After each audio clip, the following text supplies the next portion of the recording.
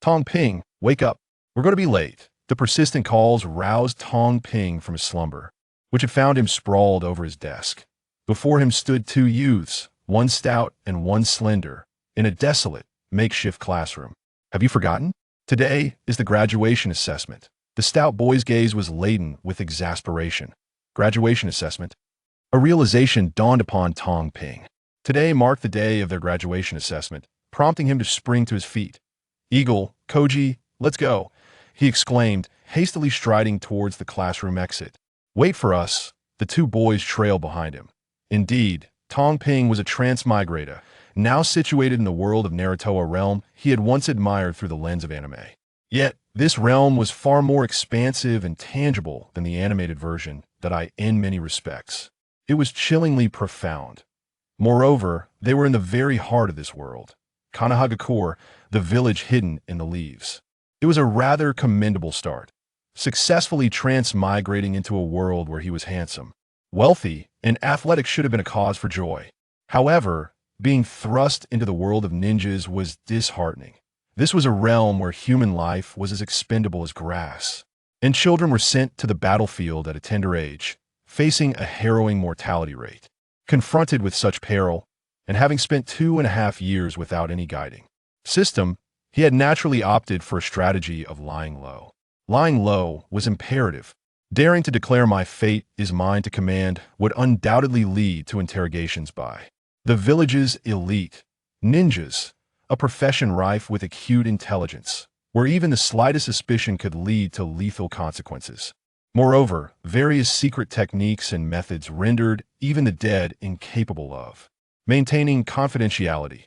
Thus, the deceased ninjas had to ensure the handling of their own remains.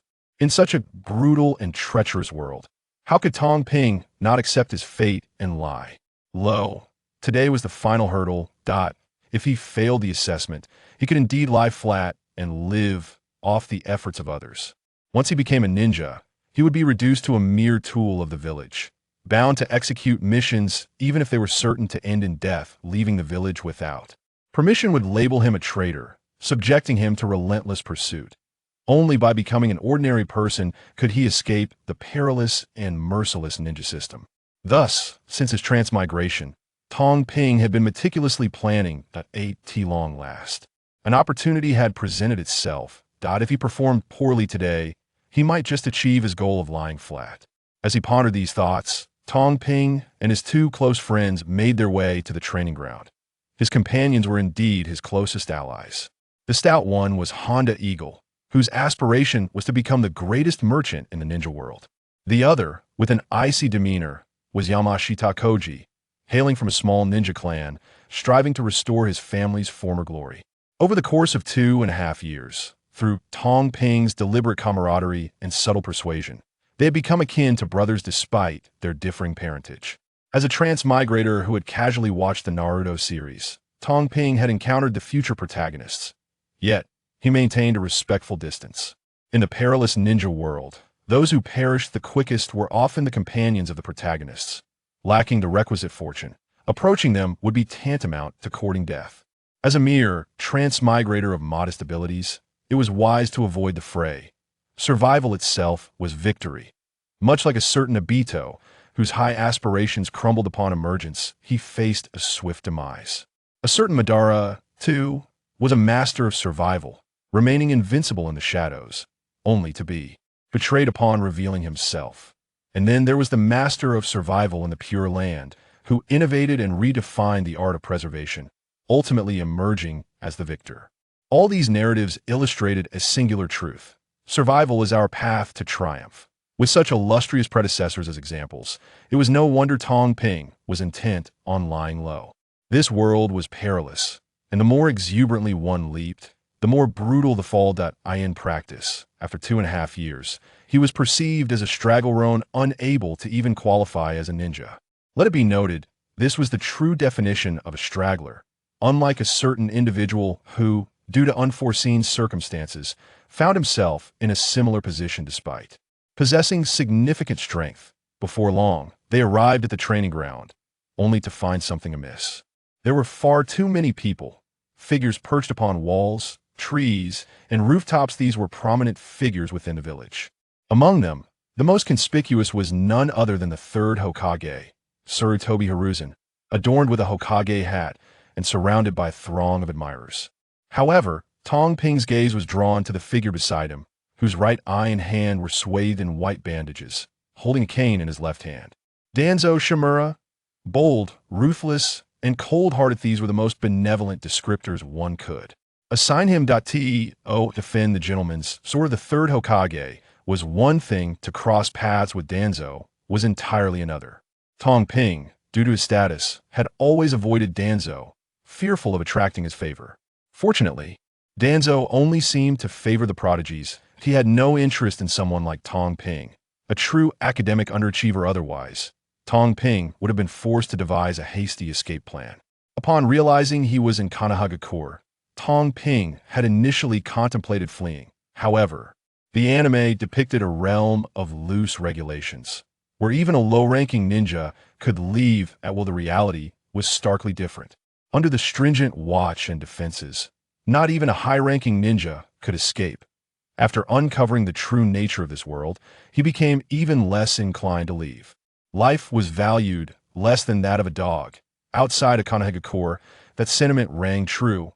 Ordinary people were reduced to eating grass or even resorting to cannibalism to survive, relying on straw for warmth, with blankets considered a luxury. Illness could only be endured, compounded by rampant banditry and warfare. That it was a hellish existence. The average lifespan barely reached 30 years. In contrast, Konohagakure offered relative safety and a decent standard of living. Thus, countless villagers would rather face death than abandon it. For an outsider to relocate to Konohagakure was an endeavor fraught with insurmountable challenges. Only someone devoid of sense would even contemplate leaving. Moreover, he had latched onto a fortunate opportunity to truly lie flat. However, he needed to embarrass himself in today's assessment and forfeit his ninja qualifications. Once he became a ninja, congratulations, he would be tethered to the village for life, with no base salary, no position, no pay, and no retirement benefits. One could only retire early through death or severe injury. The mortality rate among ninjas was alarmingly high. This might also explain why young love was encouraged in schools, and marriages were often arranged in one's teens. With such a quick and early demise, without haste to leave descendants, the profession of ninja would likely have faced extinction long ago. Tang Ping reflected upon these thoughts. His classmates were gradually completing their assessments. The practical examination involved battling a Chunin examiner to determine their fate. The trivial assessments depicted in the anime were likely reformed for a time of peace in the future. At this moment, it was the 42nd year of the Hidden Leaf Village, and war was brewing. The village required more cannon fodder. Thus, the pass rates would not be stringent. Therefore, graduating was indeed feasible. However, while graduation was one step, the subsequent prospects hinged on one's performance. If one were prodigy, esteemed families and instructors would vie for them. Those who faltered would find themselves relegated to the status of beasts of burden and cannon fodder. Perhaps this is why even those with modest abilities strive to be seen as prodigies. For while the title may draw scrutiny, it also brings genuine benefits. Yet, Tang Ping was certainly not among those considered prodigies. If he were labeled a prodigy, it would be an insult to the term, the sole reason being bore the surname Uchiha. Indeed, the very name associated with a beautiful, strong, and tragic clan, known for their prideful demeanor and rebellious spirit. However, his surname had been altered later on. He had not possessed a surname in the beginning. By marriage, for those in the know, it was evident he was entirely reliant on the fortunes of others. The original owner had resolutely refused, tirelessly striving to shed this identity, only to ultimately bring about their own demise, thus allowing Tang Ping, the time traveler, to successfully take over in Tang Ping's eyes. The other party had evidently never endured the harsh realities of society, remaining blissfully unaware of the treacherous nature of the world. Isn't it fortunate to enjoy the comforts of a soft life? After all, countless individuals yearn for such a luxury, yet find themselves unable to attain it. Regardless, Tang Ping savored this lifestyle immensely, even contemplating its perpetuity, even if he ultimately could not continue to bask in the other's advantages, he could surely extract a generous separation fee from them, ensuring that he would not suffer any losses in the end. Uchiha Tang Ping, the homeroom teacher, Sarutobi Nagakawa, called out his name loudly from the training ground. Go for it. Don't let anyone underestimate you. His two close friends cheered him on, and even the typically stoic Yamashita Koji managed to muster a faint smile. Tang Ping slowly walked into the training arena. How handsome. TCH, just a bottom feeder. He surely 1T passed the assessment. No way. What do you mean no way? If he hadn't been forcibly enrolled by the Uchiha clan, he wouldn't even qualify to be a ninja, as a figure of great renown. Tang Ping was immediately recognized. The grand finale. It seems the higher-ups are determined to embarrass the Uchiha. Yet Tang Ping remained oblivious to these remarks. TCH, you know nothing. I must feign incompetence to comfortably lay back. If I actually perform well, it won't be long before the Hokage comes knocking to bestow warmth and indoctrination. And the roots will come to assess my capabilities. Who can withstand that? In any case, he felt he could not endure it. Alas, the world of ninjas is exceedingly rude. It has not bestowed upon him any enhancements. Neither a pay-to-win system nor a sign-in system exists. He doesn't even have the most basic deep blue stat points. Under such circumstances, he must lay back. One can only lament that he is the disgrace of all transmigrators. While other transmigrators become clan leaders in a year, village heads in 2, and dominate the ninja world in 3, he has been practicing ninjutsu for 2.5 years, yet hasn't he even become a ninja trainee, truly a source of shame. However, once he gets through today, he will be liberated. As soon as the examiner approaches, he will fall to the ground to demonstrate his true lethargy. Better to be humiliated now than to lose his life on the battlefield later. Wait a minute. What is happening? Tang Ping looked puzzled at the departing Chunin examiner. In a flash, a small figure appeared in the training ground, masked, with a short blade and spiky white hair, replacing the previous examiner. Upon seeing this person, Tang Ping's expression changed. The examiner is 50-50. What should I do? I'm online, urgent. He genuinely did not expect it to be this individual. How could it be Kakashi? Can't you tell? This is an application for an early graduation assessment. The son of White Fang has finally taken the stage. Today I shall witness the strongest genius of Konoha. After just 1 year of enrollment, applying for graduation, truly worthy of being that esteemed one's descendant. Various discussions erupted. Had it been anyone else, they would not have attracted such attention. But Kakashi is different. It is not merely because he is a super genius of Konoha. It is also due to his father, White Fang. A short blade that struck fear into the hearts of major ninja villages, even overshadowing the Sannin. And he was recognized as the next Hokage. Yet, not long ago, he took his own life following a failed mission. Now, the bloodline has applied for an early graduation assessment after just 1 year of enrollment, which has drawn so many spectators. Otherwise, there wouldn't typically be such a crowd. However, others are unaware of the assessment process today and do not realize it has deviated significantly. Yet, one person could not possibly be ignorant of the procedure. Danzō, Sarutobi Hiruzen, standing at the edge of the training ground, turned and exclaimed, "What exactly do you intend to do?" Only he could alter the assessment process without anyone's knowledge. Danzō, now is not the time for foolishness. The middle-aged man, adorned with glasses and graying hair, was Mito Menin, who likewise issued a warning.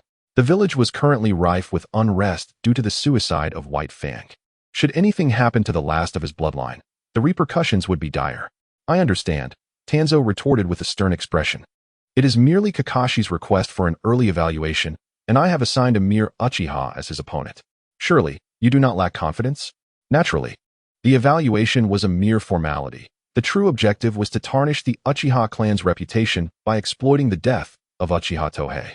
If a genuine Uchiha were to perish, it would be a significant issue.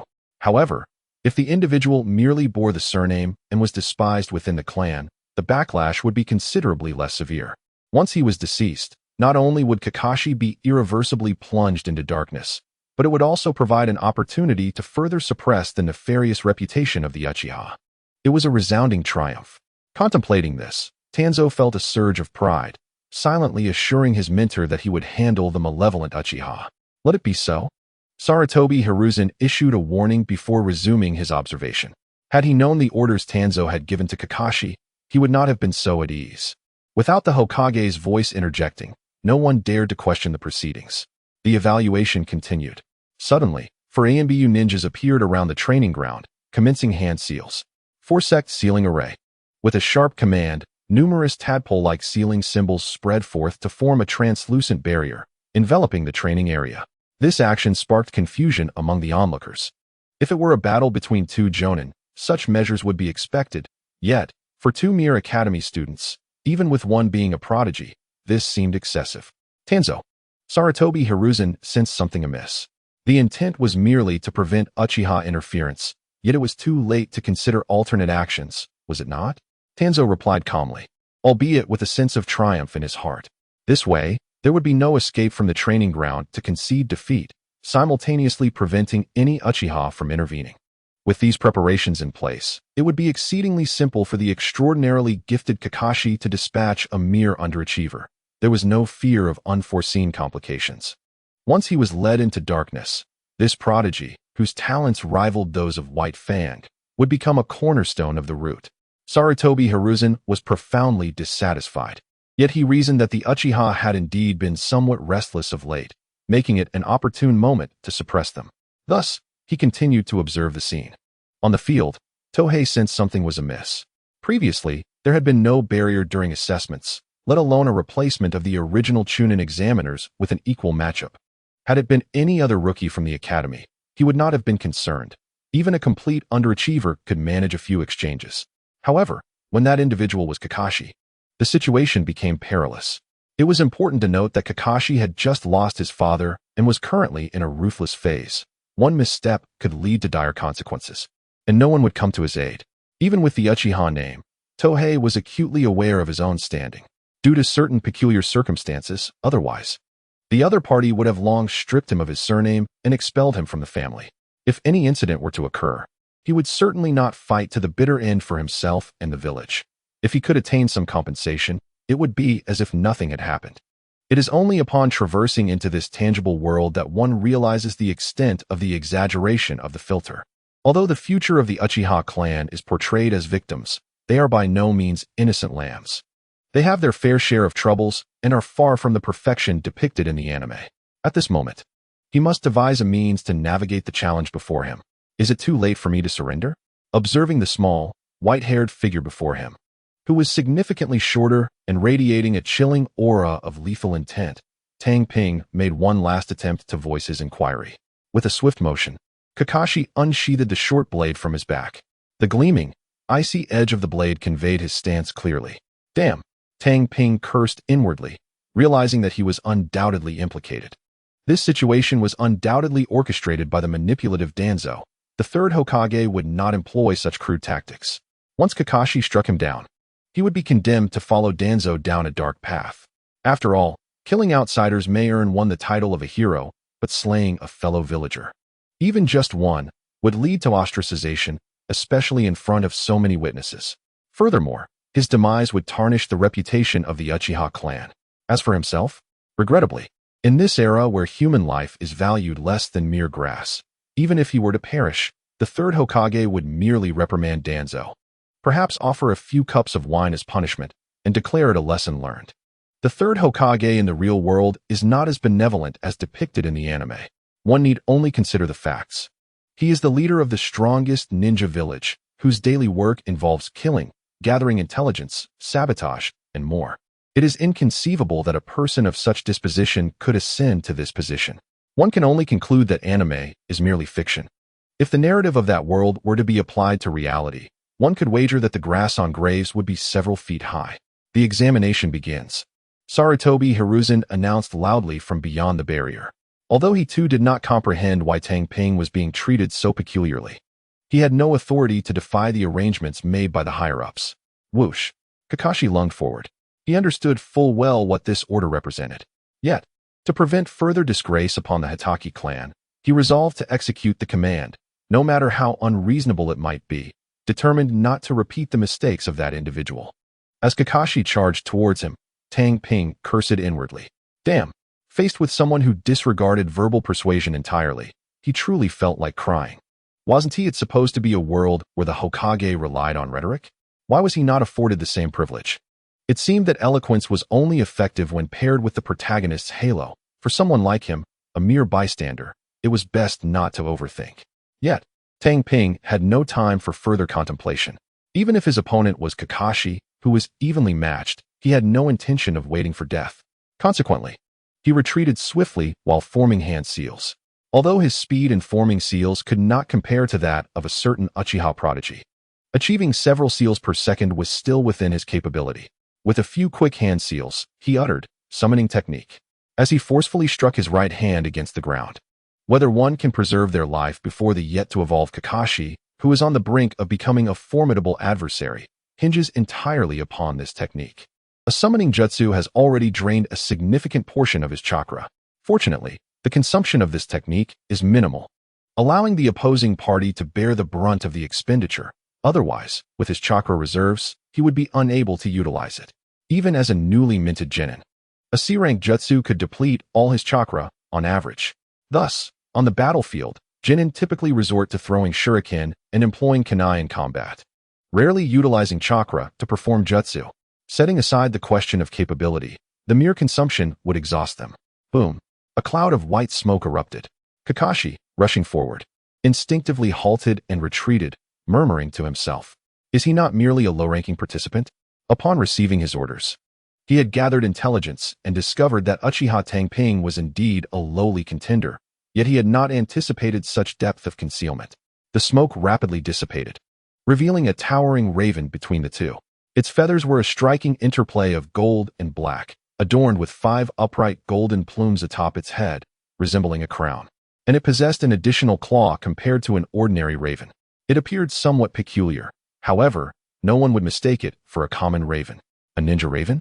Uchiha Fugaku, standing at the edge of the training grounds, murmured to himself. As the junior clan leader of the Uchiha, he had merely come to observe. Yet he hadn't expected to witness this scene. However, he was acutely aware of one fact. This ninja raven was undoubtedly not cultivated by the Uchiha clan. After all, the clan primarily focused on nurturing the ninja cat lineage, and a raven of such strength could not have been produced through their limited training. Upon summoning his most formidable trump card, Tang Ping executed an unexpected maneuver. He suddenly called out loudly to Sarutobi Choka, positioned at the edge of the training ground. "Beyond the barrier, I concede." Yes, he directly surrendered. The summoning of the spirit beast was intended to secure an opportunity for capitulation, not to engage in a desperate struggle. Unfortunately, Tang Ping discovered that his homeroom teacher merely regarded his actions with confusion, showing no inclination to intervene. Despite the teacher's slippery nature, it was inconceivable for him to ignore a student in peril.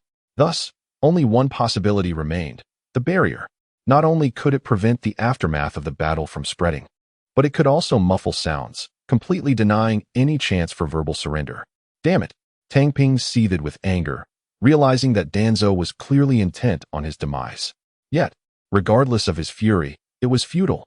First, he must overcome the immediate threat. Kakashi lunged at him once more, his eyes brimming with lethal intent. "Humph! If you wish for my death, then I shall first seek yours." The fear and anxiety that had long been suppressed within Tang Ping erupted uncontrollably. He had merely wished to lie low, fully aware of the perils of this ninja world, not genuinely desiring death. However, someone had crossed his threshold, prompting his sudden outburst.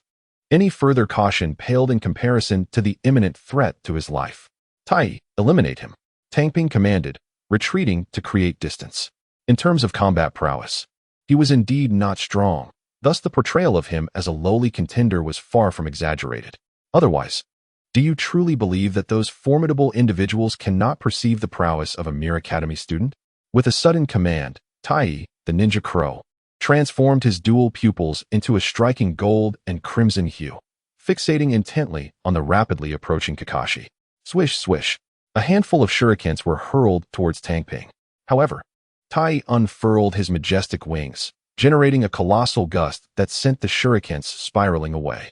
The principle of size and strength is a veritable truth within the realm of ninjas. Although the size of a ninja beast does not dictate all, larger forms undeniably possess significant advantages. Kakashi, charging forward, vanished amidst the tempest. Suddenly, Tai lifted his right claw, enveloped in a fierce flame, and brought it crashing down. Boom! The ground shattered in a radius of several meters around the descending claw, with flames erupting forth like a fountain. Witnessing Tai's imposing presence, his classmates were left utterly astounded. How powerful? Am I under an illusion? How could Tang Ping possibly possess such a formidable summoning beast? If it were mine. Their astonishment was tinged with envy and resentment, wishing desperately that such a potent creature belonged to them. A powerful summoning beast can genuinely elevate a ninja to the pinnacle of their journey. The legendary Sannin from Konoha exemplify this perfectly. If the others were astonished, it was no surprise that his two closest friends felt the same. Honda and Yamashita exchanged bewildered glances, questioning if their usual companion was merely an illusion, given that he often preferred to skip classes or lounge about. Just as the crowd was enveloped in shock, whoosh, a figure surged forth from the fractured ground, charging at Tai. It was Kakashi. Clang. His short blade was intercepted by Tai's sharp beak. Beak strike, claw attack, wing sweep. Each of Kakashi's swift and vicious assaults was met with staunch resistance. Moreover, whenever Kakashi attempted to maneuver around, Tai would proactively launch an attack, compelling him to defend himself.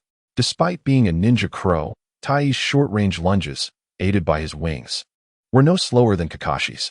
After several exchanges, Kakashi found himself at a loss for words. Recognizing that he could not contend with Tai through taijutsu, he leaped back to create some distance, forming hand seals while taking a deep breath. Fire release, fireball. A fireball the size of a wheel erupted forth. Behold, the great fireball technique is a Uchiha secret art, more potent than the standard fireball, with lesser consumption of chakra. There are numerous such fire techniques, justifying their claim as the mightiest fire release clan. Quack! As the fireball approached, Tai spread his wings and inhaled deeply, causing the surrounding air to surge dramatically. Observing this scene, the onlooking ninjas grew anxious. Quickly stop it. It was too late. The impending assault was evidently formidable, while it posed no threat to them. It was exceedingly lethal for a mere academy student. However, due to the ceiling barrier, it was now too late to intervene. Boom! A violent wave of flame erupted from Tai's center, instantly engulfing the area several meters ahead. Boom! Kakashi. Sarutobi Hizashi forcefully shattered the barrier and rushed into the training ground, only to find that Kakashi had merely fainted from heat exhaustion, which brought him a sense of relief. Meanwhile, Taichi, having expended all his chakra in a desperate attack, was forced to conclude the summoning. Suddenly, he found himself surrounded. Uchiha Tohira. We suspect you are a spy from another ninja village. You will be taken for interrogation by the Umbu, commanded the leading Umbu ninja coldly. Tohira did not argue, for he lacked the standing to do so. In terms of identity, he was merely a student of the Ninja Academy, not even a genin.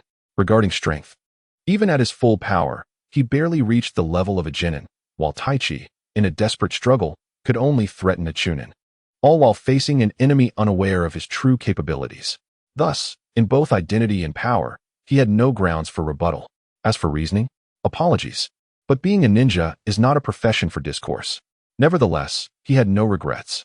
Just moments ago, Kakashi had attacked with the resolve to kill him. To possess the willingness to be killed is to earn the right to kill. The adversary surely understood this principle. His survival amidst Taichi's assault was solely a matter of skill, not a deliberate act of leniency. If one intended to take his life, it would be utterly foolish to hold back. However, Tohira harbored no animosity towards Kakashi, for the true threat to his life was not Kakashi, but rather that old fiend. Danzō. Tohira never anticipated that after evading for so long, he would still fall into this predicament. Just as he pondered whether to take a risky gamble, a sudden voice interrupted, causing the Umbu ninjas poised to forcibly remove him to halt. The speaker's identity was far from ordinary. Clad in a loose blue kimono, adorned with a red and white family crest resembling a ping-pong ball on his back, his countenance was stern, yet his eyes were fierce. Uchiha Fugaku, the young clan leader of the Uchiha clan, a prestigious name in the ninja world, certainly commanded respect. The presence of such an influential figure warranted consideration from the Umbu. Uchiha Fugaku, Danzō approached. Your clan has grown exceedingly presumptuous, daring to employ such harsh measures against a fellow villager. What is the definition of turning the tables? This was it. Danzō's modus operandi was to prioritize his own perceptions over others, even if he had initially ordered Kakashi to act. The outcome, which nearly cost him his life, was conveniently laid at the feet of the Uchiha. Were the circumstances reversed, he would undoubtedly wear a different mask. A true double standard. Uchiha Fugaku, acutely aware of the events that transpired, chose to remain silent about certain truths. Even though he recognized Danzō's underhanded tactics against the Uchiha clan, he could not state it overtly. It was merely an accident, and Kakashi is unharmed. Fugaku asserted, showing no intention of conceding.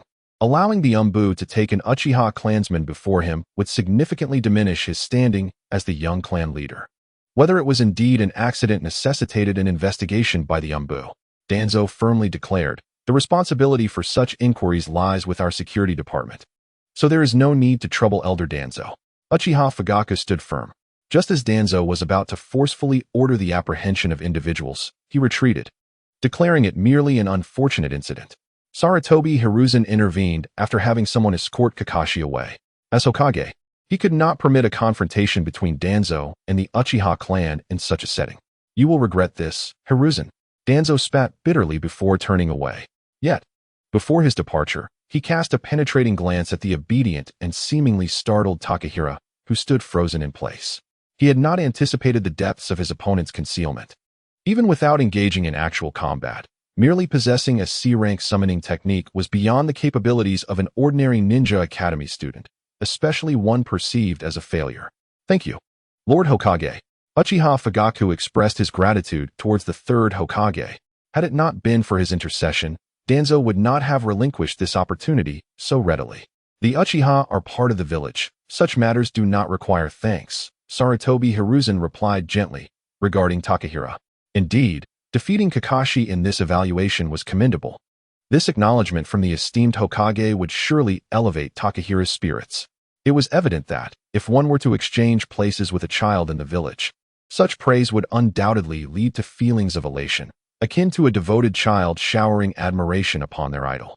At that moment, Takahira began to comprehend why the future Uchiha would harbor so many rebellious spirits. Confronted with the masterful persuasion of the third Hokage, even the most steadfast individual might falter. Surprisingly, Uchiha Fugaku failed to recognize this and, rather, enthusiastically concurred. This is it. This individual is finished, Takahira observed from the corner of his eye. Realizing that Fugaku had already succumbed to the allure of the third Hokage's influence, it was likely that he had been indoctrinated by the will of fire since childhood. From the perspective of future historical events, it was under this very leadership that the Uchiha would face their tragic demise, akin to lambs destined for slaughter, offering no resistance. Lord Hokage, my ability to master summoning techniques is entirely due to the inspiration of the will of fire. Where the leaves dance, the fire continues to thrive, Takahira proclaimed. His face flushed with fervor, as if a young admirer extolling the virtues of his idol. The profound understanding of the will of fire that he expressed gradually eased Hiruzen's apprehension. Those who grasp the essence of the will of fire cannot be malevolent individuals. He mused. Very well, I shall go visit Kakashi. Do not dwell on today's events, Sarutobi Hiruzen declared cheerfully as he took his leave. Once the others had departed, Uchiha Fugaku muttered, Yamai has returned, before making his exit. Although he was deeply intrigued by the summoning beast known as Taichi, their awkward relationship prevented him from inquiring further. After he left, Takahira felt a strange warmth on his back. Upon turning around, he discovered two close friends staring intently at him, while others looked on with a mixture of curiosity and astonishment. There was no denying it. Kakashi's reputation was formidable as the strongest genius in the village. His defeat at the hands of someone deemed a failure was bound to evoke shock and intrigue. This is unfortunate, Takahira thought, confronted by a group of classmates brimming with curiosity, making this day particularly challenging. Indeed, the reality unfolded just as he had anticipated. Merely addressing the incessant inquiries consumed a considerable amount of his time. Ultimately, he resorted to the excuse of the spiritual beast bestowed upon him by his family to navigate through the scrutiny. By the time he departed from the academy and returned to the Uchiha encampment, dusk had already descended. Upon entering this territory, the flow of people diminished drastically. A closer examination would reveal that aside from the Uchiha clan, no one dared to enter this area, despite its central location within the village. Such circumstances were unavoidable. The Uchiha stood apart, naturally facing ostracism from the village. Thus, even if they were to face extinction in the future, the absence of chaos within the village was not without reason. Tohei, maintaining a composed demeanor, made his way towards a specific location. Typically, he would not venture here. But today was an exception, for his benefactor had returned. His ascension to the rank of Jonin was largely due to her assistance. Without her support, as an orphan with deceased parents and no siblings or home, coupled with his mediocre talents, how could he have possibly entered the ninja academy? Before long, he arrived at an independent courtyard situated in the corner of the clan's territory.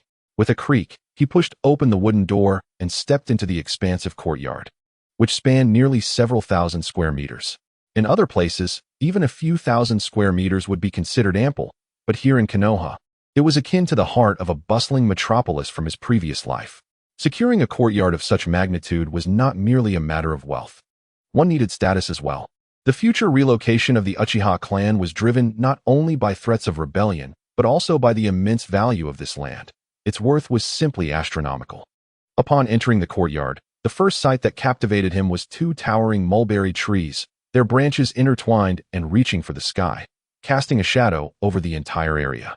Beneath these trees lay a landscape adorned with artificial hills, pavilions, flower beds, and ponds, creating a refreshing and elegant ambience.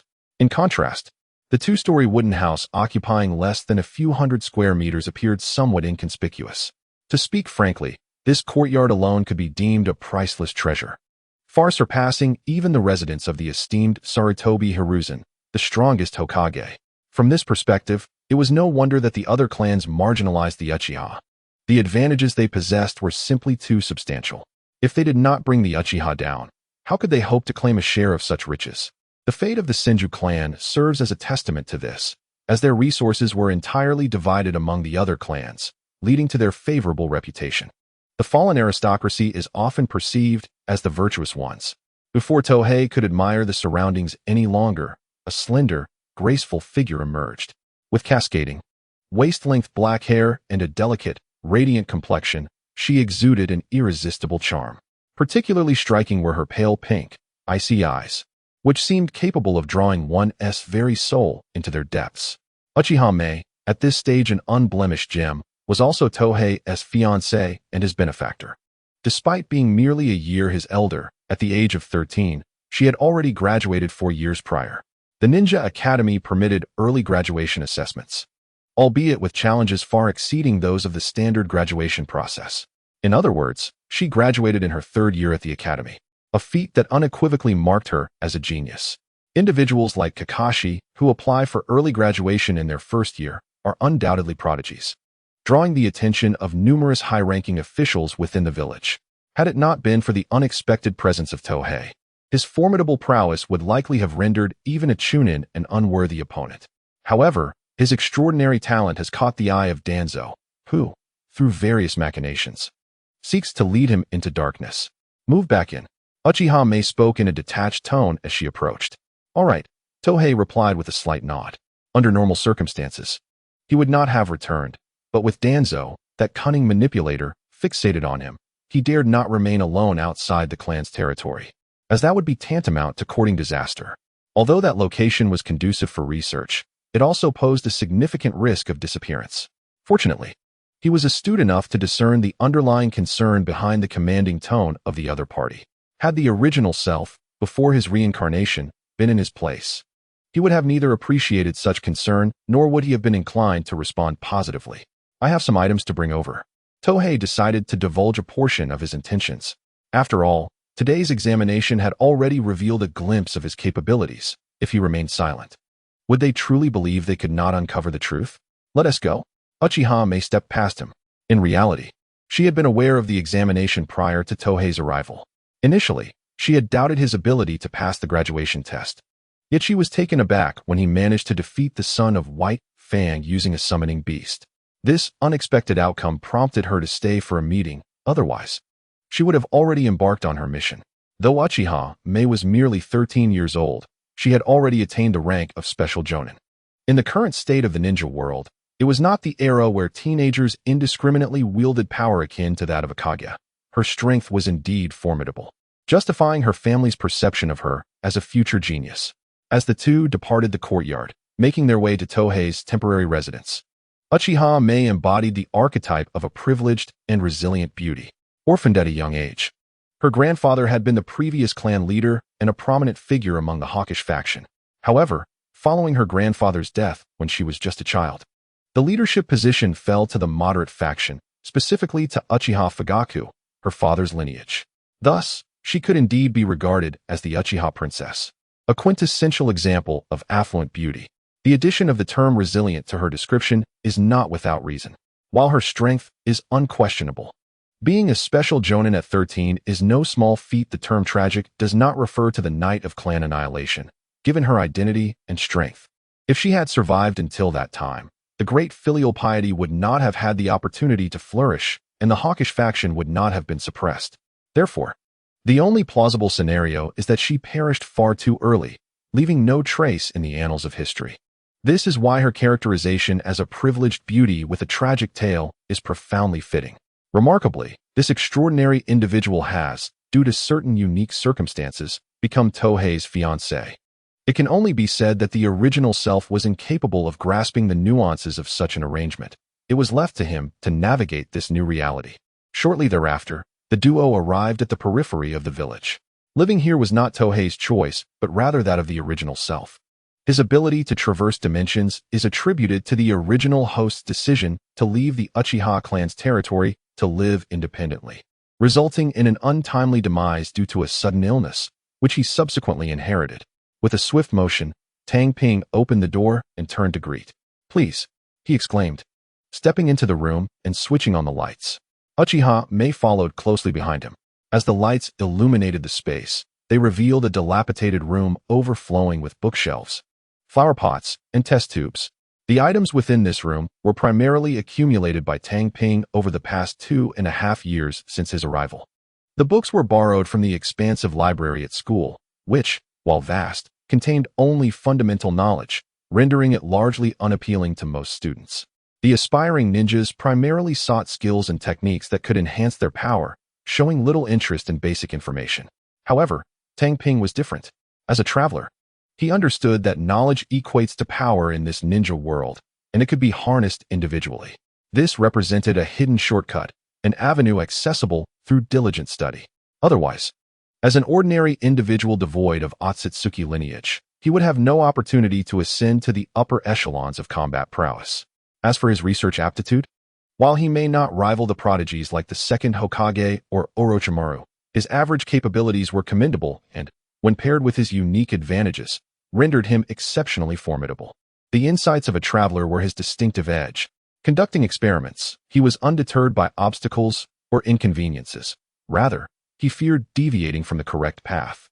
Yet, for Tang Ping, he instinctively recognized the viable research trajectories. With persistent effort in that direction, success was inevitable. Moreover, upon embarking on his research, he discovered a significant advantage within himself, which enabled him to achieve rapid results. Otherwise, even with knowledge of the correct research path, it would take decades to realize any accomplishments. Was research truly so easily successful? If it were, few would hesitate to pursue a scientific route. While many within the ninja realm engaged in research, only a handful, such as the second Hokage, Orochimaru, and Kabuto, gained recognition, illustrating the arduous nature of the scientific path. After a swift inspection, Tang Ping suddenly exclaimed, "Wait, someone has been here." "What do you mean?" Uchiha Meia inquired as she approached. "Someone has indeed been here." Tang Ping's expression darkened. Fortunately, there was nothing truly scandalous left behind. Most of his experimental records and data were retained in his mind or hidden elsewhere. Otherwise, he would have faced significant loss this time. Of course, this was not to say there were no losses at all. A certain experimental byproduct was missing, specifically, a vial of healing potion. Yes, this was an item Tang Ping had prepared for his future endeavors of relaxation and financial gain. He intended to embrace a life of ease without suffering, naturally requiring income. After being so embroiled in struggles before his journey, he deserved some enjoyment afterward, didn't he? It must have been Danzō's doing. Uchiha Meia deduced without hesitation. The missing item was the healing potion, and Tang Ping proceeded to describe the effects of the byproduct. In summary, while the diluted version's efficacy was far inferior to medical ninjutsu, it could still promote healing of wounds within a few days. It may initially seem that the effects are not particularly remarkable. However, should war arise, the implications of such a potion would be utterly terrifying. Medical ninjas heavily rely on innate talent, yet this potion can be mass-produced, rendering it a strategic asset. Upon hearing the introduction of its effects, Uchiha Meia grasped the significance of this substance and inquired gravely, "Is what you said truly accurate?" The importance of this item necessitated her confirmation. Meanwhile, Tohei swiftly retrieved a few strands of vibrant green seaweed from a small water tank in the corner and commenced the process of concocting the potion on site. In less than a few minutes, he expertly extracted nearly half a vial of green liquid. This was the healing essence, the most potent form of its byproduct. The lost vial had been diluted 100-fold. At such a moment, it was vital to assert its value. Although Tohei understood that, given her character, the other party would never abandon her fiancé, he was unwilling to gamble with his own life. He loathed Danzō for this predicament. Initially, he had intended to withdraw from the ninja ranks by failing the assessment, or at the very least, to remain an inconspicuous ninja. Yet, Danzō's desire to use his life as a warning to the Uchiha clan had forced him into this dire situation. Had he not survived, he would have made it abundantly clear to the other party what it meant to be an affront to a time traveler. Is this the healing potion? Uchiha Meia examined the green liquid within the vial with her pale pink eyes, suddenly taking action. Wait. Tohei noticed Uchiha Meia drawing a kunai and, with unwavering composure, piercing her palm. With a crisp sound of flesh being punctured, a wound appeared on her delicate, fair hand. It was a wolf's bite. At first glance, no one would dare believe that such a young girl could act with such determination. Uchiha Meia paid no heed to Tohei's attempts to dissuade her. She was well aware that alternative methods could be employed for testing. However, what could be more immediate than personal experience? Moreover, this minor injury could be swiftly healed with medical ninjutsu, posing no real risk. It was unthinkable to engage in such reckless behavior without a backup plan. The healing essence was gradually poured into the wound on her palm. The blood that had been oozing from the injury ceased its flow at a visibly rapid pace, and the wound began to close and heal. As this process unfolded, the expression on Uchiha Mei's previously icy countenance transformed continuously, for the effects were truly astonishing. While it still paled in comparison to medical ninjutsu, the entire village of Konoha boasted fewer than 100 medical ninjas, largely due to the influence of Tsunade, one of the legendary Sannin. In other major ninja villages, it would not be surprising if the number were in the single digits. Outside of the 5 great ninja villages, medical ninjas were virtually non-existent. Yet, this potion could be mass-produced and carried with ease, presenting the most formidable advantage. What items must we take with us? Uchiha Meia suddenly inquired. At that moment, her palm bore no trace of injury apart from a few droplets of blood. Plants and books. Tohei instantly comprehended her intentions. It is imperative to swiftly remove the items, otherwise they shall be destroyed. The most precious possessions reside within one's own mind, while the plants represent the considerable time he has devoted to their cultivation. Although they are not indispensable, the effort required to recultivate them would be extensive, consuming both time and energy. Thus, they cannot be discarded. The books are borrowed and naturally must not be damaged. As for the other items, they are merely the fruits of labor and savings, hardly worthy of mention. Uchiha Meia gently clapped her hands, and in an instant, 2 individuals clad in Uchiha attire appeared at the doorway. Lady Mei, they greeted jestingly. Uchiha Meia, being the eldest daughter of the main branch, certainly had her protectors, especially within the village. Towanzo's malice towards the Uchiha clan has never been concealed, leaving no room for complacency. Take all these plants and books back, and dispose of the rest. Upon concluding her instructions, Uchiha Meia swiftly departed with her companion, Takahira. The subsequent actions must be executed with haste, for the longer the delay, the more precarious the situation becomes. In the Hokage's office, Sarutobi Hiruzen, engrossed in administrative duties, suddenly lifted his gaze as a document materialized on his desk. After perusing its contents, his expression grew grave, and he summoned an umbu with a command. Fetch Towanzo and the 2 elders. Yes, Lord Hokage. The umbu vanished in a blur. Shortly thereafter, the sound of a staff striking the wooden floor echoed, followed by the creak of the door as it swung open. Hiruzen, what is the matter? Towanzo inquired bluntly, displaying no regard for Sarutobi Hiruzen's status as Hokage. Indeed, he regarded himself as the very root of Konoha, placing himself on an equal footing with the Hokage. Address me as Lord Hokage, Sarutobi Hiruzen retorted, irritation lacing his tone. The persistent lack of respect from Danzō made it difficult for him to maintain authority if he did not regularly assert himself. Who could predict what Danzō might attempt in the future? Danzō, however, remained obstinate. At that moment, two figures entered from outside. "Hiruzen, you summoned us," Mito Kazan said hurriedly, taking in the tense standoff between the two. "Is there a situation at hand?" He had grown weary of the ongoing discord between them. "Danzō, do you not owe me an explanation?" Sarutobi Hiruzen suddenly fixed Danzō with a penetrating gaze. "What do you mean?" Danzō replied, feigning ignorance. His acting was masterful. Outsiders might have been deceived, but those in the office, having grown up alongside him, were not so easily fooled. "You know precisely what I mean. The healing potions are not something the root should covet." Sarutobi Hiruzen laid his cards on the table, simultaneously handing the document to the two elders. "You have been monitoring me." Danzō erupted in fury. "After all I have done for you, Hiruzen, you dare to spy on me? Is this how we are to part ways?" At that moment, he completely overlooked the planted spies within the umbu. To him, it was not spying, but rather a means of protecting the Hokage. Danzō, the items must be under the jurisdiction of the medical department. After carefully reviewing the document, Tsunade's expression shifted, for if the contents were indeed accurate, their implications would be profoundly significant. A concoction capable of compensating for the scarcity of medical ninjas would undoubtedly grant Konoha a considerable advantage on the battlefield.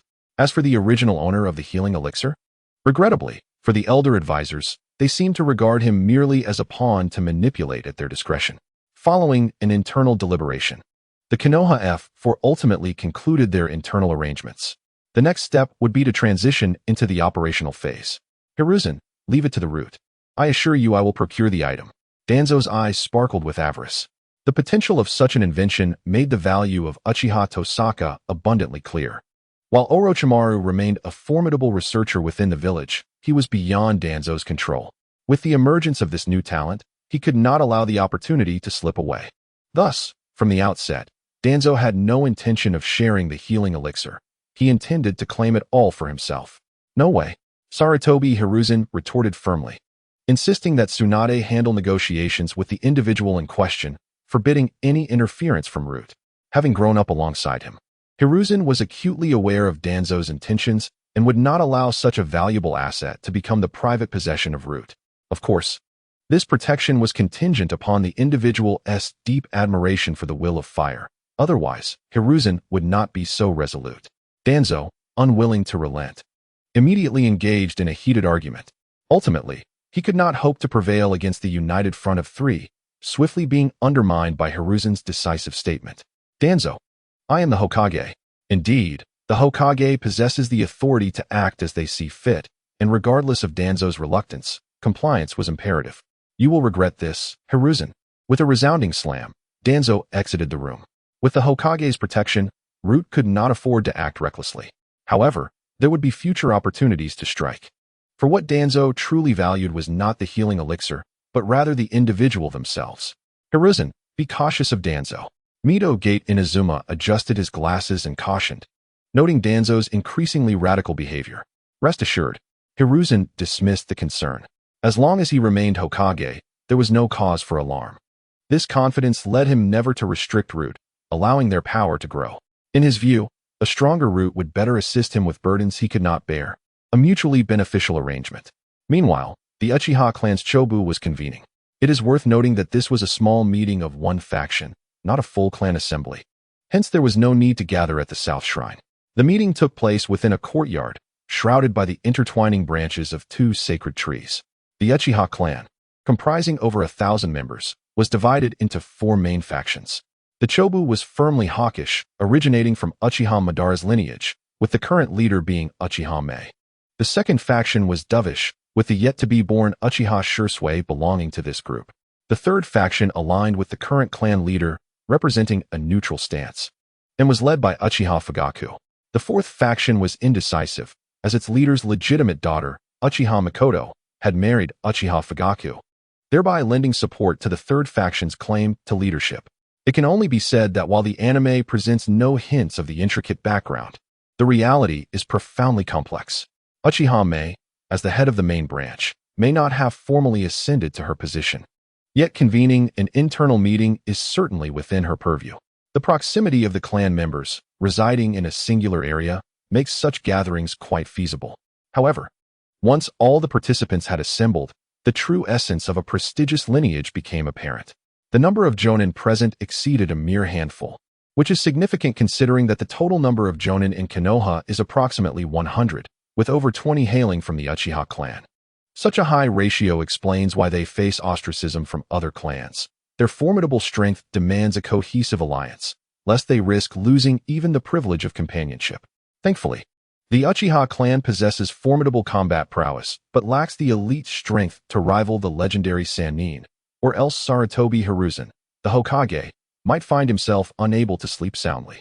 With a resounding creak, the door swung open, and the 6 Uchiha clan members, who were kneeling in attendance, only jonin are permitted to participate in such meetings, turned their gazes towards the 2 individuals who entered.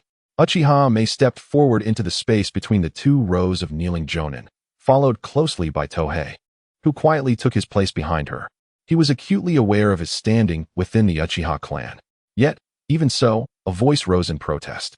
"Mei, why have you brought him here?" questioned the robust Uchiha jonin at the forefront on the right. Uchiha Shota, an elite jonin, currently serves as the leading figure of the hawkish faction. "Uncle Shota, Tohei is my fiancé. Is it not natural for him to participate in the meeting of the main branch?" Uchiha Meia spoke as if referring to someone else rather than her betrothed, her demeanor devoid of any embarrassment.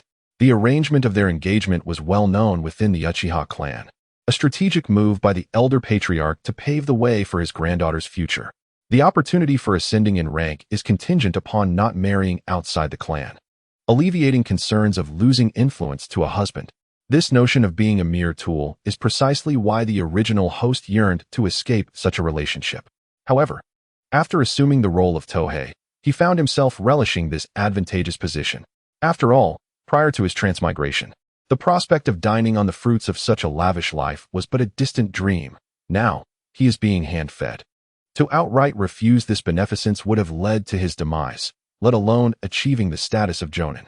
Now, as a mere tool, he is summoned to partake in the meeting, prompting Uchiha Shota's objection, which was not rooted in dissatisfaction. "But you are not yet wed, are you?" Another Uchiha jonin interjected. Although his words mirrored those of Uchiha Shota, the tone carried a hint of provocation.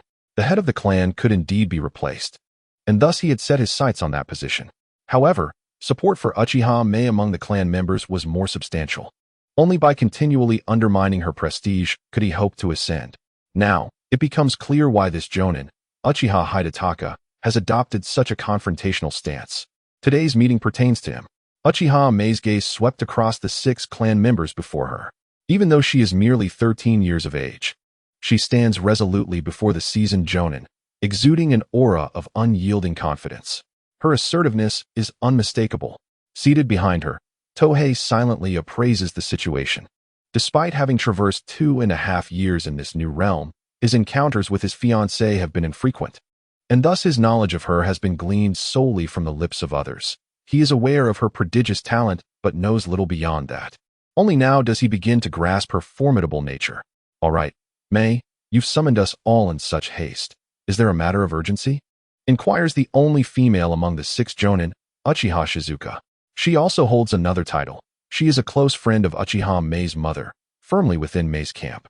Thanks to her and Uchiha Shota's staunch support, the leadership position remains intact. It is for this reason that Uchiha Meia has produced the undiluted essence. A standard healing potion would hardly warrant their willingness to confront the pressures imposed by the village. Upon hearing this, the expressions of the 6 are nothing short of exaggerated, their faces awash with disbelief. They are acutely aware of Tohei, the fiancé of Uchiha Meia, and are familiar with his reputation at school. Labels such as incompetent and the bottom of the barrel are not mere fabrications. They had not anticipated that he could procure such an item, akin to the secret medicines of the Akimichi clan, but with a significantly broader applicability. There is no doubt that it must be surrendered.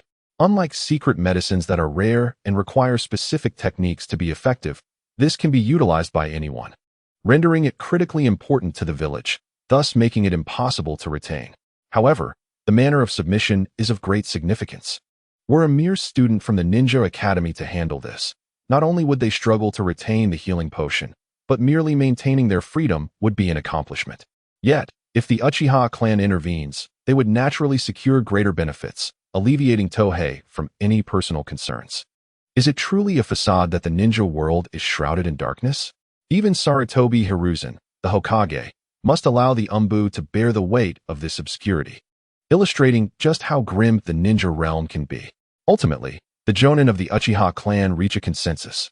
The healing potions can be handed over in batches, but the village must provide compensation to the clan, of which Tohei shall receive a 10% share, while the Uchiha clan will bear the pressure. Does it sound like a loss? Yet, understanding the shadows of the ninja world reveals that this arrangement is quite favorable. Tohei is fortunate to have such powerful allies. Otherwise, he would surely find himself ensnared by the Umbu, indoctrinated as a mere pawn. Recognizing this, he has chosen to demonstrate his worth.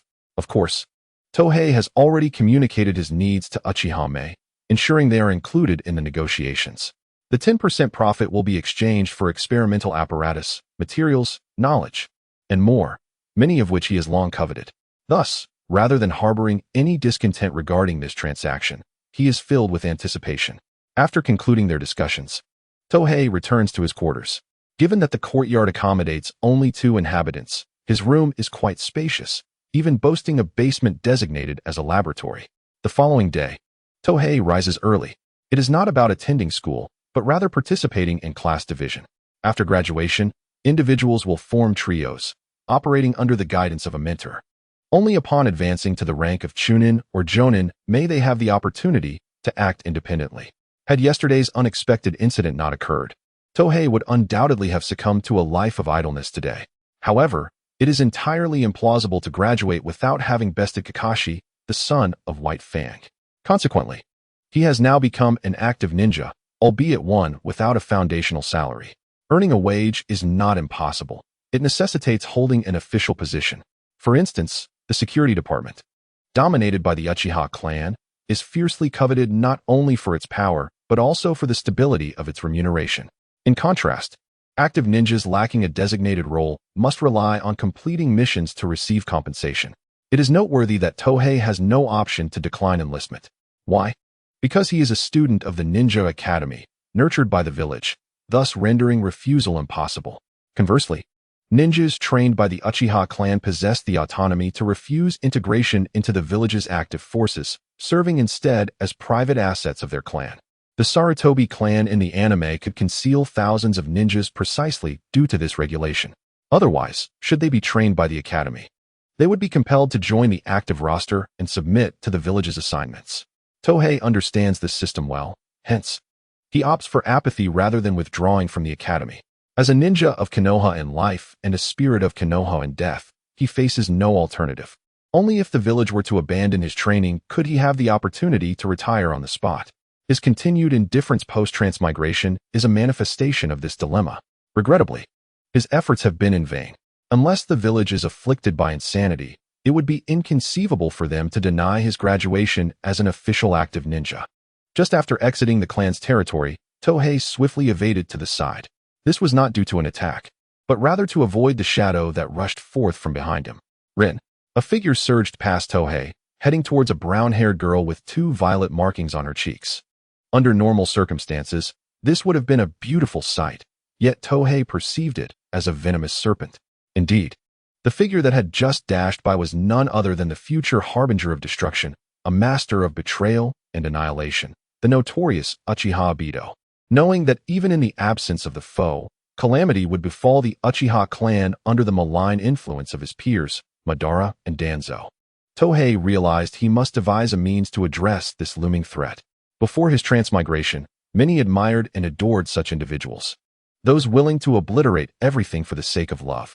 However, in reality, such sentiments are utterly repugnant and detestable. After all, the 4th Hokage devoted himself wholeheartedly to Obito, only to be met with resentment for not arriving in time to provide aid. Is one not exceedingly unwell to harbor such thoughts? The 4th Hokage, as a pinnacle of combat prowess, had the mandate to engage in battle, not to play caretaker, especially considering he was absent at that time. As for the Uchiha clan, they bore no culpability towards him. In the face of such scum and imbecility, the future Naruto, despite Obito's aspirations to become Hokage, would ultimately be absolved. How absurd. The individuals who perished under Obito's command cannot be resurrected. Otherwise, one can only imagine the fervent desire to tear Naruto apart. If such a person can be absolved and forgiven, one must question the soundness of their judgment. Thus, in the eyes of Takahira, the future Obito remains irredeemable. It is worth noting that the individual in question has only just begun their academic journey, and the transformation into a treacherous figure is still distant. One cannot pass judgment based solely on what is to come, or else they would not merely be discontented. It can only be said that the moral compass of the ninja world is indeed profoundly distorted, and Takahira does not shy away from expressing his disdain. However, it must be acknowledged that despite the shortcomings of the ninja world's values, their aesthetic sensibilities are undeniably exquisite. Perhaps due to the influence of chakra, the female ninjas do not exhibit the struggles typical of life in a poverty-stricken ninja realm. One might compare them to a beloved character from a previous life. Their beauty reminiscent of a certain game protagonist. Were it not for such allure, Takahira would find it difficult to indulge in these fantasies. Ahem. Such thoughts are unwarranted.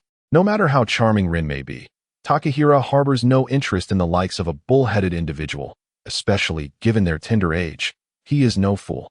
People ought to adhere to certain boundaries, should they not? At that moment, Obito, chattering animatedly and wearing a broad smile, departed with Rin. The Ninja Academy had concluded its sessions, and their path diverged from that of their peers. Shortly thereafter, Takahira arrived at the school. The Uchiha clan's territory lay at the heart of the village, significantly closer to the academy than his previous residence on the outskirts. Upon entering the classroom, he was greeted by Honda Taka, who waved from the corner, drawing the attention of other classmates. Previously, Takahira, being at the bottom of the social hierarchy, was shunned by all except for his two closest friends. However, after his remarkable feat of overcoming Kakashi, the prodigious genius, public perception had shifted dramatically. Enduring the gazes of his peers, Takahira settled beside his loyal companions. "Do you have any information regarding today's class assignments?" he inquired as he took his seat. Although the chubby boy may have seemed weak, he possessed an uncanny ability to gather intelligence and could uncover any whispers of news. The assignment of class leaders is of paramount importance, as it directly impacts the future of the graduates. The benefits of having a capable and formidable ninja as a class leader are self-evident. Consider the future of the legendary 12. If their instructor were not a jonin of elite caliber, but rather a chunin or a special jonin, what chance would they have to thrive? They might not even survive the missions.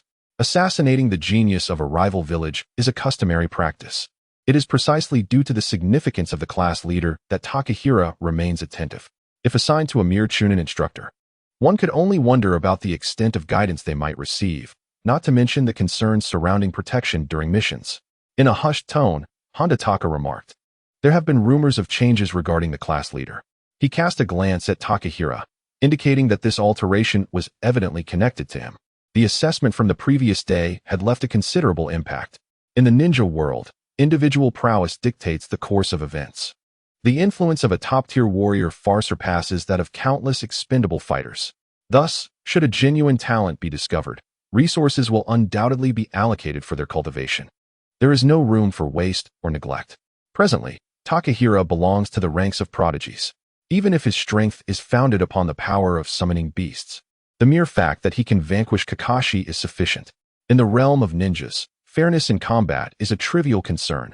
Only the outcome matters. Soon, the instructors began to enter the classroom, announcing the names of their respective teams. The second class comprised Kuriyama Ichihiko, Hito Eri, and Toda Ayaka, forming a trio. They are also referred to as a class. One by one, the freshly graduated genin were called forth. Hanataka. Suddenly, a chunin instructor announced the name of the plump boy. Team allocations are determined by the village's upper echelons, disregarding personal relationships. So it is entirely normal for the trio to be assigned to different teams. Be careful, and here, Tohei said, handing over several vials of diluted healing potions. If you run out, come find me. Since the healing potions had already been exposed, he certainly would not withhold a few from his close friend. The usage instructions were also inscribed on a note. With these healing potions, at the very least, it would enhance his chances of survival during missions. Honda Taka did not examine the potions immediately. Instead, he cast a grateful glance at Tohei before swiftly exiting the classroom. If it were something truly valuable, it was best not to be scrutinized in front of others. This illustrates that the plump boy possesses a delicate sensibility, contrasting sharply with his outward appearance. Yours. Tohei handed another set to his close companion beside him. Thank you. After receiving the items, Yamashita Koji's eyes flickered with emotion, yet he said little. Given their bond, there was indeed no need for excessive words. However, Tohei understood that despite Yamashita's usual demeanor of indifference, he harbored a warm heart beneath. Otherwise, no matter how gifted he was, they would not have forged a friendship. Now, he realized why. After his transmigration, he sought to befriend the two. Initially, he had planned to take a back seat, relying on Honda Taka for economic support and Yamashita Koji for martial prowess, allowing him to enjoy a leisurely existence. Yet unexpectedly, his plan to relax was disrupted, compelling him to strive for his own success. Nevertheless, he chose to assist the two, as they were the only allies he could genuinely trust. He could not place his faith in others, not even in his own formidable ally.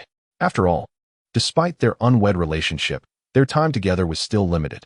He would not view others through the lens of typical transmigration protagonists, who blindly adhere to the depictions of Uchiha in anime.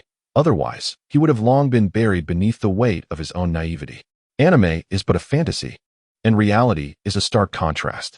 The medium glorifies themes of passion, youth, perseverance, and bonds, while neglecting many other facets.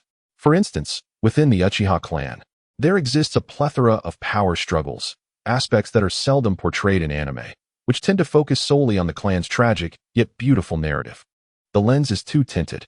Thus, after his transmigration, Tohei had no intention of returning to the clan's territory, signifying the failure of his plan to relax. Otherwise, he certainly would not have returned to reside there.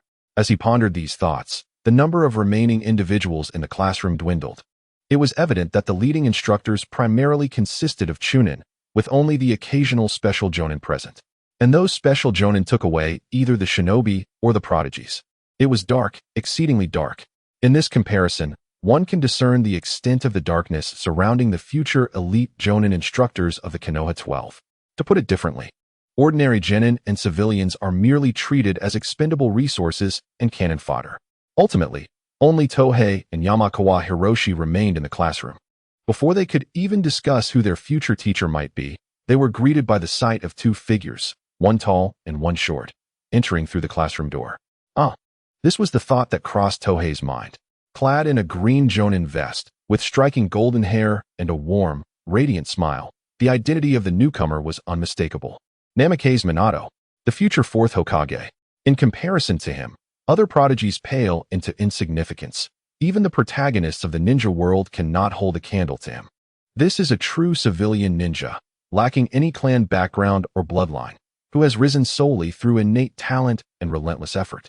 He is merely missing a protagonist's halo. Otherwise, he would undoubtedly be the prime candidate for a savior.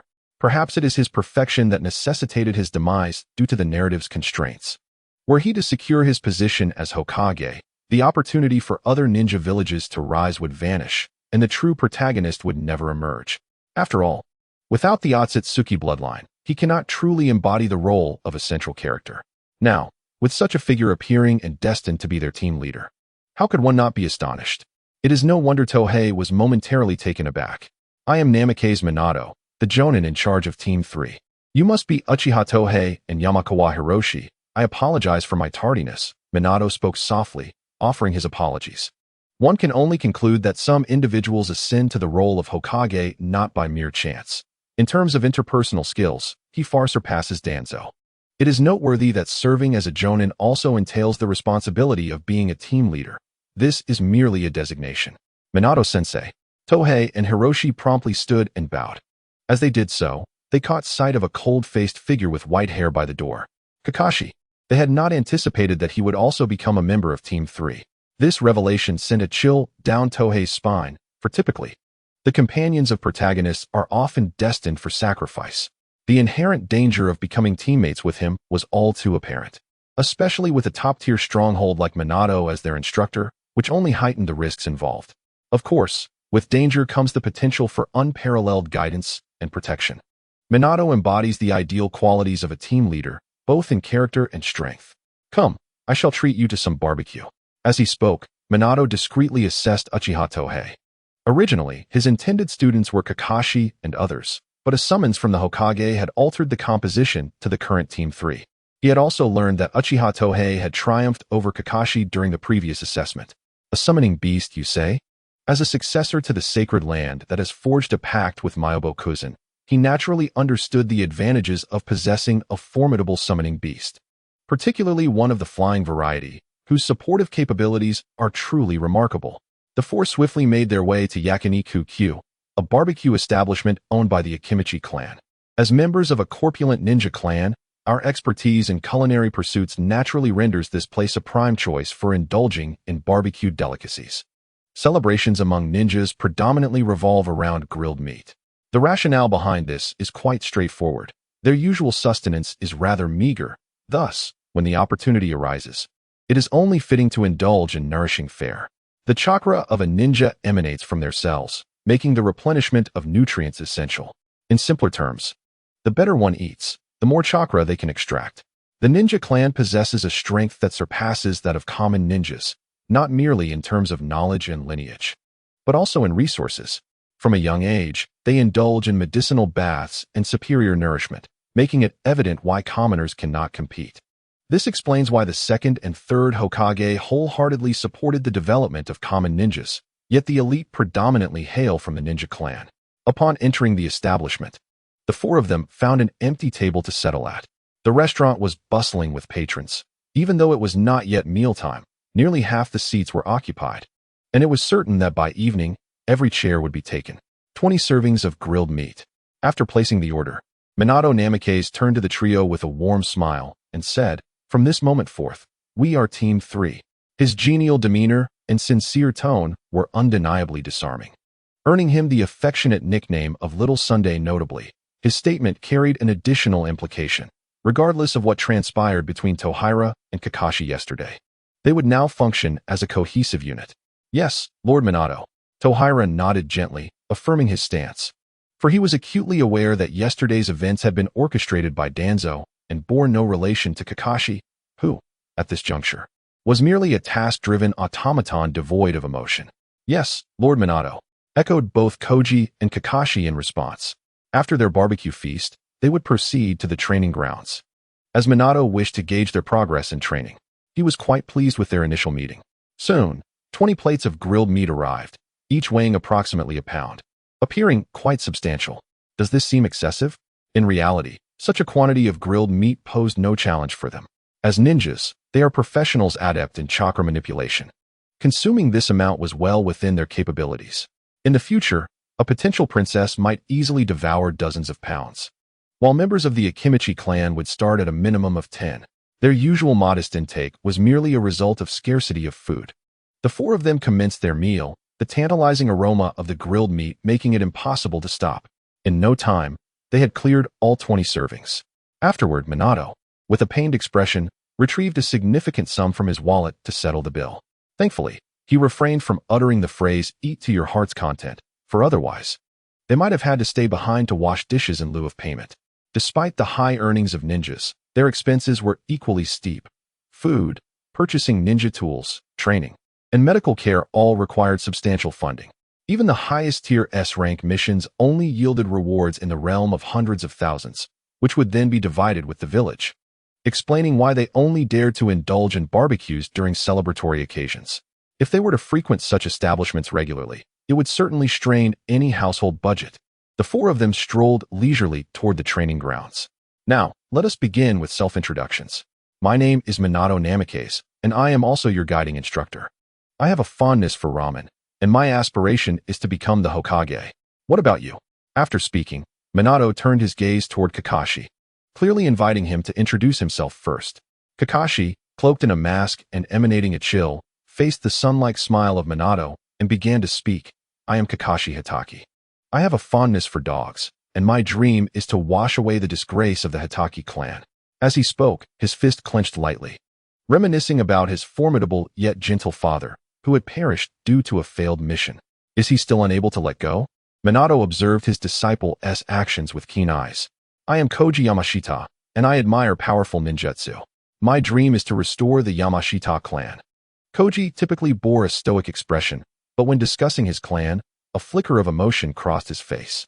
A commendable dream, Minato replied with a smile, then turned to Tohei Uchiha, eager to learn about his aspirations.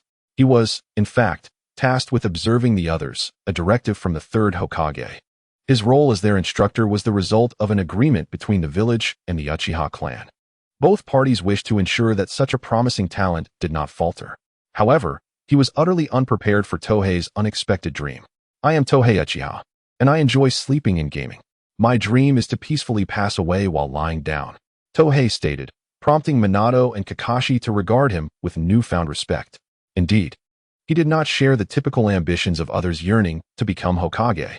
Such aspirations seemed a mere fantasy for those not directly related to the Hokage lineage. Even someone as formidable as Madara Uchiha had not secured that position. He did not believe anyone outside the Hokage lineage could attain it. This notion would later be validated, as even in the seemingly unyielding Boruto series, it was always those from the Hokage line who assumed that role. Truly, what a democracy! One can only say that many aspects of anime provoke a deeply unsettling contemplation. Following the introductions, Minato walked alongside them, imparting essential knowledge about formal ninja practices. He explained combat techniques and battlefield traps, information that the academy would not cover, as these elements are ever-evolving. Relying solely on academic teachings could lead to dire consequences. The role of an instructor is to utilize their experiences to guide the next generation, minimizing their missteps. It is this successful model that has rendered it the norm within the ninja world. Tohei felt he had benefited greatly from this approach. For instance, the small tips regarding hand seals allowed him to execute ninjutsu more swiftly. Such knowledge was undoubtedly a gap in his training, as the Uchiha clan would not provide him guidance, and no one in the academy taught it. He had only acquired summoning techniques through the influence of his esteemed family. Otherwise, success would have eluded him. Ninjutsu. It is only upon entering the ninja world that one comprehends the difficulty of acquiring such skills. The academy merely teaches the basic transformation technique, and those who possess other forms of ninjutsu either learn them through family or from a master. Therefore, both Tohei and Koji listened intently, while Kakashi remained somewhat detached. His father is none other than the illustrious White Fang of Konoha, and he has been groomed since childhood.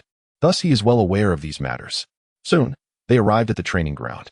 Konoha boasts a plethora of training fields, available upon prior application. Even the various ninja clans possess their own training areas.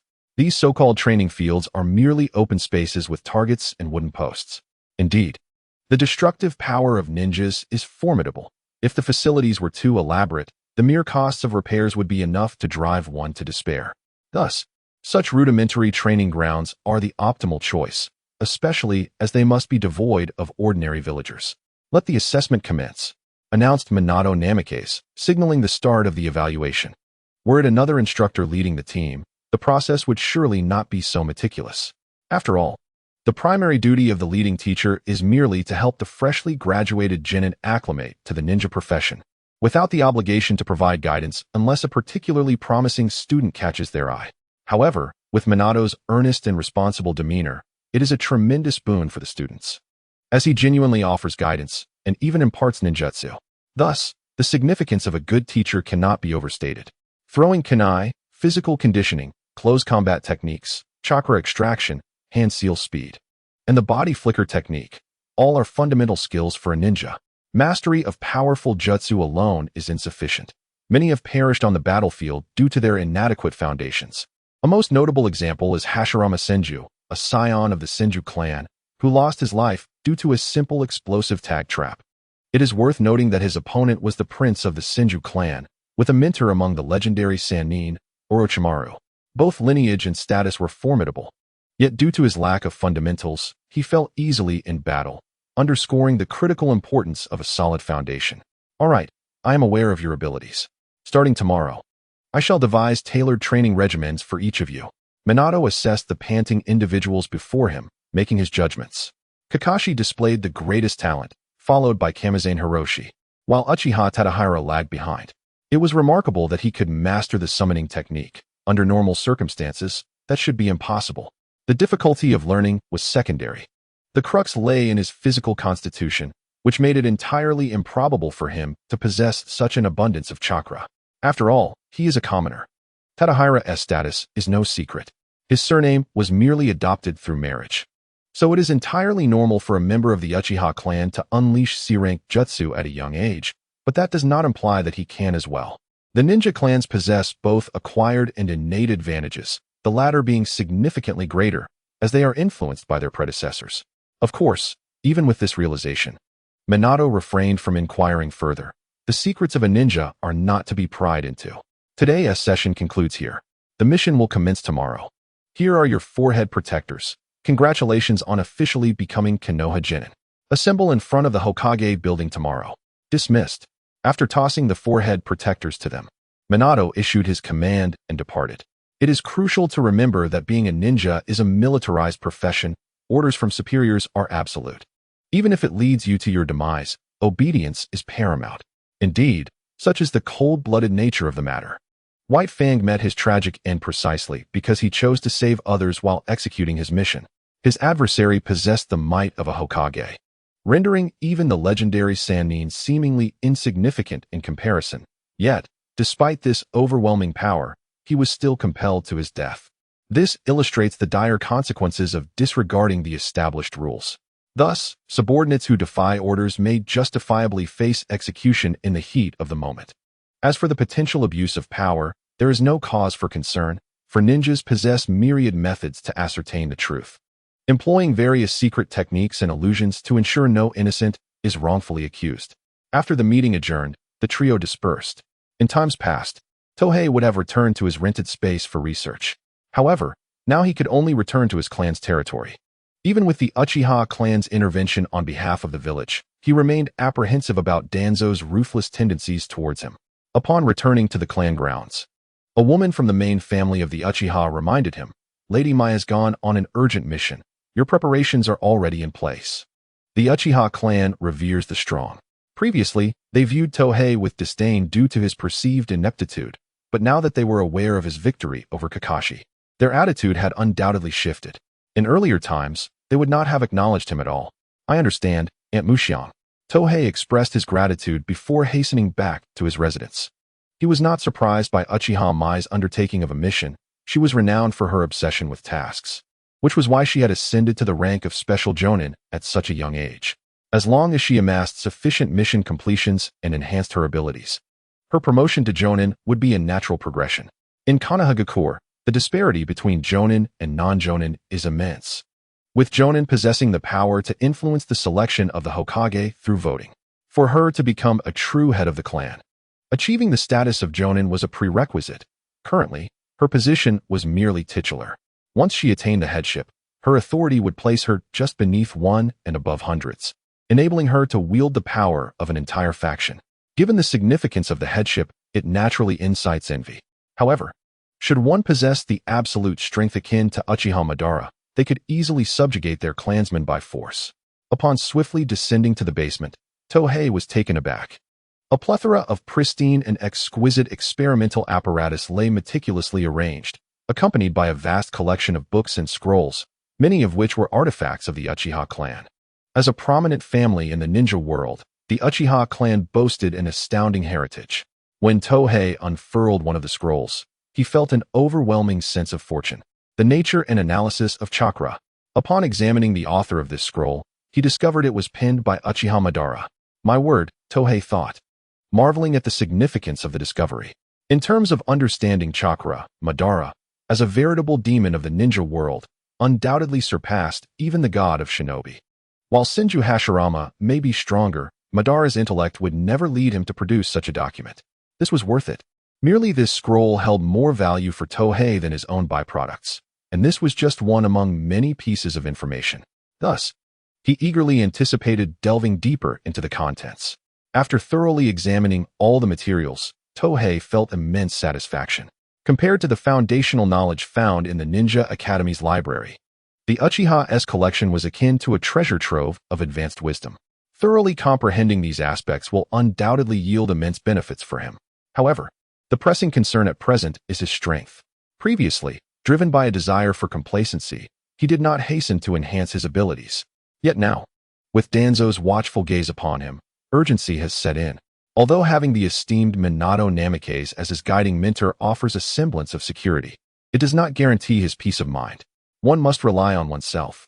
Otherwise, one may end up like the treacherous white-eyed wolf of the future, facing tragedy when the mentor is no longer present.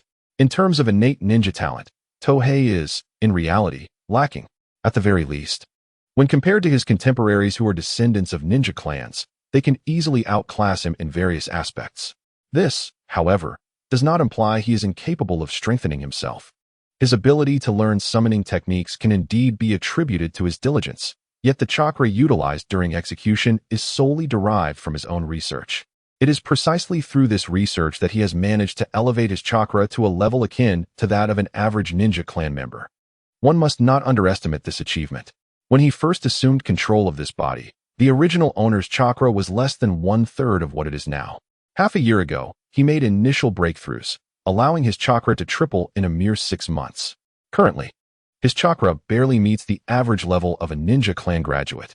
This only highlights the significant disparity between ninja clans and commoners. Tohei cautiously placed a half-human tall mulberry bonsai onto his workbench. This remarkable specimen was cultivated from the cuttings of the 2 mulberry trees in his courtyard.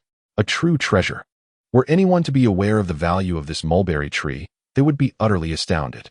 The growth of Tohei's chakra, as well as his ability to cultivate Tai Chi, all hinge upon this very tree. As for how he managed to create such a thing, it is, of course, due to Tohei's unique nature, his blood. Indeed, while he lacks the systems or attribute panels that are often the hallmark of transmigrators, the blood of this body possesses a special effect, adaptability. It resembles the constitution of the experimental subject named Shin, which Orochimaru would later acquire. This individual's body can undergo organ transplants without inciting a rejection response. In the future, Danzō's right arm, which integrates Hashirama's cells and the Sharingan, succeeded precisely because of the assistance from Shin's blood and flesh. Otherwise, it would have been impossible. Tohei's blood can bestow this characteristic upon a target. Not merely that, but in a more potent and comprehensive manner. It enables a fusion that appears to have undergone a temporal baptism, rather than being artificially synthesized with countless defects and risks. For instance, hybrid rice requires numerous rounds of crossbreeding and selection. However, utilizing Tohei's blood can eliminate the lengthy growth and adaptation process, yielding immediate results, the specifics of which depend on the blood and materials used. The byproduct, seaweed, inherently possesses rapid growth capabilities. It is precisely by leveraging the effects of his blood that this rapid growth ability is magnified exponentially, resulting in a product with remarkable healing properties. The process is straightforward, yet it consumes considerable time, energy, and blood from Tohei. Had his blood supply been abundant, he certainly could have produced even more. This mulberry bonsai took him nearly a year to cultivate gradually, allowing it to slowly integrate some natural energy. It is precisely due to this characteristic that he is wholly devoted to its cultivation. It has now become a unique existence. Were it a formidable being in sage mode, it would undoubtedly discern numerous truths at a glance. Fortunately, the Uchiha clan lacks sages. Thus, Tang Ping need not worry about exposure. The transformation of Tai Yi's form can be attributed to its habitual proximity to the mulberry tree, allowing it to passively absorb a modicum of natural energy. This natural energy symbolizes a pinnacle of power within the shinobi world, sage mode. Others must rely on the 3 great holy lands to attain such mastery. However, once this mulberry tree is fully nurtured, Tang Ping may very well harness its power for himself. The enhancement of chakra stems from the potions he concocts using the tree's essence, enabling him to integrate with the filtered, albeit faint, natural energy. Originally ferocious and lethal, the natural energy has been rendered less fatal after countless adaptive evolutions through the mulberry tree, causing it most discomfort and pain. The increase in chakra is a result of the natural energy reinforcing his cells, thereby augmenting the quantity of chakra extracted. It must be noted that Tang Ping's swift attainment of results is largely due to the uniqueness of his blood.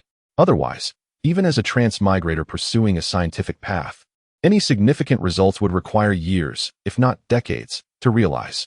Simultaneously, Tang Ping harbors a multitude of audacious ideas regarding his blood. Previously, he lacked the necessary equipment and facilities, and he feared drawing attention to his experiments. Thus he has remained exceedingly discreet. He has named the chakra-enhancing potion the potion of natural power. Regardless of whether its name aligns with the shinobi world's conventions, it is of no consequence. As it is his creation, it seems that for the time being, he must temporarily halt his research to focus on strengthening his abilities. Although this also presents an opportunity to gather more materials. Tang Ping gently caressed the smooth leaves of the tree, sighing softly. In the near future, he may not have ample time for research. Yet, this is not an unfavorable turn of events, at the very least. It grants him the chance to leave Konoha and collect further materials. His two prominent advantages in research necessitate additional resources for completion. The insights of a transmigrator's blood are sufficient to yield numerous valuable creations. With a painful snap, he broke off a significant number of branches, revealing the golden red, jade-like interior of the tree trunk. Indeed, this mulberry tree has begun to exhibit extraordinary qualities. The process of refining the potion of natural power differs from that of creating healing potions. It requires several auxiliary materials and the incorporation of his blood as a catalyst to ensure stability. His blood possesses the properties of fusion and evolution, capable of balancing the conflicts within the potion. In other words, should his technical skills fall short, his blood will suffice. While Orochimaru or Tsunade could gradually develop the optimal formula, he lacks the luxury of time and capability. Thus, he resorts to utilizing his blood to expedite the process. After several minutes, 2 vials of crimson red potion appeared in Tang Ping's hands. Although the potion is named Potion of Natural Power, this does not imply that it must be green. Its reddish hue is a result of the tree's unique nature. He arrived at the basement, which had been specially partitioned to create a training ground of nearly several hundred square meters. It is hardly surprising that ninjas would construct a training facility underground to keep their secrets from prying eyes. The summoning technique. Tang Ping performed the summoning art. With a resounding croak, Tai, adorned in sleek black and golden feathers, manifested in this subterranean arena. Had it been the cramped quarters of his previous residence, Tai might have felt constrained. Yet, in this expansive training ground, even with Tai currently standing at merely human height, it would pose no issue, even if he were to grow several times larger. Now, I shall inject you with the potion. Bear with me, Tang Ping said, shaking a vial of the prepared elixir in his hand. Tai, though unfamiliar with the concoction, instinctively recognized its immense benefits and nodded vigorously. This was a potion of natural power, and due to the considerable damage inflicted upon the mulberry tree, Tang Ping had managed to produce only 3 vials. The first vial had elevated Tai's chakra to the average level of his contemporaries among the ninja clan. The remaining 2 vials were recently concocted, their effects far surpassing that of the initial one, as the mulberry tree continued to flourish, enhancing the potion's potency. Soon, Tang Ping injected 1 vial of the natural power potion into Tai's body with a syringe. The transformation manifested swiftly. Croak. Tai's cries echoed throughout the subterranean training ground. If the absorption process were gradual, it would be painless. However, compressing an extensive duration into a brief moment would indeed be excruciating. Tang Ping, having experienced this once before, had substantial authority on the matter. Nevertheless, he could not afford to feel sympathy for his summoned beast. Instead, he meticulously observed the process, ready to intervene should any complications arise. Fortunately, after a brief period, Tai began to calm down. If Tang Ping had endured it, there was no reason Tai could not. Once he verified that Tai's condition had improved and confirmed there were no issues, Tang Ping dismissed the summoning technique, allowing Tai to return to his nest, which resided in the Forest of Death. As Tai was nurtured by Tang Ping himself, he had no established dwelling and thus had to find a suitable place to nest. However, with the exposure of Tai's identity as a summoned beast, relocation might soon be necessary due to the proximity to Konoha. If their whereabouts were discovered, it could lead to complications. Next, Tang Ping gazed at the final vial of natural power potion in his hand. In the short term, he could not extract a 3rd vial, as it would jeopardize the mulberry tree's foundation. Carefully reflecting on the situation following Tai's injection and ensuring no details were overlooked, he began to administer the potion to himself. One could aptly summarize the pursuit of scientific research in the ninja world with a single phrase: bold action yields miraculous results. Brashness is indeed the way to go. In the world prior to his transmigration, a new pharmaceutical would undergo countless trials and observations, taking at least several years, if not decades. Yet here, he utilized the potion immediately upon its creation, illustrating his audacity. This was largely due to the existence of chakra, an extraordinary energy. The effects of chakra were remarkably comprehensive, ranging from immortality and the indestructibility of the soul to the enhancement of the physical form.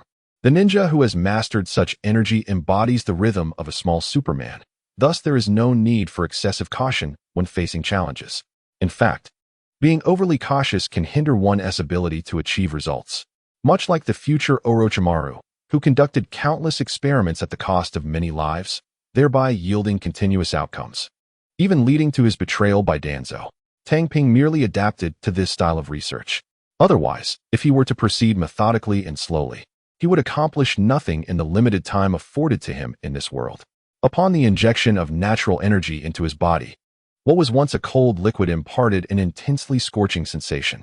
Despite being mentally prepared, Tang Ping could not help but cry out in agony. The pain was excruciating, far surpassing that of his previous injection, as though he were being roasted from within. The terrifying heat radiated throughout his body, spreading through his bloodstream.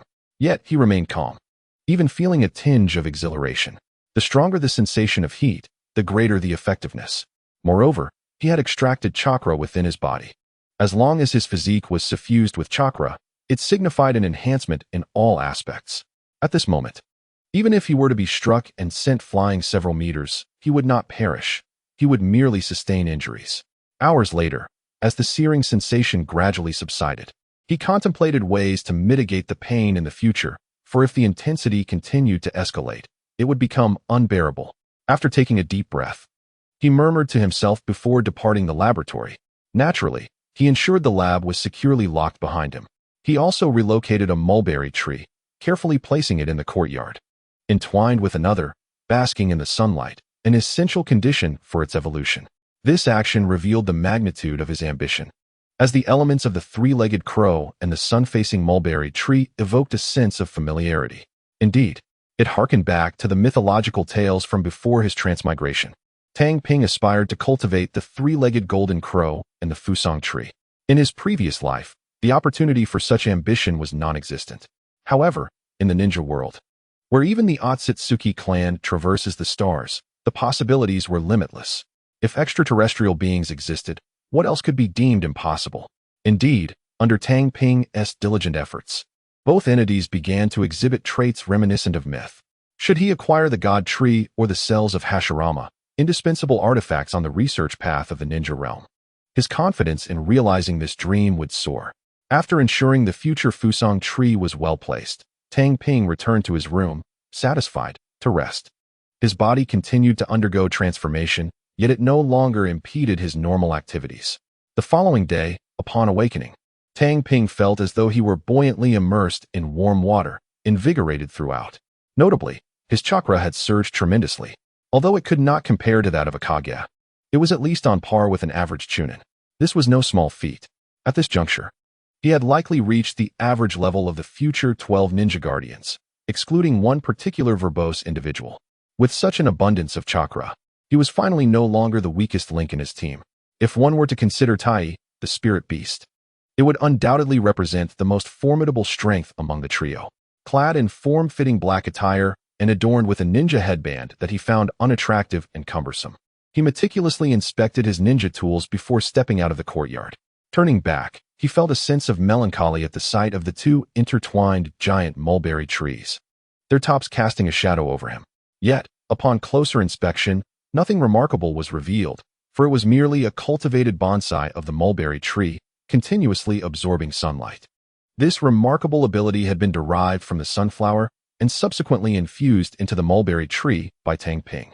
It must be acknowledged that despite the absence of a system or deep blue enhancements after his transmigration, this unique physique alone signified boundless potential. Contemplating these thoughts, he hastened towards the Hokage building. In just a few minutes, Tang Ping arrived at the Hokage building, situated before the Hokage rock. The structure resembled an inverted bowl, prominently displaying a large kanji character for fire at its apex. Members of Team 3 waved at him from the entrance. "Let us go." The renowned Minato Namikaze had just arrived as well. He was not one to indulge in the uncertainties of life. His sense of time was remarkably acute. The Hokage building buzzed with activity, as numerous teams gathered to accept missions. Freshly graduated genin, accompanied by their leading instructors, were present to receive tasks. Only Jonin were permitted to undertake S-rank or classified missions, requiring them to ascend to the Hokage's office on the second floor for personal review and approval from the Hokage himself. In the future, even the esteemed Naruto would need to seek the Hokage for a mere C-rank mission, a privilege not to be taken lightly. It is fair to say that anime often reveals dark undercurrents lurking beneath the surface. Tang Ping observed two ninjas in vests standing guard at the staircase. Missions were accepted in the lobby on the first floor, where routine administrative matters were also handled. Jonin Namikaze, here are your mission scrolls. A mission ninja handed several D-rank scrolls over from behind the counter. While an ordinary chunin could only accept one scroll at a time, being a Jonin, Minato, as the leading instructor, could take multiple D-rank missions simultaneously. The power dynamics within the ninja village were evident in various aspects. Let us proceed. After tucking the scrolls securely, Minato led the three of them away from the Hokage building to commence their tasks. Their first mission involved clearing a riverbed. Unfurling a D-rank mission scroll, Minato guided the members of Team 3, equipped with tools, to the riverbank. The village was vast, with ample open spaces. The three carried bamboo baskets and wielded garbage tongs. Feeling somewhat bewildered, particularly Kakashi, who at the tender age of 6, having entered the ninja academy at 5, found his basket nearly as tall as himself. Tang Ping towered over him by more than a head. However, no one suggested he take a break. In the world of ninjas, age was no reason for condescension or special treatment, for the presence of chakra meant that even the youngest could not be underestimated. Next, you shall follow my lead, maintaining a steady release of chakra from your feet to stand upon the water's surface. As the esteemed Minato Namikaze spoke, he gracefully stepped onto the surface of the river, his body remarkably stable, as if he were traversing solid ground rather than water. Water walking. This technique is also an application of chakra manipulation. Mastering this skill enables a ninja to engage in combat upon water, rendering obstacles such as rivers incapable of hindering their progression. It is evident that the training system within the Hidden Leaf Village is exceptionally thorough. In the early stages, not only do instructors impart their wisdom, but a variety of tasks also serve to hone their abilities, explaining why they can withstand assaults during the numerous ninja world wars. Beyond merely having a greater number of ninjas, their quality is undeniably formidable. Yes, sensei. The trio commenced their endeavor, albeit with varying levels of performance. Kakashi exhibited an unwavering steadiness, entirely uncharacteristic of a 7-year-old, while Hiroshi Yamakawa, though appearing somewhat unsteady, managed to maintain his footing on the water's surface, indicating prior practice. Who had guided him? A flicker of curiosity crossed Minato's mind. The technique of water walking is not typically taught by the academy instructors. The methods of chakra control hold little significance for ordinary academy students who possess scant chakra. Thus, the school refrains from imparting such teachings. Plop. Hiroshi suddenly plunged into the river. Hiroshi. Yamakawa hurried to assist, only to forget his own precarious balance, and he too was swiftly pulled into the water. Kakashi. You are teammates. Should you not lend a hand in such a moment? Minato cast a sympathetic glance at the aloof white-haired boy standing on the water's surface. He was acutely aware of the circumstances surrounding Kakashi's father, and he understood that Danzō had long sought to mold him into a weapon for the Root organization. This was precisely why the third Hokage had chosen to take him as a disciple. It is vital to note that the term disciple here diverges from that of a mere student. It refers to one who inherits the teacher's will and legacy. With Minato as protection, Danzō would dare not act. The intention behind observing Uchiha Hiroshi might also stem from a desire to take him as a disciple. There is no greater safeguard than to have a top-tier powerhouse as one's mentor. Kakashi remained silent, still shrouded in the darkness following his father's demise. Were it Obito or Rin in need, he might have offered assistance, but with Hiroshi and Yamakawa being mere acquaintances, he felt constrained. This is the true essence of the ninja world, unlike the animated portrayals where the forces of justice are perpetually victorious. Fortunately, the river was neither swift nor deep, allowing individuals to easily climb ashore. The section of the river designated for training lower-ranked ninjas in water walking naturally posed no peril. Cough, cough. Clambering onto the bank, Hiroshi expelled a considerable amount of water. He had swallowed a few mouthfuls, but thankfully the water was relatively clear, sparing him from nausea. Hiroshi, are you all right? Yamakawa, also drenched, inquired with concern. Having previously instructed him and Honda Takashi in tree climbing and water walking techniques, justifying it by invoking Uchiha clan training methods. It seemed implausible for him to have forgotten. I'm fine. Hiroshi waved his hand lightly. His earlier stumble was merely due to a sudden increase in chakra, which he had yet to master. Just as an individual's strength may surge unexpectedly, so too can their control falter. Upon recognizing the issue, one simply needs to exercise caution. Completing this D-rank task in a single morning, the four companions began their formal training after enjoying lunch by the riverside. Kakashi, your body is still in a developmental stage. Thus I shall only impart to you combat experience, declared Minato Namikaze, outlining his training plan. Yes, sensei. Kakashi responded with a silent nod. He lacked neither technique nor ninjutsu, but merely practical experience. Otherwise, he would not have been thwarted by Tai during the previous assessment. Hoji, your foundation is commendable. I shall teach you the C-rank ninjutsu. Wind release, gale palm. Are you willing to learn? Minato inquired of Yamashina Hoji. The transmission of ninjutsu is a rigorous process, not something to be taken lightly. If the jutsu were acquired through contributions to the village, it could not be freely disseminated. Only those techniques that are either self-created or obtained through other means can be shared without consequence, lest one face penalties. Thank you, Sensei Minato. Yamashina Hoji exclaimed, nodding fervently. His excitement palpable. The benefits of having a guiding teacher were evident. This was merely a guiding instructor. If one were a formal disciple, they could inherit all of their master's teachings. Thus, the master-disciple bond in the ninja world is often more profound than that of father and son. However, a perilous pattern exists within the ninja realm, the betrayal of masters. The third Hokage by Orochimaru, Orochimaru by Sasuke, Nagato by Jiraiya, and Minato by Obito. To name a few, notice that these formidable figures were all slain by their own disciples. Yet, such occurrences predominantly involve the Hokage lineage. Other master-disciple relationships tend to lack such danger. Tohei, I shall impart to you the C-rank fire release, Fireball Jutsu. Minato selected a ninjutsu for Tohei. It is noteworthy that the absence of ninjutsu instruction for Kakashi does not stem from favoritism on Minato's part, but rather from a lack of necessity. After all, his father is the White Fang, and Kakashi is by no means deficient in ninjutsu.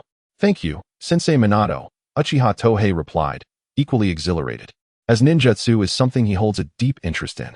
Previously, despite his best efforts, he had only managed to acquire the summoning technique. Now, he could finally learn genuine offensive ninjutsu. Ninjutsu.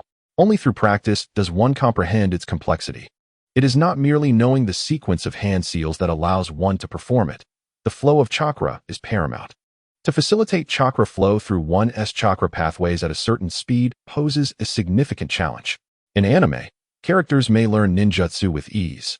Yet such a phenomenon is impossible in the true ninja world. Do you believe learning ninjutsu can be divorced from reality? Were ninjutsu so effortlessly mastered, it would not be the case that most genin lack proficiency in C-rank techniques, with even chunin only knowing a handful. In truth, it may take weeks or even years to master techniques of C-rank or above. Of course, this pertains to self-study. Learning from a mentor undoubtedly expedites the process. During training, the advantages of possessing abundant chakra become apparent.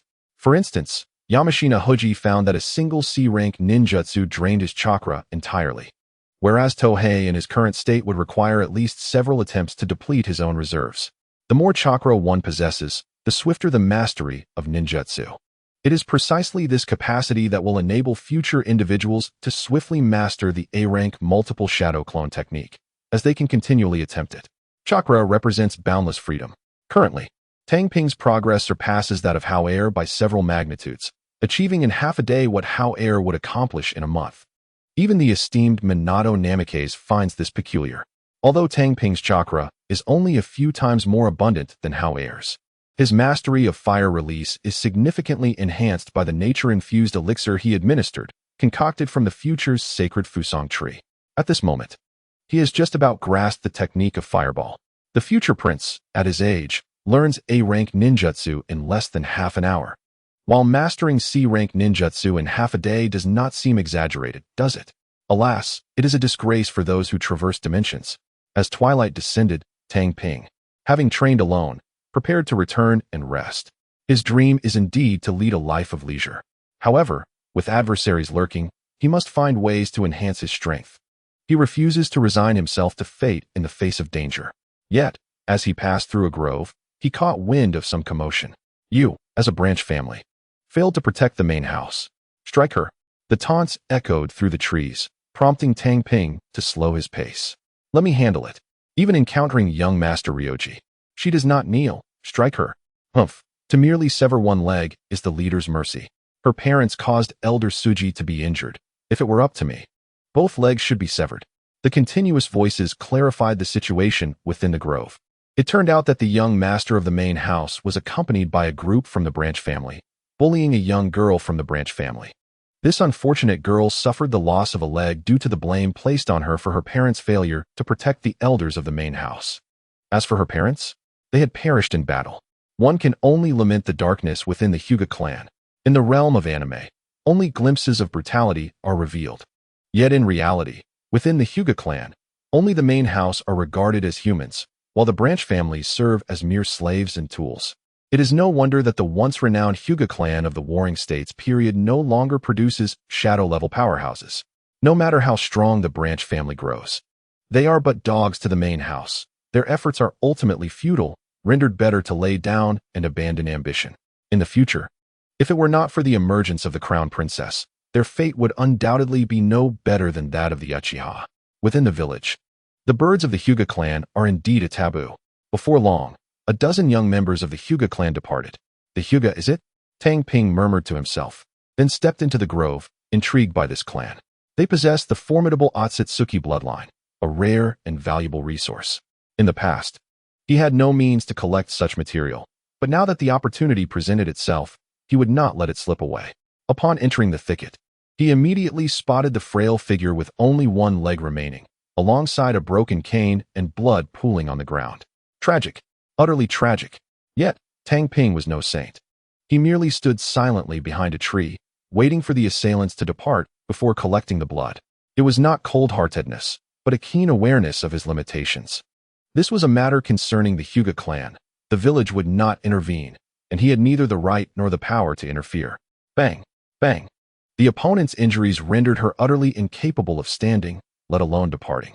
After observing for a while, Tang Ping noted that her movements grew increasingly sluggish, and after a prolonged silence, he finally emerged from behind the tree. His heart remained insufficiently hardened. The most prudent course of action would have been to watch her perish right there. Yet, having only traversed this world for 2.5 years, his worldview could not yet mirror that of the shinobi, who often regard others as less than human. If the individual had been an enemy or a villain, he could have maintained his composure. However, witnessing this girl, of similar age to himself, on the brink of death stirred an undeniable sense of compassion within him. He approached the unconscious girl, taken aback by her beauty. Despite her body being marred by bruises and swelling, her exquisite features and delicate skin remained discernible. In comparison to his fiancée, her physique exhibited a remarkable advantage. Could this be a hidden talent of the Hyuga clan? Contemplating the future princess's figure left Tang Ping feeling peculiar. He retrieved a vial of diluted healing potion and swiftly administered it to her. Her injuries were grievous, and without immediate treatment, she would surely meet her demise. Fortunately, her external wounds were precisely the type that the potion could remedy.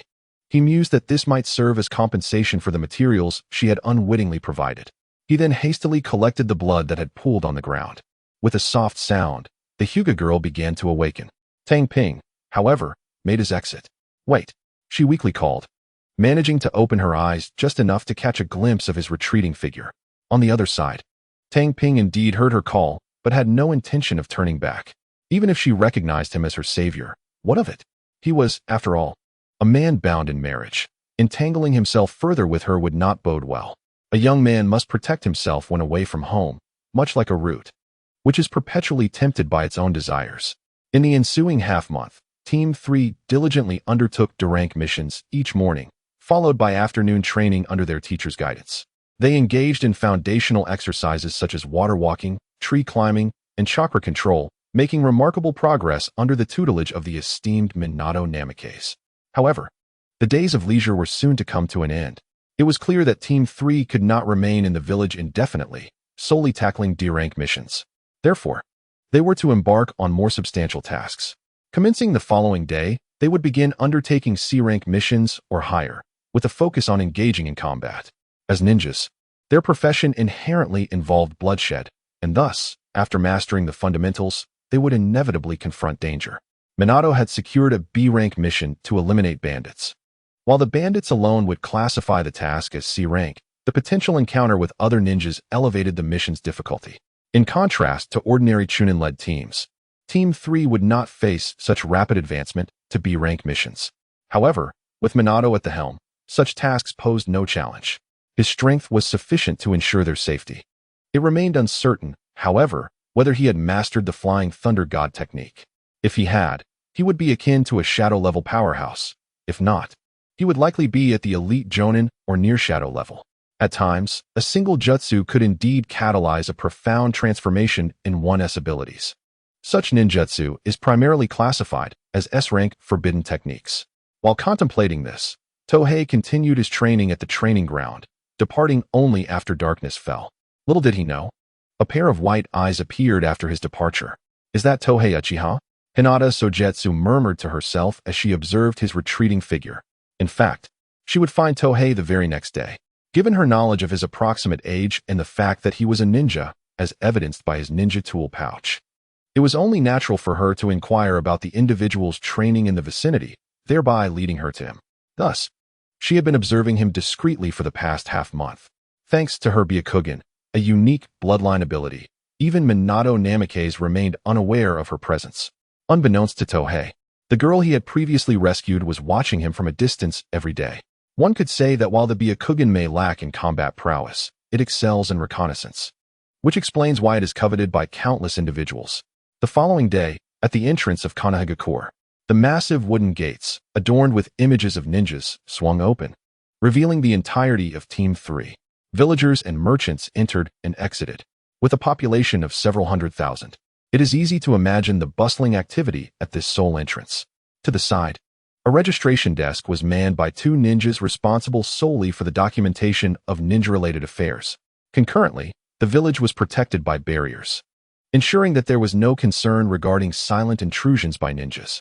The future Orochimaru and Itachi Uchiha could infiltrate only because they were once high-ranking members of Konoha, well aware of its various vulnerabilities. "Alright, let's set off," Minato Namikaze announced after completing the registration, beckoning the three others with their packs to follow. They had procured essentials for the wilderness, such as sleeping bags and fire-starting materials, the day prior after receiving their mission. For Tohei, stepping outside the village for the first time felt as if he could sense the pungent scent of blood in the air.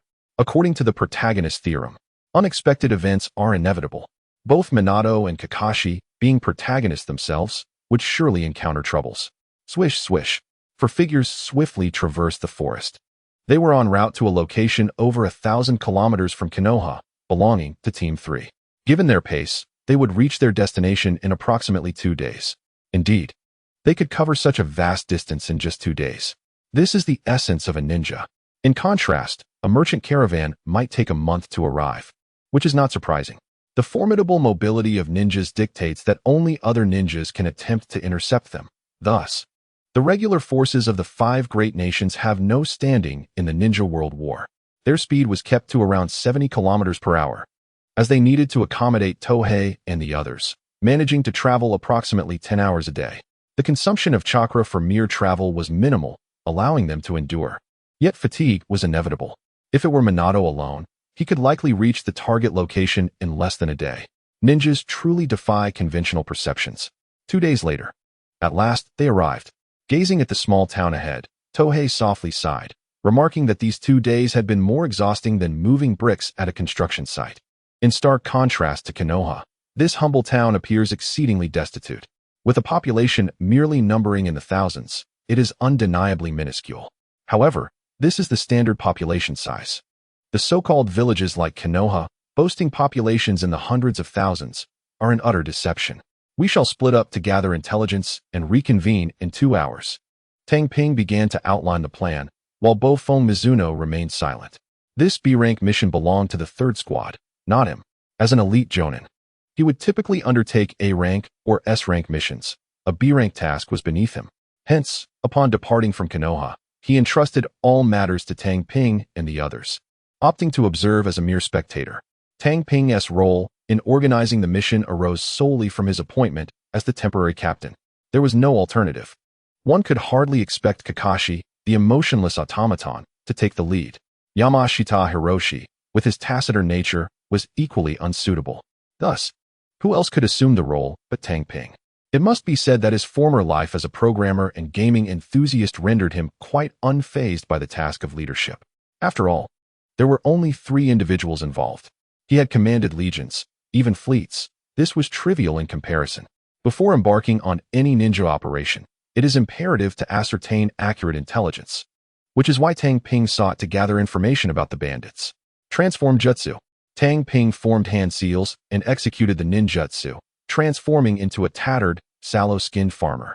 The 3D rank ninjutsu taught at the Ninja Academy, transformation jutsu, clone jutsu, and substitution jutsu, could be quite effective in daily life. While gathering intelligence, the transformation jutsu ensures one remains inconspicuous.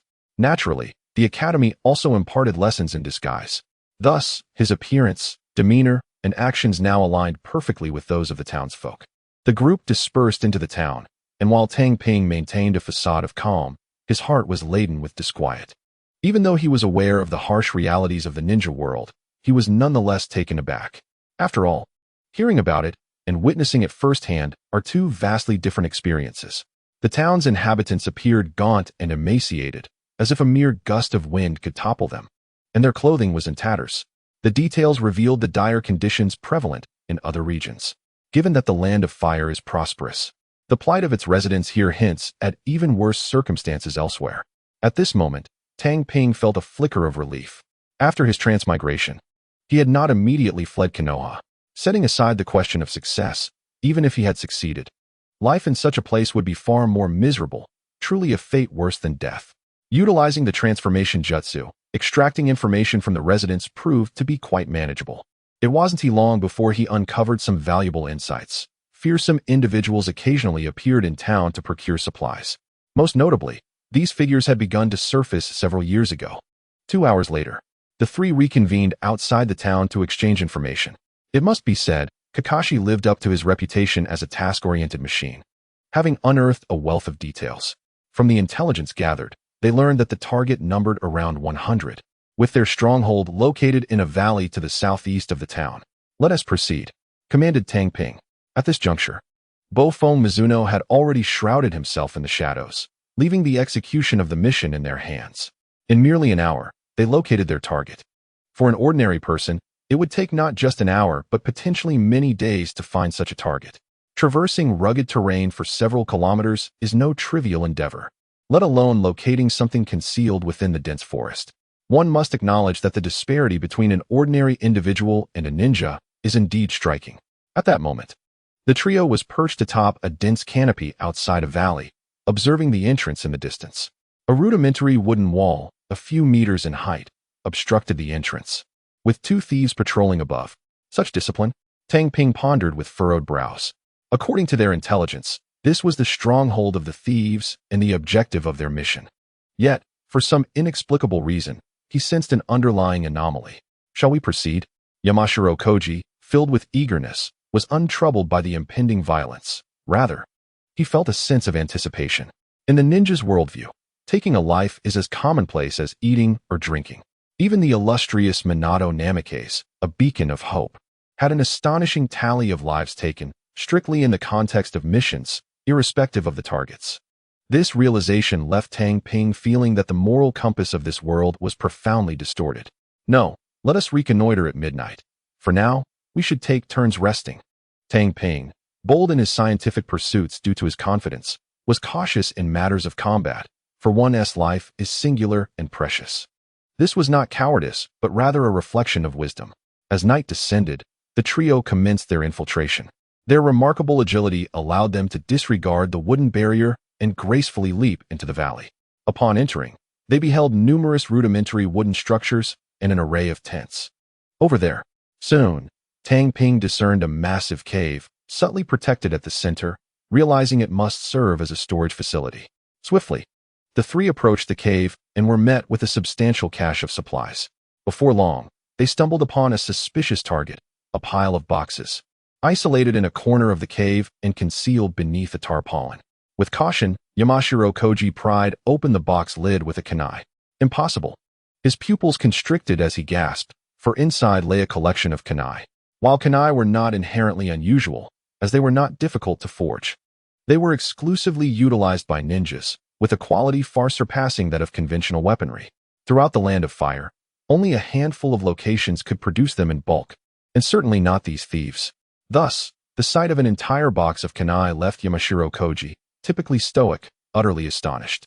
Although Tang Ping lacked exceptional ninja talent, his intellect was sharp, and he swiftly connected the dots. Arms smuggling. Kunai are regulated items, akin to weaponry, and their sale could only be sanctioned by villages or the Land of Fire. Yet, these thieves had no ties to Konoha or the Land of Fire. Consequently, they proceeded to open additional boxes, discovering more kunai, shuriken, and other ninja tools. Alarmed, Tang Ping whispered to his companions, "Shall we retreat?" He had no desire to become entangled in such a perilous situation. His shoulders were not broad enough to bear this burden. Kakashi and Yamashita Koji naturally understood the significance of discovering a substantial amount of ninja tools in this location. Thus, they nodded in agreement. Unfortunately, it was somewhat too late to retreat now. The sound of hurried footsteps echoed as a multitude of armed bandits obstructed the cave entrance. If they were mere common thieves, they would not exhibit such vigilance. However, these bandits, capable of smuggling ninja tools and comprised of ninjas, were distinctly different. Their awareness heightened once they entered the cavern. No wonder Tohei sensed something amiss earlier. Bandits. Their conduct could not possibly be so disciplined. Among these bandits, there was one Chunin and 5 genin adorned with the Mist Village forehead protectors. However, a slash across the forehead protector indicated their status as rogue ninjas. Initially, Tohei could not comprehend these renegades. Having already defected from their village, why would they still wear their forehead protectors? It was only later that he learned from Minato Namikaze that donning the rogue ninja forehead protector symbolized a complete severance from their ninja village, making it advantageous for other villages to welcome such renegades, thus significantly improving their living conditions. Additionally, the forehead protector served to signify their identity as ninjas, a point of pride among them. Koji, you handle those genin. Kakashi, you hold off that Chunin, and I will take care of the others. Tohei commanded urgently to his companions, feeling a twinge of anxiety within. This was his first battle after all. The usual skirmishes were nothing compared to a fight that would determine both victory and life or death. He pondered how other transmigrators managed to perform flawlessly in their inaugural battles. Perhaps they were all assassins or elite warriors before their reincarnation. Understood. Both Yamashita Koji and Kakashi recognized this as the most judicious allocation of roles. Through the time they spent together, each of their strengths had become apparent. Kakashi possessed the greatest individual combat prowess among them, capable of engaging a Chunin. Yamashita Koji could effortlessly handle ordinary bandits. As for the 5 genin, Tohei was confident he could deal with them using his summoning beasts and ninjutsu. Leaf ninjas, our captain has already dispatched your teacher. You shall perish here today. The leading Chunin brandished a kunai, signaling the others to attack. However, before they could make a move, a white shadow surged forth. It was Kakashi. His speed was indeed remarkable. Had he been older, he would have undoubtedly been at least at the level of a jonin. Clang. The clash of Kakashi's short blade against the Chunin's kunai was fierce, his relentless assault forcing the leading Chunin to focus solely on him. The 5 genin hurled shuriken towards Tohei and his companions. Wind release, gale palm. Yamashita Koji completed his hand seals and clapped his hands together. With a resounding clap, a tangible, transparent gale erupted from his hands, sweeping forward and deflecting the incoming shuriken. It could even blow away a person, let alone mere shuriken. Seizing the opportunity while Yamashita Koji provided cover with his gale palm, Tohei executed his own ninjutsu. Summoning technique. He exclaimed, slapping his right hand against the ground. Black runes, reminiscent of tadpoles, spread outwards as white mist began to rise. A colossal crow, towering several meters high and adorned with dark golden feathers, suddenly materialized within the confines of the cave. What manner of creature is this? It is a spirit beast. Caution is advised. With these exclamations, the battle erupted in full force. Caw! Its massive claws lunged forward with great force. The narrowness of the cave impeded its ability to unfurl its wings, severely affecting its speed. Nonetheless, its enormous physique exerted a formidable pressure on its adversaries. Shurikens were hurled towards it, yet apart from those aimed at its eyes, All others were effortlessly disregarded by the creature. The dark golden feathers, akin to resilient armor, deflected every projectile with ease. In comparison to ninjas, large spirit beasts possess a distinct advantage in defense. For instance, the spirit beasts of the 3 legendary ninjas. If their defense were insufficient, summoning them onto the battlefield would be unthinkable. A barrage of long-range attacks would hasten their exit, leading to a loss of face and a failure to establish a reputation. While Tai Chi may not yet rival the spirit beasts of the 3 great sanctuaries, it has undeniably begun to exhibit a semblance of grandeur. The infusion of natural energy previously administered to it has proven immensely beneficial, resulting in a physique that has more than doubled in size and will continue to swell in the time to come. Much like the toad Gamabunta from the anime, who initially appeared modest in stature when first encountered by Naruto, yet grew to rival his father in size over the years. This illustrates a crucial truth. For spirit beasts, natural energy is the key to growth. The rate of development is not merely constrained by genetics. Thus, Tai Chi's rapid physical growth is hardly surprising. Tai Chi unleashed a barrage of fireballs, each the size of a fist. The effect was reminiscent of the Uchiha clan's C-rank ninjutsu, the Phoenix Fire technique. As for the power, boom boom. The relentless explosions of fireballs could shatter even stone, let alone flesh. Flee. I do not wish to perish. Damn it. Do not obstruct my path. The ordinary thieves could not withstand the onslaught and turned to flee in haste. No one understood the might of ninjas better than they.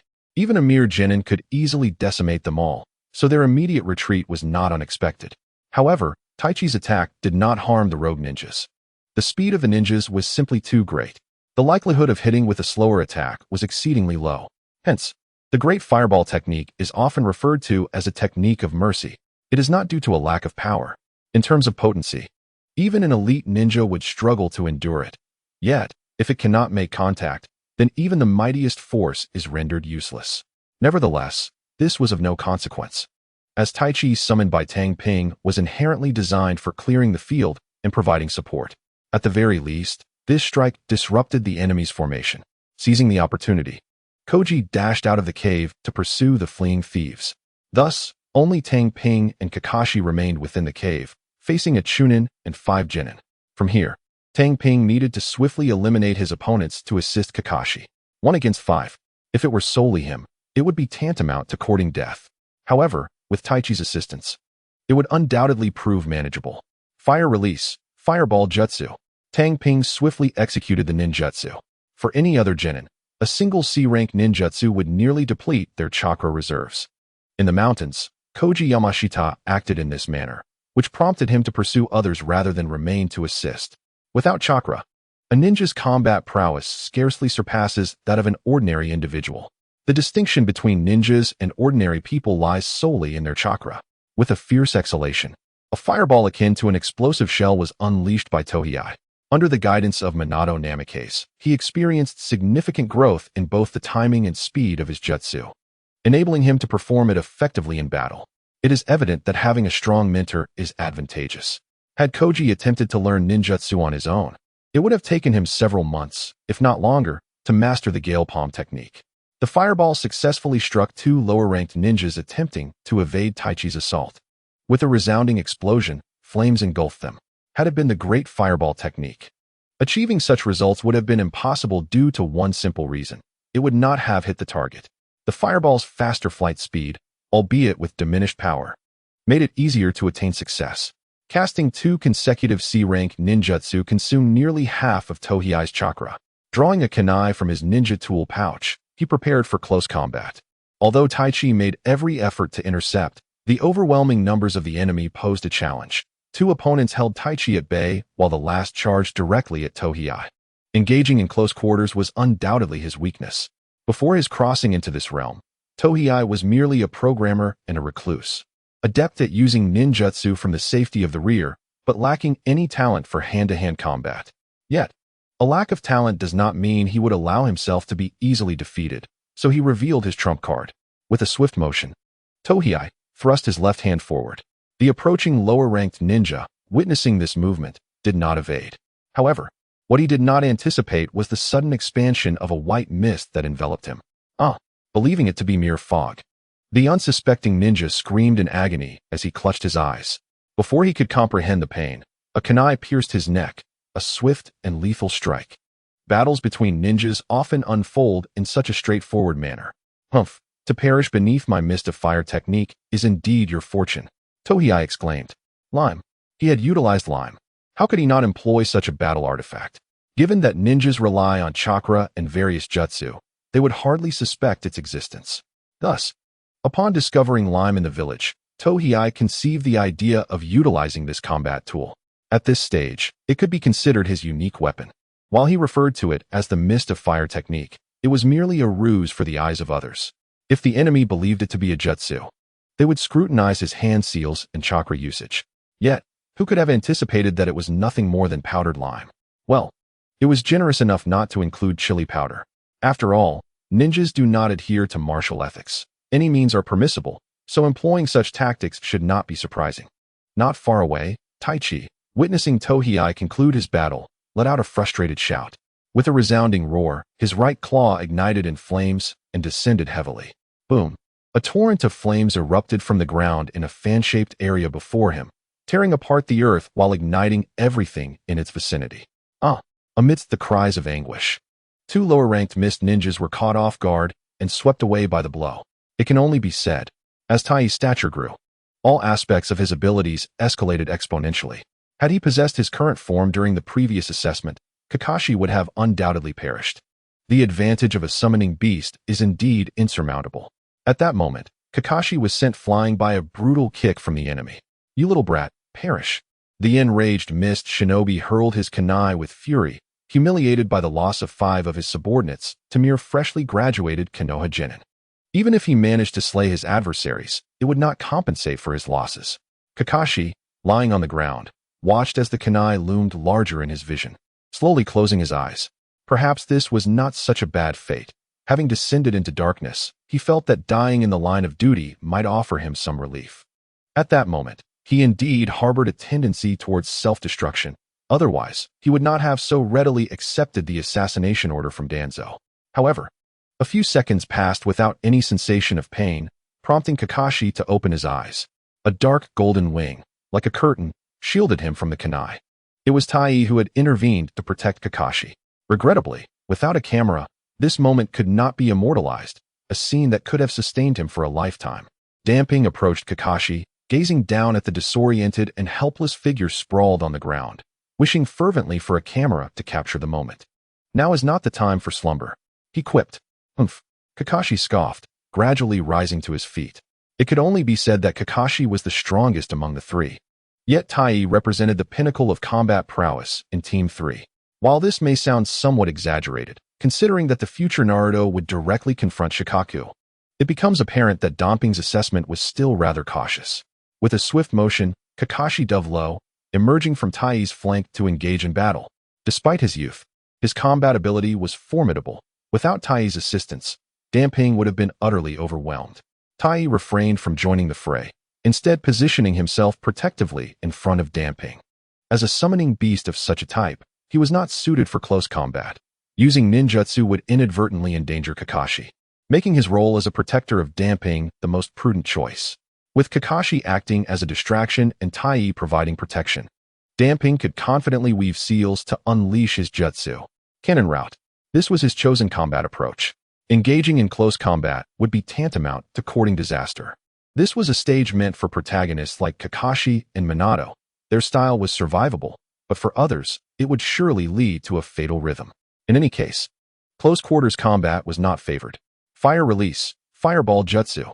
Having swiftly completed the hand seals, Tang Ping unleashed this C-rank ninjutsu. The resulting fireball, the size of a wheel, struck the Chunin who had just been forced back by Kakashi's short blade. Boom! An explosion and flames engulfed the enemy. At that moment, a figure appeared behind Tang Ping, thrusting a kunai towards him. Got you. It was the Mist Chunin, who had just utilized the body replacement technique to evade the fireball attack. Although this was merely a basic technique, it was effective under prepared circumstances to dodge the fireball. Yet, an unforeseen event transpired. Bam! Suddenly, the figure within the mist transformed into smoke, and a piece of wood materialized amidst the white haze. It was over. The misty ninja's expression shifted dramatically. Just as he attempted to distance himself, it was already too late. Thud! His heart was pierced from behind by a kunai. It was Kakashi. Such a golden opportunity could not be squandered. Instead of targeting the neck, he aimed for the heart, not out of a lack of desire to strike the neck, but due to the height difference. Moreover, upon piercing the heart, he swiftly twisted his wrist, shattering the opponent's heart. It was a ruthless kill. Failing to do so might have allowed the enemy to retaliate fatally. Such occurrences are far too common in battle. An inexperienced novice might have truly fallen prey to such a fate. That was a close call. Using the substitution technique to evade the attack, Tang Ping emerged from the side. During this time, he had successfully caught up on his mastery of the technique, proving to be quite useful. Kakashi cast a cold glance at Tang Ping, choosing not to speak. He had never encountered someone so fearful of death as the decisive blow, which should have been his responsibility, was instead entrusted to himself. If only Tang Ping understood Kakashi's thoughts. Otherwise, he would surely have exclaimed about the meager reward, questioning the value of risking one's life for such a trivial sum. For this B-rank mission, the village would take a cut, their leader would claim another half, and the remaining reward would be divided among the three, amounting to a mere 1,000 or so. Such a paltry sum could barely cover a lavish meal. Thus, the notion of risking his life for this reward was sheer folly. Well, it's time to regroup with Hao Air. Noticing Kakashi's disinclination to elaborate, Tang Ping shifted the topic. The danger was not yet over, for the absence of Minato meant he was likely entangled in battle, and they needed to remain vigilant. However, he was not overly concerned. After all, who was Minato? A prodigious talent, unparalleled among the Hokage, destined to survive unless scripted otherwise. Such a presence was not something he needed to fret over. His focus should remain on the enemy. Just as they exited the cave, whoosh, a golden flash streaked past, and their leader appeared before them. Seeing the two unharmed, Minato exhaled in relief. It seems you have dealt with the enemy. He had been delayed by foes but arrived as they had dispatched their adversaries.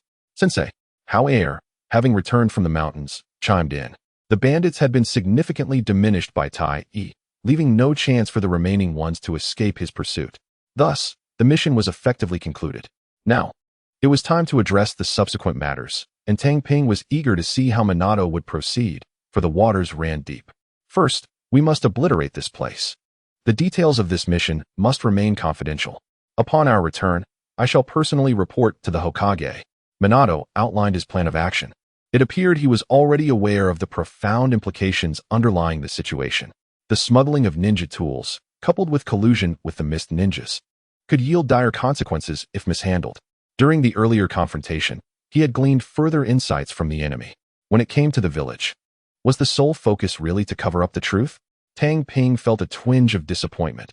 He did not believe the adversaries would remain oblivious to the underlying corruption. After sealing the matter and reporting it solely to the Hokage, it was evident that they aimed to conceal the incident. Yes, Lord Minato. Although disappointment lingered in his heart, Tohei outwardly complied with the order. Soon, they set the valley ablaze.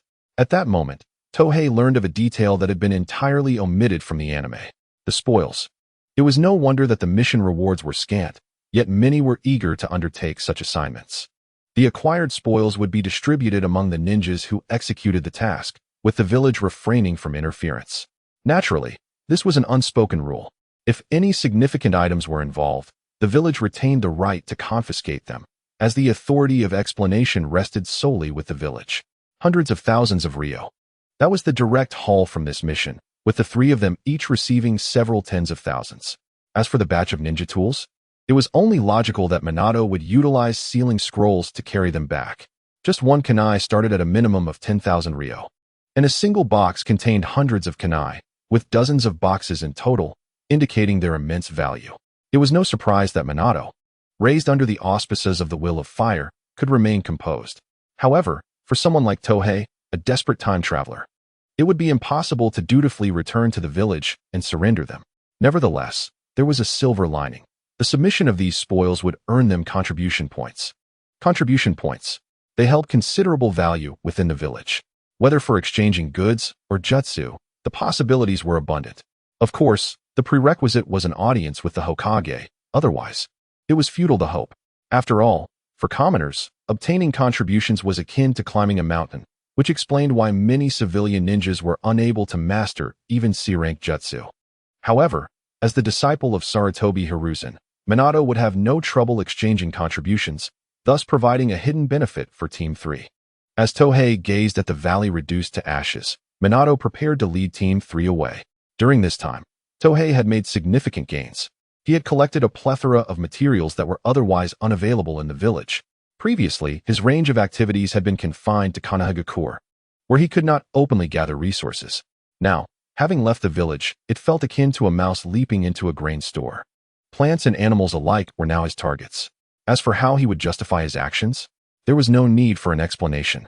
As the leading teacher, Minato was fully aware of Tohei's intelligence and recognized that the healing potion was his creation. As a researcher, it was entirely normal for him to gather materials, wasn't it? Tohei, if you do not mind, you may use this sealing scroll, Minato remarked, noticing Tohei carrying a package larger than himself, and promptly tossed him a sealing scroll. A sealing scroll, undoubtedly a rare item. Such a scroll commanded a starting price of 100,000 ryo in the market, and there were none available for sale. Thank you, Lord Minato, Tohei exclaimed, excitedly catching the sealing scroll. He understood the reason for Minato's generosity. Uzumaki Kushina.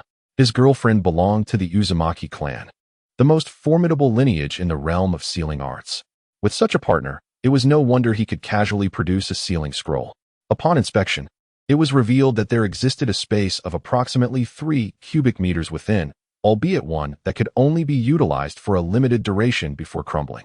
With this discovery, Tang Ping would undoubtedly be able to bring back a wealth of materials.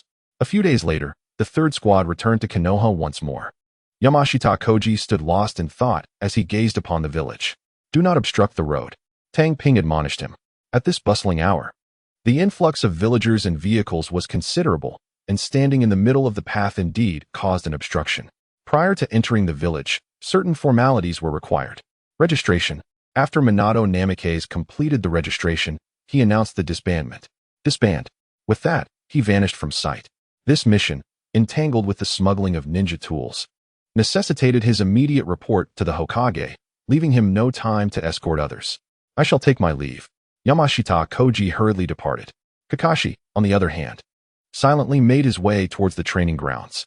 The Hitaki clan had dwindled to just him, leaving him without a destination. Training allowed him to lose track of time.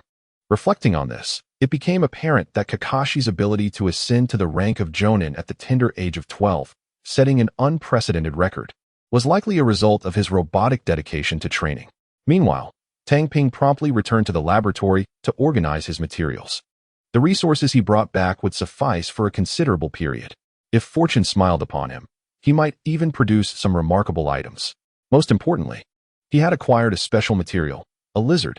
Yet, it was not an ordinary lizard, but rather a type with astonishing regenerative abilities.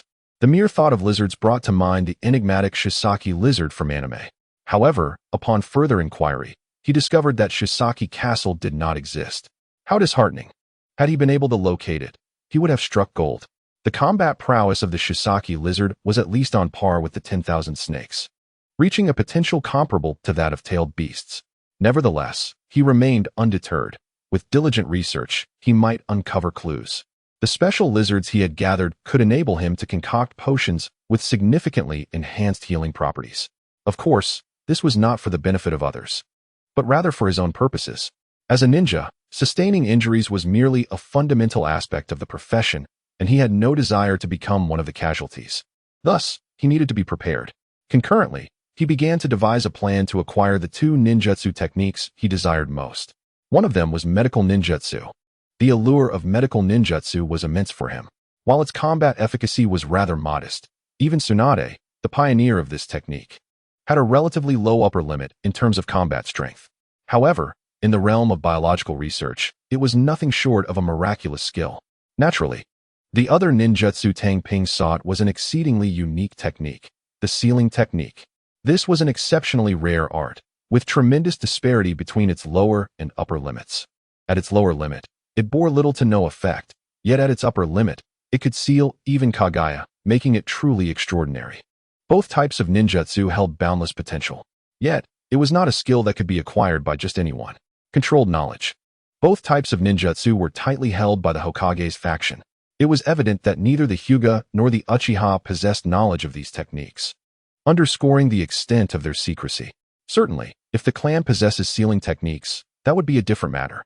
For instance, the Hyuga's caged bird and the Uchiha's four red yang formation are examples of specialized sealing techniques. However, the sealing arts that Tang Ping wishes to learn are not of this nature. Rather, they constitute a systematic approach to sealing and medical knowledge. Unfortunately, such knowledge is not available in the school library. With the presence of Minato Namikaze as the leading instructor, the situation changes significantly. Through him, one can acquire these invaluable insights from others. Minato is undoubtedly a treasure of a teacher. Tang Ping recognized this from the outset. Not only is he exceptionally powerful and of good character, but he also possesses remarkable connections. His mentor is Jiraiya, a representative of the Hokage lineage, which stands as the most formidable faction in Konoha. Furthermore, his girlfriend, Kushina Uzumaki, is a leading figure in the realm of sealing techniques, undoubtedly at the pinnacle of the field. With such an outstanding mentor, Tang Ping feels immensely fortunate. At the very least, he no longer worries about the avenues to acquire the two types of ninjutsu knowledge he desires. Upon returning to the clan grounds, he still had not seen Uchiha Meia. Since her graduation, she had spent a considerable amount of time on missions. Had she not been so diligent, she would undoubtedly have earned the title of model student. However, she must swiftly attain the rank of Jonin. Otherwise, with Danzō lurking outside and Uchiha coveting the clan head position from within, an unforeseen incident could lead to the downfall of this Uchiha prodigy. It is noteworthy that the new clan leader does not target her, the former clan leader's daughter, precisely because of Tang Ping, her fiancée from outside the clan. While marrying an outsider might not pose a problem for the clan head, it completely disqualifies her from the position of clan leader. This was precisely why her grandfather arranged her engagement, solely for her well-being. Since he does not perceive her as a threat to his position, the new clan leader is willing to display his magnanimity. Otherwise, it remains uncertain whether Uchiha Meia could flourish. However, her absence is also a blessing, as Tang Ping need not worry about interruptions to his research. Moreover, having the laboratory situated within the clan grounds undoubtedly offers superior safety compared to any other location. The Uchiha clan's territory is a forbidden zone at the roots. At this time, the Uchiha clan has not yet been relegated to the outskirts of the village following the Nine Tails incident. They still retain considerable strength. Just as Tang Ping had organized the materials he brought back, he received a summons to the Hokage's office. The Hokage's office, although it is located on the second floor of the Hokage building, few are granted access. Even among Jonin, not everyone is permitted to meet the Hokage. However, this does not apply to Minato Namikaze. Thus, upon reporting the mission and submitting the batch of ninja tools, the Hokage's reward was promptly delivered. Tang Ping, who had long anticipated this moment, hurried to the Hokage building. Along the way, he observed the streets bustling more than usual. The Chunin exams were about to commence. Such times mark the village's most vibrant moments, as the arrival of nobility and high-ranking officials from various nations promises substantial benefits for the village. Consequently, the 5 great shinobi villages compete to host the Chunin exams, as it not only elevates their prestige and showcases their strength, but also brings tangible advantages. The Chunin exams are not held annually, but rather every few years, with this year's event being hosted by Konohagakure. Occasionally, one might encounter the patrolling security team. Yet the villagers avoid them as though they were venomous serpents, for their reputation is exceedingly poor. The Uchiha enforcement is merciless and displays an arrogant demeanor, which naturally tarnishes their standing. Moreover, there are those who covertly exacerbate the situation by spreading slander and rumors. It can be said that in terms of internal strife, Danzō indeed surpasses the Uchiha by several iterations. The proud Uchiha, however, remained disdainful and utterly unconcerned about this. This affirms the adage that weakness is not an obstacle to survival. Rather, it is arrogance that proves detrimental. Tohei arrived at the Hokage building and soon spotted his 2 teammates hurrying towards him. Tohei, acknowledging him with a slight nod, was Yamashiro Aoi, while Kakashi maintained his characteristic stoic expression, having closed off his heart, making it difficult to penetrate his inner thoughts. Let us proceed. Lord Minato is waiting for us inside. Tohei led the way into the Hokage building. The first floor was bustling with villagers and merchants, and occasionally, one might glimpse a ninja. But those matters were of no concern to them as they made their way directly to the side staircase. The two ninjas stationed at the staircase had been informed in advance, with one silently guiding them. Although the building's layout was straightforward, necessitating no risk of getting lost, it was prudent to have someone accompany them. If it were members of the Hokage's own faction, exceptions could certainly be made. Before long, they arrived at the Hokage's office. "Lord Hokage, Team 3 has arrived," announced the guiding ninja with a knock at the door. "Come in," came the voice of Sarutobi Hiruzen from within. Upon opening the door, the guiding ninja departed, having no intention of following them inside. After all, there was no fear of chaos within the Hokage building. Despite the apparent absence of others along the way, the Umbu were monitoring the premises at all times, ensuring not even a bird could infiltrate. As Tohei and his companions entered the spacious and well-lit office, the first sight to greet them was the massive Hokage desk, shaped in a semicircle and piled high with documents, situated before the transparent glass windows. Behind it sat Sarutobi Hiruzen, adorned with the Hokage hat, while Bofu Minato stood at the desk's forefront. "Lord Hokage," Tohei and his team respectfully greeted. They would not dare to treat the Hokage as Naruto does in the anime, for he is a Jinchuriki with illustrious parentage, thus enjoying privileges they could not claim. "Do not be overly formal. You performed admirably on this mission, and I wish to bestow upon you some rewards on behalf of the village." Sarutobi Hiruzen explained the reason for their summons. It is evident that the ability to inspire so many through the will of fire is not without merit. Having been treated in such a manner since childhood, coupled with occasional incentives, it is difficult not to be indoctrinated by the will of fire. The rewards could range from B-rank ninjutsu to other items. Bofu Minato added with a smile. This is the advantage of having a mentor present. Without his guidance, they would have been oblivious to the possibilities for rewards. However, with his prompt, they now understood the potential limits of their compensation. "Lord Hokage, I humbly seek resources to enhance my physical abilities." Kakashi was the first to speak.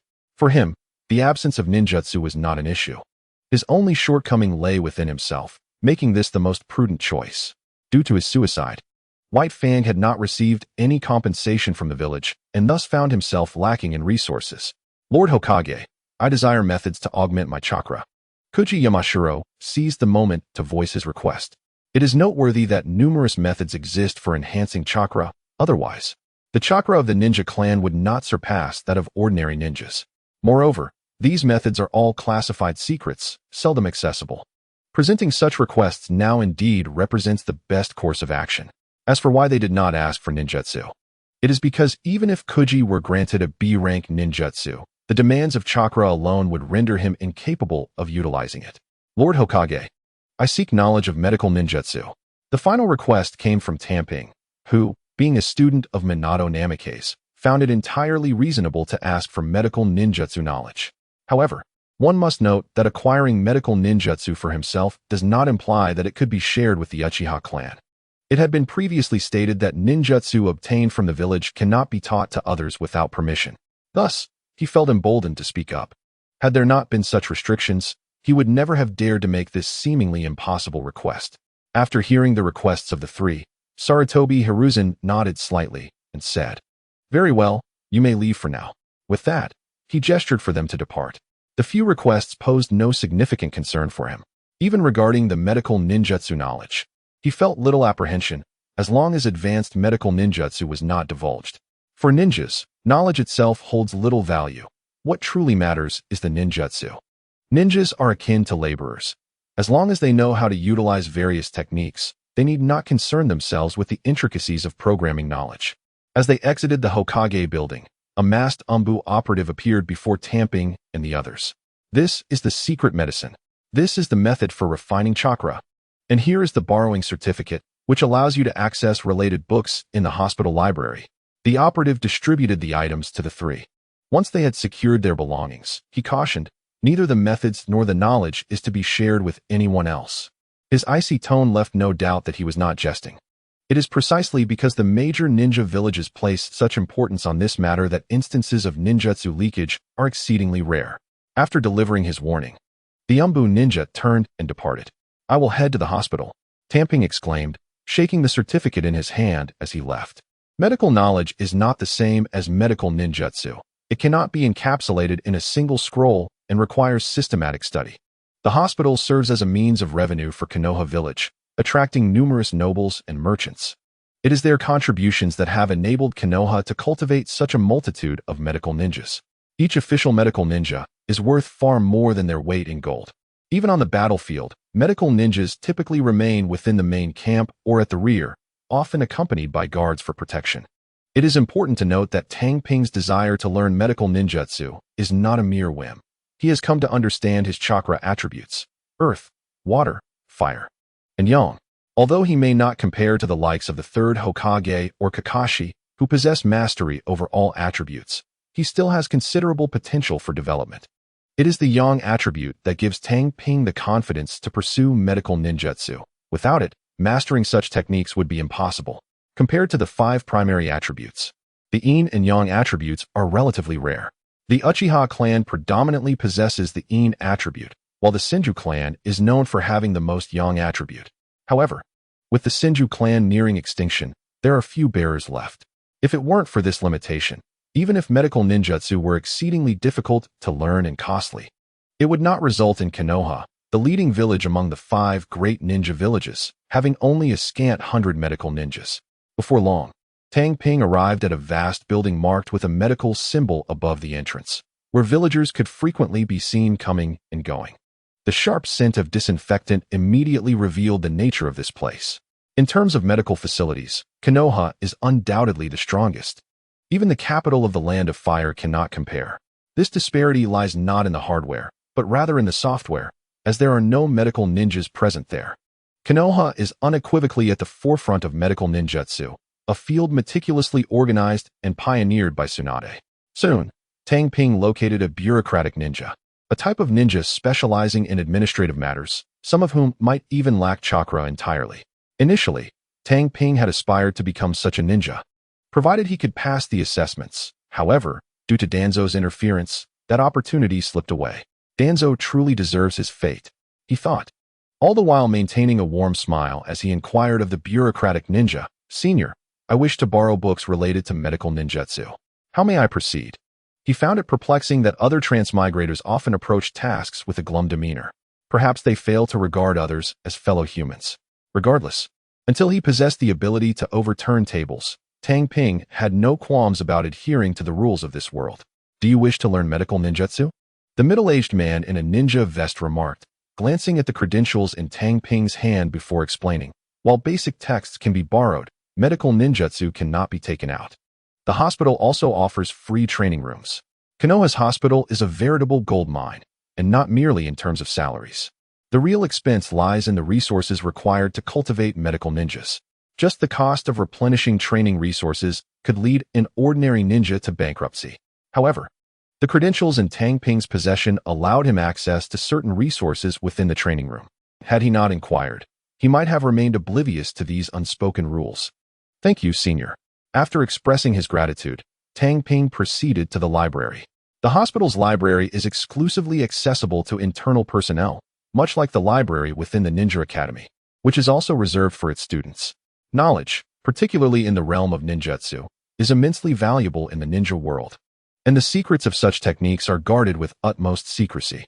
To prevent the leakage of ninjutsu, ninja villages may even resort to warfare. The library is situated on the rooftop. Although there were no visible guards, Tang Ping was acutely aware that this was due to his credentials. Without them, entrance would be impossible. Were it so easy to gain access, the mastery of medical ninjutsu would not be confined to such a select few. This privilege exists solely in Konoha. In other ninja villages, acquiring medical ninjutsu is hardly any less challenging than mastering forbidden techniques. The expansive library is lined with shelves brimming with volumes, including titles such as Detailed Explanation of Human Meridians, Emergency Rescue Techniques on the Battlefield, and Medical Ninjutsu, from Novice to Expert. While Tang Ping had perused many of these texts before, several were unavailable in his school's library, necessitating his study here. Ordinary individuals might instinctively recoil at the sight of such dense knowledge, but Tang Ping is different. He perceives not obscure and convoluted information, but rather the means of self-preservation, and ultimately, a guarantee for his future of leisure. Achieving a life of ease has always been his dream, unwavering through time. However, to realize this aspiration, he requires strength, and strength must be earned through diligent effort. Yet, He is not without his means of gaining an advantage. Without such methods, even his prodigious talent would not suffice to swiftly grasp the foundational knowledge found in the school library. The Clear Mind Elixir. This is also a byproduct of his research, though he typically prepares it as needed rather than stockpiling it. Its effects are quite ordinary. Calm and focus. Many clans possess similar concoctions, employing incense, rituals, and other methods to achieve this effect, so it is not particularly remarkable. However, the Clear Mind Elixir he concocts is exponentially more effective than these alternatives. The only limitation is the pressure on his mind and the difficulty in gathering materials, previously lacking time and resources, or else he would continuously utilize it. It can be said that when intellect falls short, one may invest to compensate. In terms of intellect, he naturally cannot compare to the likes of Orochimaru, a prodigious talent. However, with the aid of his crafted tools, he certainly has the potential to catch up. In addition to this foundational knowledge, there are 3D rank medical ninjutsu techniques available for study: hemostasis, healing technique, and detoxification technique. Techniques akin to the palm healing technique from anime are classified as A-rank ninjutsu, reserved solely for medical jonin.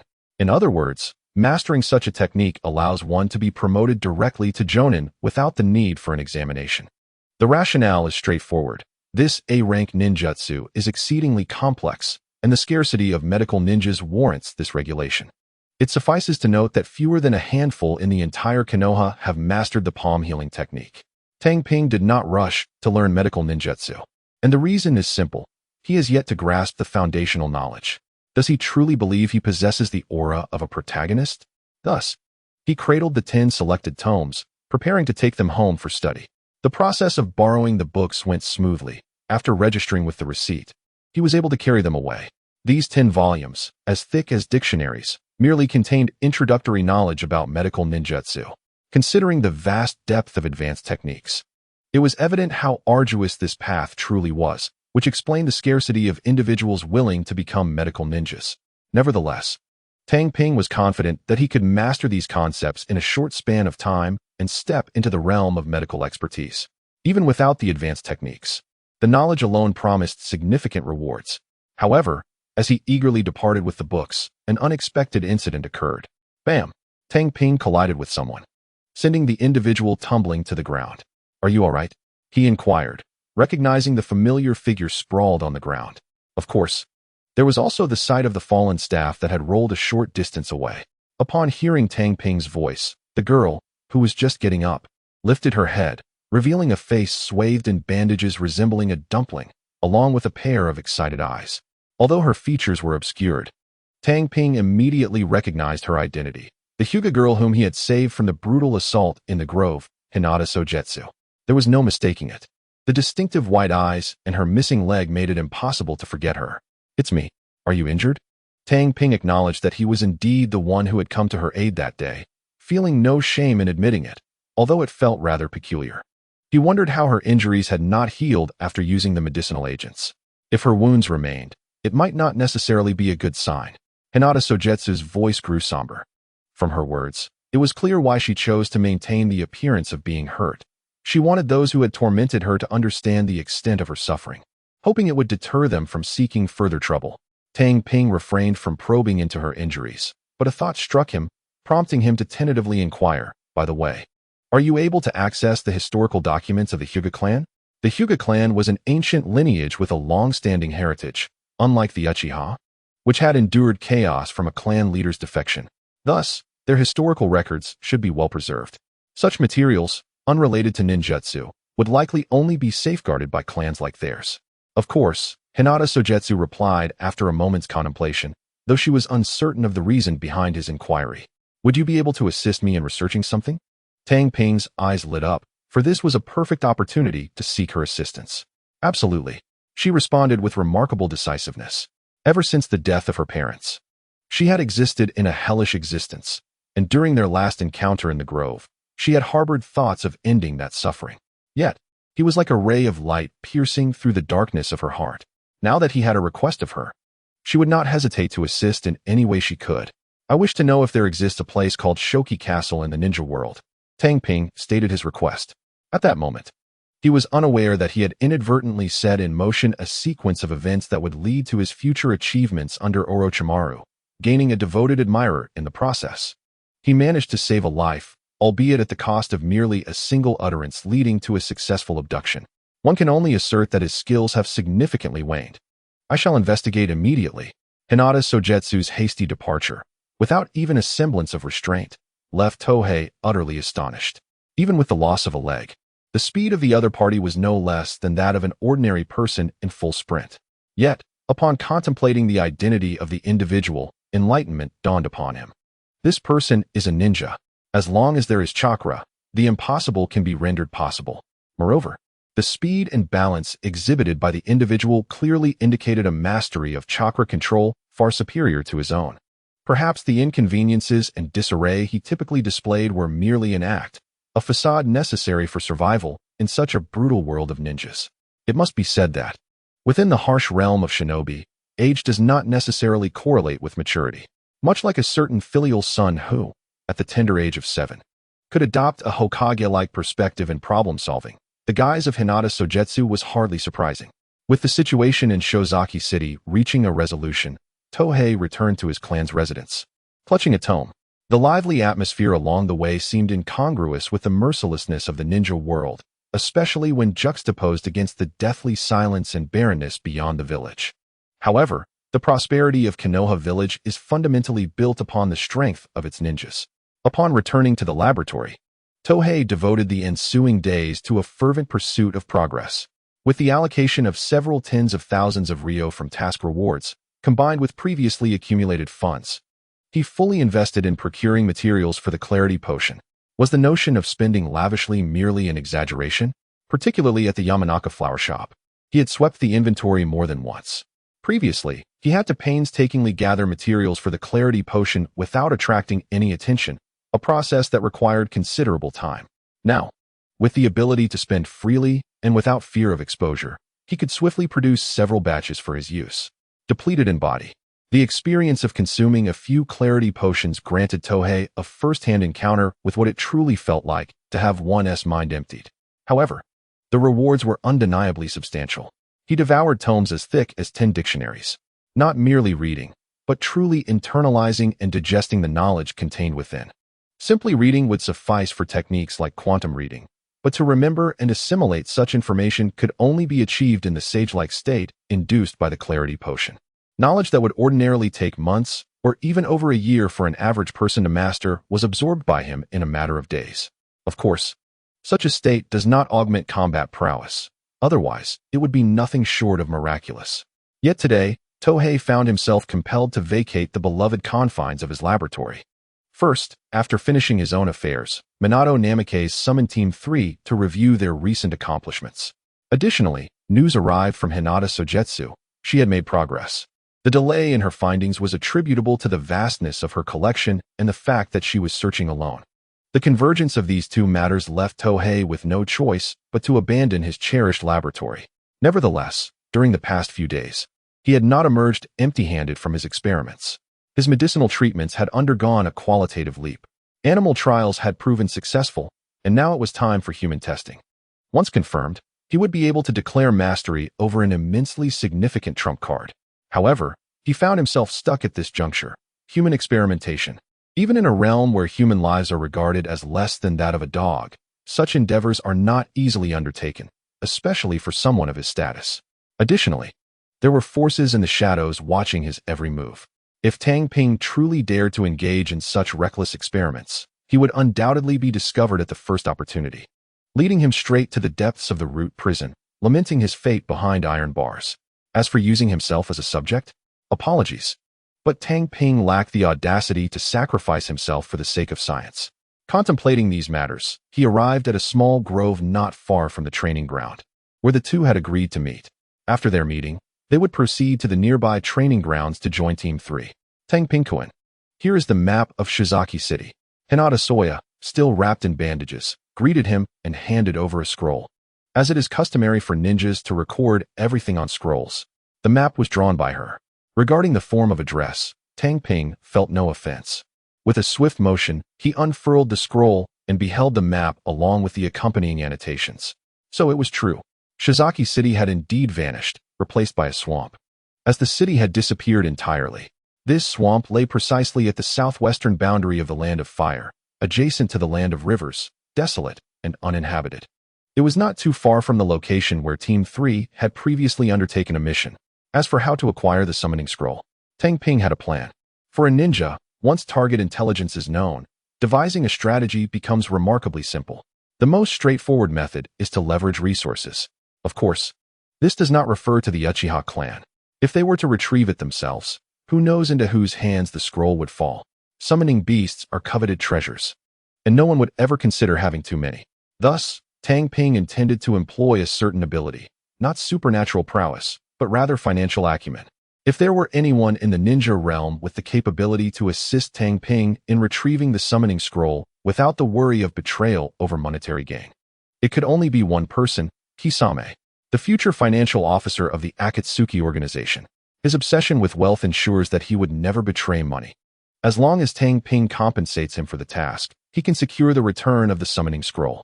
Moreover, with Kisame's formidable strength, acquiring intelligence on the colossal lizard of Shizaki in advance might be challenging to confront directly, but obtaining the summoning scroll would be entirely feasible.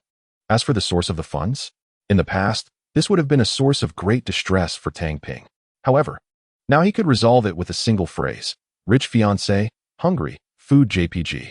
His betrothed was not lacking in financial resources. Of course, there was an added benefit to being forthright in requesting funds. It would provide a scapegoat for the summoning beast. Otherwise, even if he did manage to locate the summoning beast, Tang Ping would hesitate to use it. However, if the summoning beast belonged to Uchiha Meia, merely borrowing it would pose no issue. Having concluded these thoughts, Tang Ping bade farewell to Hinata Soya. If only he had a system, he would have witnessed her loyalty soaring to unprecedented heights. Yet, even without such a system, it was evident to him that Hinata Soya harbored a profound sense of gratitude and fondness for him, entirely unmasked. After departing from the forest, it did not take long for Tang Ping to arrive at the nearby training grounds. Tang Ping greeted Bluffing Shuimin, addressing the other two members of Team 3. Typically, their interactions were devoid of pretense, akin to the warmth of an older brother, exuding a magnetic charm.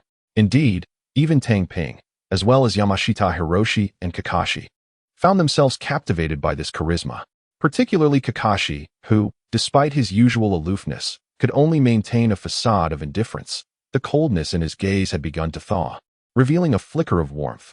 Such was the formidable allure of Bluffing Shuimin, rivaling even that of Orochimaru. Once everyone had gathered, they commenced an assessment of their progress. They evaluated aspects such as physical stamina, hand-seal speed, and chakra control, all vital areas of scrutiny. It was only through understanding these metrics that Bluffing Shuimin could provide targeted guidance. Although these tasks typically fell under the purview of a teacher rather than a leading instructor, Bluffing Shuimin, despite not formally taking Tang Ping and Yamashita Hiroshi as his disciples, still dedicated himself to offering diligent advice. "All right, I recognize your hard work during this period." Bluffing Shuimin clapped his hands to draw the group's attention before continuing. "Hiroshi, training excessively can be detrimental to your health." He specifically addressed Yamashita Hiroshi, the so-called training king. While his rigorous training was commendable, he often pushed himself further in private practice, earning that title. In truth, Bluffing Shuimin refrained from mentioning that relentless training was not inherently problematic. Rather, it was crucial to have adequate support measures in place, such as various medicinal herbs and secret techniques to compensate for the toll of training. Kakashi, who trained even more fervently, managed to thrive due to ample resources to offset his training demands. "Yes, sensei," Yamashita Hiroshi responded, acknowledging the wisdom in Bluffing Shuimin's words. He understood the reality of their situation. Though the Yamashita clan had fallen from grace, he was well aware of such matters. His relentless efforts were also driven by the exceptional capabilities of his teammates. He feared falling behind. "Tang Ping, you must continue to enhance your close combat skills. If an enemy discovers a chink in your armor, they will surely exploit it. Prepare some close-range tactics as well." Bluffing Shuimin cautioned Tang Ping. With his keen insight, he could discern that Tang Ping's proficiency in close combat was lacking, particularly in comparison to his other skills. While ninjas need not balance their abilities across ninjutsu, taijutsu, and jinjutsu, they typically develop in the direction of their strengths.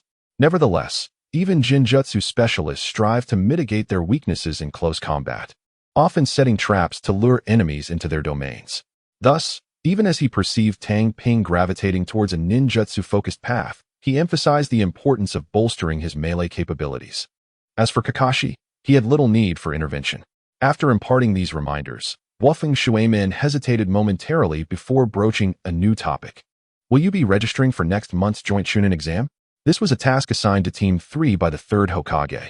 Generally speaking, for a genin to advance to Chunin, barring times of war, several years of rigorous training were required before one could apply for promotion. However, these limitations can be entirely disregarded by certain individuals. A prodigy, just like Kakashi, who, upon graduation, possessed strength comparable to that of a Chunin. Even Tohei and Yamashiro Hiroshi have shown remarkable growth, acquiring abilities that far exceed those of ordinary genin. Such a team indeed possesses the capability to participate in the Chunin exams. The joint Chunin exam represents a display of future military might for the various ninja villages. The village that performs better naturally garners greater renown. Reputation for a ninja village signifies numerous aspects, from mission commissions to commercial interactions. Therefore, even the most precious geniuses must exert themselves fully for this purpose, and may even make sacrifices. Does Teacher Minato wish for us to register? Tohei countered. Indeed, Nara Minato affirmed. Although it was the intention of the 3rd Hokage and Elder Danzō, he refrained from disclosing this fact. Then please assist us with the registration, Teacher Minato. Tohei agreed decisively. Given Minato's disposition, he would likely have suggested they not rush into participation if refusal were an option. But his silence indicated that there was no choice but to comply. Thus, Tohei readily acquiesced. Since refusal was not an option, it was best not to place him in a difficult position. Leave the registration to me. Upon hearing Tohei's agreement, Minato finally relaxed and made a promise. In the period leading up to the exam, I will provide you with special training. Feel free to ask for any assistance you may require. Since the intention was for Team 3 to participate in the joint Chunin exam ahead of schedule, it was essential to offer them benefits. The rewards from the previous occasion had a similar influence. Otherwise, even if Team 3 contributed, they would not receive significant advantages. By offering them more benefits, the aim was to facilitate their rapid growth, enabling them to perform even better during the joint Chunin exam. Participation in the joint Chunin exam brings both danger and opportunity, akin to the future 12 Guardians. By participating early, they would receive special training. For instance, Naruto would acquire the summoning scroll from Mayaboka Mountain, and Sasuke would learn the A-rank Jutsu Chidori from Kakashi, among others. However, such gains come hand in hand with peril. As this is a joint examination, there will be genin from other villages who will show no mercy. There are even those who specialize in hunting the geniuses of other villages. It is precisely these factors that render the joint Chunin exam highly captivating, attracting countless spectators. Regarding the forthcoming special training, Kakashi held little interest. The focus of the training would be on Tohei and Yamashiro Hiroshi. They had never before received guidance from a master of White Fang's caliber, making this opportunity invaluable to them. Developing jutsu, Tohei would consult Nara Minato on this subject. Having acquired advanced materials curated by the Uchiha clan, Tohei's understanding of chakra and jutsu far surpasses that of the majority of ninjas. With this knowledge, I no longer need to worry about my studies. Armed with a wealth of jutsu knowledge and the ability to seek counsel from Nara Minato, Tohei was naturally poised to develop his own unique jutsu.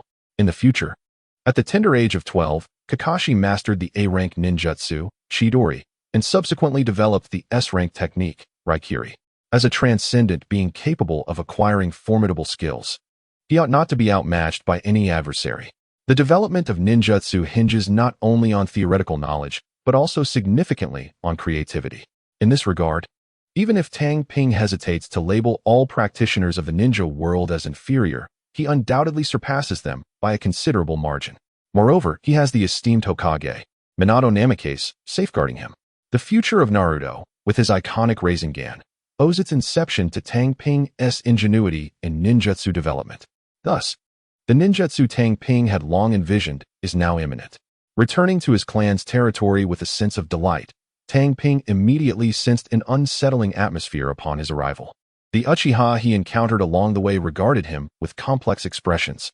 In this eerie ambience, he reached his dwelling. Just as he stepped into the courtyard, He collided with Uchiha Fugaku, who was approaching with company. Tang Ping, should you require any assistance, do not hesitate to seek me out, he remarked before departing. At that moment, Tang Ping felt an urge to exclaim, "Mysterious figures, begone." Upon entering the room designated for the clan meeting, his eyes were drawn to Uchiha Meia, reclining on a woven mat of rush grass, clad only in a delicate white garment, her slender figure appearing fragile. Uchiha Meia.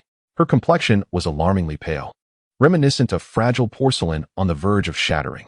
Most distressing was the bandage wrapped around her eyes. This is dire.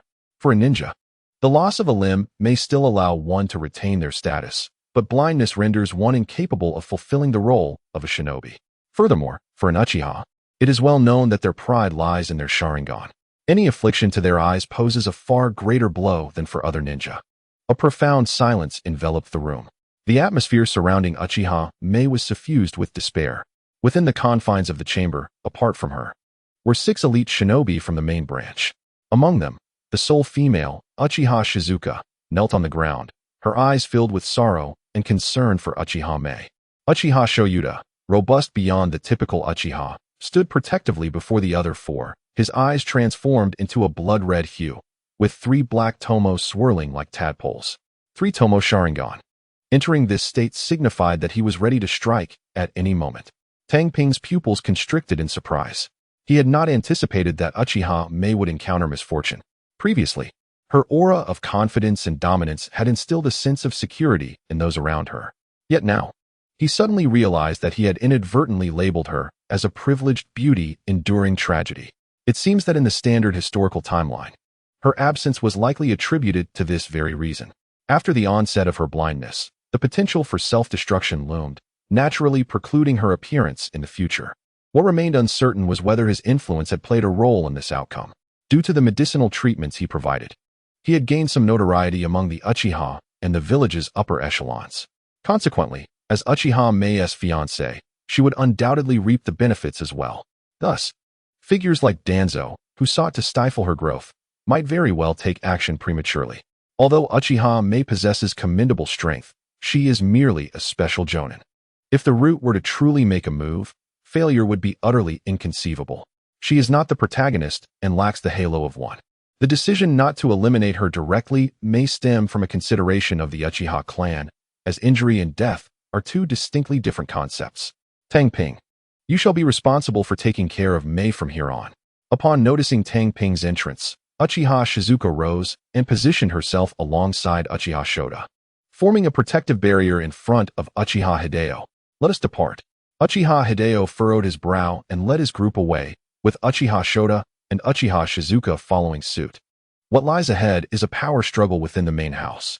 Stability was once maintained due to the presence of Uchiha Meia as the heir. With her blindness, it is inconceivable for her to occupy that position again. Even the current clan leader would relinquish their position if they were blinded.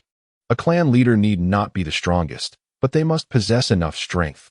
Otherwise, they would crumble under the slightest assassination attempt, jeopardizing the family's reputation. As for why Uchiha Shizuka entrusted Tang Ping with the care of Uchiha Meia, it is undoubtedly due to their bond. Tang Ping's protection from the Uchiha clan is entirely because of his engagement to Uchiha Meia.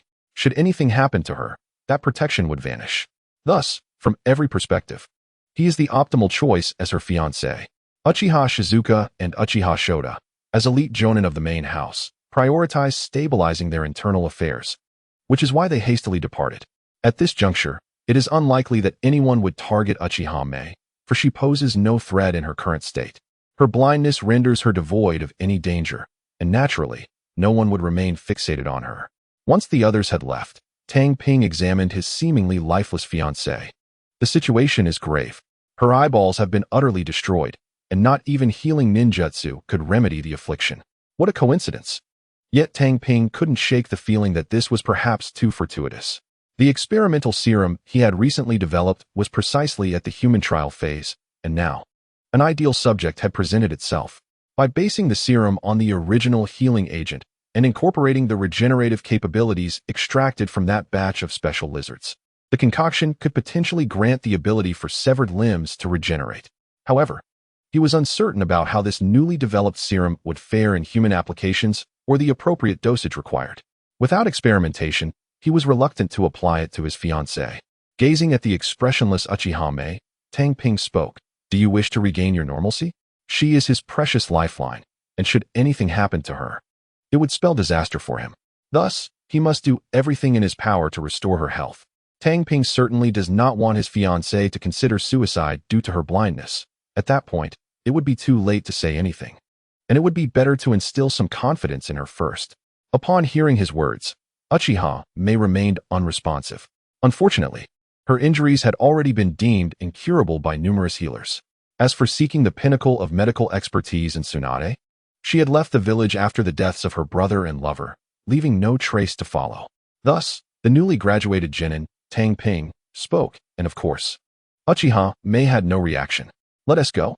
Upon witnessing this, Tang Ping realized that merely persuading her with words was utterly futile, so he forcibly lifted her up. Had this been the past, he would have never dared to act so brazenly. The assertive and domineering Uchiha Meia would have promptly sent him flying, teaching him a lesson in humility. Yet now, she resembled a mere puppet, easily manipulated, underscoring the profound impact of her recent loss. The two swiftly arrived at the subterranean laboratory, where miracles began to unfold. Inside the lab, a severed hind limb of a mouse had fully regenerated. Aside from a slight loss of fur, it was indistinguishable from its previous, intact state. Although Uchiha Meia could not see, her other senses remained astute, allowing her to confirm that the mouse in her grasp had not been substituted by Tang Ping. How is this possible? At that moment, she had shed her earlier despondency, continuously probing the mouse in her hands while murmuring to herself. For a ninja of her caliber, touching a mouse was trivial. She could even remain composed while handling a snake. Why is it impossible? You are far too narrow-minded. Nothing is truly impossible, Tang Ping asserted confidently. The evidence was undeniable. Disbelief would only hinder her understanding. He found nothing peculiar about his modest achievement. After all, the future Obito had once lost half his body, yet was revived by the master of the path of resurrection, and Orochimaru's cloning techniques were far more advanced than his own results. Such feats were the product of technology, while his accomplishment stemmed solely from the unique properties of his blood. Without the extraordinary blood coursing through his veins, he could not have produced such a regenerative serum. This serum, anyone who utilizes it will experience a rebirth, which makes its name exceedingly fitting. When do I begin? Uchiha Meia inquired urgently, turning her head. The time spent without her sight had been excruciating. The previous days had been spent in secret treatment, not just the recent incident, and she could not bear to wait another moment. Not just yet, Tang Ping replied, shaking his head. Currently, we can only conduct animal testing, and we are still unaware of any potential side effects. Most crucially, we must ascertain the correct dosage. Upon hearing this, Uchiha Meia managed to regain her composure and asked, "Is there anything I can assist you with?" With this successful case in hand, she no longer feared eternal blindness, and her patience naturally returned. After all, perseverance is an essential quality for a ninja. I need you to enlist someone to deliver a commission to the exchange, seeking a summoning scroll, while also gathering these materials and finding test subjects. Tang Ping articulated his requirements. Understood. Uchiha Meia responded without a moment's hesitation.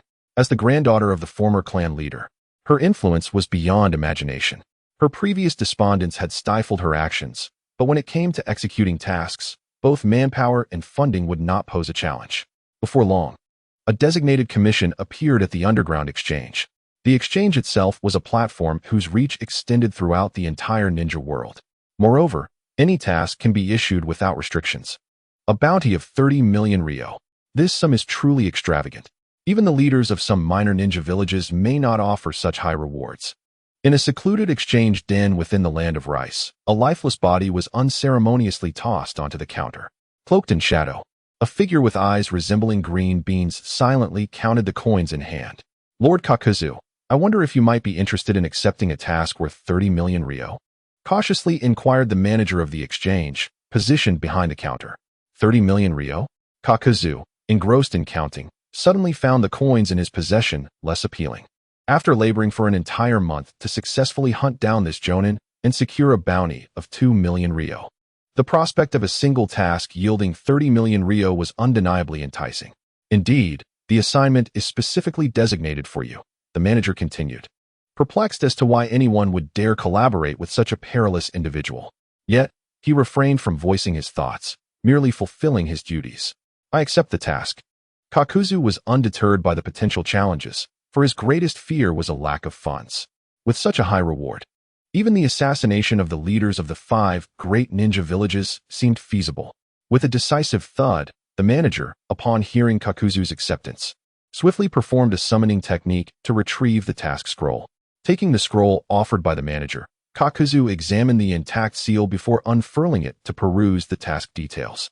The assignment was remarkably straightforward: to journey to the drowning marsh and retrieve a summoning scroll. The employer had provided some intelligence, revealing that a formidable giant lizard guarded the scroll, possessing considerable prowess. Armed with this information, Kakuzu felt a surge of confidence regarding the task's completion. The sole complication lay in the fact that upon finishing the task, he was not to deliver the item directly to the employer, but rather to a small merchant caravan. However, this posed no concern, as the reward had already been entrusted to the exchange as an intermediary, ensuring that payment would be forthcoming. After carefully stowing the task scroll and placing the counted coins into his money box, Kakuzu gradually exited the underground exchange. Meanwhile, Tang Ping was engulfed in a whirlwind of activity. Not only did he need to concentrate on his multifaceted training, but he also sought to develop new techniques and experiment with potions, wishing he could divide himself into several beings to manage it all. There exists a jutsu that could achieve such an effect, the shadow clone technique. This B-rank ninjutsu is essential for any traverser. Although Uchiha Meia could acquire this technique, she was unable to impart it to him, hampered by the restrictions of their village and clan, as well as the technique's inherent difficulty. At the very least, one must be a jonin to master it. Despite Tang Ping's combat prowess having surged significantly due to Tai's influence, rendering him far stronger than the average chunin, he still remained a considerable distance from achieving jonin status based solely on his own abilities. In the realm of anime, jonin are often depicted as inferior, with elite ninjas abound, and super elite not being a rare sight, while only the likes of the Sage of Six Paths could make an impactful appearance. However, in the true ninja world, the stark reality of such notions becomes apparent. Even a background jonin is a significant figure within the major ninja villages. Within the vast expanse of Konohagakure, among the myriad active shinobi, the number of jonin scarcely exceeds 200, underscoring their rarity and the formidable challenges associated with their ascension. Thus, for a freshly graduated genin like Tohei to aspire to master techniques of such elevated rank is a fanciful notion. Of course, had he possessed the lineage of the Uzumaki, being a Jinchuriki of the Nine Tails, one might entertain the possibility. Naruto, just use my name already. Alas, he does not. And so he must juggle the art of time management while laboring diligently. It is essential to recognize that his dream is to take life at a leisurely pace.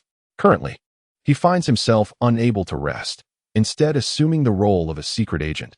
The weight of his unfulfilled desires is palpable. All blame lies with Danzō. The most promising news, however, is Tohei's remarkable progress in the development of new techniques. Though it pales in comparison to those with the protagonist's aura of absurdity, he can still be deemed a prodigy. In terms of creativity and foundational knowledge, Tohei is not lacking. With Minato's guidance in practical application and technical prowess, he is advancing with great ease. Once he acquires this exclusive ninjutsu, his capabilities will soar. Additionally, he has successfully extracted several batches of new medicinal agents, which can be officially utilized following human trials. As for the execution of the experiments, Tohei is certainly not fit for such tasks, but with Uchiha Meia's orchestration, the scenario shifts entirely. Today marks the day of experimentation, and he finds himself at an unexpected venue. Konoha Prison? Tohei gazes quizzically at Uchiha Shizuka, who leads the way. Both she and Uchiha Shota are staunch supporters of Mei, thus sharing certain insights with her is advantageous and may yield significant benefits. Do you ponder where the subjects in the hospital's experiments originate? Upon noticing Tohei's inquisitive gaze, a smirk graces Uchiha Shizuka's lips. The will of fire? Not even a dog would believe that. Regardless of how beautifully it is articulated, it cannot deceive the various ninja clans. Only the lower-tier shinobi and a select few remain steadfast in their belief in the will of fire as proclaimed by the third Hokage, especially a certain clan leader's son, who has been thoroughly brainwashed. A revelation dawns on Tohei. He now comprehends the source of the hospital's experimental subjects. Medical ninjutsu necessitates a plethora of subjects for practice. Initially, Fish were employed for training, but inevitably, patients must serve as the subjects for honing medical techniques. Naturally, it would be inappropriate to practice on villagers or patients within the hospital, hence the notorious criminals in the prison willingly offer themselves for the cause of medical advancement. Furthermore, experiments conducted by the roots require human subjects. Thus, when Tohei seeks to conduct human trials, Uchiha Shizuka brings him here, where not only are there abundant subjects, but it is also safer and more clandestine. Upon entering the prison, Tohei witnesses the formidable security measures in place. The guards are predominantly Uchiha, with several jonin stationed at all times, complemented by various traps and mechanisms that could stall even shadow-level adversaries. After navigating the labyrinthine corridors of Konoha prison for quite some time, they finally come to a halt. Captain Shizuka, a female Uchiha stationed before their chosen cell, declares as she unlocks the door. Uchiha Shizuka commands a squad composed entirely of female shinobi. Indeed, her position is that of the captain of the 4th squad within the 1st Brigade of the Security Department. The Security Department comprises 4 brigades, each containing 4 squads, and each squad is further divided into 4 teams, supplemented by various internal departments, thus forming a complete entity, a world unto itself. Concurrently, the positions within each brigade are intricately linked to their respective divisions. Upon entering the cell, Tang Ping beheld a male prisoner, his right hand severed, bound to a metal-barred interrogation rack. This individual was a ninja captured earlier, and currently, he is the only suitable target at my disposal. Uchiha Shizuka began her introduction. The presence of a ninja is essential for the experiment, as it remains uncertain whether the effects of the new serum would manifest similarly in ordinary individuals as they do in ninjas. After all, a significant distinction exists between the two. Chakra renders ordinary people and ninjas outwardly similar, yet fundamentally transforms their essence into 2 disparate existences. Thus, the necessity for utilizing ninjas in the experiment, rather than merely common folk. No matter, we likely do not require an abundance of test subjects. Tang Ping opined that perhaps a single individual would suffice. He harbored no concerns regarding the serum's efficacy. The critical factor lay in mastering the dosage, a matter that should not impose excessive strain on the test subject. As for the morality of employing individuals as test subjects, I regret to inform you that in this distorted ninja world, such considerations are scarcely acknowledged. As long as we refrain from using our own villagers, it suffices. The reason for Orochimaru's defection was not solely due to human experimentation. Such practices are prevalent among all major ninja villages, and no one truly cares. The core issue lies in the use of one's own villagers as subjects, which is unforgivable. If outsiders are utilized, Orochimaru's status renders it inconsequential. Now, do you grasp the prevailing perspective on human experimentation within the ninja realm? As long as one does not utilize their own people, it is acceptable. This is precisely why Uchiha Shizuka brought Tang Ping to the prison for the experiment rather than conducting it outside the village. It is hardly a matter of concern.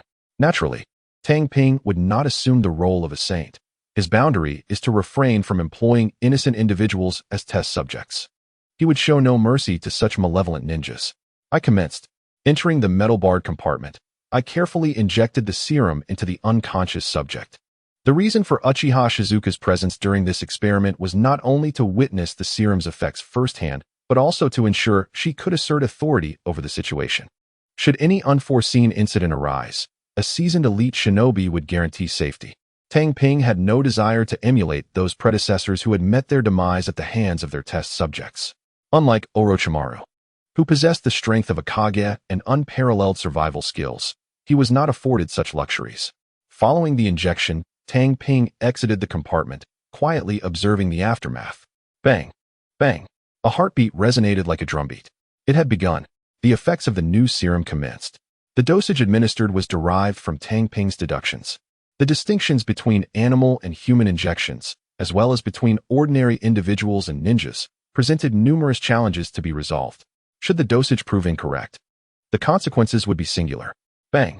It would burst forth like a balloon. Simultaneously, the price of the newly developed elixir is astonishingly high. Just this single vial that Tang Ping has recently injected is already priced at nearly 10 million taels. This is merely the cost price. The dosage utilized on the laboratory mice may be less than 1/100th of this vial. In the future, Orochimaru will collaborate with the Root organization. Likely due to the exorbitant expenses of the experiments, Without cooperation, proceeding independently would be utterly untenable. Ah, it's so hot. What is happening to me? The previously unconscious prisoner awakens under the effects of the elixir, letting out a series of anguished screams. There is no need to worry about the noise escaping. After all, this is a prison. The soundproofing here is undoubtedly of professional caliber. Meanwhile, Tang Ping's gaze remains fixed upon the prisoner's severed right arm. He deliberately chose this lower-ranking ninja as a test subject because the arm was already severed at the time of capture. Delicate granulations of flesh burst forth from the previously healed wound, beginning to writhe and grow. Such an eerie and terrifying spectacle does not evoke fear in the two observers outside the cell. Rather, they are filled with anticipation. For this signifies one thing: the new elixir is effective on ninjas as well. As long as they confirm that the direction is correct, what follows will merely be improvements and further experimentation. It hurts. It hurts so much. Someone please help me. The prisoner screams in despair, thrashing wildly. Observing the increasing commotion and the ropes binding him growing tighter, Tang Ping finally speaks. "And Jingxiang, please calm him down." He had anticipated the pain. Like the nature force elixir, the effects are designed to unleash in a short burst, making the presence of pain inevitable. What he did not foresee, however, was that this pain evidently exceeded the human threshold of endurance. Even with chakra, it would be unbearable. Step. Uchiha Jingxiang advances a step, her dark eyes suddenly turning blood red. Three Tomo-like patterns manifesting. The Sharingan. This is also the proud bloodline limit of the Uchiha clan. Its effects are powerful and comprehensive, with the potential for advancement from lower to higher levels, rendering it nearly perfect, if not for the side effect of mental strain. Jinjutsu Sharingan. Uchiha Jingxiang employs the Sharingan's unique Jinjutsu. Soon, the struggling prisoner gradually ceases his thrashing, yet the flesh granulations on his right arm continue to writhe. Half an hour later, the prisoner's lost right arm has begun to take on a rough semblance of form. Just as Tang Ping believes success is at hand, boom, the prisoner's body explodes, leaving only a gruesome, blood-soaked scene. It's a failure. Uchiha Jingxiang sighs regretfully. How wonderful it would have been to achieve success on the first attempt. No. Tang Ping shakes his head in explanation. It was indeed a success. With just a few more experiments, Mei will regain her light. The efficacy of the new elixir has been validated. What remains is to conduct further experiments and master the dosage. Moreover, he has also confirmed certain elements. The progress will only accelerate. Fantastic. Uchiha Jingxiang's expression is one of exhilaration. Having watched Uchiha Mei grow since childhood, she considers her as a daughter, which explains her emotional response. However, it is necessary to think ahead about how to explain this. Tang Ping calmly points this out. Healing is not the issue. The challenge lies in how to articulate the healing process afterward. The newly developed agents and therapeutic agents are fundamentally distinct entities. Therapeutic agents can merely be regarded as a substitute for medical ninjutsu, and a rather inferior version at that. However, the phenomenon of limb regeneration is unprecedented. At the very least, medical ninjutsu cannot achieve this. Even Tsunade, the pioneer of medical ninjutsu, is incapable.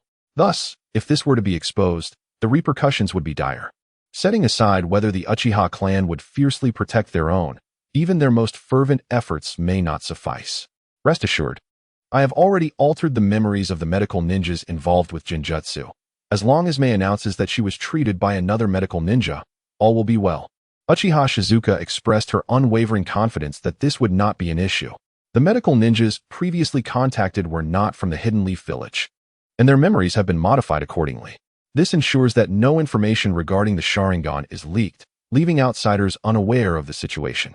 Within the clan, only a select few are privy to the severity of her eye condition.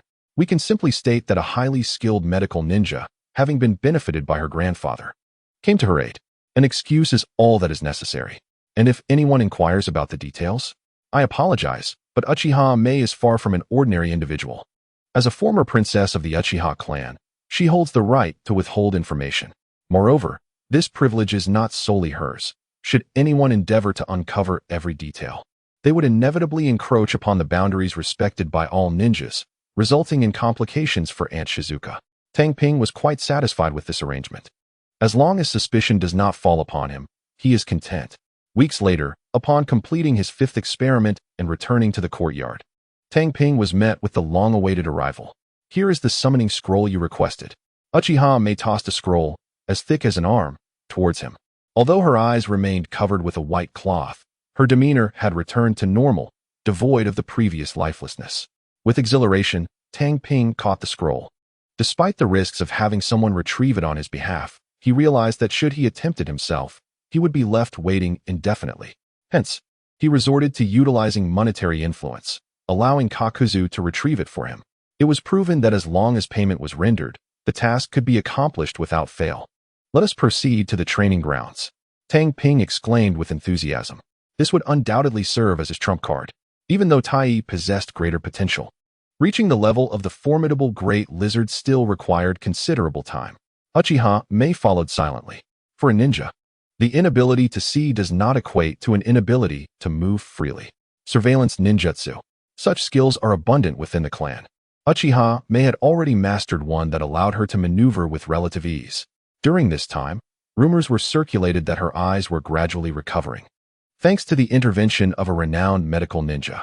Naturally, this narrative was crafted to obscure the existence of the newly developed agent. The two swiftly arrived at the training grounds designated exclusively for the Uchiha clan's main branch. Each prominent ninja clan possesses its own specialized training area. The Uchiha clan certainly possesses such capabilities, and in fact, it may well be the most prominent among them. Otherwise, it would lack the qualifications to be deemed a prestigious lineage.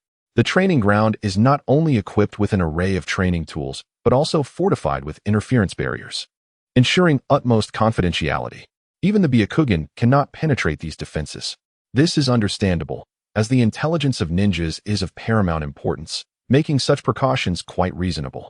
Standing in the center of this expansive training ground, enveloped by woods, Tohei slowly unfurled the summoning scroll. At this moment, he was eager to discern whether a particular name was inscribed upon it. Kishimoto Masashi.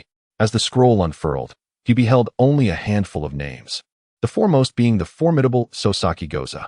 Tohei quietly sighed in relief. He had been apprehensive that this name might actually appear. He bit his finger and inscribed his own name upon the scroll. Following this act, Tohei felt a vague sensation begin to stir within him. Ha-inu tori.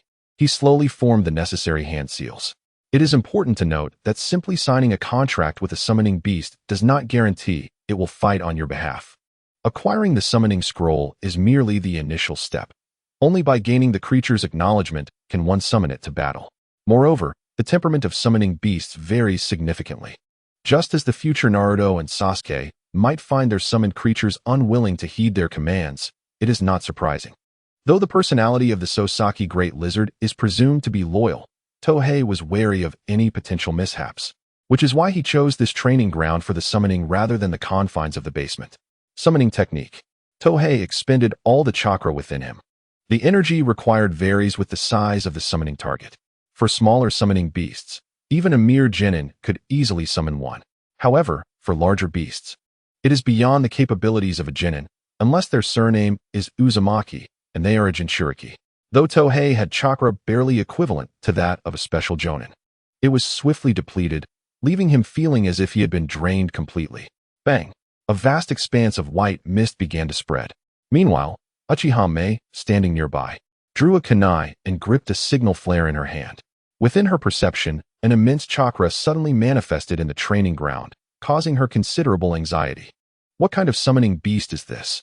Just from the chakra alone, she could tell that this beast's power far surpassed that of the previous ninja crows. And not even within the Uchiha clan could any summoning beast compare to it. As the white mist dissipated, a colossal lizard, entirely white with striking crimson eyes, emerged onto the training ground, towering over 10 meters and stretching at least several dozen meters in length. This creature's sheer size necessitated a considerable distance to fully appreciate its form. Its power was unmistakable. One could infer its strength simply from its stature. In the realm of summoning beasts, a larger size typically correlates with greater power. The rationale is simple. A larger form can accommodate more chakra, thereby enhancing its destructive capability. It seems that the lineage of Goza has come to an end. Are you the new contractor? The great white lizard lowered its head, regarding Tohei with its crimson eyes. It appeared that this encounter would not be difficult to navigate. Upon discovering that the other party did not take immediate action, Tang Ping discreetly exhaled in relief and introduced himself. I am Uchiha Tang Ping. I look forward to your guidance.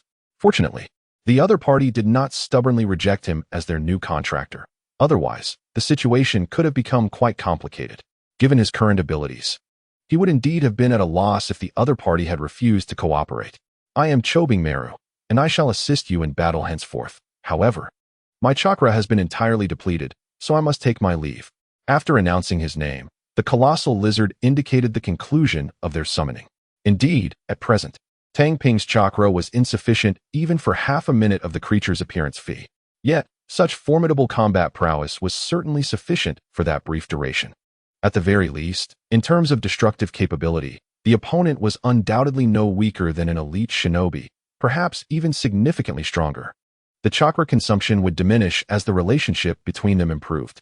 The default burden of chakra expenditure lay with the summoner, but as the bond with the summoned beast strengthened, a greater portion could be borne by the latter. For instance, with Tai Chi, the majority of the chakra expenditure was covered by the summoned entity.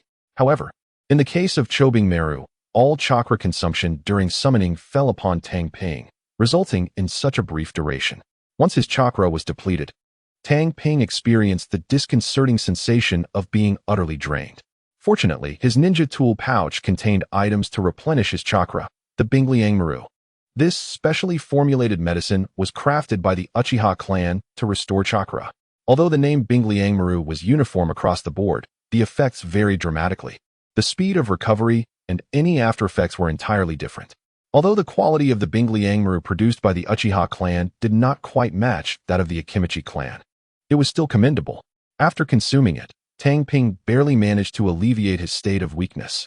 For a ninja, the feeling of chakra depletion was exceedingly uncomfortable.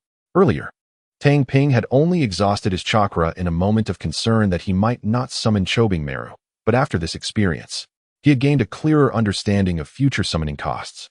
With Chobing Meru as his trump card, he finally felt a semblance of security and self-preservation. The Root organization had long coveted his body, and his every action had been executed with utmost caution in anticipation of their moves. No one understood Danzō better than he did. Kage, a title that was in no way an exaggeration of the man's character, ruthless and audacious. Driven by his self-deceptive mantra for Konoha, he was virtually invincible in internal strife. In the face of such a formidable presence, one misstep could lead to death without any understanding of how it had occurred. In the anime, one might perceive him as a mere fool, especially considering the absurd scenes involving Kanai and Susanoo. However, upon entering the shinobi realm, one would truly grasp the extent of his terror. The darkness of shinobi, a title that encapsulated him perfectly. There were no erroneous names, only accurate epithets. His reputation was built upon countless corpses and intricate conspiracies. Furthermore, he commanded Root, that vast and unfeeling machine of slaughter. Even the major shinobi clans of Konoha regarded him with trepidation. Otherwise, they would not have allowed him to continuously exploit them, demanding family members to be molded into instruments of murder. To have such an individual fixated on him was a source of immense pressure for Tang Ping, encapsulated perfectly by a single sentiment. I find myself struggling to breathe during this period, transforming into a master of time management, working with a diligence that rivals even that of 007. All due to the immense pressure from others. Now, I can finally catch my breath, though it is merely a brief respite, and I am still far from achieving a state of serene relaxation. Do write your name as well. At the edge of the training ground, Uchiha Tohin presented a summoning scroll to Uchiha Meia. Granting her a contract slot serves as a form of repayment to Bai, considering he has benefited greatly from her. Their eyes met. Although Uchiha Meia could not see, her perceptive ninjutsu allowed her to scrutinize Uchiha Tohin with clarity. After a prolonged silence, she finally spoke. From this day forth, Kobameru shall be the exclusive summoning beast of the Uchiha clan. Previously, she had not given much thought to her fiancé, but the array of abilities he had exhibited had significantly altered her perception. Curiosity swelled within her, compelling her to discover what other secrets he might hold. It is worth noting that her declaration was not a ploy to seize the summoning beast, but rather a means to protect its identity. Given Tohin's status, others would undoubtedly seek to acquire such a formidable creature. Who wouldn't desire the summoning beasts of the three shinobi? However, with the backing of the three great sanctuaries and their affiliation with the Hokage, no one dared to make a move. In contrast, with Tohin in the picture, those concerns dissipated. Yet, To claim the summoning beast as belonging to the Uchiha implies that any attempts to covet it must first contend with the Uchiha clan. Soon, Uchiha Meia inscribed her name in blood upon the summoning scroll. However, aside from them, no third party would be granted the opportunity for a contract. Should there be too many contractors, it could prove troublesome for Kodomaru, and during combat, the inability to summon could be fatal. If one person summons early, others would be unable to do so. With this ace in hand, Tohin's subsequent focus would shift toward enhancing his strength. The Chunin exams were fast approaching. This brutal test carried the potential for life-threatening risks. Currently, the atmosphere within the ninja world was charged with tension, and no one would hesitate to eliminate promising adversaries before a grand conflict. Were it not for the perilous nature of the exam, Team 3 would not have access to such abundant resources. Thus, Tohin was determined to elevate his capabilities, while Kodomaru would serve as a significant advantage against lower-ranked competitors. Such a life-saving trump card could not be utilized frivolously, and thus he could not afford to neglect other areas of his training. As the exam date drew nearer, the village of Konoha grew increasingly bustling. However, the atmosphere was one of external ease yet internal tension. Not only was the Uchiha clan's security department occupied, but the Umbu and Root were equally active. Meanwhile, Team 3, under the guidance of the experienced Minato Namikaze, was rapidly advancing in strength. The advantages of having such a seasoned mentor were self-evident. On the eve of the exam, outside Konoha village, a multitude of nobles and merchants from various regions nearly filled the entrance to the village. A rather unique team made its appearance. At the forefront stands a middle-aged man with azure hair and golden eyes, clad in a flowing white robe that conceals a blue ninja outfit beneath. Adorned with a straw hat inscribed with the character for wind, exuding an aura as sharp as a blade. Beside him is a cadre of figures, their heads wrapped in white cloth, donning the forehead protectors of the sand village, their skin rugged and resilient from years of enduring the elements. At the heart of this assembly are several youths of varying ages. "Teacher, is this truly the Hidden Leaf Village? It is far more bustling than our own," exclaimed a young girl with 2 purple markings on her cheeks, her head wrapped in white cloth, her excitement directed towards a young female ninja in front of her, who, despite her youth, emanates a fiery intensity. "Shut up, Yulon, or I shall send you back to the village," threatened the casually dressed female ninja, her smooth back exposed, her green and brown hair elegantly twisted into a bun. Without turning to face her exuberant student. "Please, Yakura-sensei, I promise I will behave. Don't send me back," the girl pleaded, hastily covering her mouth, fully aware that her teacher was a woman of her word, capable of enforcing such a decree. After such a long-awaited arrival in Konoha, she had no intention of returning in disgrace. At the very least, she wished to purchase some local specialties. With the prospect of participating in the joint Chunin exams, she had already begun to save money. Indeed, this group hails from the Sand Village, one of the 3 great ninja villages participating in this joint Chunin exam. The joint Chunin exams can be constituted by the participation of any 2 or more ninja villages, not necessarily requiring the involvement of all 5 great villages. "Lord Kazekage, what are our next steps upon arriving in Konoha?" inquired one of the ninjas accompanying the Kazekage. "Nothing at all," the third Kazekage replied with a shake of his head. "Even if there were tasks to undertake, they need not involve our direct intervention." "Understood, Lord Kazekage." The group, guided by the ninjas of Konoha, made their entrance into the village. What awaited them next was the much-anticipated Chunin exams, drawing the attention of the entire ninja world. On the streets of Konoha, a booming voice called out, "Ninja tool kits for 20,000 ryo," complete with an assortment of ninja tools and an accompanying information manual containing details about candidates from various ninja villages. Genuine goods, quality assured. Are you still troubled by a lack of ninja tools? Concerned about insufficient intelligence on your opponents? Purchase a ninja tool kit, and all your worries will vanish. This vibrant announcement attracted a significant crowd. Among the throng were numerous candidates, many hailing from smaller ninja villages, who indeed had pressing needs for ninja tools and were particularly lacking in information. "Give me one." After a brief discussion, a small team decided to purchase a ninja tool kit, which included shuriken, kunai, and other essential tools. As for the quality, alas, that depended on the source of purchase. High-quality ninja tools typically start at prices exceeding 10,000 ryo. Thus, it was unrealistic to expect to acquire such quality with a mere fraction of that amount. Just having something is better than nothing. What more could one ask for? Here, from behind the stall, The stoutest of three youths wearing Konoha forehead protectors deftly collected the payment, swiftly handing over the ninja tool kit and manual. The satisfied lower-ranking ninja from the small village departed with his purchase. The demand for ninja tools, coupled with such intelligence, indeed presents a lucrative opportunity. After observing the departure of the other party, the slender and handsome youth, clad in a fitted black top and three-quarter pants, spoke up. "Fatty, what inspired you to set up a stall selling ninja tools, along with intelligence, as an enticing profit strategy?" Upon hearing this, the chubby boy gazed at the dark-haired youth with a look of utter confusion, seemingly perplexed by the question. "Isn't it something you mentioned before, Tang Ping?" interjected another thin, reticent boy.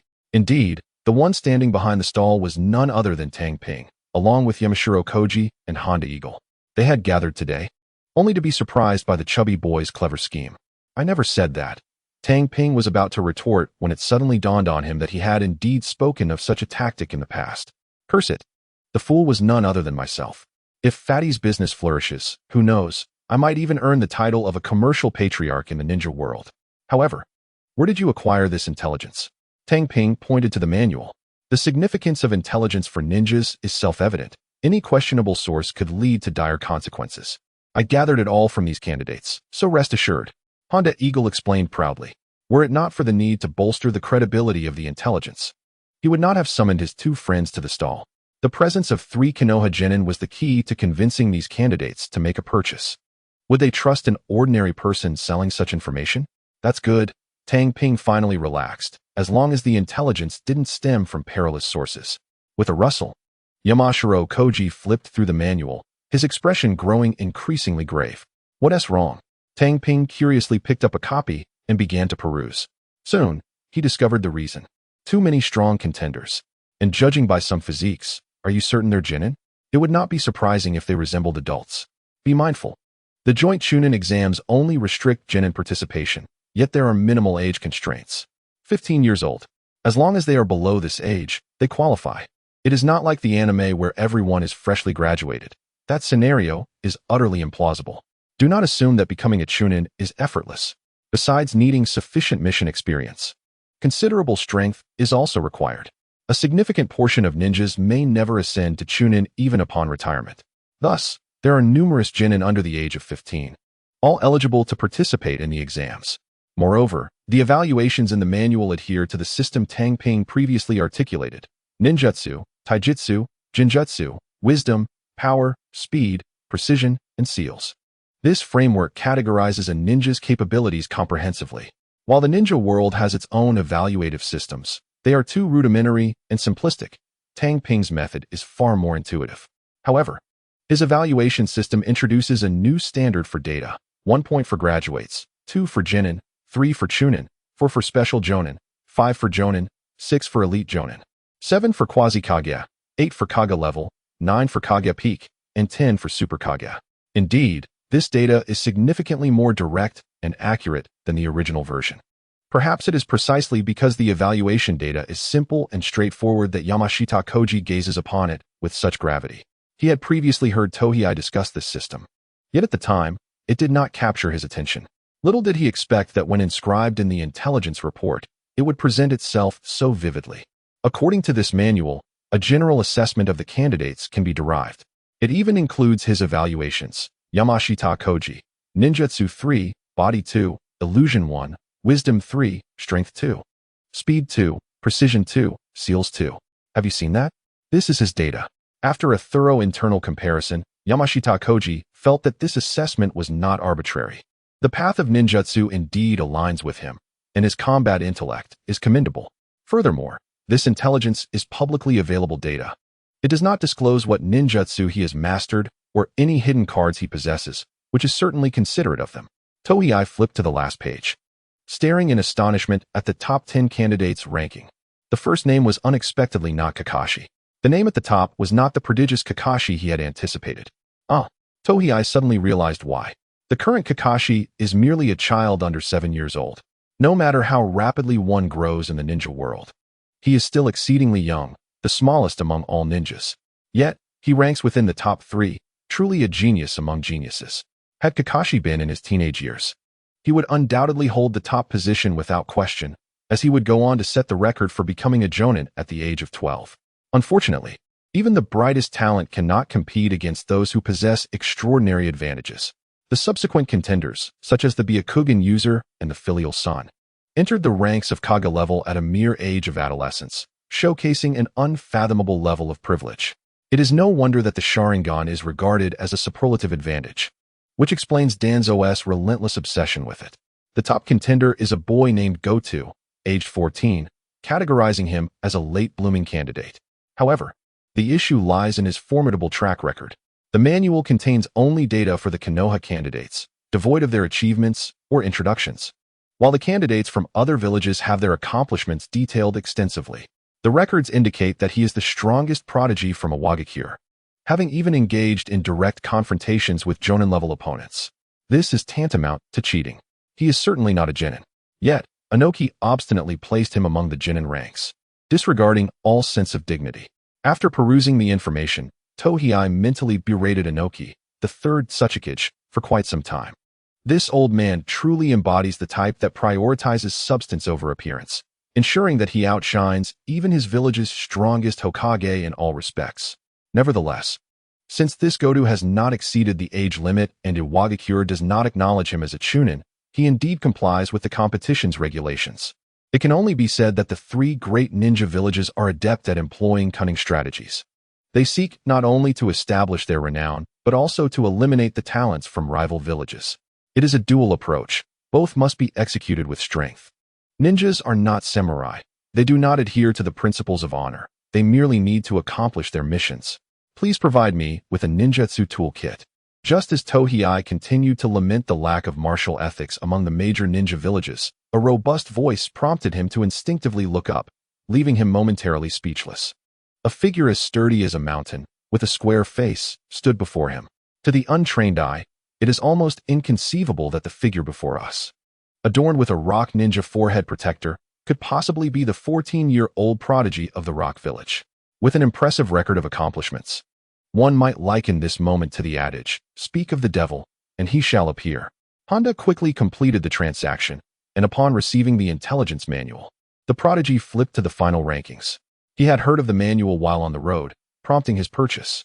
Has my information been compromised? This thought flickered through his mind after perusing the details within the manual, for his intelligence was under strict confidentiality. He had not anticipated such a breach, suspecting it to be the work of either the sand or leaf ninjas. It was not surprising that these two major ninja villages possessed such knowledge. They were merely utilizing channels beyond their own villages to disseminate it. The certainty of this deduction stemmed from their own practices, as they had released information about candidates from the leaf and sand villages. Numerous intelligence reports had circulated among the various ninja villages, yet none were as widely disseminated or impactful as this manual. The evaluations within provided an immediate understanding of a ninja's capabilities. In the past, one would have to sift through extensive documentation to gain a clear perception of an unfamiliar ninja, a true talent. The establishment of such a comprehensive evaluation system is undoubtedly the mark of a remarkable individual. Captain, we must ensure that the ninja world recognizes our prodigies are not to be underestimated, exclaimed an excited rock ninja upon viewing the rankings. Indeed, the spotlight had always been on the geniuses of other villages, and now it was time for the rock village to shine. Traditionally perceived as united and steadfast like stone, the rock ninjas had little association with genius. At last, they could boast of a talent capable of outshining the other major villages. The pride and exhilaration shared among all rock ninjas were palpable. Reputation holds immense significance in the ninja world, and the promotion of their own talents is a relentless endeavor for each village. The previous emphasis on unity among the rock ninjas was merely a reflection of their lack of prodigies. Now that they had one, they were determined to elevate him to the highest echelons. The benefits of reputation. A single genius could bring substantial advantages to the village. To illustrate, the 5 great ninja villages are akin to the largest mercenary corporations, with geniuses serving as their star mercenaries. Many clients place orders with these companies solely based on the renown of their talents. Only by immersing oneself in the ninja world can one fully comprehend why the major villages continue to promote their prodigies. Fully aware of the potential for targeting by rival villages, the benefits to the village are simply too great. just a casually compiled list. And you truly believe yourselves to be the strongest? Such ignorance, remarked a sand ninja, accompanied by a male and female companion. He too possessed a copy of the intelligence manual. If memory serves, he was indeed the second-ranked prodigy of the Sand Village. Yes, the great ninja villages can continuously nurture their talents, as neither resources nor population can be rivaled by the smaller villages. Not to mention, the brilliance of the genius from the Hidden Rock village is bound to spread more easily, conversely, in a smaller ninja village. Possessing the same talent and strength would hardly garner any recognition. Events such as the joint Chunin exams represent the finest opportunity for these minor villages. Should they manage to make a name for themselves in such a setting, not only would the ninja benefit personally, but their respective villages would also secure a plethora of missions, an undeniable windfall. Thus, even though smaller villages are acutely aware that the joint Chunin exams serve as a meat grinder, they invariably dispatch numerous teams to participate. As Ganto uttered the name of his opponent, a palpable aura of murderous intent emanated from him, one that seemed capable of crushing its target. It is essential to note that in the ninja world, the term murderous intent is not merely a metaphor, but a tangible force. In the future, Orochimaru would utilize such intent to intimidate Kakashi, who was already a jonin at the time, rendering the still novice Naruto utterly motionless. Presently, Ganto's aura of malice, while not on that formidable level, was by no means weak. It was clearly the result of having taken numerous lives, indicative of the determination the rock ninja had to elevate a prodigy. Nothing could be more fitting than to gain renown during the joint Chunin exams. Perhaps the Hidden Rock village had kept Ganto's talents under wraps to ensure he would shine brilliantly at this event. In the face of this confrontation, those present, aside from the ninjas, quietly withdrew. The villagers of the ninja village were no strangers to such occurrences. Had this been a village devoid of ninjas, the sight would have sent them fleeing in terror. However, the trio behind the stall remained, engrossed in the unfolding drama. Tang Ping's gaze fixated on the approaching sand ninja. Ganto. He recognized this future leading figure from the Sand Village S team. He had not anticipated that the individual would be so renowned in his youth, exhibiting such a flamboyant and arrogant demeanor, lacking the composure typical of future elites. Yet, upon reflection, it made sense. To evolve into an elite jonin, one must not have been an unknown in their younger years. The path of a ninja is devoid of a later bloom. Talent and strength reveal themselves early on, with only the rare exceptions, such as Obito and Naruto, experiencing a sudden surge of growth post-graduation. Ganto. Stepping forward, Maki confronted the murderous aura emanating from Ganto. Their respective teammates positioned themselves around their captain, the atmosphere charged with tension. Suddenly, a chilling wave of murderous intent sliced through the standoff, interrupting the confrontation between the two teams. A figure with white hair and a mask, resembling a young radish, approached the stall slowly. Kakashi. He had also arrived. As for the serendipity of the moment, it was hardly coincidental. With the Chunin exams set to commence the following day, many candidates had come early to gather intelligence. And this street was a well-trodden path. His appearance was entirely expected. Now all were gathered. Honda Takashi murmured to himself, having just perused the intelligence manual. Tang Ping and Yamamoto Koji comprehended that he referred to the assembly of the top 3 prodigies listed on the rankings. Kakashi, Ganto, and Maki spoke simultaneously, their eyes glinting with veiled hostility. The son of the White Fang, the prodigious genius of Konohagakure, is indeed a name they have heard of. As they partake in the joint Chunin exams, one of their tasks is to eliminate the other village's geniuses, with Kakashi being a prominent figure on that list. Particularly, Maki harbors a deep-seated resentment towards Kakashi. During the last Shinobi World War, the White Fang wielded his blade with such ferocity that Sunagakure suffered devastating losses. Now, with Kakashi, the son of the White Fang, displaying such remarkable talent, it is only natural for Sunagakure to feel both fear and animosity. Given the chance, Maki would undoubtedly seek to neutralize this threat to his village. However, they all understand that while it is easy to release a show of force, taking action is entirely out of the question. Do they truly believe the Umbu and patrol teams watching from the shadows are mere decorations?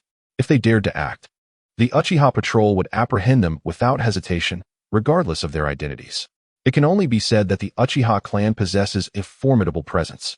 In this Chunin exam, the victor will surely be from a Wagakure, Ganto proclaimed with steady confidence. Maki retorted, displeased, insisting the champion would undoubtedly be from Sunagakure. Boring, Kakashi casually remarked, then turned to Tohei and Hoji, who were watching the spectacle from behind the stalls, saying, Sensei Minato asked me to summon you. With that, he turned and walked away, seemingly indifferent to the unfolding events. His demeanor exuded an air of sophistication.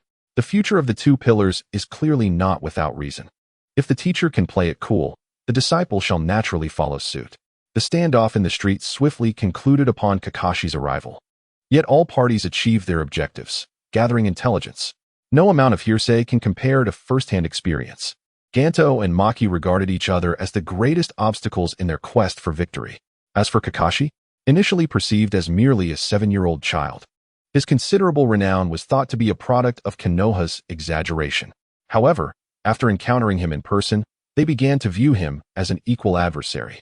Thus, they exchanged harsh words before parting ways. Meanwhile, Tohei and Hoji arrived at the training ground where their Team 3 frequently assembled. This training ground had almost become their exclusive domain. There, they found 3 individuals. The tall and the small were Minato and Kakashi, while the other was a young woman adorned with a Konoha forehead protector, clad in a green jonin vest, her vibrant red hair tied into a high ponytail. Radiating vitality, Kushina Uzumaki. Even without having seen her before, Tohei immediately recognized her. Setting aside her rare crimson locks, the way Minato gazed at her unmistakably revealed her identity.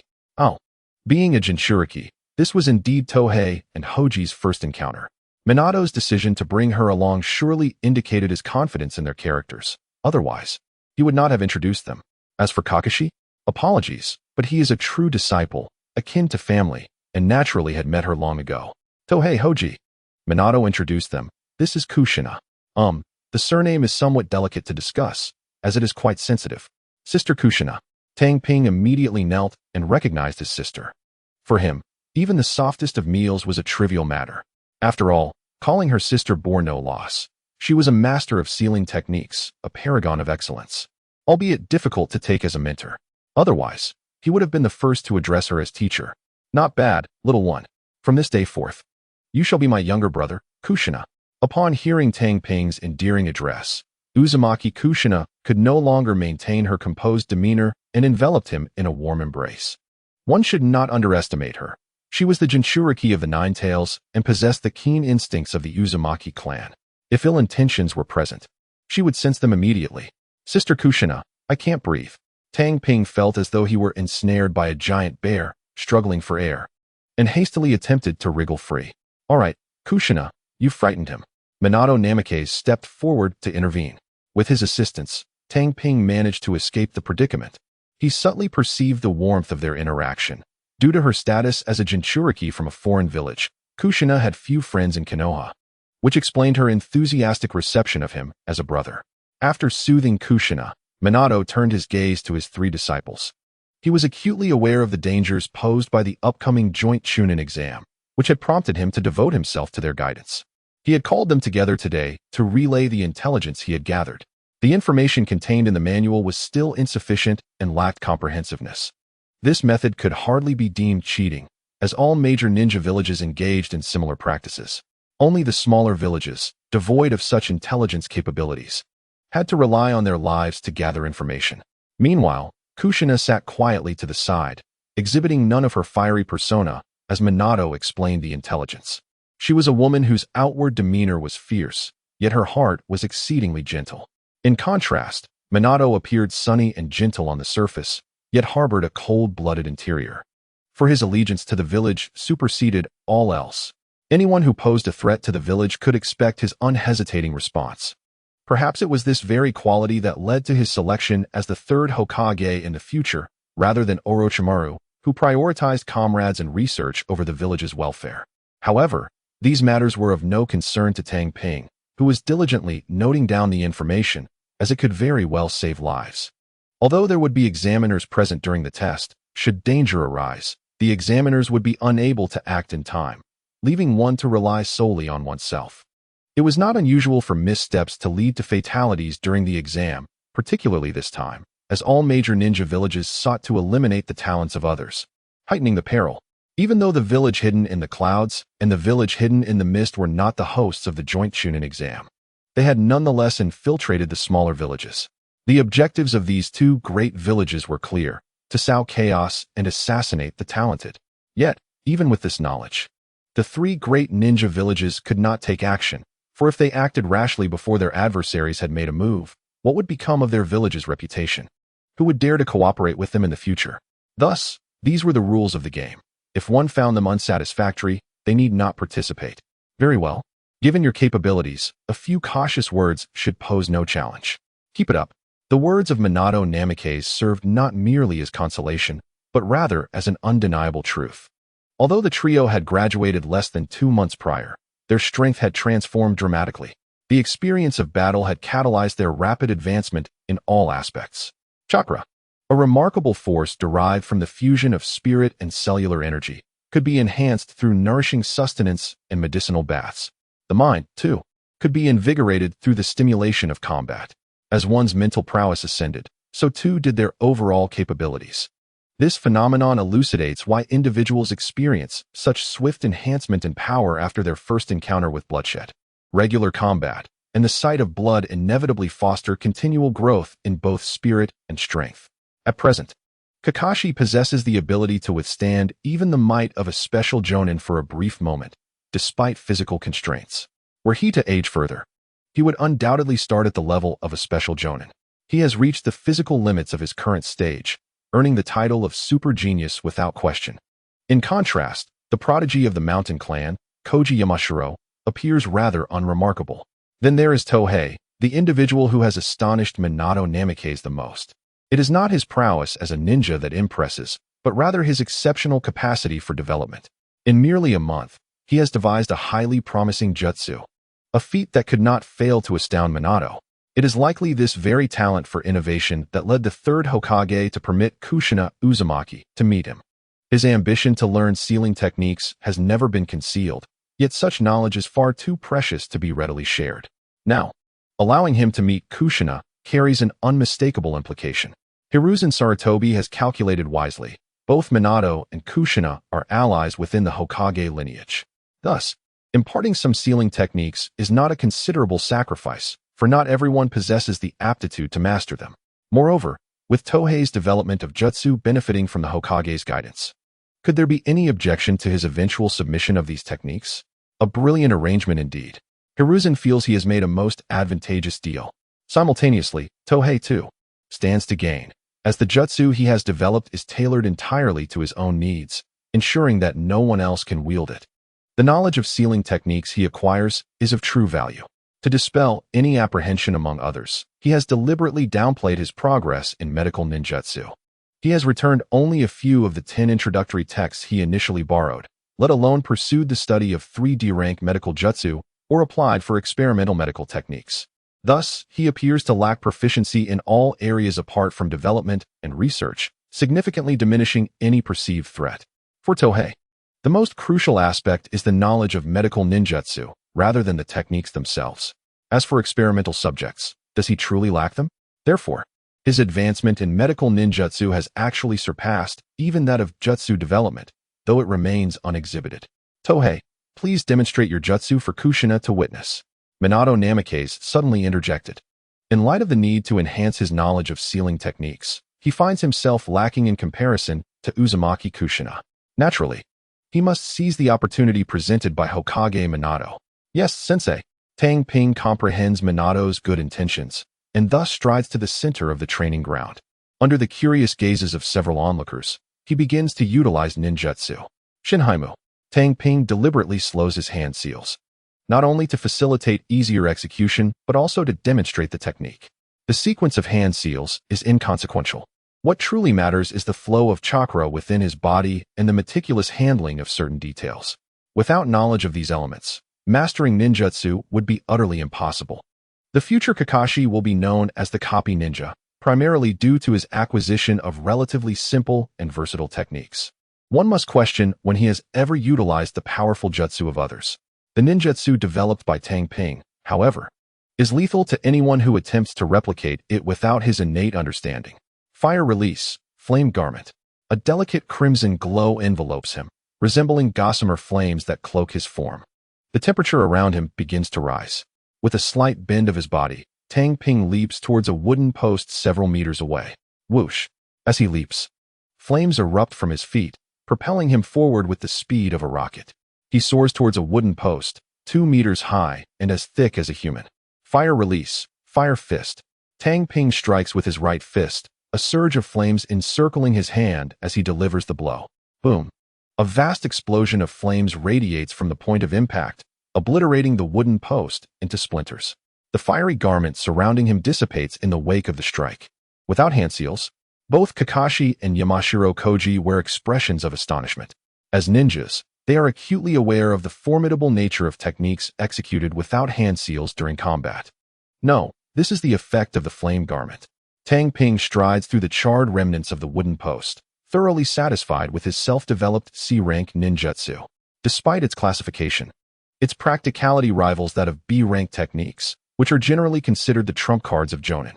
While it may not compare to the future prowess of the Uchiha, who will wield A-rank ninjutsu shortly after graduation, it must be noted that he is the son of the Sage of Six Paths, a protagonist with an inherent advantage. As for himself, a mere individual without the benefits of transmigration, he decides not to dwell too deeply on such comparisons. Flame garment? Kakashi murmurs to himself. Although he is well-versed in numerous techniques, they were all learned rather than developed. Witnessing this jutsu instills within him the desire to create a technique of his own. Yet, he believes that if he were to develop one, it must surpass Tang Ping's. A competitive spirit ignites within Kakashi. Minato perceives the spark in his disciple's eyes and is not only unconcerned but rather elated, for this is precisely what he wished to see. Tang Ping, you have truly succeeded. Yamashiro Koji's face reflects disbelief. Indeed, with Sensei Minato's guidance, I have not wasted any time. Tang Ping is acutely aware of the contributions that led to his success. Had it been solely his endeavor, while the creative direction may have remained intact, the time required to achieve success would have been uncertain. However, with Minato's guidance and assistance, he has effectively bypassed the stages of validation and experimentation. No, even without me, you would have eventually developed it, Tang Ping. Bluffing Mizumoto gently shook his head, not seeking to claim credit. He was acutely aware that what he had accomplished could certainly have been achieved by any other seasoned ninja, albeit with a greater expenditure of time. However, the essence of this ninjutsu, the creative direction and innovation, could not have been realized without Tang Ping. Enough of your squabbling. This is a product of your collaborative efforts, is it not? Interrupted Uzumaki Joshingnai.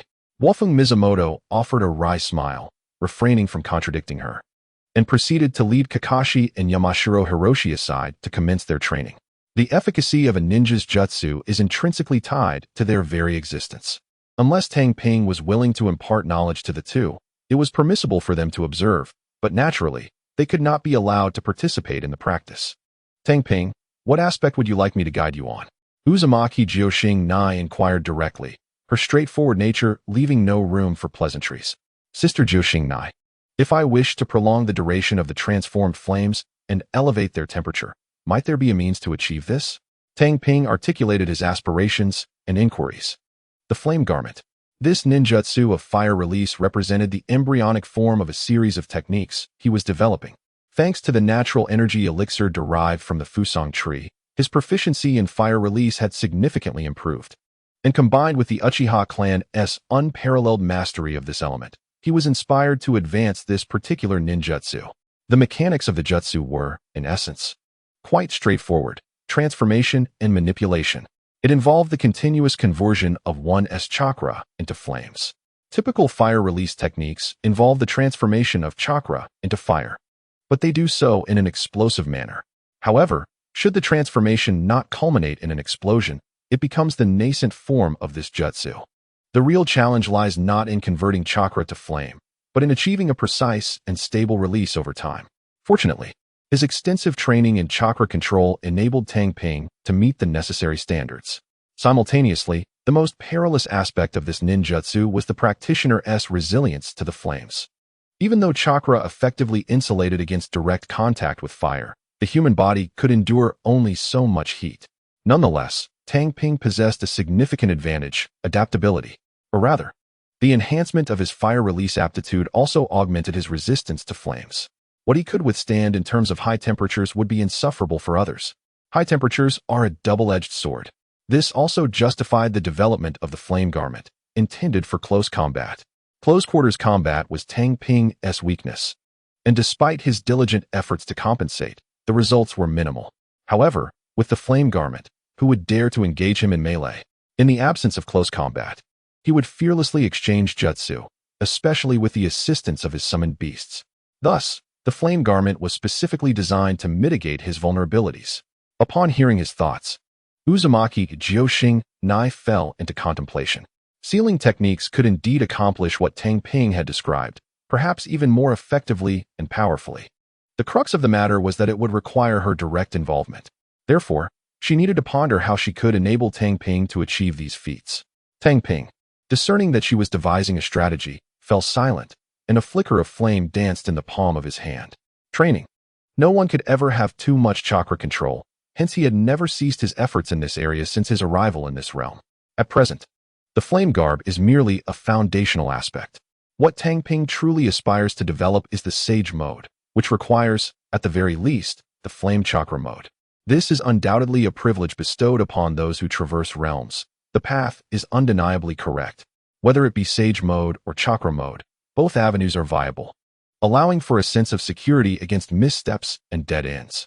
After a brief interlude, Uzumaki Kukina slowly spoke. I have two methods. The first involves imparting my knowledge of sealing techniques to you, enabling you to gradually refine your ninjutsu. The second pertains to ninja tools. I can design specialized sealing formulas for you and inscribe them onto corresponding chakra-infused tools. It is evident that she is a proud descendant of the Uzumaki clan, the master of sealing techniques. Not only does she possess the means to fulfill Tang Ping's requirements, but she also offers two distinct solutions. The former is a long-term strategy, while the latter provides an immediate resolution. However, each method has its own advantages and disadvantages. The first is slow to yield results, but offers a permanent solution, whereas the latter is quick but may attract the attention of adversaries and entails significant costs. It is easy to surmise that the expense of ninja tools is considerable. Therefore, Uzumaki Kukina is also curious about which option her brother will choose. I want them both, Tang Ping declared, extending his right hand in a claw-like gesture before clenching it tightly. He would not be foolish enough to select only one. In both present and future scenarios, he is unwilling to forego either option. Regarding his studies, the presence of the clarifying agent as a superlative aid alleviates any concerns. The knowledge of sealing techniques is indeed the most challenging aspect to master, yet it is precisely in this domain that he feels least apprehensive. As for crafting ninja tools, if he were an ordinary ninja, even a minor clan member or a non-core member of a ninja family, the task would be exceedingly cumbersome. This is due to the fact that such specialized tools, unlike ordinary weapons, must possess the capacity to hold the effects of sealing techniques, necessitating materials like chakra-infused metals. Such precious resources are beyond the reach of the average person. However, Tang Ping is no ordinary individual. With a mere phrase, he can procure the materials he needs. Thus, he confidently opts for the path of wanting it all. That said, I will not go easy on you if you do not apply yourself to your studies. Uzumaki Kukina ominously raised her fist. She is not of a gentle disposition. If Tang Ping fails to take his studies seriously, she will not hesitate to take matters into her own hands. I possess a modicum of talent for learning, and with the guidance of the beautiful and gentle sister Kukina, how could I possibly fail? Tang Ping offered a compliment. It is not unseemly to seek knowledge of sealing techniques. Indeed, you have a gift for sealing techniques, as you have discerned my strengths at a glance. However, I am not quite as exceptional as you claim, Uzumaki Kukina replied, her lips curling into an involuntary smile, unable to suppress her delight. Ah, woman, your name is contradiction. Due to Tang Ping's flattery, Kukina promised to promptly design a specialized sealing formula for him upon their return. Now, do you understand the distinction between her and the sealing class? One creates sealing techniques, while the other merely utilizes them. This encapsulates the difference between the Uzumaki clan's knowledge system and the ninjas who only wield sealing techniques. Otherwise, Tang Ping would not place such immense importance on it. Regrettably, the sealing techniques of the current host pale in comparison to those of the previous Jinchuriki, Uzumaki Mido. Now, that was the pinnacle of sealing arts. She could effortlessly treat the Nine Tails as a mere pet, while even the fearsome shinobi world dared not encroach upon Konoha while she lived. However, given that she has been gone for so long, Learning from her is no longer a feasible option. One must settle for a lesser alternative. When Uzumaki Kukenai began imparting the foundational knowledge, Tang Ping finally grasped why. Despite having assimilated the knowledge of the Uzumaki clan in its entirety, the sealing arts in Konoha still languished in stagnation, merely relying on past achievements. It was exceedingly challenging. The tadpole-like sealing runes were enough to make one's scalp tingle. A slight deviation in the angle of the same runes could yield an entirely different effect. This is, of course, because the knowledge being taught pertains to sealing techniques rather than ninjutsu. Had it been sealing ninjutsu, the difficulty would not be so daunting. Sealing arts resemble well-packaged software. While the knowledge of sealing arts constitutes the understanding of how to program such software, the difficulty is not on the same level. Even Tang Ping found himself utterly confounded. While it is true that desperation can drive one to accomplish anything, mathematics remains an exception. The intricacies of sealing arts are hardly less formidable than those of mathematics. Thus, he resorted to extraordinary measures. Gulp. Tang Ping retrieved a vial of clarity potion from his ninja tool pouch and drank it, having recently stocked up due to his studies in medical ninjutsu. Instantly, his mind became crystal clear. Sage mode. In this state, his learning efficiency reached its zenith. It was not a matter of enhancing intelligence. Rather, in this condition, all his energies could be focused without external distractions, resulting in maximal learning efficiency. Uzumaki Kukenai immediately sensed the change in Tang Ping, yet she refrained from probing further. Finally, after several hours, Tang Ping began to comprehend the essence of sealing arts. Sealing arts are a manipulation of rules. Mastering sealing arts equates to the ability to leverage these rules. However, the more complex the rules one wishes to manipulate, the more arduous the task becomes. It is akin to the difference between basic arithmetic and advanced algebra. Both are mathematics, yet the disparity in difficulty is astronomical. After listening intently for a prolonged period, Tang Ping gleaned some insights. A type of sealing formation. After a lengthy series of hand seals, Tang Ping placed his right hand on a hapless audience member chosen as a test subject. Swoosh. The selected sparrow stood frozen, as if transformed into a mere doll. Yet, the chakra he expended was comparable to that of a C-rank ninjutsu. The sealing arts are not only formidable in effect, but also demand an exorbitant chakra expenditure. It is now clear why the sealing techniques of the Uzumaki clan are the most powerful. It is entirely due to their terrifying chakra, strength unmatched. The chakra itself is already exceedingly formidable, and when combined with sealing arts that parallel the very fabric of rules, it is no wonder that it incites fear. No surprise they faced annihilation. Indeed, it seems you possess a modicum of talent in sealing arts, merely lagging behind my initial efforts by the tiniest fraction. Uzumaki Kukenai's gaze shifted from the sparrow, her expression calm as she offered praise. Yet, within her heart, she was profoundly astonished. It is worth noting that she took over a week to master this sealing technique, which was merely for display purposes. If the other party were a member of the Uzumaki clan, it would be understandable. However, they clearly were not, and their rapid learning pace seemed rather exaggerated. Of course, how could I possibly compare to Sister Jakuna? The fact that I can learn at all is a testament to your excellent teaching. After hearing this, Tang Ping felt reassured and began to flatter her. He was unaware of whether his own learning speed was fast or slow. In sage mode, he could almost remember everything at a glance, and his cognitive abilities were heightened.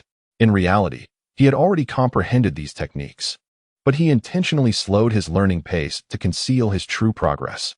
The anime had never explicitly stated the speed at which one could learn sealing techniques, only mentioning their difficulty. Thus, he believed his performance was not overly exaggerated.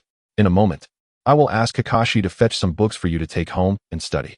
First, I will help you with the sealing techniques, and then guide you further. Uzumaki Jakuna laid out the subsequent arrangements. It was a rare opportunity to encounter such a sealing technique prodigy, and given the connection to Minato, she was more than willing to impart her knowledge. Even the most precious ninjutsu held no significance for her, the last of the Uzumaki clan. So she genuinely did not mind teaching, as long as her student was not an enemy of Konoha. Thank you, Sister Jakuna. At this moment, Tang Ping's praise was as sweet as honey. To learn sealing techniques, he would gladly call her beautiful names, and even if it meant clinging to her for dear life, he would do so without hesitation. It can only be said that he was reaping enormous benefits. The third Hokage could only decide whether to teach sealing techniques, but not how much to impart. Clearly, due to the influence of Namake's Minato and Tang Ping's sweet tongue. Uzumaki Jikuna was prepared to genuinely share her knowledge of sealing techniques. This was advanced knowledge, capable of igniting a war among ninja villages. When Tang Ping left the training ground, burdened with a pile of books that Kakashi had fetched, it was already evening. The next day marked the day of the Chunin exams. As the bright sunlight illuminated Konoha, the joint Chunin exams commenced, occurring once every few years. It was the greatest celebration in the ninja world. Countless merchants, nobles, and ninjas congregated, representing the most economically capable groups in the ninja realm. It is now clear why the upcoming Chunin exams would be spaced a month apart, purely to prolong the event and keep visitors within the village. It was all about money. The spending power of these individuals was astronomical, and no ninja village could afford to miss out. Take Honda Eagle, for instance. During this period, he earned a substantial sum. Leaving Tang Ping and Yamashiro Koji envious to the point of despair, they risked their lives on missions. Yet their earnings paled in comparison to what others made merely by setting up stalls. Who could they complain to? It can only be said that ninjas were utterly inept when it came to making money. Ninja squads began to assemble. Meanwhile, Tang Ping exited the Uchiha clan grounds. His fiancée had remained within the clan territory for this entire period, without stepping outside even once. After the news of her recovery spread, it was certain that the Uchiha clan would be wary of her resurgence as a prodigy. Consequently, precautions were taken. In addition to covert personnel, Uchiha Shizuka remained steadfastly by her side. The use of the rejuvenating elixir was postponed until after the Chunin exams, as there was a desire to prevent Tohei from becoming overly distracted. Tohei. In the distance, Honda Taka waved, accompanied by Yamashita Koji. They, along with two classmates, formed a leisurely team, thus allowing them the time to set up a stall and cheer for their friends. You arrived quite early today, Tohei jested. This portly fellow, usually as lazy as himself, was surprisingly punctual today. Hee. Honda Taka chuckled awkwardly, his demeanor somewhat bashful as he inquired, Tohei, do you still have that healing elixir? Indeed. He had come for purposes beyond mere camaraderie. The healing elixir was no longer a secret, while its efficacy paled in comparison to medical ninjutsu. The reality was that one could not carry a medical ninja everywhere. However, the elixir was portable. Though slightly expensive, it was in high demand. Having received a supply from Tohei during class division, Honda Taka understood he had an avenue to procure it, albeit mistakenly believing it came through his fiancée rather than from Tohei's own production. Due to the limited growth of the core material, seaweed, Tohei could only produce 100 diluted bottles of the healing elixir weekly. He was unaware that out of this, 80 bottles were designated for the clan, 50 for the village, and only 20 for distribution. It's truly disheartening. Tohei realized an important truth. Any valuable resources would rarely reach the hands of common ninjas. They had long been claimed. In such instances, no one spoke of the will of fire. It was purely a matter of self-interest. Without Tohei's generosity, Honda Taka would have never acquired the elixir, which was not conducive to weight loss. Tohei tossed a bottle of the healing elixir to Honda Taka. The latter, discerning in nature, would only voice his request if it were necessary, so Tohei refrained from questioning the motive. After all, it was merely a healing elixir, and with the source liquid readily available, his status as the fiancé of an Uchiha princess would not raise suspicion. It was indeed advantageous to be engaged to an Uchiha, as she bore the burdens of any repercussions. Here, Honda Taka handed over a scroll detailing the prices of various materials. Tohei could not entrust all material collection tasks to the Uchiha clan. Thus, he also gathered and purchased materials privately, with the portly fellow assisting him in this endeavor. Good luck. After passing the scroll to Tohei, the stout man waved goodbye. Today presented an excellent opportunity for profit, and he had no intention of missing it. He even assigned a designated task to his team, allowing them to operate the stall under the guise of a mission. This way, he could not only complete tasks but also engage in legitimate trade. Such arrangements were not uncommon. Many clans employed similar strategies. As for Tang Ping and Yamashita Koji, they naturally made their way to the examination venue, while Kakashi had already arrived in advance. The preliminary examination, elimination, and PK. The Chunin exam essentially follows this procedure, bearing little difference from the future. The first round of the exam was held at the Ninja Academy. Being merely a written test, it hardly required a vast space. The crowd was overwhelming. Tang Ping struggled to navigate through the throngs of people, instinctively muttering a complaint, were it not for his attire blending with the surroundings. He might have doubted whether he had returned to the commercial streets of Blue Star. The joint Chunin exam, held once every few years, certainly attracted a multitude of participants. Yamashita Koji responded, his gaze resolute, for this was the finest opportunity to restore the honor of the Yamashita clan. The joint Chunin exam. It served as a stage for the entire ninja world, where any ambitious ninja would risk everything. Although Tang Ping did not turn around, he could discern his best friend's thoughts through the subtle movements of his feet. He chose not to voice any objections. It was his friend's decision, and he could only offer assistance when the opportunity arose. Upon entering the ninja academy, the surrounding crowd dissipated, replaced by numerous genin from various ninja villages. They were from Konoha. TCH, their data is rather weak. Their teammate was none other than Kakashi. Whispers of surprise filled the air. Most of these candidates held intelligence manuals, detailing the appearances and data of the two. Both Tang Ping and Yamashita Koji had their statistics deliberately lowered by Honda Eagle, so it was no wonder they were perceived as the underdogs. In the eyes of the other candidates, the entire third squad was merely a rhythm of Kakashi and his two lackeys. As a reincarnator, Tang Ping remained indifferent. Only those within the ninja world would regard reputation as more vital than life itself, willing to sacrifice it without hesitation. Just like now, a flicker of discontent flashed in Yamashita Koji's eyes. "Let us go." Gently patting his shoulder, Tang Ping led the way to the building housing the classroom. Upon entering, he sensed something amiss. Jinjutsu.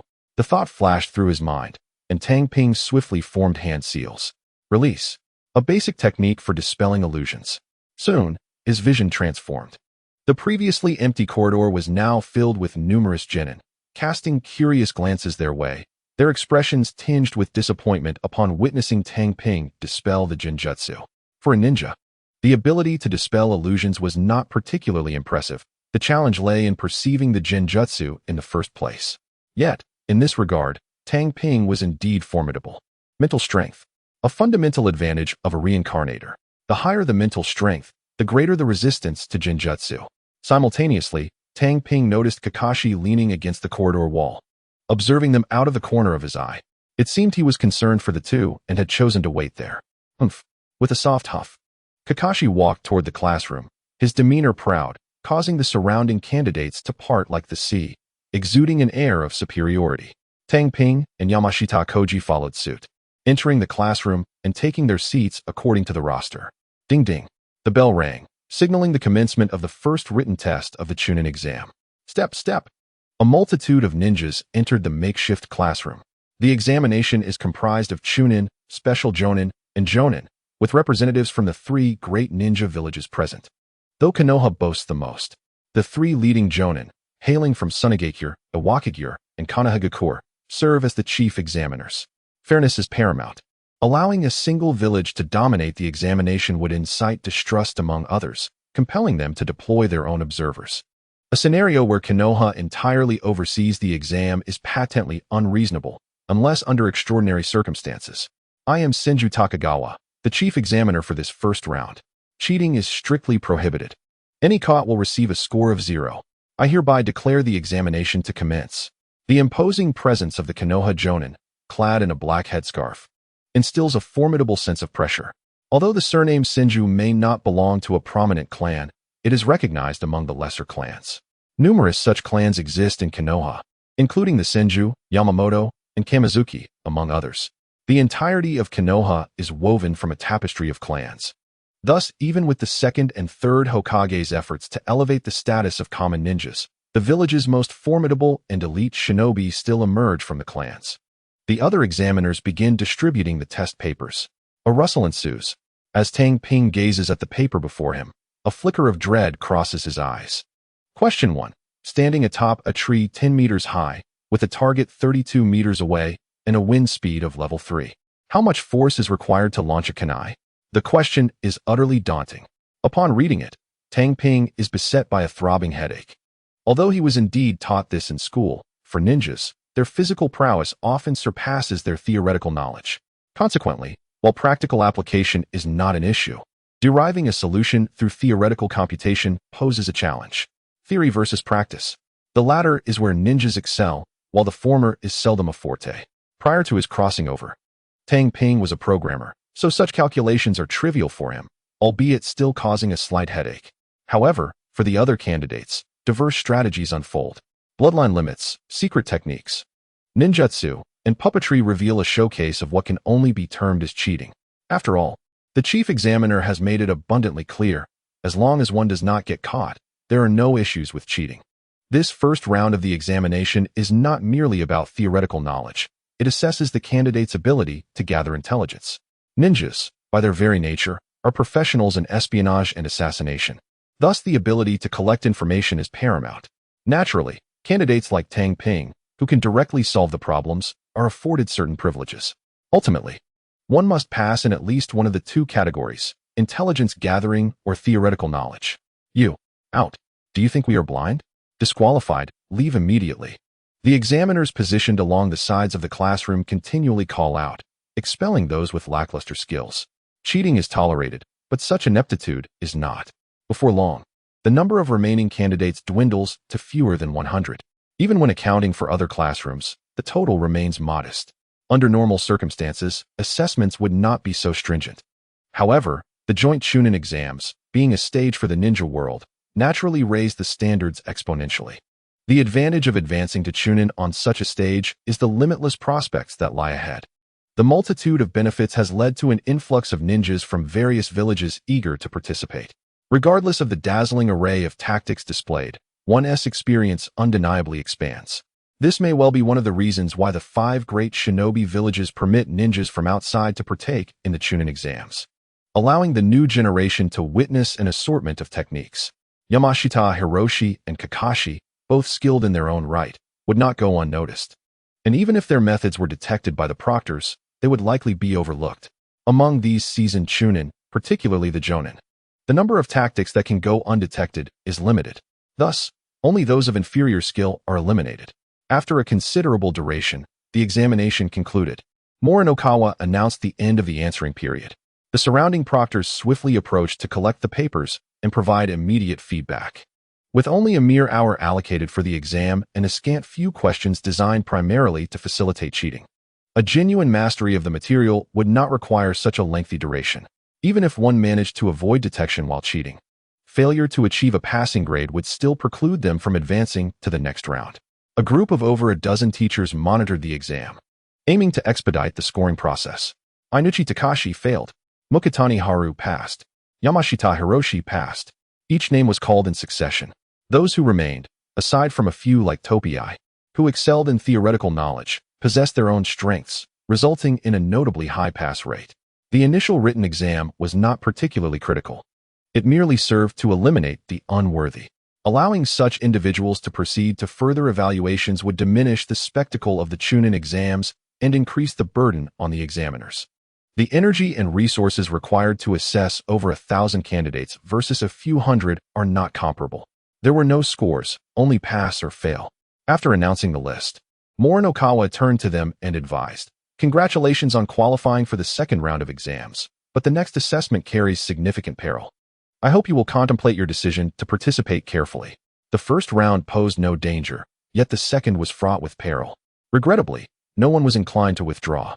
For these ninjas, the harsh realities of the world had long been understood, and none would retreat due to fear. At that moment, a pineapples-haired male jonin from Konoha entered the classroom. "Kawagawa, these candidates have sacrificed everything for this Chunin exam. How could you expect them to withdraw based on a few words?" Before the candidates could deduce the identity of the newcomer, he spoke up. "Young ones, I am Mitarashi Zishao, the chief examiner for the second round.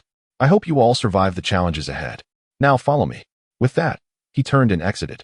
The candidates in the classroom began to rise and follow. Yamashita, Hiroshi, and Kakashi approached as well. Their trio was fortunate to be assigned to the same classroom, making it essential to gather together at this juncture. "Let us go." Topii led the way out of the classroom. Upon exiting, they encountered candidates from other classrooms along the way. A lower-ranking ninja adorned with a ninja headband gathered, evoking the sensation of stepping into a perilous jungle teeming with wild beasts. And indeed, this was the reality.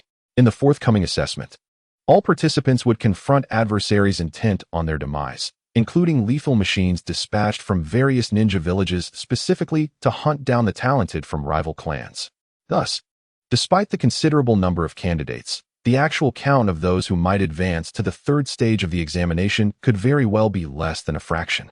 The Death Forest, located at the village's periphery, took some time to reach. At this moment, it was precisely noon. Upon arrival, Tohei beheld the infamous Death Forest for the very first time. The Death Forest. It serves as a vital repository of resources for Konoha village, brimming with ninja beasts, medicinal herbs, and other precious materials. The natural energy here is far more concentrated than in other locales, making it an absolute treasure trove. Hence, entry is typically forbidden. However, during the joint Chunin exams, it becomes an exception, serving as the battleground for the competition. The thrill of combat profoundly stimulates both the spirit and the body, particularly in such a unique environment. Consequently, it is common for participants to experience a significant surge in strength following the Chunin exams. Moreover, the remains of fallen ninjas provide the finest nourishment for the Death Forest. It is truly a win-win scenario.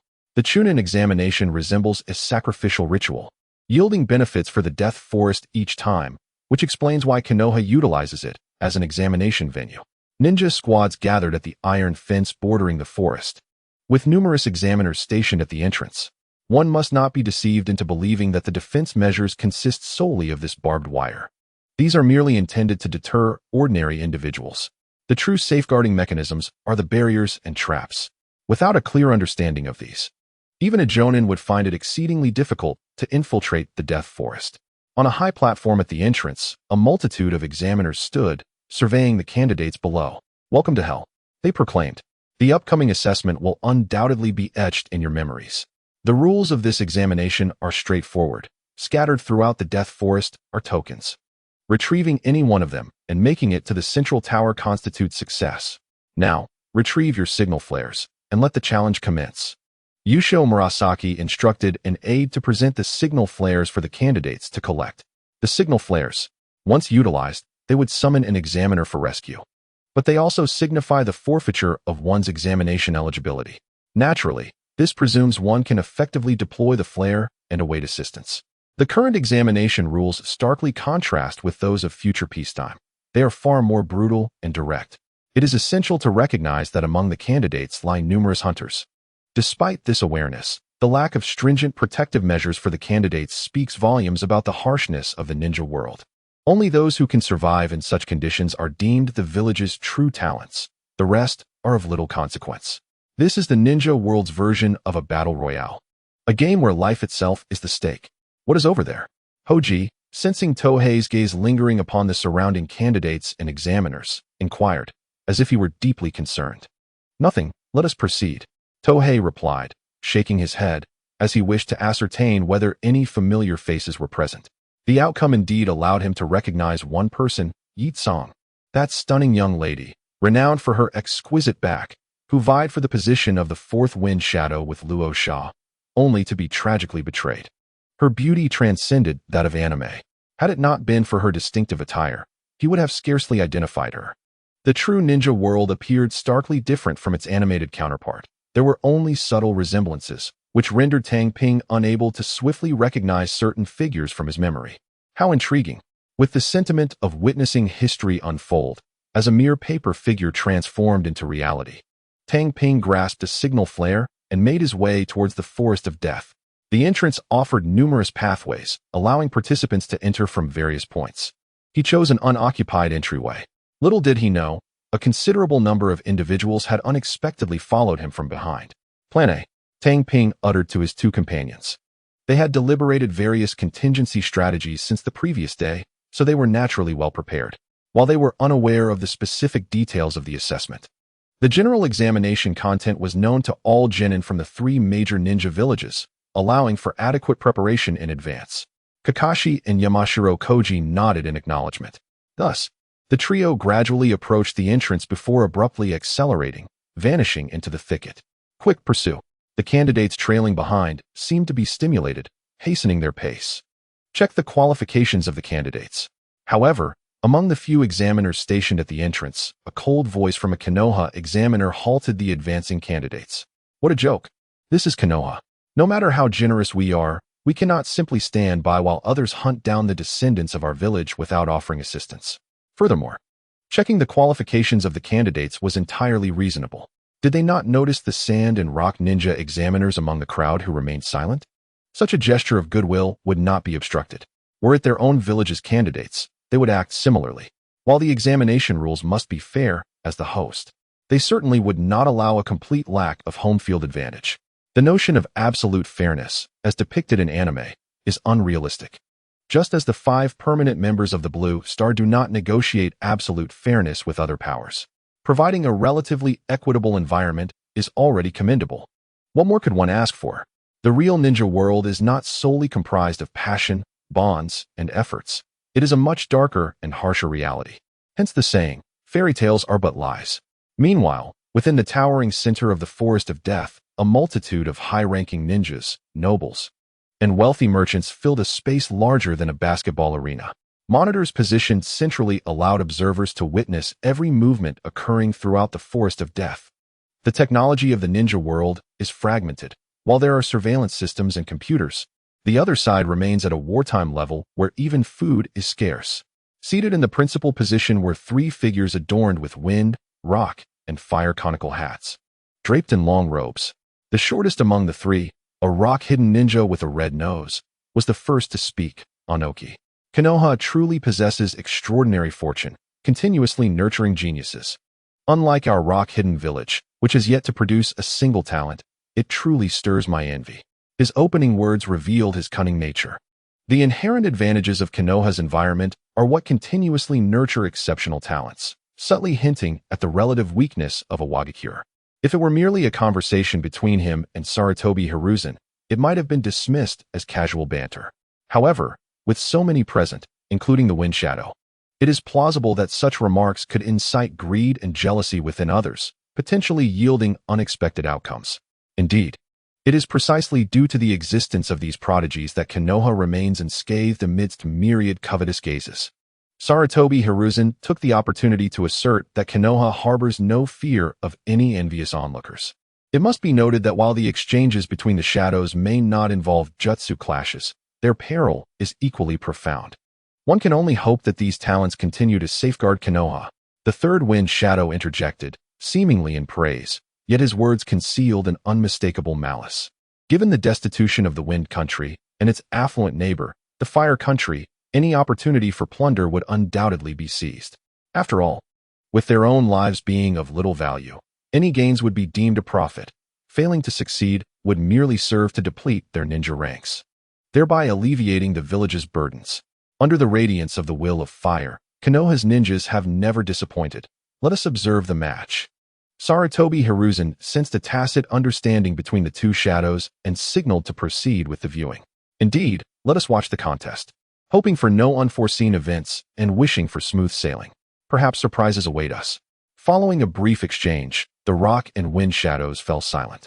Meanwhile, Hiruzen, maintaining a facade of calm, discreetly notified the Umbu to commence their operations, as the 2 shadows had alluded to impending trouble. Thus, beneath the lively surface of Konoha, an undercurrent began to surge. However, the attention of the masses remained fixated on the second round of the Chunin exams, oblivious to the brewing storm. In the Forest of Death, the tranquility of yesteryears had been shattered. Figures darted through the trees with lightning speed. What would be an insurmountable obstacle for ordinary individuals was traversed effortlessly by these ninjas. This is the essence of being a ninja, regardless of the number of common folk. They pose no threat to those who can move freely, unhindered by their surroundings. Hence, this world is known as the ninja world, with ninjas at its forefront. A youth clad in a tight-fitting, earth-toned suit, adorned with an IWA headband, landed gracefully on the ground, bellowing towards the rear. If you seek trouble, do not scurry like a rat. As the strongest genius among the examinees, Kanto could not possibly remain unaware of the lurking presence behind him. Yet, in response to his challenge, none emerged. Instead, they offered a different form of reply. Swish, swish. A flurry of shuriken flew forth. Even the flesh and blood of a shadow-level ninja would struggle to withstand such projectiles. On the battlefield, the number of ninjas falling victim to shuriken far surpasses those defeated by ninjutsu. However, these shuriken, thrown directly, could be evaded by even a typical genin, let alone Kanto. Despite his robust physique, he moved with unparalleled agility, akin to a dancing bear. It can only be said that with chakra enhancement, anything is possible. After evading the attack, the once guileless face of Gongtu transformed into one of ominous intent as he swiftly formed hand seals. Earth release, crumbling earth palm, with both hands forcefully striking the ground. A thunderous roar echoed. From the point of contact, the earth ahead shattered like glass. The land lay in ruins, the forest leveled. The area where shurikens were hurled became a wasteland amidst the resounding tremors, with traces of crimson interspersed throughout.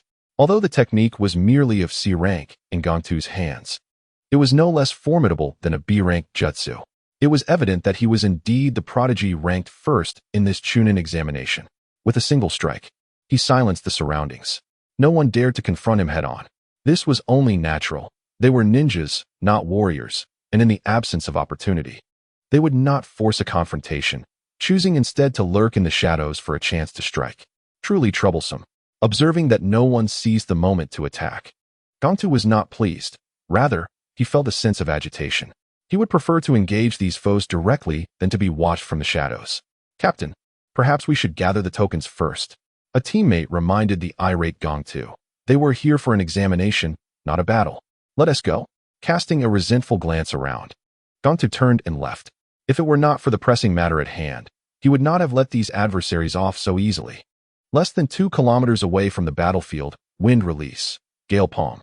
A fierce whirlwind, like invisible blades, tore apart everything in its path. Maki, adorned with the sand ninja headband, halted his technique. Captain, your wind release has improved. The youth in the squad admired him immensely. Yuri, no amount of flattery will change the fact that you just made a mistake. The girl, burdened with a large bundle of white cloth, looked disdainfully at Yuri. The two began to bicker. Ultimately, Maki, as the captain, could no longer tolerate their exchange and interjected, "Hurry and clear the battlefield. We need to collect the tokens while searching for the Leaf Village squad. Let us not forget the task at hand." With that, he commenced action. Cleaning the battlefield was not to protect the forest of death. The sand ninjas had no sentimental attachment to this place. It was to ensure they left no traces of their intelligence behind while also retrieving their ninja tools. The shurikens, kunai, and sunban thrown were to be reclaimed. If they were used and not retrieved, it would be a sign of extravagance, a luxury that certainly did not apply to them, who were on the brink of poverty. A resolute counterattack. Whether it was Gongtu or Maki, their choices in the face of threat were identical. They not only did not evade but instead unleashed their full strength to eliminate their pursuers, denying them even the chance to deploy a signal flare. Simultaneously, they were aware that the forest of death was replete with cameras, transmitting their battle to the eyes of spectators. Yet, the more they recognized this, the more they felt compelled to act. For in the world of ninjas, to kill was not a fault, it was weakness that was. The participants were all under the age of 15, with the youngest, Kakashi, being merely 7. To engage in mutual slaughter at such a tender age is no wonder that figures like Madara, Obito, and Nagato perceive this world as distorted and strive to amend it. It can only be said that they indeed identified the problem, but the means employed to resolve it are equally distorted. The intelligence manual lists the top geniuses as targets for extermination from various ninja villages. Even the likes of Tsuchikage and Maki have been pursued. So it is only natural that Kakashi, ranked 3rd, would not be an exception. Fire release, fireball. Tang Ping unleashed a fiery blast that obliterated a patch of grass ahead. However, it bore no fruit, for although the fireball traveled faster than the great fireball technique, it paled in comparison to other ninjutsu and could be easily evaded with proper foresight. Yet, this was precisely Tang Ping's intention.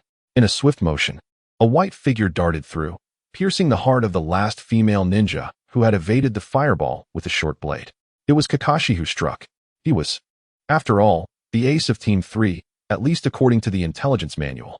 TSK, fortunate for her that he is not a rogue ninja. Otherwise, a mere stab would not suffice.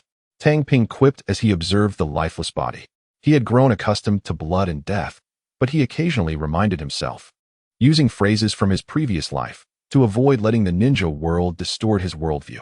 As Kakashi approached, his expression cold and composed, Tang Ping offered his admiration. Truly commendable. Our powerhouse of Team 3. You have dealt with several pursuers. From now on, I shall leave the fighting to you. Indeed, he bore no intention of shirking responsibility. For someone as pitiable and weak as himself, clinging to a more capable teammate was entirely justifiable, was it not? As for whether Kakashi, merely 7 years of age, would feel remorse for taking a life, apologies, but that was unlikely. Conscience was something Tang Ping possessed, albeit in limited quantities. If he could relish the benefits of his situation so thoroughly, how could one expect him to be burdened by a sense of morality? Such notions were entirely misplaced. Although Kakashi could not perceive Tang Ping's inner thoughts, his cold, fish-like eyes remained fixed on him. What a joke! Who is the powerhouse of Team 3? Surely you must have some awareness of your standing. Kakashi, despite acknowledging his rapid growth in strength, understood that Tang Ping's development far surpassed his own. At this moment, he could not even ascertain just how formidable his companion had become. Nevertheless, the fact that Tang Ping persistently refrained from intervening, instead placing himself in the line of fire, stirred a sense of dissatisfaction within him. All right, I concede. How about this as an apology? Tang Ping, sensing the discontent in Kakashi's gaze, produced a vial of healing potion and extended it to him. While Kakashi surely possessed his own supplies, who could ever have too many good things? The air fell into a moment of silence. Slap. Kakashi accepted the potion, marking the completion of this unspoken transaction. Thus, he was willing to stand openly to draw fire away from Tang Ping, allowing him to continue his leisurely approach. All the ninja tools had been reclaimed, yet the token remained elusive. Koji, having finished cleaning the battlefield, voiced his confusion. Now that they had dealt with the swiftest pursuing team and temporarily deterred the others, the next task was to search for the token. I believe it should not be difficult to find. The challenge lies in how to secure it and transport it safely to the tower. Tang Ping articulated his analysis. If it were hidden too well, the second assessment would focus on reconnaissance capabilities rather than the prowess of the ninjas, which would be utterly impossible. Before the two could respond, it became evident that there was no need. Amidst the rumbling chaos, a colossal black bear, towering 2 stories high, emerged into the view of Team 3. The focal point was the crimson scroll affixed to its brow. It was impossible for the creature to have placed it there by itself. It must have been positioned by someone else. As for who that might be, it was all too clear. Only an examiner could have done so. The scroll was a token of passage. Without needing a reminder, one could deduce that possessing this scroll would grant them safe passage through the perilous examination akin to a meat grinder. It was noteworthy that the second round of the exam was structured in teams. In other words, each token could allow 3 individuals to pass the test, and there was no restriction on requiring a full team to do so. This introduced an element of intrigue. Candidates who were participating alone or had suffered losses among their ranks might band together or forge alliances. Brilliant. The rules were indeed ingeniously devised. Such a complex situation would further test their intellect. Should any brainy candidates emerge, particularly from the Nara clan, they would surely find ways to navigate this challenge. One could only commend the 3 great shinobi villages for their meticulous preparations for this joint Chunin exam. They needed not only to provide spectacle, but also to challenge the candidates' diverse abilities. The immense black bear was undeniably captivating, ensuring that onlookers would gather around. At this moment, Team 3 was faced with 2 possible courses of action. One was to make a concerted effort to seize the task scroll and then rush into the tower to submit it before being surrounded by others. The other option was to wait for the opportune moment to strike after others had secured their tokens. The examination rules contained no stipulations against candidates engaging in mutual combat or theft. In fact, that was likely the crux of the examination's appeal. If it were an ordinary beast, even a low-ranking shinobi could handle it with ease. However, dealing with such a formidable creature was far from simple. Possessing immense vitality, it also exhibited capabilities akin to ninjutsu. We will seize the token, Tang Ping declared decisively. It was a straightforward rationale. They were not just any random team. They were the renowned Konoha Star team. With Kakashi, the prodigious genius among them, there was no chance for anyone to covertly undermine them. If they failed to acquire the token now, their future endeavors would only grow more arduous. As for snatching tokens from other teams, the idea was indeed sound, but it hinged on the ability to gather intelligence. Their team lacked members like the Hyuga, Inuzuka, or Yamanaka clans, known for their adeptness in reconnaissance. Nodding, both Kakashi and Yamashita Hiroshi, with their taciturn natures, opted for action over words. I am pleased with your resolute agreement, but I must express my displeasure at your failure to address me as captain, Tang Ping muttered to himself, preparing to reveal his trump card. Taichi. This summoning beast was no secret and was indeed a reliable asset he could utilize without hesitation. This first token now belonged to the Sand Shinobi. A figure leaped onto the back of the enormous black bear. It was Maki. His arrival was unexpected. One could only remark that in his youth, Maki had yet to endure the harsh realities of life, his character starkly contrasting with the calm and cautious demeanor he would later adopt. If not witnessed firsthand, Tang Ping would scarcely believe that this audacious and flamboyant individual could indeed become the future pillar of Sunigakure. Considering the potential presence of the other party, for the sake of safety, Tang Ping prepared to persuade his two teammates to relinquish this token. After all, there was more than one such token. However, Kakashi unsheathed his short blade, clearly indicating his stance. Tang Ping was left in a state of bewilderment, as he had not anticipated Kakashi's boldness. Fortunately, after spending some time together, Kakashi had come to understand Tang Ping's character, and with a single remark, he altered his decision. There are surveillance cameras. Yes, that was the crux of the matter. The presence of surveillance implied that the influential figures within the village were observing the situation. Should they choose to retreat now? While technically not breaching any rules, they would undoubtedly become the subject of gossip. At the very least, Sunanin would seize the opportunity to proclaim, "Is this the best that Konoha's genius can do? Sunigakure is the true strongest in the ninja world. Konoha ninjas abandon their missions. It is essential to understand that." Aside from the upper echelons of various ninja villages, there were also numerous nobles and wealthy merchants present. This group constituted the primary source of mission commissions. What could the villagers and common folk earn from their missions? If they displayed incompetence in front of these affluent patrons, the repercussions for the village's future commissions would be all too apparent.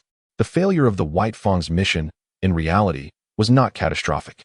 Yet, when that news spread, it would lead the wealthy patrons to ponder, if even the White Fang can abandon a mission, surely others would do the same. It was this line of thinking that caused a significant decline in Konoha's mission commissions. The impact was immense, and combined with the backstabbing by the savior, it ultimately led to the White Fang's resolute suicide, providing everyone with an explanation to prevent repercussions for Kakashi's future. After traversing to this world, Tang Ping finally grasped these intricacies. Unlike other time travelers who merely attributed the chaos to the Hokage's machinations, failing to comprehend the dramatic success that affected the village's interests. Who can be blamed for the White Fang's plight, if not the circumstances? Now, a similar scenario lay before their third squad. To avoid experiencing such a fate, Tang Ping knew they had no retreat. While it was tactically sound to evade confrontation, the ninja world does not concern itself with right or wrong, only with interests. If the village's interests were jeopardized, one could forget about thriving in Konoha. Even the Uchiha clan might not be able to ensure his safety. Without protection, with his current strength, he would find it nearly impossible to survive. Ready to act, a glint of resolve flashed in Tang Ping's eyes. He merely wished to enjoy a peaceful life, yet now he found himself cornered, with no opportunity for choice. At that moment, he gained a new understanding of the phrase riding a tiger. However, despite the gravity of the situation, he would not act recklessly. First, he needed to devise a plan to secure the token. He quickly outlined their tactical arrangement. The operation commenced. With that, the three charged toward the black bear. As for a surprise attack, they had just engaged in battle using ninjutsu, creating such a commotion that unless their opponents were blind, infiltrating would be utterly futile. It was far better to charge in directly. At this moment, the Maki squad naturally noticed the third team. However, they found themselves facing the furious black bear and lacked the energy to take the initiative. The token was sealed upon the beast, rendering its retrieval impossible. Maki, evading the attacks, silently lamented his predicament. He had initially thought that obtaining the token would be a simple task. After all, with a ninja's speed, this cumbersome beast should have posed no obstacle. Yet, he realized that the examiners would certainly anticipate such a straightforward approach, hence the arrangement. The sealing technique. The token was directly sealed atop the beast's head and could only be retrieved upon its defeat. This made sense. If the difficulty of locating the token was reduced, it was only natural that the challenge of acquiring it would be heightened. At this juncture, the third team launched their offensive. Body flicker technique. Kakashi lunged towards Maki. For a ninja, speed indeed grants unparalleled freedom. The future Hokage, the yellow flash of the leaf, achieved greatness through his swiftness. With the flying thunder god technique, he had left the Raikage brothers in utter disarray. Kakashi was currently following a similar path. Summoning technique. Tohei halted to perform the summoning technique, calling forth Tai. With a resounding boom, White mist enveloped the area.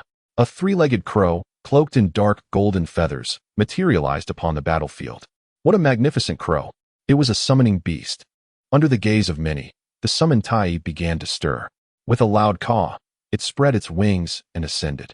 Previously, summoning had only involved ground battles.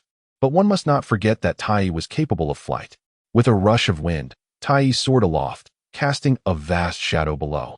At this moment, Tai's size was entirely different from that of several months ago during the graduation exam. Back then, it stood only at human height, with a wingspan of merely a few meters. In the realm of large birds, it was considered substantial, yet in the ninja world, it was merely small. Now, however, the situation had changed. Its wingspan exceeded 10 meters, creating an awe-inspiring presence. It appeared grand, yet the reality of its size was somewhat inflated. While its wingspan indeed measured over 10 meters, in a retracted state, it stood around 6 meters tall. Though this height is not insignificant. When compared to the colossal summoning beasts that often tower over 10 meters, it was less than half their size, perhaps merely a third. Thus, Tai still had considerable room for growth. With a triumphant caw, the soaring Tai commenced its assault. It unleashed fireballs the size of soccer balls. The target? The massive black bear, which stood about 2 stories high. This choice was natural, as attacking other targets was utterly futile. With the enhanced evasion abilities of a ninja, dodging such fireball attacks was indeed straightforward. However, the same could not be said for the black bear. Its hefty form was unbothered by the prospect of missing attacks. Boom, boom. Fireballs erupted, transforming vast sections of the ground into a sea of flames, their power reminiscent of cataclysmic destruction. Some unfortunate souls were even caught in this indiscriminate barrage of fireballs. Such is the terror of a large summoning beast. The potency of attacks correlates with the size of the creature. If the creature's size remained akin to that of the previous graduation assessment, such catastrophic destruction would have been implausible. However, its dimensions have increased several-fold, resulting in a 10-fold augmentation of its destructive capabilities. For Tai, such a terrifying blow incurs minimal consumption, comparable to that of a C-rank ninjutsu from the past. A thunderous roar reverberated through the inferno as a colossal black bear emerged, charging directly towards Tang Ping. Clearly, its primal instincts had detected the connection between them. What could Tai, suspended in midair, do against this conjurer? Truly, it was rugged and resilient. Standing atop a tree, Tang Ping observed the tank-like beast demolishing trees in its path, muttering to himself without any inclination to evade. This imposing beast was exceedingly difficult to contend with, as it wielded chakra, a transcendent power capable of enhancing both offense and defense. This was the very reason it could withstand Tai's assaults and emerge unscathed. Were it a mere wild animal, no matter its size, it would have perished. As the black bear closed in, a tremendous explosion resonated from beneath it. It was an explosive tag. The force of the blast rivaled that of advanced fire-style ninjutsu, and even shadow-level warriors would not dare to underestimate its threat. However, the cost was exorbitant, 30,000 Ryo per tag. This time, Tang Ping had instructed Yamashiro Koji to deploy 5 tags to set the trap. Against such a behemoth, a single tag would prove ineffective. Thus he expended the entirety of their 3rd squad's reserves in one fell swoop. It is worth noting that explosive tags have a limited shelf life. One cannot simply purchase them once and utilize them indefinitely.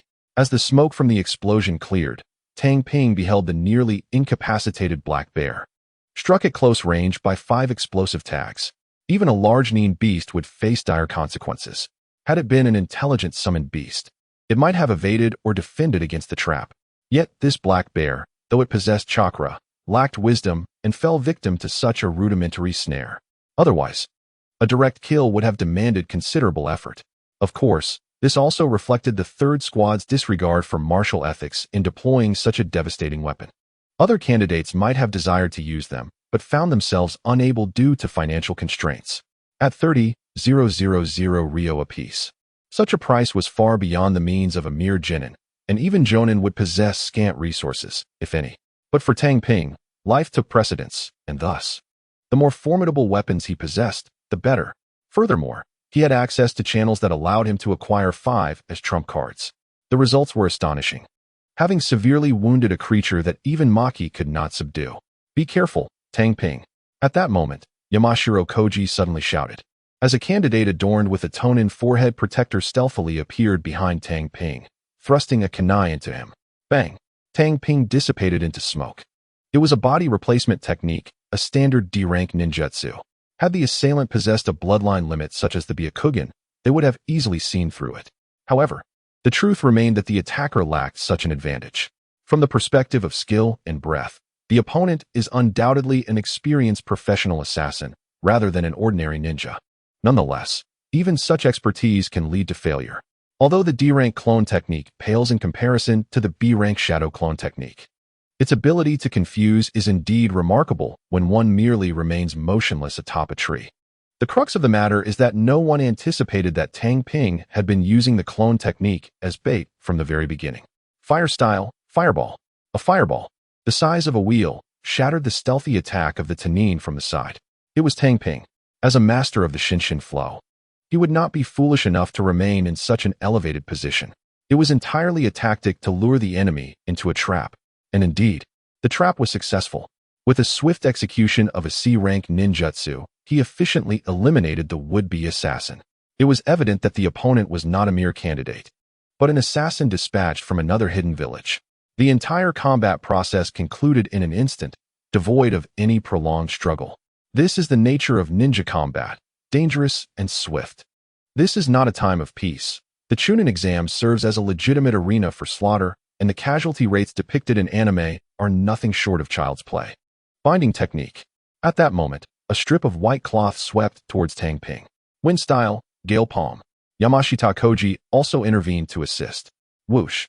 A shuriken was launched towards Tang Ping. Two comrades from the Kamaki team, namely Jun and Yura, made their move. Meanwhile, Kakashi and Maki engaged in a fierce clash not far away, the sounds of metal colliding echoing the peril of their battle. Tai found it impossible to intervene due to its large size. Any attempt to strike would not only fail to eliminate the enemy, but could easily result in collateral damage.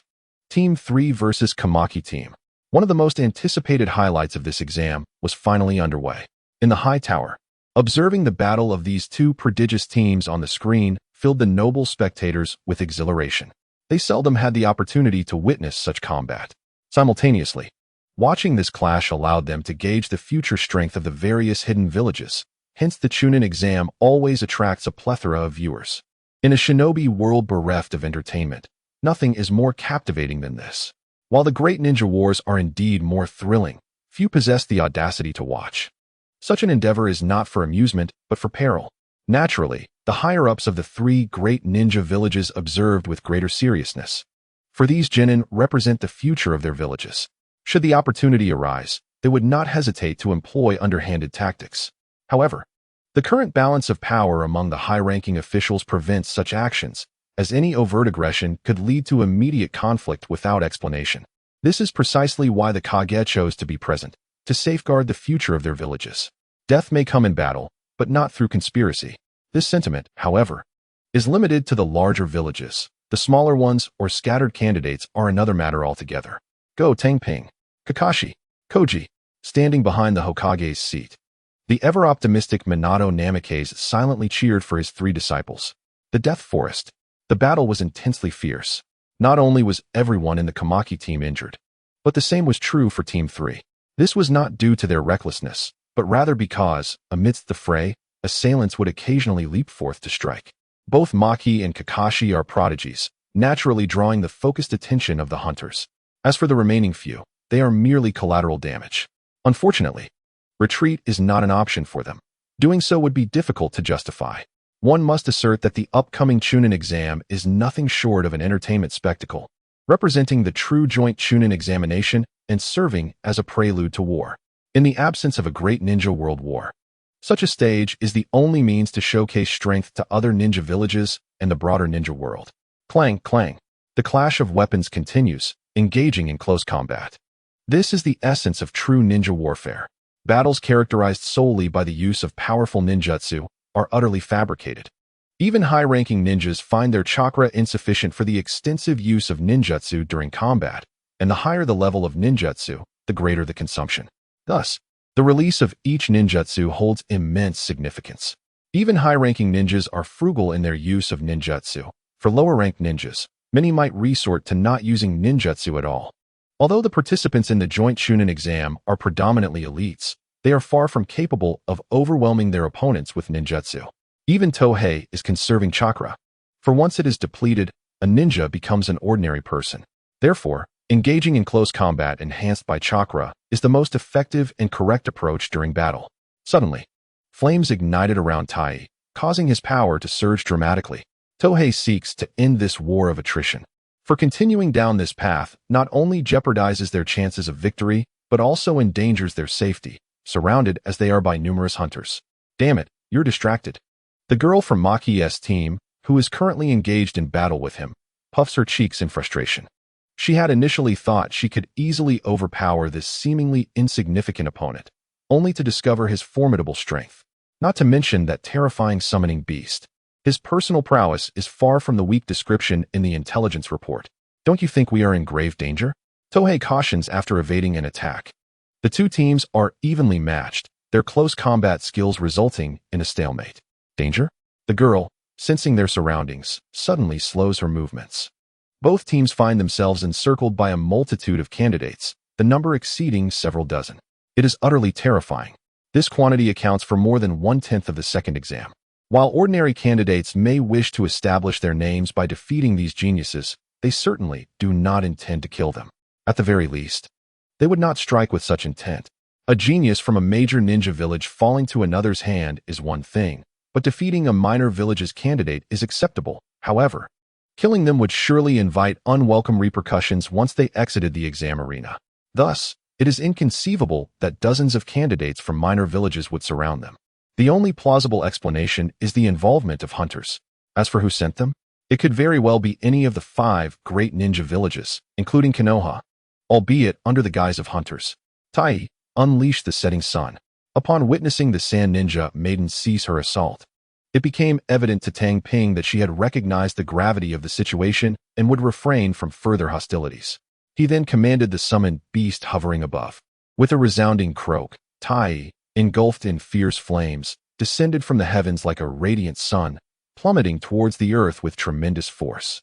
The air ignited, and the flora withered in its wake. Faced with Tai's indiscriminate and near-fatal onslaught, all combatants halted their skirmish. "Have you lost your mind?" The Sand Ninja maiden exclaimed before swiftly retreating to Maki's side. The sun-like Tai crashed to the ground. Boom! Amidst the cataclysmic explosion, the area was enveloped in destruction and flames. This singular strike possessed a potency rivaling that of some S-rank forbidden techniques. However, it was not without its drawbacks. The noise and preparation time prior to its execution were glaringly apparent weaknesses. Yet, the sheer lethality of the attack overshadowed these flaws. From this moment forth, all present recognized Tai's formidable strength. Within the towering edifice, astonishment spread. What is this? This summoned beast is astonishingly powerful. Its might rivals that of S-rank secret arts. The higher echelons of the various ninja villages were equally taken aback by the force of this strike. Many began to inquire about Tai's background, particularly among the Uchiha clan, whose members found their breaths coming in heavier gasps, their minds conjuring images of themselves wielding Tai to unleash such a terrifying blow. Alas, Tang Ping remained oblivious to their thoughts. Were he aware, he would have disabused them of their notions. For Tai was his summoned beast, and did not belong to the entire Uchiha clan like those of the Nico clan. In the Death Forest, as the explosion subsided, a thick fog enveloped the battlefield. Smoke bombs. Tang Ping, of course, would not attempt a reckless breakout. With dozens of hunters present, a straightforward escape was utterly impossible. Thus, Tai's final, full-force strike before the summoning concluded was solely intended to disrupt the battlefield, as well as to provide cover for his own endeavors. Let us go. Tang Ping secured the red scroll, a token of allegiance, and beckoned his 2 gathered teammates to break through. The black bear was also caught in the aftermath of this strike. After its demise, the token would naturally fall into his possession. The retreating Kakashi glanced at Tang Ping. Sensing that aside from his penchant for shirking responsibility, he was indeed suited for the role of captain, the trio formed a triangular assault formation as practiced. Kakashi, the most formidable fighter, positioned himself at the front, while Tang Ping and Koji flanked the sides and rear. This arrangement would allow them to respond to any eventuality. Shadows emerged from the mist. Swish! Utilizing the body flicker technique, Kakashi lunged before his adversary, thrusting a kunai through their throat before they could react. Had he aimed for the heart, the foe might have emitted a signal before succumbing. The knowledge of assassination. This was entirely due to the special tutelage of Minato Namikaze, coupled with a plethora of combat skills, which significantly elevated Kakashi's combat prowess. With this Pathfinder leading the charge, Team 3 advanced smoothly. Yet, there were still unforeseen circumstances. Swish, swish. Both Tang Ping and Koji simultaneously hurled shurikens towards the rear. Wait. A somewhat familiar feminine voice called out, followed by the approach of their trio. It was Maki's squad. The intentions of the opposing party are unmistakable. They are preparing to hitch a ride and depart together. Ninjas are indifferent to appearances, for only those of the shadowy elite are entitled to such concerns. For these lesser ninjas, survival is the primary objective. Meanwhile, Maki remains silent, his gaze filled with fierce determination as he fixates on Kakashi, yet he refrains from making a move. His arrogance is evident. Yet he possesses the intelligence to recognize their precarious situation. Their immediate need is to break free, not to engage in a contest of strength. The prospect of others seeking refuge in their escape does not trouble him. On the contrary, he welcomes the idea of having allies to share the burden in times of peril. Thus, the two teams collaborate seamlessly, forcing their way through the encirclement. However, just as they emerge from the fog-laden area, both teams abruptly halt due to an unforeseen circumstance. To their astonishment, they encounter none other than the Gantu team from Iwagakure, evidently drawn by the tumultuous commotion. A typical skirmish would not generate such a clamor, but here, the use of ninjutsu and explosive tags has created a considerable disturbance. The most dramatic display was the recently concluded summoning technique, a move nearly on par with an S-rank forbidden jutsu, the setting sun. Both its magnitude and potency were overwhelming. Any opponent with functioning senses would surely be compelled to investigate. Thus, the three teams find themselves in a standoff, each reluctant to withdraw for fear of being targeted by the remaining two factions. It is universally understood that retreating under these circumstances would be the most prudent course of action, yet the omnipresent surveillance cameras inhibit any verbal negotiations. I propose we first deal with the hunters. Tang Ping finally speaks up. Despite his desire for discretion, his current predicament leaves him no choice but to step forward. His very life hangs in the balance. Maki ponders this suggestion, weighing his options. However, having successfully acquired the token and feeling emboldened, Gantu dismisses the proposal outright. They are but a pack of rats. Let us first demonstrate to the ninja world who the true genius is. It is evident that the opportunity to confront Maki and Kakashi is far too precious for him to forego. If missed, there is no assurance of a second chance. The third round of examinations is a personal battle, and they might very well miss each other. Once that chance is lost, even a final victory would lack the necessary persuasiveness. Iwagakure is in dire need of talent, and one cannot say that Gantu's decision is born of folly. Rather, it is remarkably astute. He is well aware of the risks, yet is willing to take them for the sake of his village. Earth release, Forest of Spears. After rejecting the suggestion, Gantu unleashes a ninjutsu attack. With a swift whoosh, stone spears erupt from the ground. Had the two teams not reacted quickly enough, they might have found themselves impaled. The battle commences. Faced with such blatant provocation, Kakashi and Maki cannot afford to remain passive. They must engage. Compounding their predicament is the presence of hunters intermingling with the examinees, who will undoubtedly make their approach swiftly. This is a troublesome situation indeed. Regardless of what others may think, Tang Ping is genuinely terrified. If it weren't for his lack of options, he would have long since fled the scene. At that moment, two lower-ranking ninjas abruptly plunged into the battlefield, charging directly towards the location where the three great ninja villages were showcasing their talented fighters. Be cautious. Tang Ping sensed an unsettling shift in the atmosphere and raised his voice in warning. It felt profoundly amiss.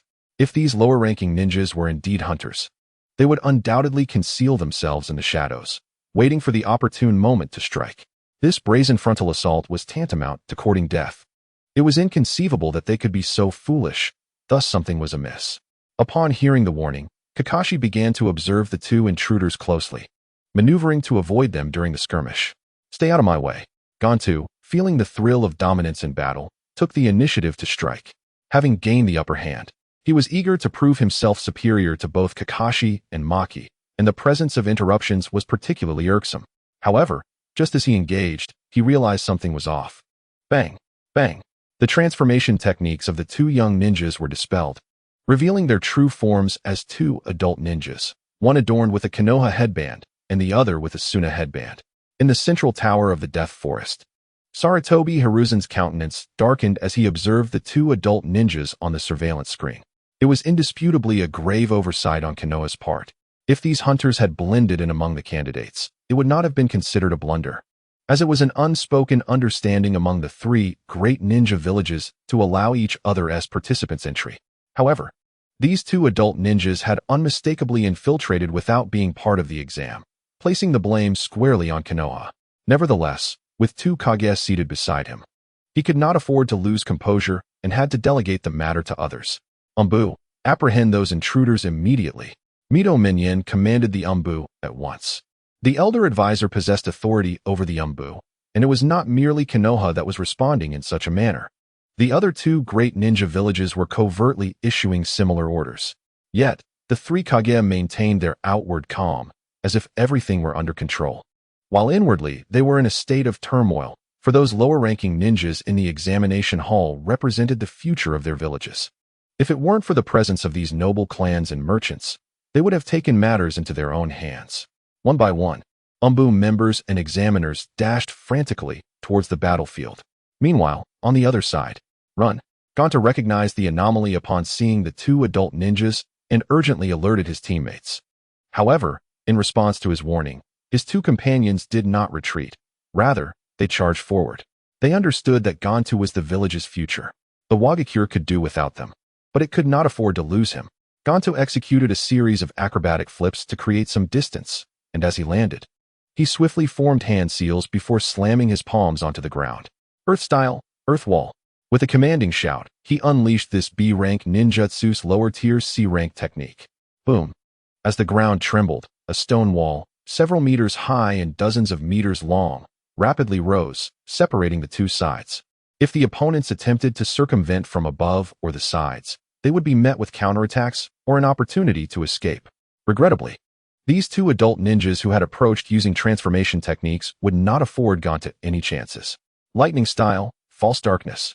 A ninja adorned with the Leaf Village forehead protector swiftly formed hand seals, unleashing a B-rank lightning release technique. Though the distinction between B-rank and C-rank may seem minor, the disparity in power is monumental. Simultaneously, the earth release is inherently at a disadvantage against lightning release. With a crackle, several lightning whips, as thick as a finger, sliced through the earthen wall before them with ease, akin to slicing through vegetables. B-rank ninjutsu encompasses techniques that involve elemental transformation, which are far beyond the grasp of a chunin or jinin. It is now apparent just how formidable it would be for the future chunin exams of the two pillars to employ A-rank ninjutsu. Their opponent's talent is undeniably exceptional. However, in the ninja world, lineage and external enhancements reign supreme. Prince Naruto not only possesses the Uzumaki lineage but also wields the formidable Nine Tails, making it understandable why the two pillars find themselves consistently overwhelmed, even to the point of resorting to fleeing and seeking refuge with Orochimaru. As the ninjutsu concluded, gasps erupted from behind the earthen wall.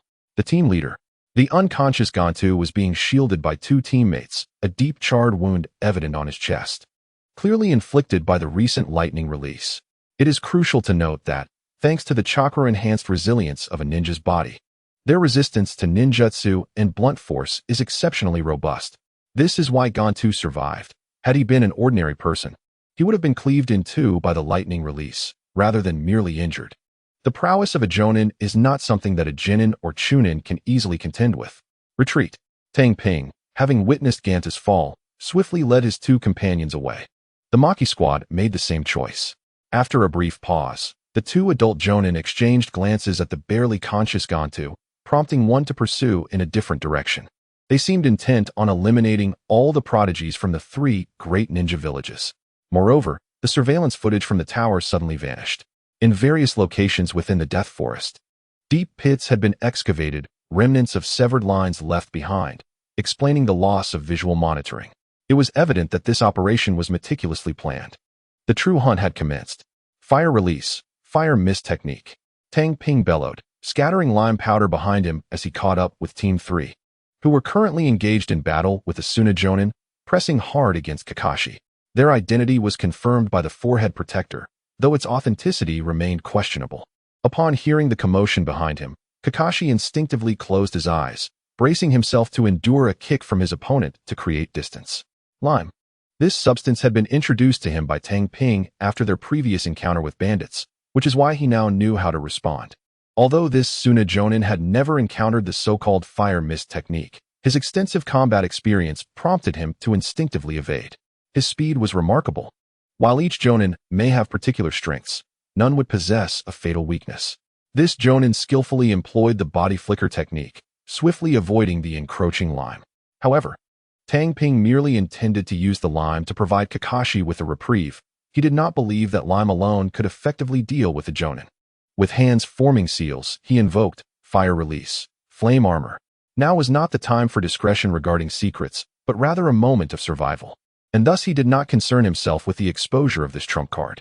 A gossamer flame enveloped his form as he swallowed the military rations pill. Yet, before Tang Ping could launch an attack, he instinctively raised his right arm. Suddenly, a sharp shuriken pierced the back of his hand with a soft, unexpected gasp. As if the assailant had not anticipated this lethal strike to be ineffective. With a thud, Tang Ping was kicked away.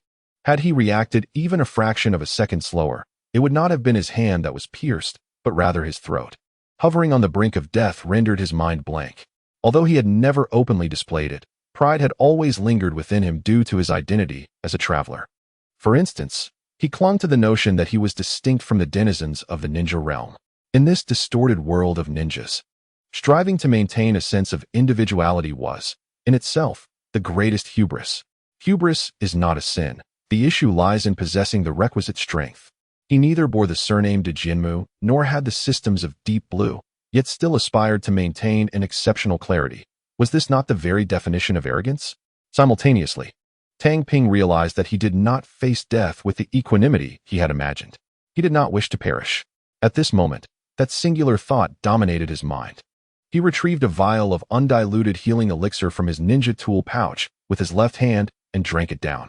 Disregarding the pain in his right hand as he formed hand seals, he failed to notice that his movements had become swifter, his focus sharper, completely transformed compared to before. It was akin to the difference between a novice and a seasoned veteran.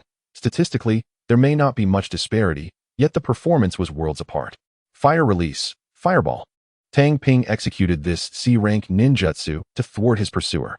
Even a Jonin, despite their prowess, remained flesh and blood. Whether a Genin or a Jonin, a hit meant death. The crucial point was to ensure a hit. One could easily deduce that it was fundamentally impossible to achieve that. Conversely, such an action would only alert the opponent to the threat he posed, prompting them to strike at him. Boom. Flames shattered the area where the sand-hidden Jonin stood. Had it been a Genin or a Chunin, Tang Ping was confident that this maneuver would have resolved the encounter, or at the very least inflicted damage. However, facing a Jonin in peak condition, the fireball would undoubtedly prove ineffective. Thus, other thoughts began to form. Suddenly, he transformed into a wooden block. Behind this wooden decoy stood the Jonin adorned with the Sand Ninja forehead protector. Indeed, the opponent had recognized the threat he posed and had chosen to act against him. Tang Ping had foreseen this and employed the body replacement technique. Otherwise, if he sensed danger too late, he would have been as good as dead. With a fierce determination, Tang Ping, cloaked in flames, launched an offensive. It was no joke. This secret technique was devised explicitly for close combat. Using it to create distance would be a complete waste. Whoosh whoosh. Several kunai flew from the side, directed at the sand-hidden Jonin. It was Kakashi making his move, while Yamakoji concealed himself in the shadows, ready to provide support. Enhanced by the fiery mantle, Tang Ping's close combat abilities surged, especially as he could utilize the flames to alter his speed of movement, enough to leave his enemies bewildered in their predictions. What kind of secret technique is this? The sand-hidden Jonin, who had missed several strikes with his shuriken, inquired in astonishment. The ability to withstand an assault from a Chunin is indeed unprecedented. Fire and mist technique. Tang Ping, with his left hand once again waving, scattered a pouch of lime powder. He had ample supplies of this on his person. Sand. The white lime enveloped the surrounding space. Close your eyes. To avoid being affected by the lime, the best course of action was to shut his eyes. Simultaneously, Utilizing the ninja body technique, even with his eyes closed, he could still fight. The future Raikage could even engage in battle with his eyes shut. Meanwhile, with his opponent's eyes closed, Kakashi would seize the opportunity for a ranged attack. Utilizing the flame robe alongside the lime, Tang Ping managed to narrowly escape death amidst an assault from a Jonin. However, this sand-hidden Jonin was no fool. Even with his eyes shut, he adeptly evaded Kakashi's incoming shuriken and sunbon, showing no inclination to retreat. This was a rhythm set for Tang Ping's demise. The air was thick with the metallic scent of evaporating blood. With a surge, the flames from his robe converged onto Tang Ping's right fist, which bore a gaping wound, continually oozing blood. His chakra reserves were dwindling.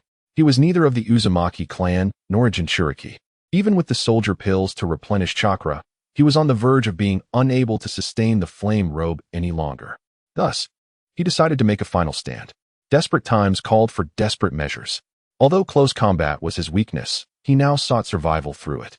If he were to create distance, allowing a Jonin to unleash ninjutsu, he would surely meet his end in a well-orchestrated manner. Perhaps sensing the extraordinary nature of Tang Ping's strike, the sand-hidden Jonin quickly formed two seals, his right hand enveloped in blue lightning. Ziz. This was not the Chidori, but rather a C-rank lightning technique. Time was too short. His opponent had no opportunity to execute higher-level ninjutsu. Herein lies the advantage of the non-hand seal ninjutsu. Had Tang Ping attempted to form seals, the opponent would have had ample time to unleash a superior technique in retaliation. However, with non-hand seal ninjutsu, the adversary was forced to resort to a C-rank technique in haste. Fire release, flame fist. Tang Ping thought to himself, given his current chakra control abilities, this was the extent of his capabilities. With further strength, he could undoubtedly develop more techniques. There was no reason why the future second Hokage's Chidori flow could achieve what he could not. The two fists collided. Fire versus lightning. Boom. In the massive explosion, Tang Ping's body soared through the air like a rag doll. Tang Ping, before losing consciousness, the last image in his vision was of the approaching Koji Yamakawa, alongside the visage of the sand-hidden Jonin with a face scorched by flames. Upon regaining consciousness, the surrounding environment had dramatically changed. The room, dominated by white, along with the pungent scent of disinfectant filling his nostrils, all served as reminders of his current location, the Konoha Hospital. He bore no wounds. Even the back of his hand, previously pierced by a kunai, appeared smooth as jade. Had it not been for the slight discoloration of his skin, one might think he had not been harmed at all. Quite normal. That undiluted solution was certainly not consumed in vain. You're awake? A cold voice from a girl nearby brought a spark to Tang Ping's eyes. It was Uchiha Meia. She sat on a chair beside the bed. And though her eyes were obscured by white bandages, it did nothing to diminish her strikingly aggressive beauty. Tang Ping contemplated the memories that lingered before his unconsciousness. The dark forces arrived promptly after your collapse, rescuing you while simultaneously eliminating the rogue Sand Village Jonin. The village has been in disarray for the past couple of days due to this incident. Uchiha Meia gradually recounted the events that transpired after Tang Ping fell unconscious. It is a grave matter. Of the several hundred candidates in the second examination, fewer than 100 survived. The casualties are devastating. The losses are staggering, a mere fraction of the original numbers. Such a severe toll was entirely due to the disruption of surveillance, which allowed the three great ninja villages to lose control of the examination arena. Had it not been for the timely intervention of the proctors and the Konoha Anbu, it would not have been surprising if no one had survived. From all indications, it seems that Konoha has been severely infiltrated. Otherwise, the enemy would not have been able to enter the forest of death or know the locations of the surveillance lines. Such information is unknown even to the Konoha ninjas. Given the gravity of this breach, it is no wonder that the village has been conducting extensive self-examinations in recent days. Furthermore, Uchiha Meia appeared to be grappling with words left unspoken. Your two teammates, Yamakawa Koji, sustained a stab wound to the heart while trying to protect you, and Kakashi also suffered serious injuries. The voice that entered the room revealed the rest of the story. Uchiha Shoyuda, the imposing figure, stood at the doorway, exuding a formidable presence. What? Tang Ping was utterly unprepared for the news regarding his teammates. Yet, before he could rise, he was pushed back onto the bed. Uchiha Shoyuda restrained him with one hand, advising, "What you need to do now is focus on recovering your health and achieving a good result in the upcoming third examination." Everything else can wait. The reminder was made specifically due to the growing envy surrounding Tang Ping's displayed abilities. Without sufficient status and strength, even the Uchiha clan might not be able to protect him. Unless he chooses to remain within the clan's territory indefinitely, he would ultimately face these challenges alone. I understand. Countless thoughts flashed through his mind, and eventually, Tang Ping nodded slowly. There is still more than half a month until the third examination begins. Uchiha Shoyuta released him and, alongside Uchiha Meia, began to exit. However, he paused at the doorway, stating, "You must not let Mei down." Upon hearing those final words, Tang Ping was completely bewildered, as he did not grasp their meaning. How could he possibly let Mei down? Such an accusation was utterly unfounded. As he internally protested, hurried footsteps echoed at the entrance. Lifting his head, he saw a figure rush in, clad in a white short-sleeved martial arts uniform, cinched at the waist with a black leather belt, and wearing loose hakama pants. Her flowing long hair framed a delicate and charming face. Her white eyes filled with concern as they rested upon the sick bed. "Tang Ping-kun, you have finally awakened," the beautiful maiden exclaimed, her tone brimming with excitement. "Hinata Sujetsu, it is evident that she does not disappoint the noble lineage of the Hyuga clan. Not only is she stunningly beautiful, but she is also affluent and generous." Upon their initial encounter, the other party's bruised visage and blood-stained garments rendered them utterly disheveled. However, once the injuries healed and they donned clean attire, their beauty and physique were undeniably remarkable. Yet, one could not help but ponder, was this individual truly merely 12 years of age? Hinata Tsukikage and Do Ping were of the same age, yet in certain respects, she was endowed with extraordinary talent, far surpassing Uchiha Meia by several leagues. Nevertheless, the maturity displayed within the ninja realm is often astonishingly precocious, making such rapid development seem less surprising. "What brings you here?" Do Ping inquired, observing her unscathed right leg and the lily she held in her hand. Perplexed by her presence, "I heard you sustained severe injuries in the Forest of Death, and I have been quite worried. I intended to come and see you these past few days." Hinata Tsukikage gradually approached the bedside, familiar with the routine of replacing the flowers in the vase atop the headboard. It was rather unusual for someone to change flowers for him. At that moment, Do Ping grasped the meaning behind Uchiha Shuta's parting words. "Don't let Mei down." What an egregious misunderstanding. His relationship with Hinata Tsukikage was as innocent as a blank sheet of paper. "By the way, Tsukikage, do you have any news about Kuji and Kakashi?" Do Ping probed, despite his own wounds having fully healed. However, the residual effects of chakra depletion and the consequences of the soldier pills left his body feeling utterly enervated. It was no wonder Uchiha Shoyuta insisted on returning him to the hospital bed. In his current state, engaging in any activity was decidedly inadvisable. Hinata Tsukikage gently elucidated the circumstances of the two members of Team 3, and Do Ping's expression grew increasingly grim. "Kakashi is faring relatively well, though he sustained serious injuries. The medical ninjutsu has nearly healed him, and he has since been discharged from the hospital. However, Yamashiro Kuji, due to heart damage, has miraculously survived but will be unable to continue his path as a ninja. The moment his heart beats too vigorously, his life will be at risk." "How could this be?" Do Ping murmured, acutely aware of the profound impact this would have on Yamashiro Kuji. As the last hope of his clan, Kuji had regarded the revival of his family as his ultimate aspiration. "But such is the life of a ninja, isn't it?" Hinata Tsukikage said, her expression tinged with sorrow, for she too shared a similar plight. Losing a leg had rendered her unable to pursue the path of a ninja, with her future resembling that of a caged bird, one that was also unable to fly. "Indeed, this is the reality of a ninja," Do Ping echoed bitterly. "The harshness of being a ninja lies precisely therein, as one is perpetually confronted with various dangers. Even those who become disabled or retire have no safety net. And the number of ninjas who have chosen to end their own lives is alarmingly high. The heart, this invaluable organ. To restore it, such a feat would be impossible at the current Konoha hospital. Perhaps if Tsunade, the pinnacle of medical ninjutsu, were to intervene, there might be a chance. Otherwise, the hopes of others should not be too high." The more Do Ping delved into the study of medical ninjutsu, the clearer it became to him that such healing arts have their limitations. Thus, he chose not to specialize in this field, but rather utilized medical ninjutsu to explore the path of biotechnology. The heart is the most intricate part of the human body.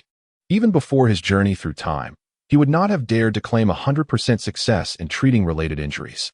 This is not the world before the time travel, but rather a realm imbued with chakra and natural energy, a ninja world where resurrection and extraterrestrials exist, let alone matters of the heart. So, are you resigned to your fate?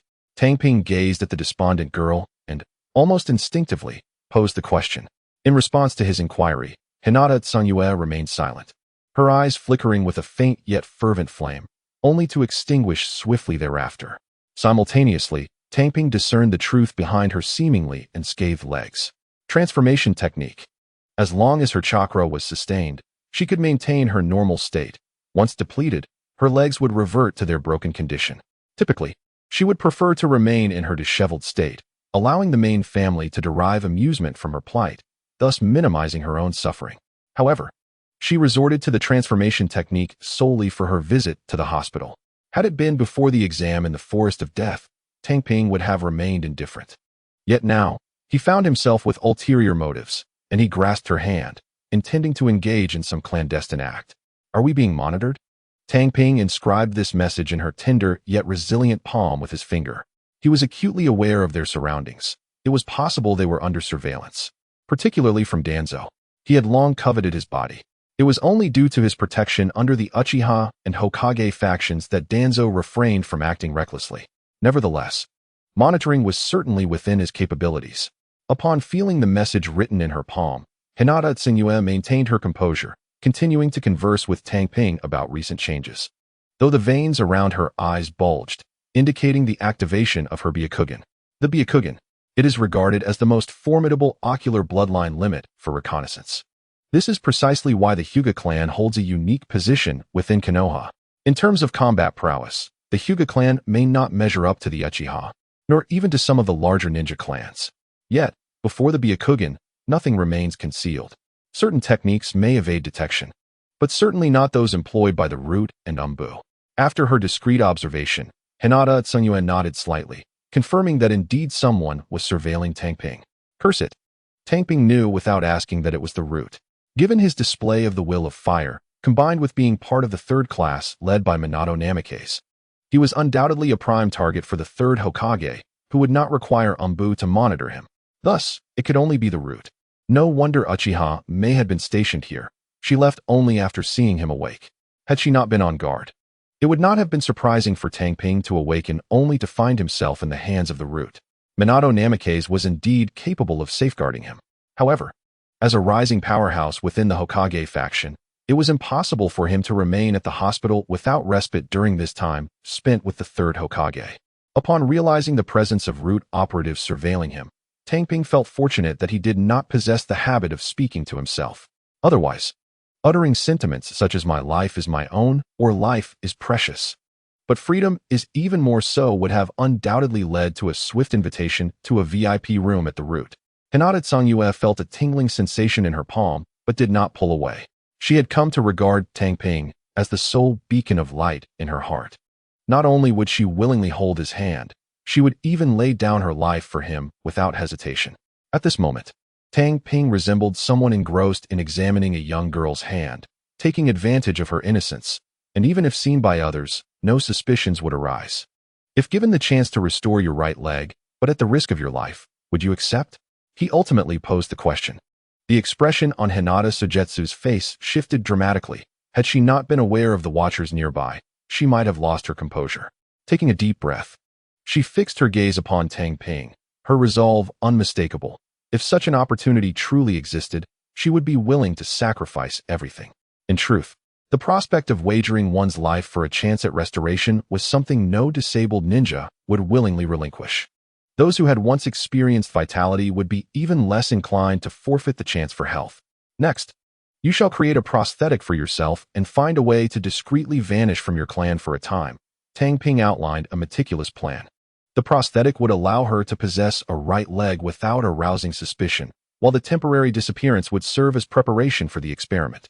Having teetered on the brink of life and death, his mindset had undergone a profound transformation. The ultimate dream of a languid existence remained unchanged. However, the prerequisite was to possess the power for self-preservation rather than a passive surrender to fate. Previously, such planning stemmed from being inconspicuous and powerless, which mattered little. But now, To dare to live in such a manner would surely lead to dire consequences. Thus, he sought to obtain formidable strength for self-defense. Hinata Sogetsu was the finest candidate, brimming with untapped potential. She bore the Hyuga bloodline, and countless predecessors from other realms had illuminated the path for her. The reincarnation eye. It was an eye to rival the Rinnegan. Should she acquire such eyes, she would be catapulted to greatness, standing shoulder to shoulder with the sun. As for loyalty, in other circumstances, one might be concerned. Yet, within the ninja world, such devotion was commonplace, with many willing to sacrifice everything for loyalty. It was precisely these considerations that led Tang Ping to select Hinata Sogetsu, intending to cultivate her into a formidable asset. After a while, she declared, "I shall take my leave." It seemed like a typical farewell, yet both parties understood that she had made an irrevocable decision, one that even the strongest force could not reverse. It was Tang Ping's words that instilled such unwavering trust. Had it been anyone else, she would never have easily believed or wagered her life.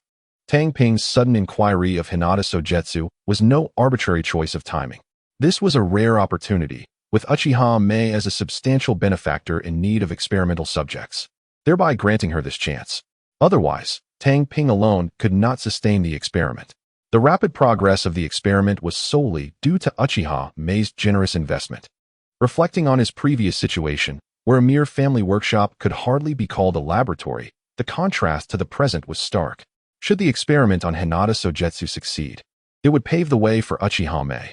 This sequence of events was intentional, for healing a leg was far simpler than restoring sight. If this experiment were to succeed, Tang Ping would gain the confidence to heal Uchiha Meia. Fortunately, there have yet to be any instances of complete success in the experiments. Should they succeed, even if Uchiha Meia were to oppose it, Uchiha Shizuka and Uchiha Shoyuta would never consent to allocating substantial resources towards a member of the Hyuga clan. As for how to persuade the two, Tang Ping had his reasons. Both were similarly aged and of the same gender, possessing the bloodline limit that rendered them compelling candidates for experimentation. A comprehensive experiment, disregarding the technicalities and environment, would require resources exceeding several million ryo. The costs were indeed staggering. Even Uchiha Meia, were it not for the inheritance left by her grandfather, would find it difficult to bear Tang Ping's expenditures. Such a burden on investors. No matter how much capital one possesses, it should not be squandered in such a manner. The rate at which the funds were consumed was alarming. It is no wonder that Orochimaru sought collaboration with Danzō. Sustaining such financial demands independently was utterly unfeasible. After Hinata Sogetsu's departure, Tang Ping borrowed a plethora of books from the library, initiating his studies from the confines of his hospital bed. His persona as a research prodigy afforded him the opportunity to learn, which was only fitting.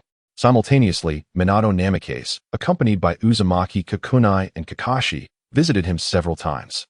Before leaving, Uzumaki Kukunai whispered a piece of news to him. A surprise awaited him prior to the commencement of the third round of matches. Indeed, Tang Ping was set to leave the hospital 2 weeks later. His extended stay was not without purpose. He had read through all the available literature. Of course, to others, it appeared as though he merely flipped through the pages of a book, quickly losing interest, especially considering his current lack of proficiency in any medical ninjutsu. The root organization, covertly monitoring him, had already dismissed his potential in medical ninjutsu. Even Minato reassured him, stating that few within the village mastered such skills, urging him not to dwell on it too much. In reality, Tang Ping, leveraging the advantages of the Clarity Potion, had amassed a formidable theoretical foundation in medical ninjutsu. After all, Konoha's medical ninjutsu was undoubtedly the most advanced across the entire ninja world. While practical medical techniques may not be housed in the library, comprehensive theoretical and research materials were abundantly available. Thus, Tang Ping stood upon the shoulders of giants, acquiring this invaluable wealth of knowledge. At present, he may not possess the ability to perform medical ninjutsu, but with a bit of time, he could certainly innovate his own techniques. Had he not depleted the library's resources, he would have been reluctant to leave the hospital, as he could access the materials without restriction directly within its walls. Otherwise, according to Tang Ping's prior plan, he intended to spend a year gradually absorbing the knowledge contained within the library. The Clarity Potion truly was a game-changer. On the day of his discharge, Uchiha Meia and Uchiha Shizuka came to collect him, for a critically important experiment was set to commence that very day. The group returned to the Uchiha clan's estate. From a distance, one could see the two massive mulberry trees entwined in the courtyard. A closer inspection would reveal a peculiar phenomenon. The light surrounding the courtyard appeared distorted, as if affected by extreme heat. Yet upon entering the courtyard, one would not feel an increase in temperature. Rather, it offered an unexpectedly refreshing coolness. Certainly, this anomaly would go unnoticed if one did not pay careful attention. Even if someone were to perceive it, they would likely attribute it to barriers or sealing techniques. No one would suspect that it was caused by the towering Fusang tree, which stood several meters high atop the intertwining mulberry trees. The Fusang tree, a creation that has consumed a significant portion of Tang Ping's blood and energy, it has now earned the right to bear such a name. A vast expanse of sunlight is absorbed by the Fusang tree, enhancing the natural energy in the vicinity and bestowing an air of sanctity upon the surroundings. It is fortunate that the courtyard is sufficiently spacious. Had it been smaller, the clandestine forces would have detected the anomaly long ago. The tree must be relocated to a more suitable place, but this matter is not urgent. Although only the three of them have returned to the courtyard, Uchiha Shota has been monitoring the surrounding area from the shadows. Shall we take a moment to rest? Uchiha Meia turned to look, her bandaged eyes exuding an aura of formidable pressure. No, I've had enough rest during this time. Tang Ping replied, shaking his head. He had indeed rested considerably, and while his mind was somewhat fatigued from studying, his thoughts were exceptionally vibrant. It was the perfect opportunity for experimentation. Upon hearing this response, Uchiha Meia ceased her persuasion and led the way into the basement. Upon returning to the laboratory, Tang Ping felt a palpable difference.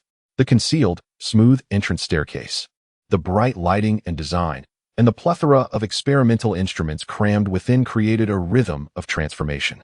The equipment was not newly acquired. Rather, it had been ordered previously and had only recently arrived. High-end laboratory instruments are rarely available off the shelf. One must place orders in advance. Moreover, it requires the village's involvement to facilitate a smooth purchase. Individuals must devise their own means. Over 200 million. The base price alone is staggering. Not to mention the relationships required to obtain stock quickly. The Uchiha truly embody the essence of a noble family. With these instruments, Tang Ping found experimentation to be remarkably convenient.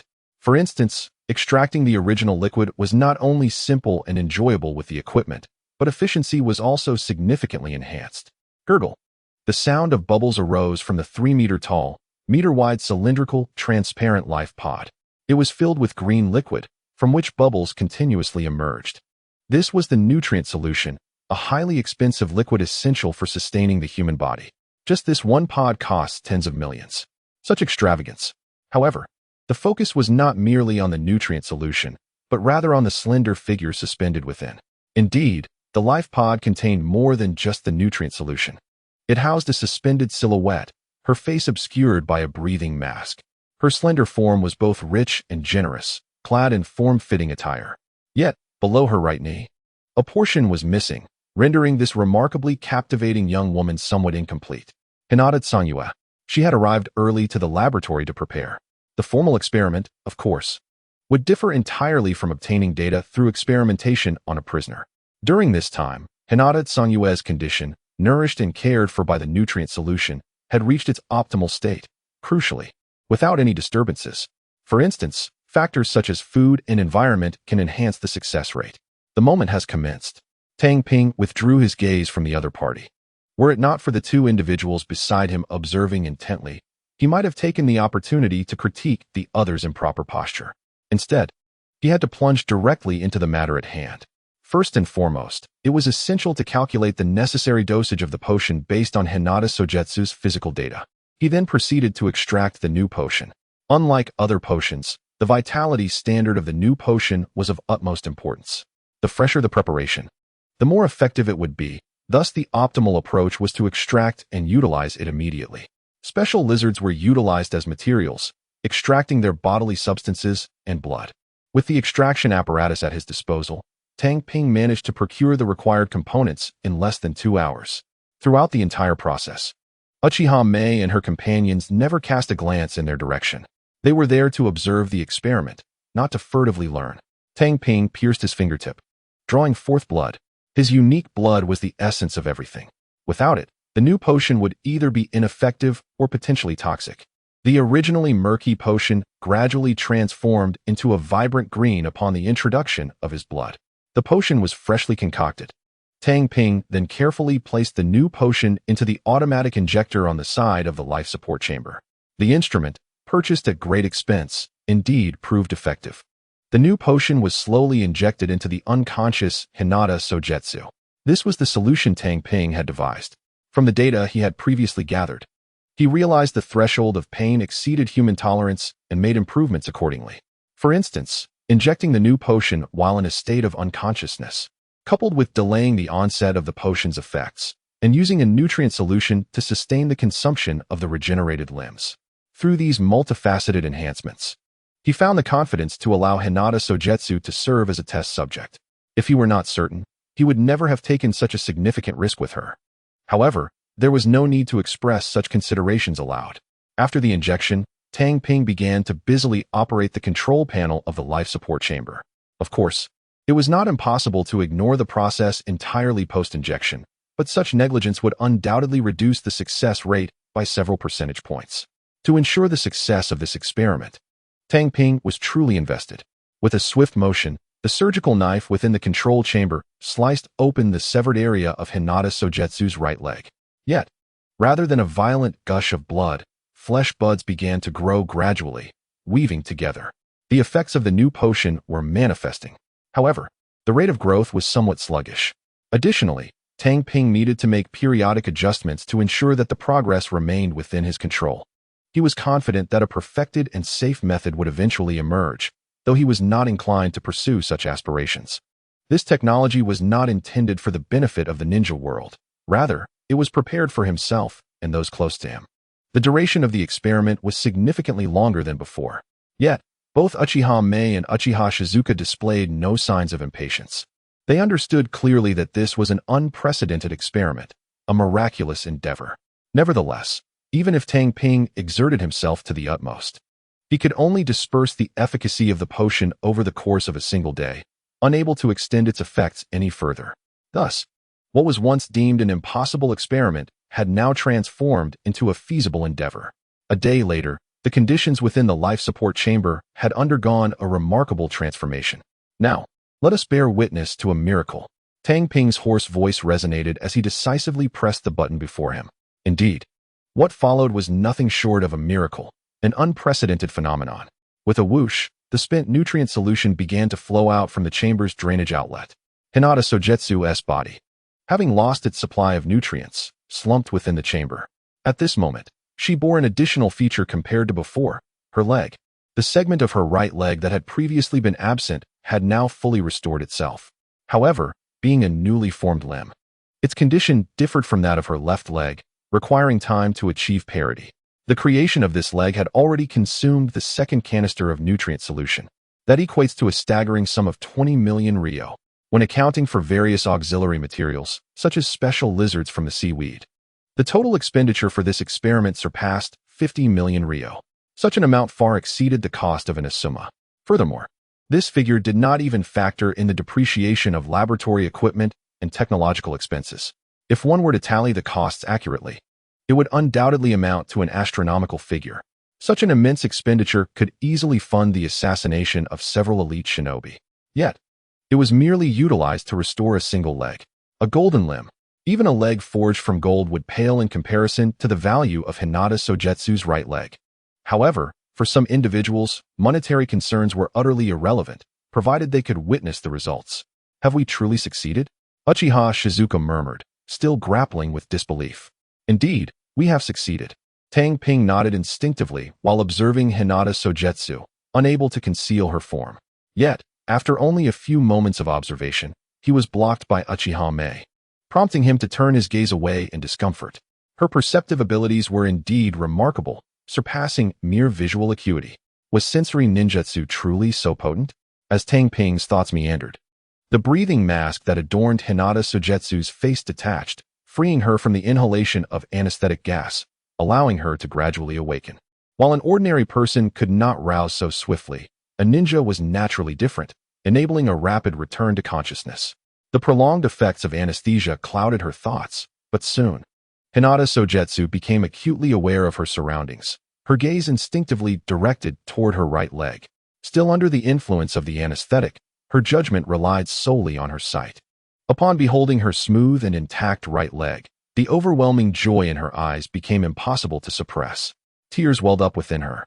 Hinata Sogetsu had once believed that after enduring those hellish days, she would never shed tears again. Yet, this resolve crumbled in the face of the rebirth of her right leg. She wept tears of joy. Tang Ping and the others discerned her emotional state, and thus, no one intervened, nor did they worry about her condition. Now, soft and languid within the life pod, she merely awaits the full dissipation of the anesthesia's effects.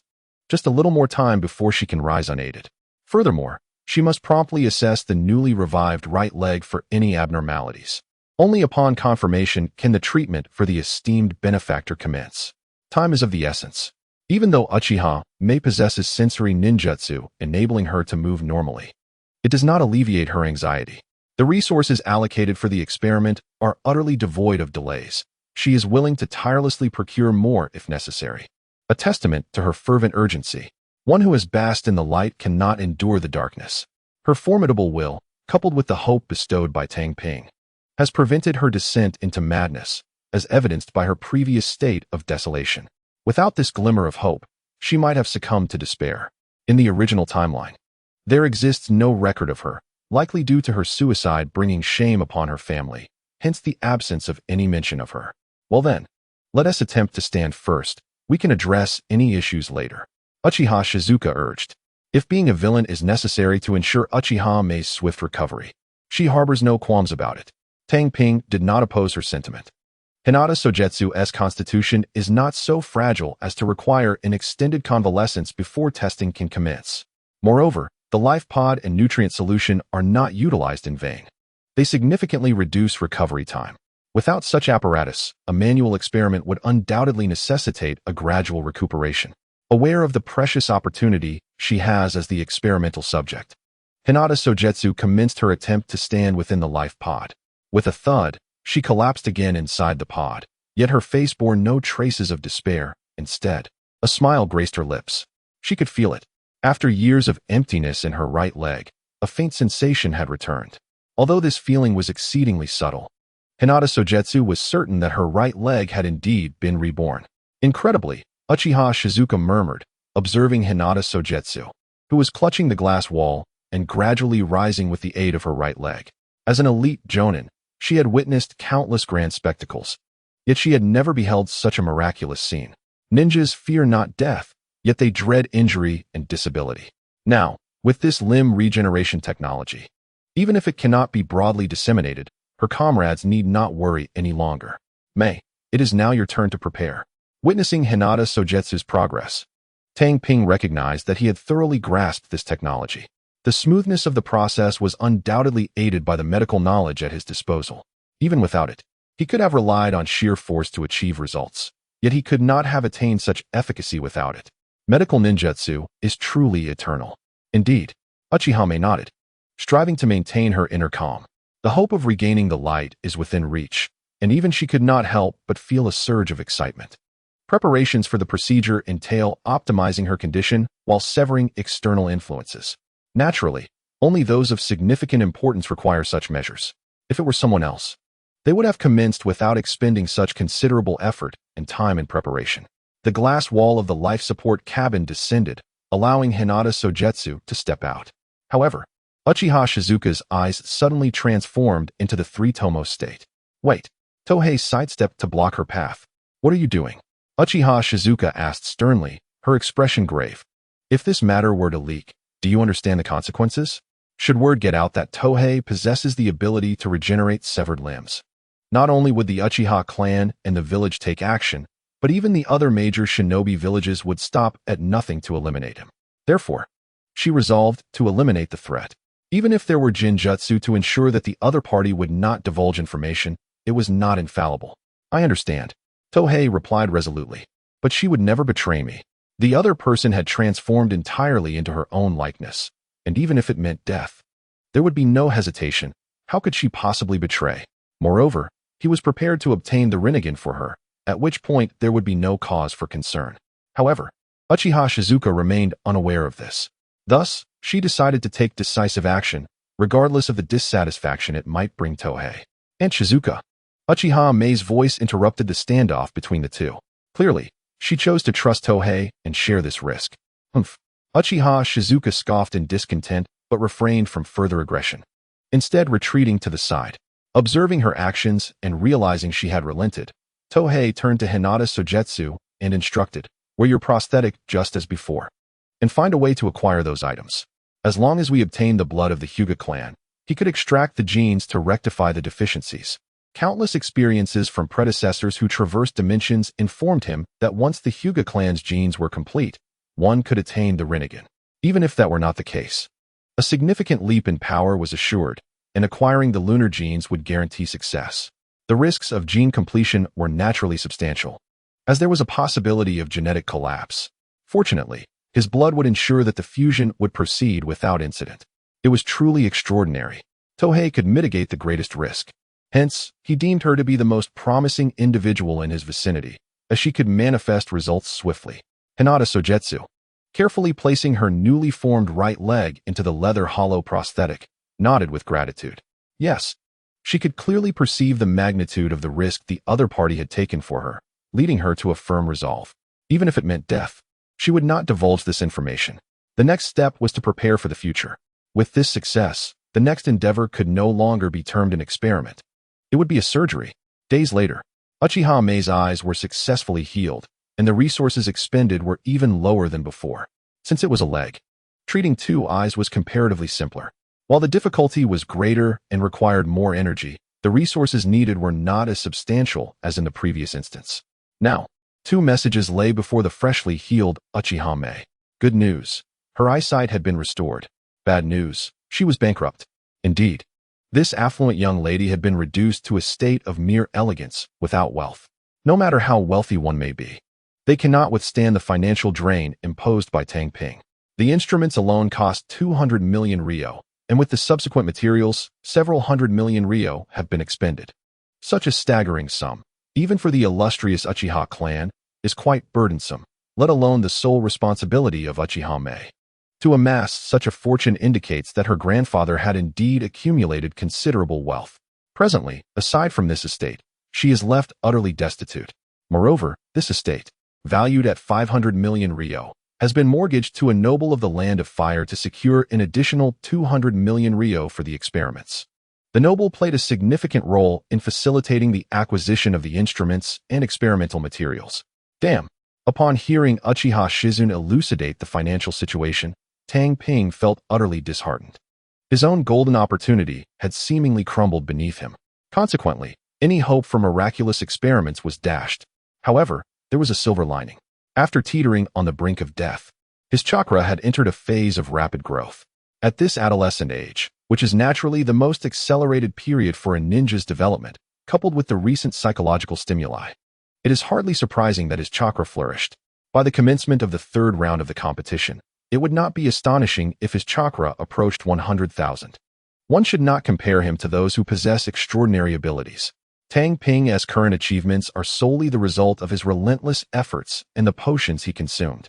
During this period, he also visited the hospital several times to see Yamashina Hiroshi, providing him with subtle hints. He could not afford to remain silent. He genuinely feared that the despairing individual might act rashly. Meanwhile, the self-examination turmoil in Konoha gradually subsided, as the 3rd round of examinations was imminent. The assessments were set to conclude within a single day. Even if a contestant were to sustain injuries, there would be no postponement.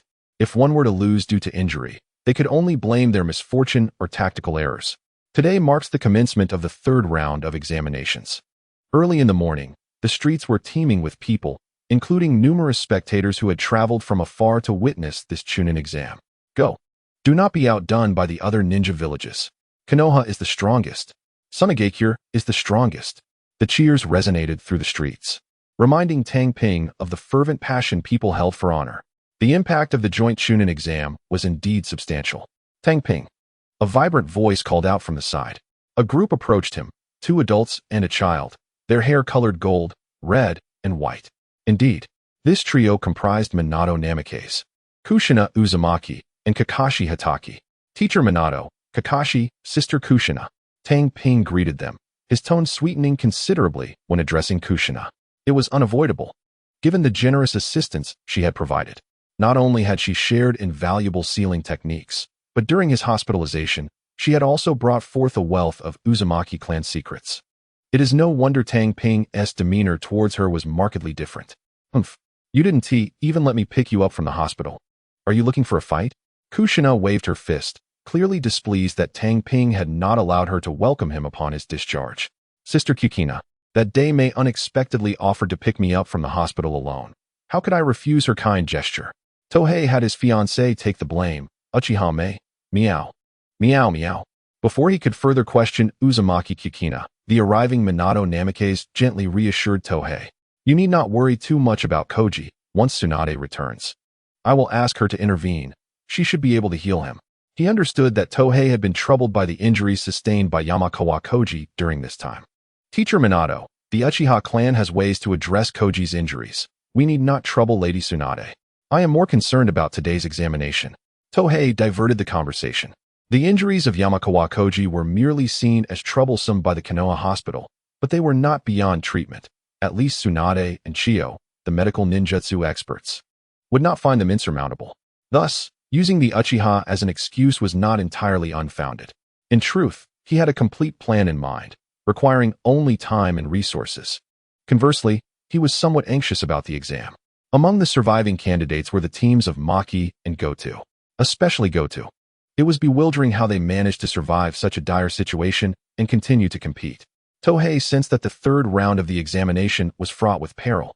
Rest assured, with your current abilities, you need not worry, and I am also one of the examiners this time. Minato Namikaze patted Tohei's shoulder and offered a quiet assurance. Those who understood knew. Examiners had the authority to intervene should the winning side become overly aggressive towards the defeated. However, whether such intervention would be timely was another matter. With Minato Namikaze's speed and strength, while victory could not be guaranteed, at the very least, personal safety would not be a concern. How splendid! The advantages of being backed by the Hokage lineage became evident at this moment. Were it not for the knowledge of how troublesome it could be, Tohei might have genuinely succumbed to the allure of the formidable Sarutobi Hiruzen, the strongest third Hokage. Here, Uzumaki Kikina mysteriously handed Tohei an item, her face radiating pride. Clearly anticipating compliments from him, Tohei's pupils dilated as he beheld the object in his hands. He had already deduced what it was. A delightful surprise. He had not forgotten that Uzumaki Kikina had mentioned preparing a surprise for him during his hospital stay. It turned out to be this, a pair of striking black, fingerless boxing gloves, extending to the elbows, with a smooth and delicate texture. Dashing. Such was the impression given by the gloves. Their strength could be transient, but style was everlasting. It seemed that Uzumaki Kikina understood his personality well, choosing a design that was so eye-catching rather than subtle and inconspicuous. The surprise stemmed from Tohei's belief that the item would take a long time to complete. He had not anticipated its swift completion. The rapidity implied that she had quietly put in extra hours, demonstrating the thoughtfulness invested in it, which stirred Tohei's emotions. This piece of ninja gear truly had the potential to elevate his abilities significantly. He quickly donned the gloves.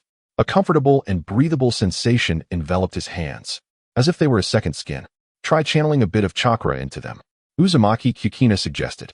This ninja tool is indeed her masterpiece. To expedite its creation, she has worked exceedingly hard during this period, and naturally, she now seeks its recognition. Tang Ping complied with her request, leading to an extraordinary occurrence.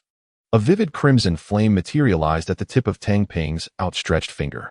Both Buofeng Shuemin and Kakashi gazed in astonishment.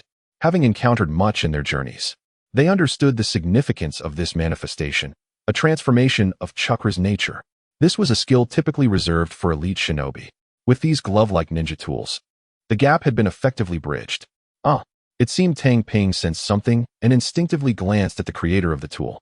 In response to his gaze, Uzumaki Jukusenai proudly began to elaborate. Indeed, this ninja tool has achieved the functionalities you described, little Tang Tang. The transformation of fire attribute chakra has concentrated fiery energy, enhancing control. These were the three primary functions Tang Ping had initially proposed. He had intended for Uzumaki Jukusenai to focus on one of those features to tailor the tool for himself. To his surprise, she had successfully incorporated all three. Truly remarkable. The master of sealing techniques can indeed do as she pleases. A divine artifact. For him in this stage, it was unequivocally a divine tool. Juxinai is truly exceptional.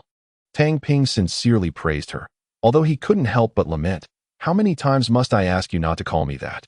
It baffled him that she had chosen to bestow upon him such a moniker as Little Tang Tang. How could a formidable figure like himself bear such a title?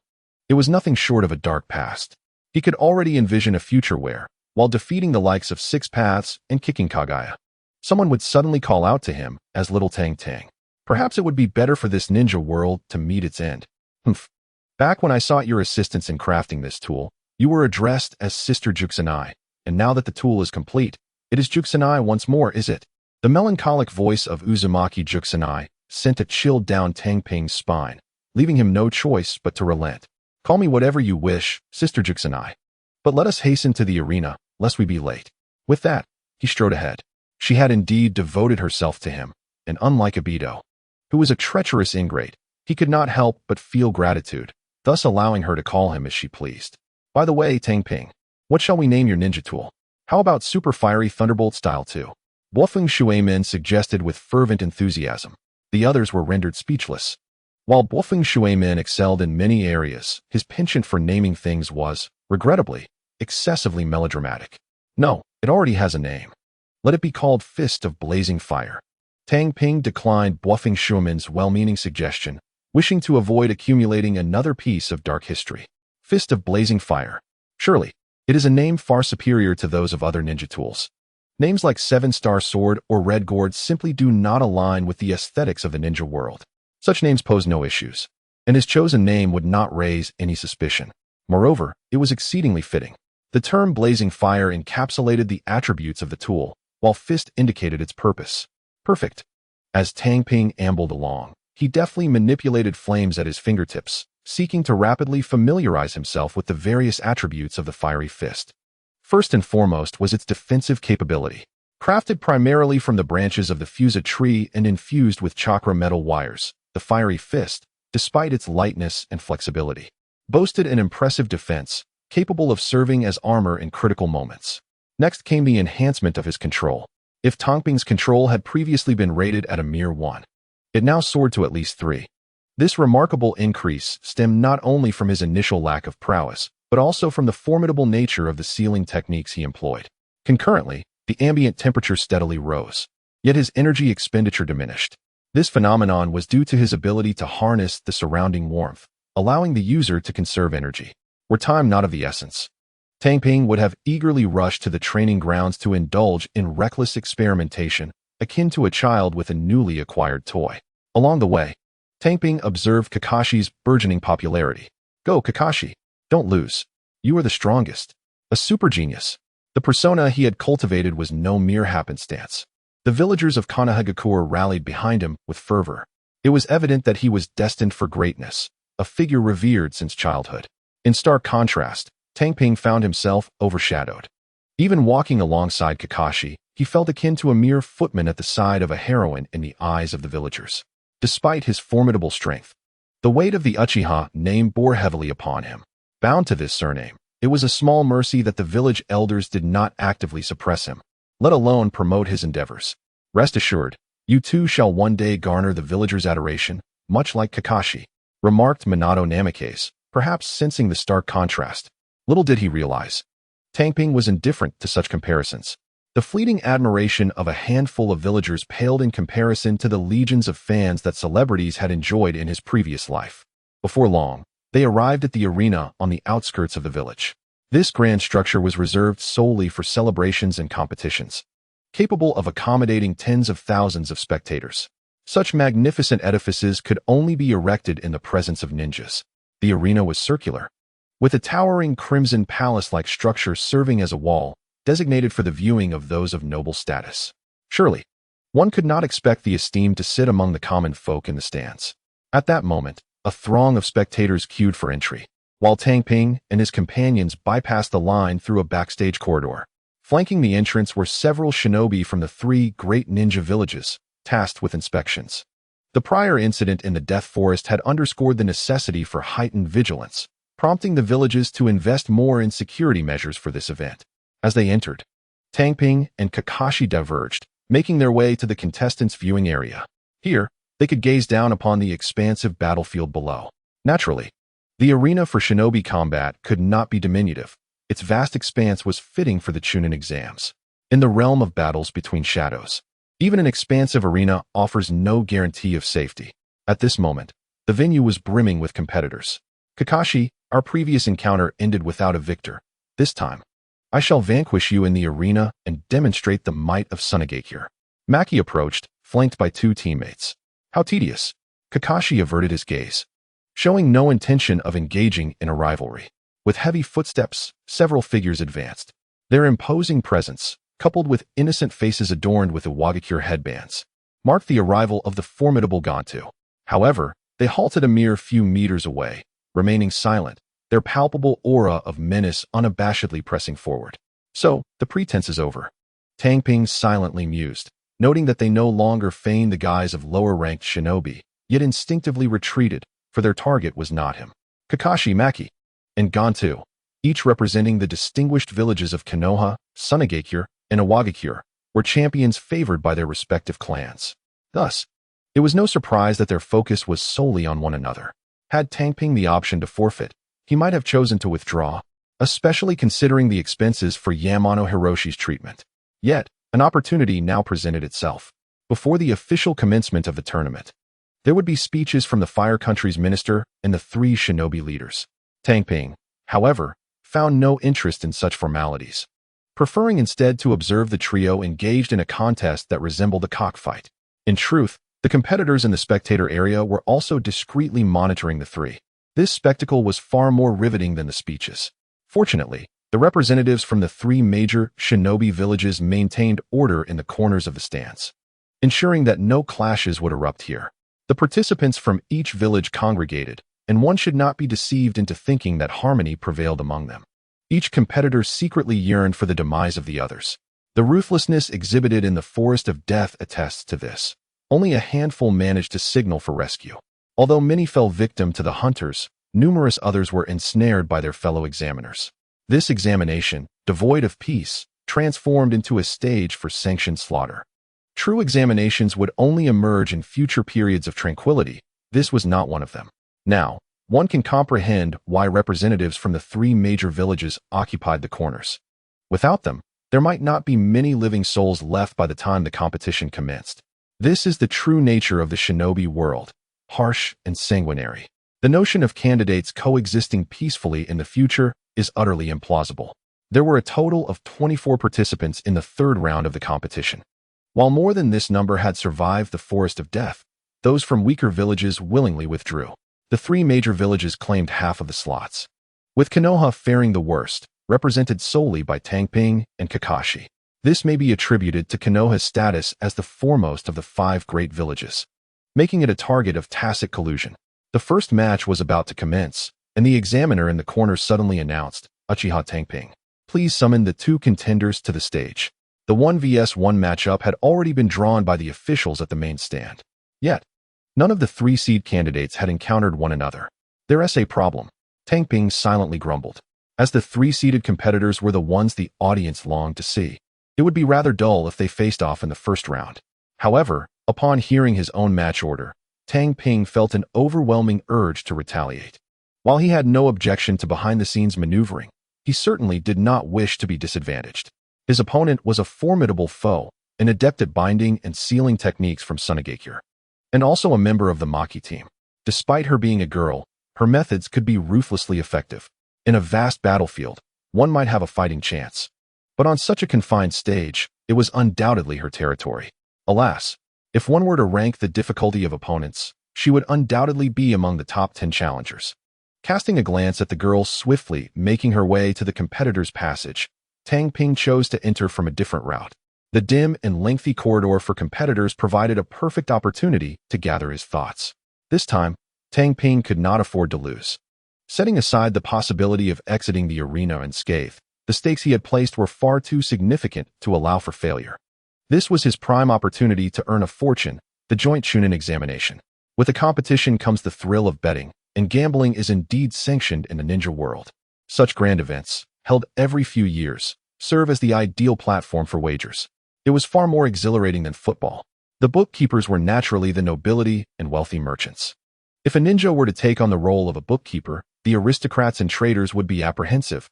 There is only one reason for this. Everyone fears that if losses mount excessively, a ninja could resort to deadly debts, leading to dire consequences. This was not without precedent, which is how things had come to be. Since Tang Ping learned of his family's financial ruin and that their residence had been mortgaged, he had considered this lucrative avenue. He would bet on himself to win. His abilities had been gravely underestimated. Should he wager on his own victory, he could reap substantial rewards. Of course, he would not indulge alone. Instead, he would involve the Uchiha clan and some ordinary Uchiha members to share in this bounty. In doing so, the noblemen and wealthy merchants would find it impossible to default on their debts. For if they did, they would have to contend with the wrath of the Uchiha clan. Simultaneously, Uchiha Meia could seize this opportunity to strengthen ties with the Uchiha clan, securing her position as head of the family. Recently, after sustaining an eye injury, many had rallied to Uchiha Hayu, and she needed to reclaim her followers. Thus, Tang Ping simply could not afford to lose. As he pondered these matters, a glimmer of light appeared ahead. It was the exit of the corridor. From there, he could step into the arena and engage in battle under the watchful eyes of many. The joint Chunin examination was renowned precisely because of such one-on-one contests. The first round of assessments served to eliminate those who were merely opportunistic. The second round was to sift out the talented. The third round was a stage for those talents to shine. Those who reached the third round were almost guaranteed to pass the Chunin examination. Therefore, the third match was no longer about passing. It was a battle for the honor of the village and oneself. As Tang Ping stepped through the exit, a cacophony of cheers surged into his ears like a tidal wave. Go! Konoha will prevail. Sunagakure will triumph. These voices ignited a fervor within him. Emerging from the opposing contestant's passage was a young girl adorned with a sand-blocking cloth atop her head, carrying a bundle of white fabric. She could be regarded as a prodigy in the art of sealing, a talent among the sand ninja. Upon catching sight of the several examiners standing to the side, Tang Ping's gaze narrowed. Were they the ones? There were 3 judges for the competition, unlike the singular figure often depicted in anime. From Konoha, the esteemed Minato Namikaze presided. The other 2 judges comprised a man and a woman. The man, robust in stature, donned a red ninja hat, his notable large nose and a scruffy beard lending him a distinctive appearance. He wore a red combat uniform, with a long-sleeved garment on his left arm and his right arm bare, presenting an imposing figure akin to a steadfast mountain. He was Tsuchika Jinoki's son, regarded as the most formidable of the new generation from Iwagakure. The final female examiner was clad in a backless, form-fitting outfit. Her hair a striking mix of ash and green, styled elegantly, exuding an aura reminiscent of flames. She was the illustrious Shikuten user, Yakura, also a powerhouse of the new generation from Sunagakure. With 3 elite jonin officiating, it was conceivable that a formidable candidate for the Hokage position was serving as an examiner, not only to showcase the village's prowess, but also to provide them with a chance to shine while safeguarding the village's future. Undoubtedly, despite the presence of 3 examiners, the dominant force was the Konoha judge, given the advantage of the home ground. In the first match, Konoha's Uchiha Tang Ping faced off against Sunagakure's Juanjan. Minato Namikaze announced loudly from the center of the arena. The audience in the stands had already settled in. Just arriving, Uchiha Shizuka quietly reported to the unveiled Uchiha Meia, whose bandages had been removed, revealing her intact eyes. Betting was naturally a matter of timing. Premature statements could grant the house an opportunity to investigate and counteract. Uchiha Shizuka was responsible for this operation, thus her return coincided with the commencement of the match. Mei barely nodded, as if she had not staked their very fortunes on the table. Having endured the depths of despair, nothing could now evoke her anxiety. This experience had even transformed her Sharingan. The Uchiha in dire straits was no jest, and given her considerable talent, any change would be remarkable. Meanwhile, among the villagers, Hyuga Sogetsu's gaze was intensely fixed on Tang Ping in the arena, his eyes shimmering with gratitude and admiration, silently clenching his fists in support. Go, Tang Ping! A sudden cheer erupted from Hondataka in the stands, accompanied by the pale and frail figure of Yamashita, Hiroshi beside him. The 2 steadfast friends had come to rally for Tang Ping. As the atmosphere reached its zenith, the match officially commenced. With the announcement by Minato Namikaze, he executed the body flicker technique, retreating to the edge of the arena beside Yakura and Inoki. Tang Ping instantly leaped back to create distance, his hands beginning to form seals. Confronted by an opponent skilled in binding techniques, engaging in close combat would only afford her the opportunity to unleash her abilities. Of course, had she possessed the diamond chains, the scenario would differ. Yet, her binding technique was merely a rudimentary version of the diamond chains, hardly worthy of the name. Fire Release, Fireball Jutsu. Tang Ping initiated with a C-rank ninjutsu bombardment, denying his opponent any opportunity to calmly execute their sealing techniques. After spending some time studying sealing arts under the guidance of Uzumaki Kikina, he had significantly improved his understanding of this specialized technique, making his responses considerably more effortless. Boom. A fireball the size of a wheel shattered the ground where the Sunagakure girl stood. How impressive. No wonder she was a genius who passed the previous rounds of examinations. This is why our Konoha village has such talented shinobi. Why had we never seen her before? The audience in the stands, witnessing such a formidable display of ninjutsu, naturally erupted in excitement. This was precisely what they had come to see. While illusions might be more perilous and powerful, they were far less visually captivating than a grand display of ninjutsu. From their conversations, it became evident that Tang Ping was relatively unknown, a mere shadow. This highlighted the difference between a village that promotes its talent and one that does not. Had he been from the Hokage lineage, he might have already earned the title of genius. Whoosh! The sound of slicing air echoed from behind him. Had Tang Ping maintained his previous mindset, he might have felt a tinge of panic. However, having faced death so closely, he could now confront such situations with composure. A blaze ignited in his right hand as he leaped into the air, using the momentum to swing his arm backward. Jinwoo Fluid Technique, Demon Flame. Bang! The strike shattered the approaching white cloth, and Tang Ping, refusing to relent, darted forward a few steps after landing, seizing his opponent by the neck with his still-burning hand, forcefully infusing them with flames. Jinwoo Fluid Technique, Qinweiyang. The effect of this technique was straightforward. It allowed him to inject flames into his opponent's body, resulting in an instantaneous explosion that would obliterate the target. Brutal and formidable. It was evident that during this time, Tang Ping had not only developed ninjutsu, but had also honed his physical techniques. The key was his extensive experience and imaginative thinking. Drawing inspiration from the fighting moves he had encountered before his reincarnation, he found ways to replicate them. In his previous life, these techniques would have been wholly impractical. Yet in the world of shinobi, where chakra reigned supreme, such combat techniques found a path to success. Additionally, he enlisted Uchiha Shizuka's assistance to explore how to synchronize chakra with these techniques, thereby conserving his time and energy. Consequently, he developed several powerful physical techniques during this period. Whether it was the defensive Demon Flame or the savage Qinweiyang, both were creations of his own design. These fire-assisted ninjutsu techniques were collectively named Jinwoo Flow. With the Inferno Fist, he could maximize the effectiveness of his physical techniques. Boom! The body he had captured was shattered from within by the flames. However, he did not revel in the destruction of his target, as the sensation felt wrong. Simultaneously, the three main examiners exhibited no reaction, which in itself was telling. If his opponent truly faced death, others might remain silent, but Yakura would undoubtedly intervene to save his disciple. After all, a disciple's bond is often closer than blood. How could there be no response? Binding sealing formation. A woman's voice rang out sharply. At the same time, the ground beneath Tohei suddenly transformed into a stark white, with strips of fabric ensnaring him like a colossal python. In that moment, June emerged from behind a vertically positioned camouflage cloth. A visual deception.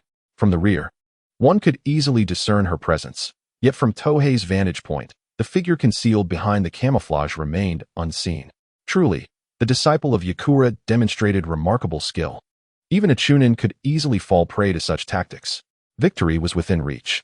Observing Tohei ensnared in the white cloth like a bundle, June began to relax.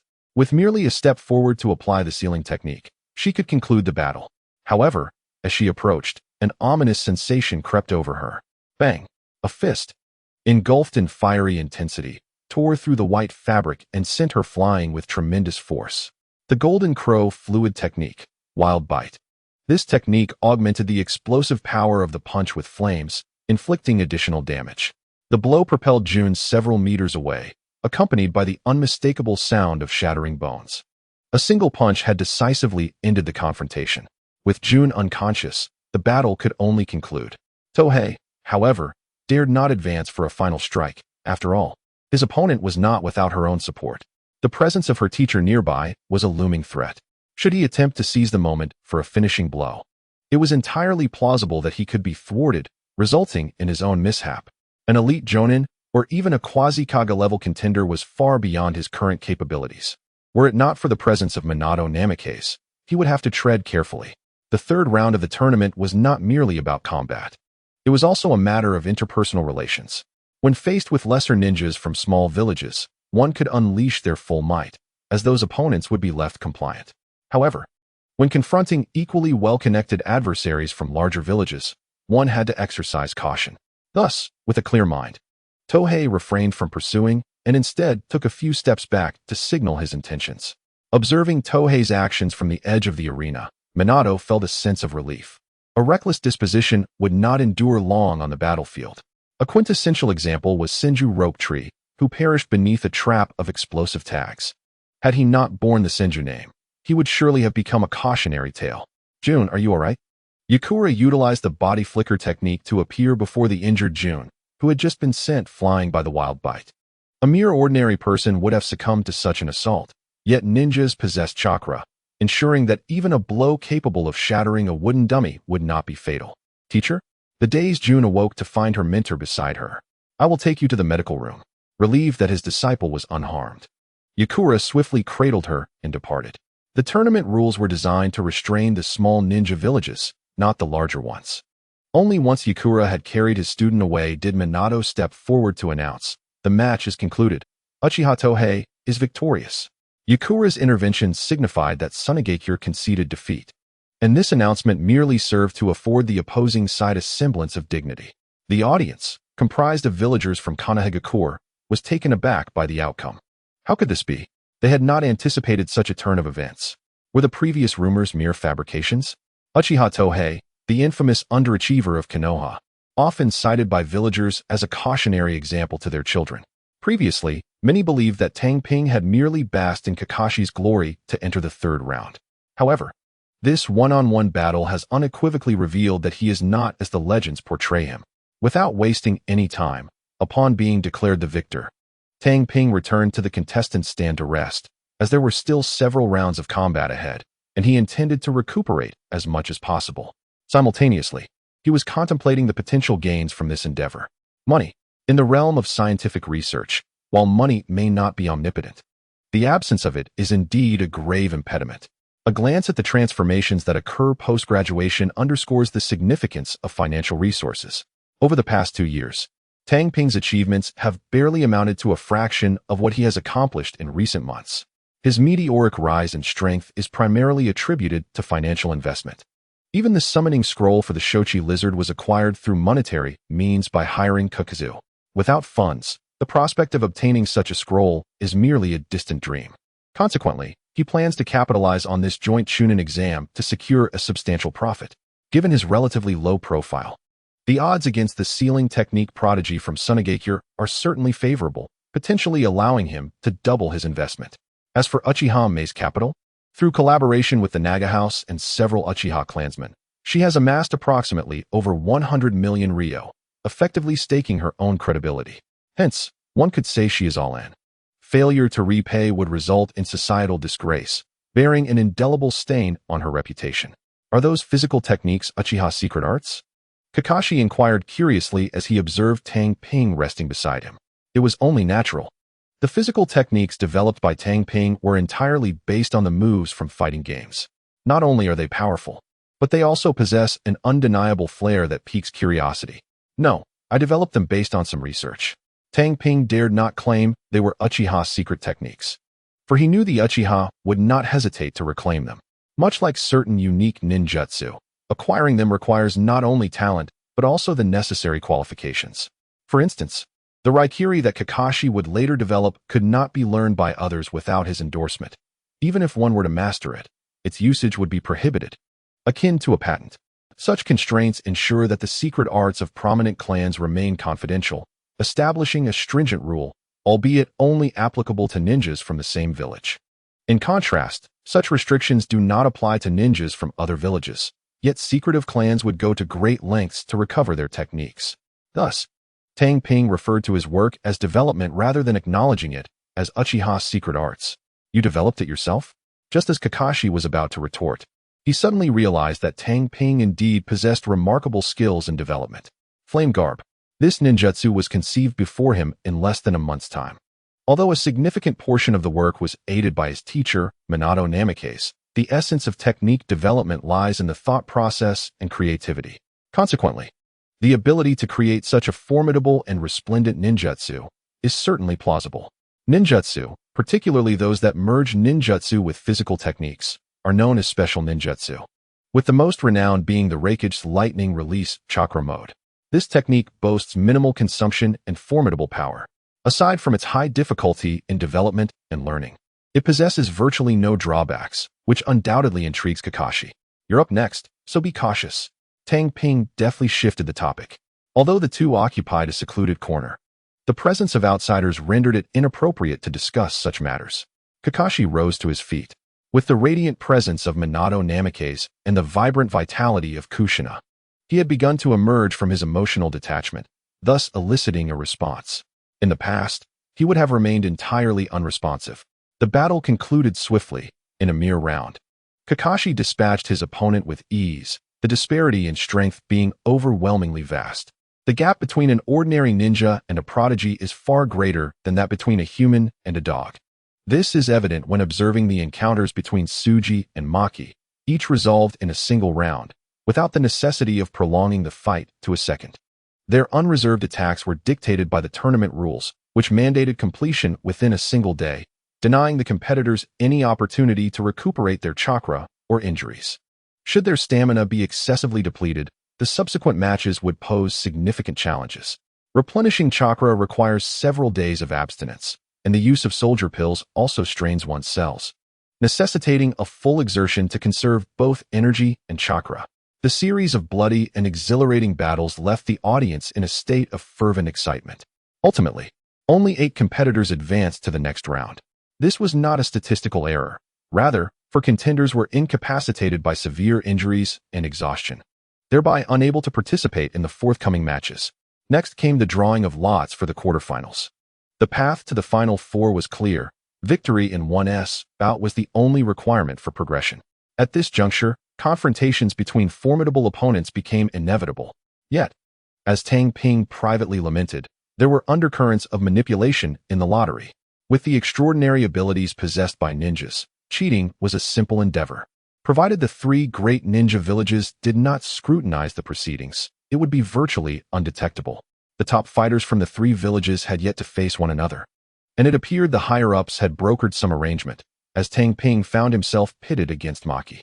It seemed the powers that be had orchestrated a strategy whereby the 2 teams' aces would avoid direct confrontation, allowing their teammates to shield them. This was a complete disregard for dignity. However, amidst his discontent, Tang Ping recalled an important detail: the betting odds. Given the comparison of strength between himself and Maki, the odds promised to be quite favorable. In fact, the odds were exhilarating, 12 to 25. This indicated that a wager on Maki's victory would yield a return of 120 taels for every 100 wagered, while a bet on Tang Ping winning would result in 250 taels. The nobles and affluent merchants overseeing the betting were no fools. They had previously gathered intelligence on Tang Ping. Despite being misled by rumors and information, they promptly adjusted their expectations after learning from past mistakes. Thus, while others perceived Maki as the clear victor, the odds reflected a mere slight advantage rather than multiples of that in favor of Maki. At the betting station near the arena entrance, a lively scene unfolded. A multitude of spectators hurried in between matches to place their bets. 50 million taels on Sand Ninja Maki to win, exclaimed a golden-haired girl with twin ponytails, slamming a box of money onto the counter, leaving the staff utterly astonished. They had witnessed substantial wagers before, but never had they encountered such a young girl making such a bold gamble. Are you truly prepared to risk it all? After the staff examined the money within the box, they inquired once more. Each banknote amounted to 10,000 taels, thus a single box indeed contained 50 million taels. It is crucial that the individuals willingly place their bets, rather than acting on a momentary impulse. As for concerns about potential trouble from those who may lose, such worries are unfounded. To operate in such an establishment, one must inherently possess the audacity to offend others. Even the 5 great hidden villages partake without hesitation, as long as they are on the right side of the argument. Yes, every cent is wagered. How could one possibly overlook such easy money? The golden-haired maiden was visibly exhilarated. To her, this was nothing short of a windfall. However, just as the staff finalized the counting and issued the betting slip, an abrupt voice pierced the air. Uchiha Tohei of Konoha, 200 million taels. The speaker was shrouded in a cloak, their face obscured by a conical hat, clearly intent on concealing their identity. 2 boxes were placed upon the betting table. Excellent. The staff, who had just issued the betting slip, acted with newfound decisiveness, exhibiting no hesitation whatsoever. High-stakes bettors often embody such a demeanor. It is hardly surprising. As for the matter of payouts, while it may seem astronomical to an individual, it poses no issue for the affluent nobility and merchants. Aren't you simply throwing away your money? The golden-haired girl kindly cautioned him after receiving her betting slip. Yet, the cloaked figure offered no response, calmly taking the betting slip and departing. TCH, ignoring good advice will lead to regret. The girl hastily followed into the arena. At that moment, the final match of the second round commenced, and it was the most predictable contest of all. Uchiha Tohei versus Maki. Anyone with a semblance of sense would recognize that the prodigy Maki from Sunagakure was the stronger contender. In fact, a few months prior, Tohei would have shared that sentiment. Back then, his combat prowess relied entirely upon his summoning beast. He could hardly contend with Maki, let alone his teammate, Q. However, circumstances had evolved drastically since his graduation. Especially after aligning with influential allies, his strength had surged exponentially. Now, if he unleashed his full potential, he could stand toe-to-toe with elite Jonin, a stark contrast to his capabilities just months prior. Through this period, Tohei arrived at a profound realization. Wealth is the true path to power. With financial resources, he could acquire superior tools to enhance his abilities, and knowledge could be supplemented through the use of clarity potions, a sort of educational enhancement. The expenditure on clarity potions for learning is no trifling matter. It often constitutes the largest expense. Thus, he understood that not only could he not afford to lose this match, but he also needed to defeat his opponent with utmost swiftness to conserve energy for the championship battle. Securing the championship would yield substantial financial gain and immense fame for self-preservation. He had revealed quite a bit of his advantages. Without sufficient renown, safeguarding such assets would be difficult. Upon the commencement of the match by the announcer, Maki did not strike immediately. Instead, he slowly began to speak. The data in that information manual, it must all be fabricated, correct? Previously, he had placed great faith in the figures presented. Yet now, he found himself doubting even a single word. This is incorrect. Information beyond that of the Hidden Leaf Village should still be credible. Is there any significance in discussing this now? Tang Ping responded calmly. Indeed, even if the intelligence manual is flawed, it is futile to dwell on it at this point. What matters is determining the victor. Following their exchange, both combatants made their moves simultaneously. Maki swiftly formed hand seals. He specialized in wind release techniques, classifying him as a ninjutsu-type ninja. Meanwhile, Tang Ping crouched and lunged forward, flames manifesting in his palm. With the Golden Crow fluid technique, he unleashed the concentrated fire, sending it forth as if it were a tangible entity, spreading across the ground. Tang Ping stepped into the flames, following closely behind.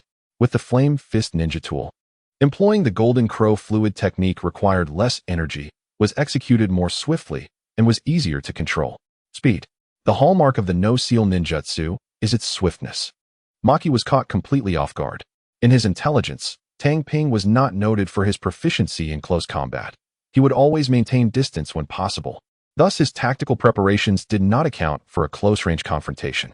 In truth, Tang Ping was aware of this. Despite his altered mindset and the enhancement of his close combat capabilities through the Golden Crow fluid technique and the Flame Fist, he was not guaranteed to overpower Maki in close quarters. He was no alien with extraordinary abilities. Yet, while he might not win in close combat, he also might not lose. He was not merely engaging in a physical contest. Bang! The fireball hurled forth exploded before Maki, flames surging and engulfing everything in the vicinity. Whoosh! A figure burst forth from the intense curtain of flames. It was Tang Ping.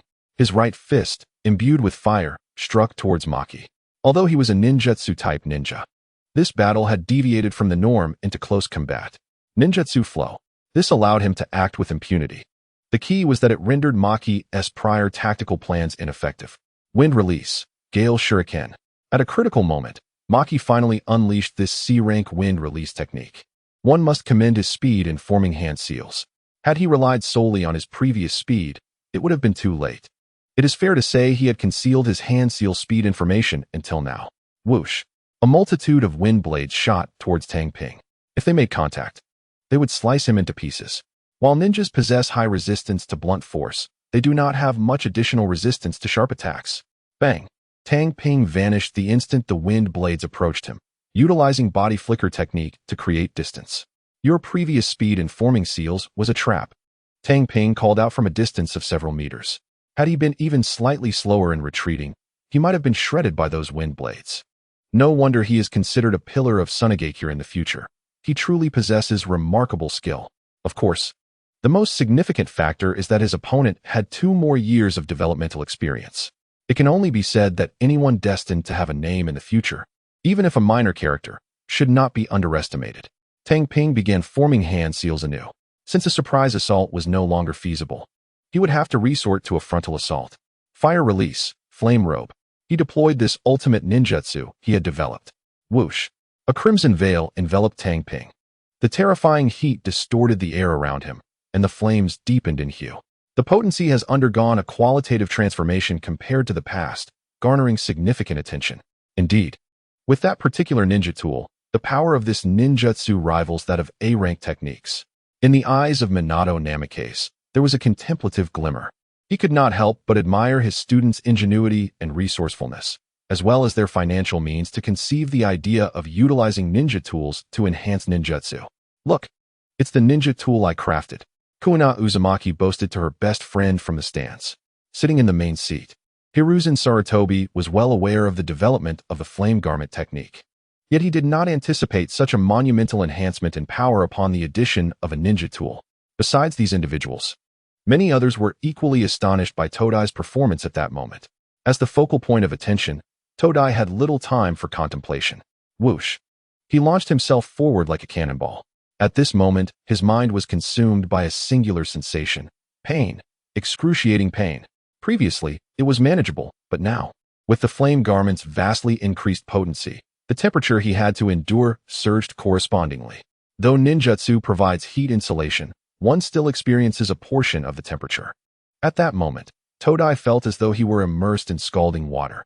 If this continued for too long, it would not be surprising if he ended up roasting himself. To grasp power that exceeds the limits, such a sacrifice is not unwarranted. Confronted by an opponent enveloped in flames, exuding terrifying pressure, Maki gritted her teeth and unleashed her ultimate technique. Wind style, Great Scythe. The Great Scythe is an upgraded version of the scythe, classified as a B-rank ninjutsu. Boom. The air was cleaved apart, and the earth was sliced open. The ninjutsu's aura reached its zenith. In the audience, a blonde girl with twin tails jumped up in excitement.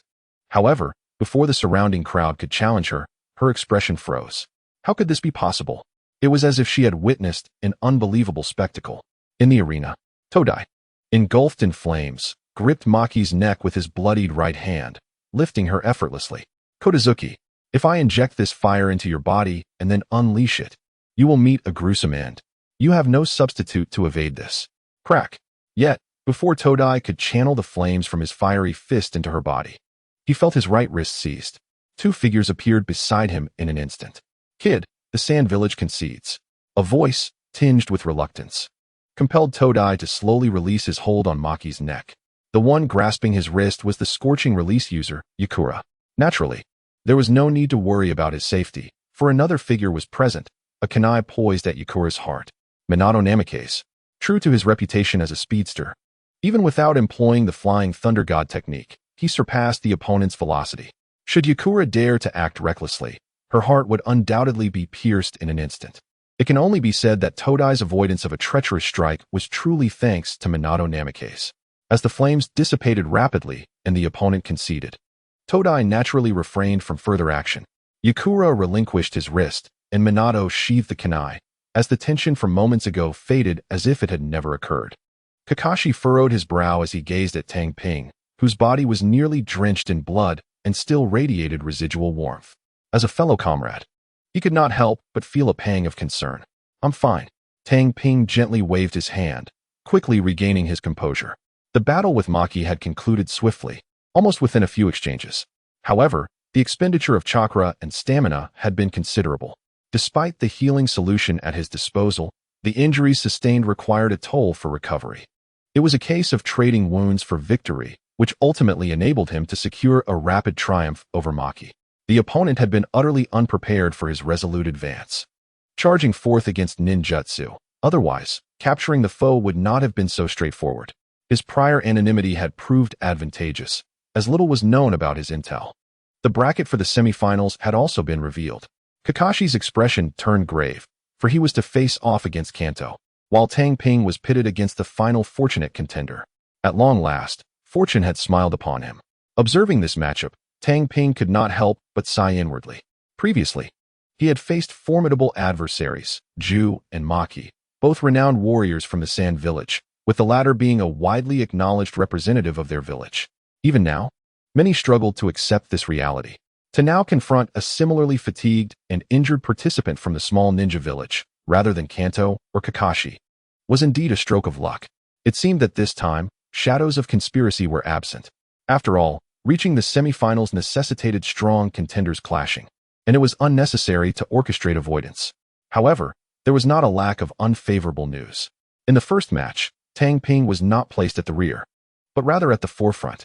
In other words, he was afforded no opportunity to catch his breath. Faced with this predicament, he had no choice but to drag his weary body into battle immediately. This time, he would not enjoy the advantage of intel as he had against Maki. The competitor, named In Xian, from the small ninja village, was exceedingly elusive, affording him no chance for a swift conclusion.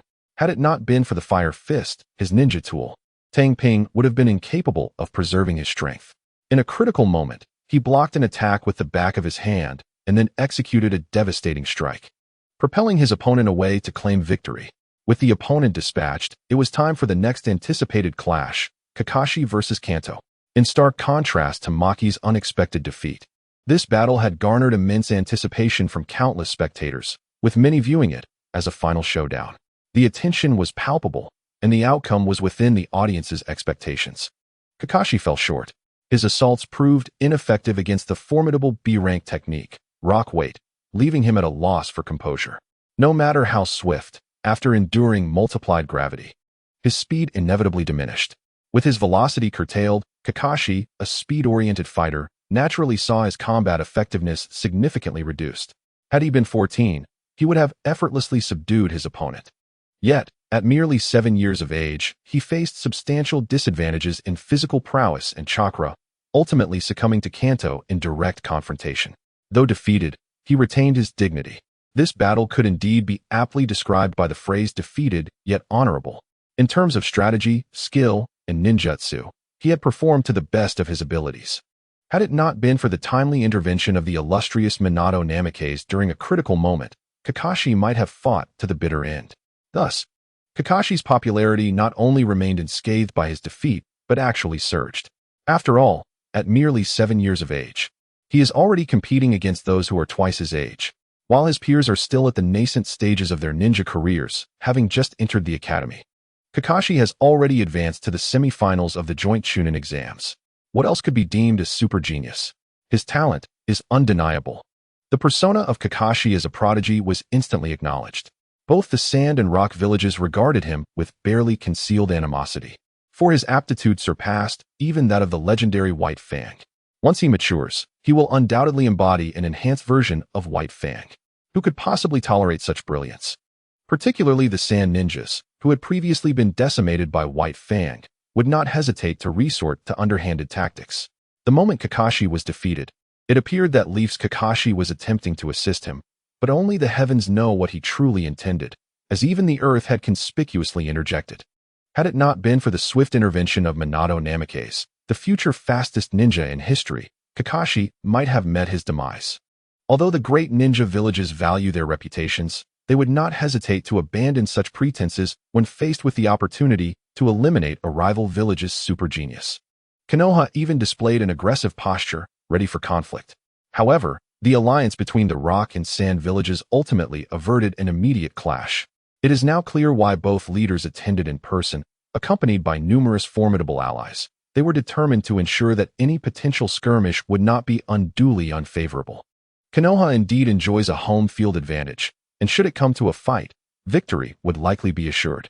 Yet, this very concern also looms large, should the battle commence. The village may very well be compromised, as their adversaries would not hesitate to raze Konoha to the ground, even at the cost of their own lives.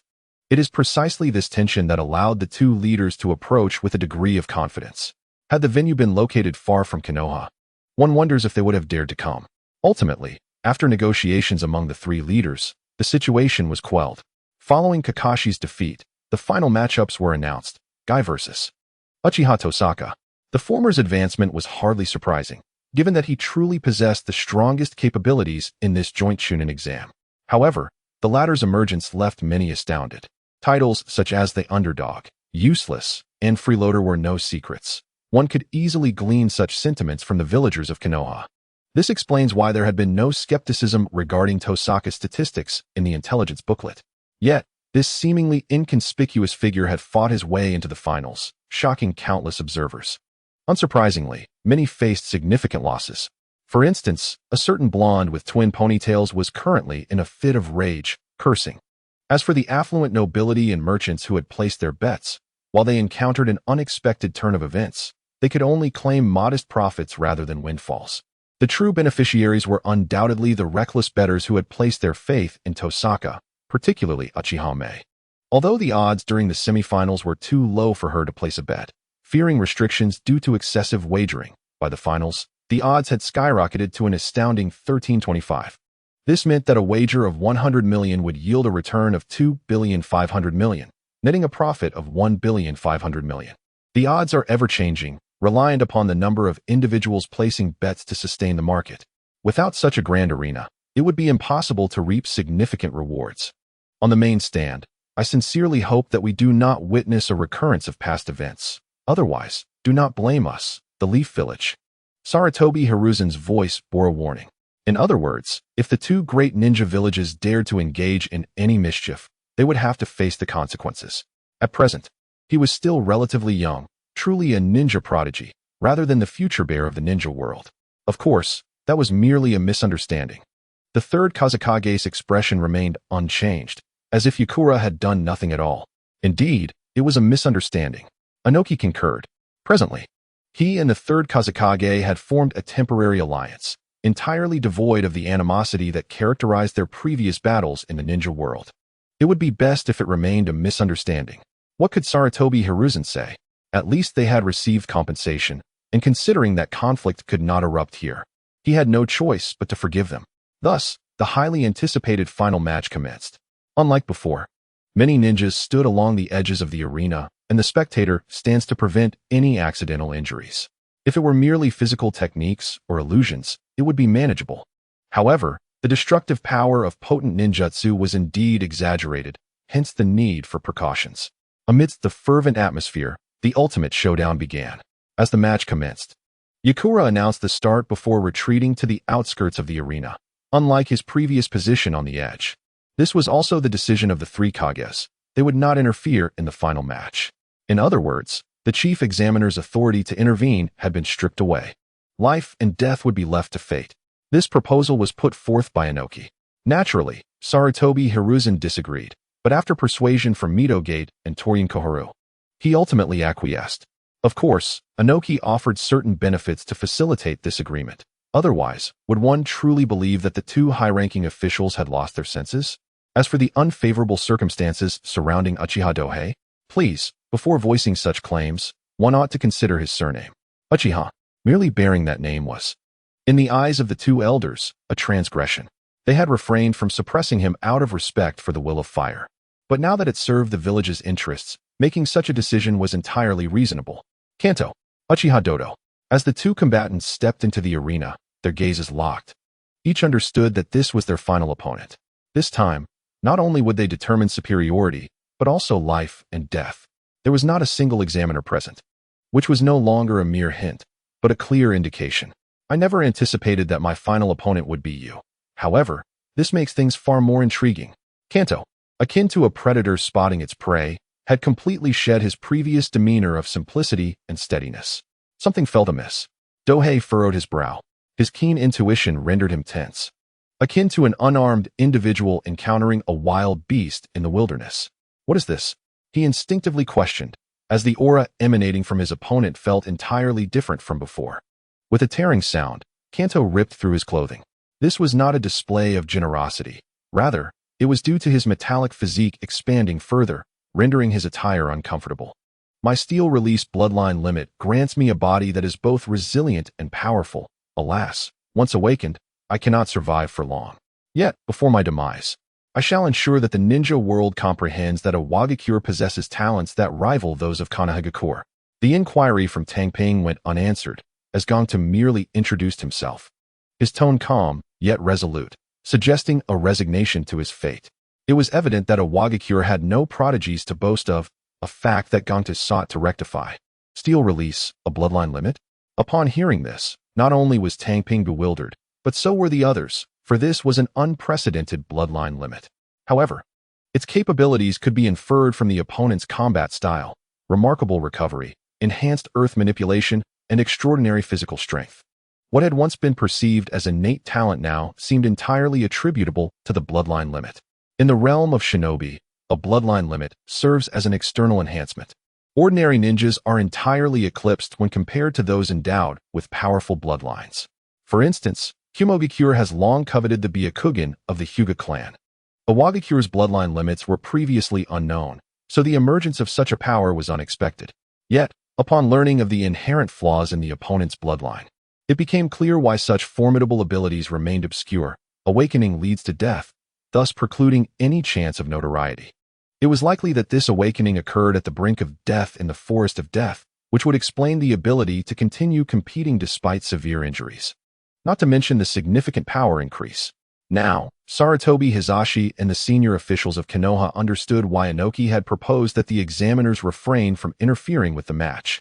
The intention was evidently to allow Gongtu to eliminate Tang Ping, this prodigy of Konoha, before his demise.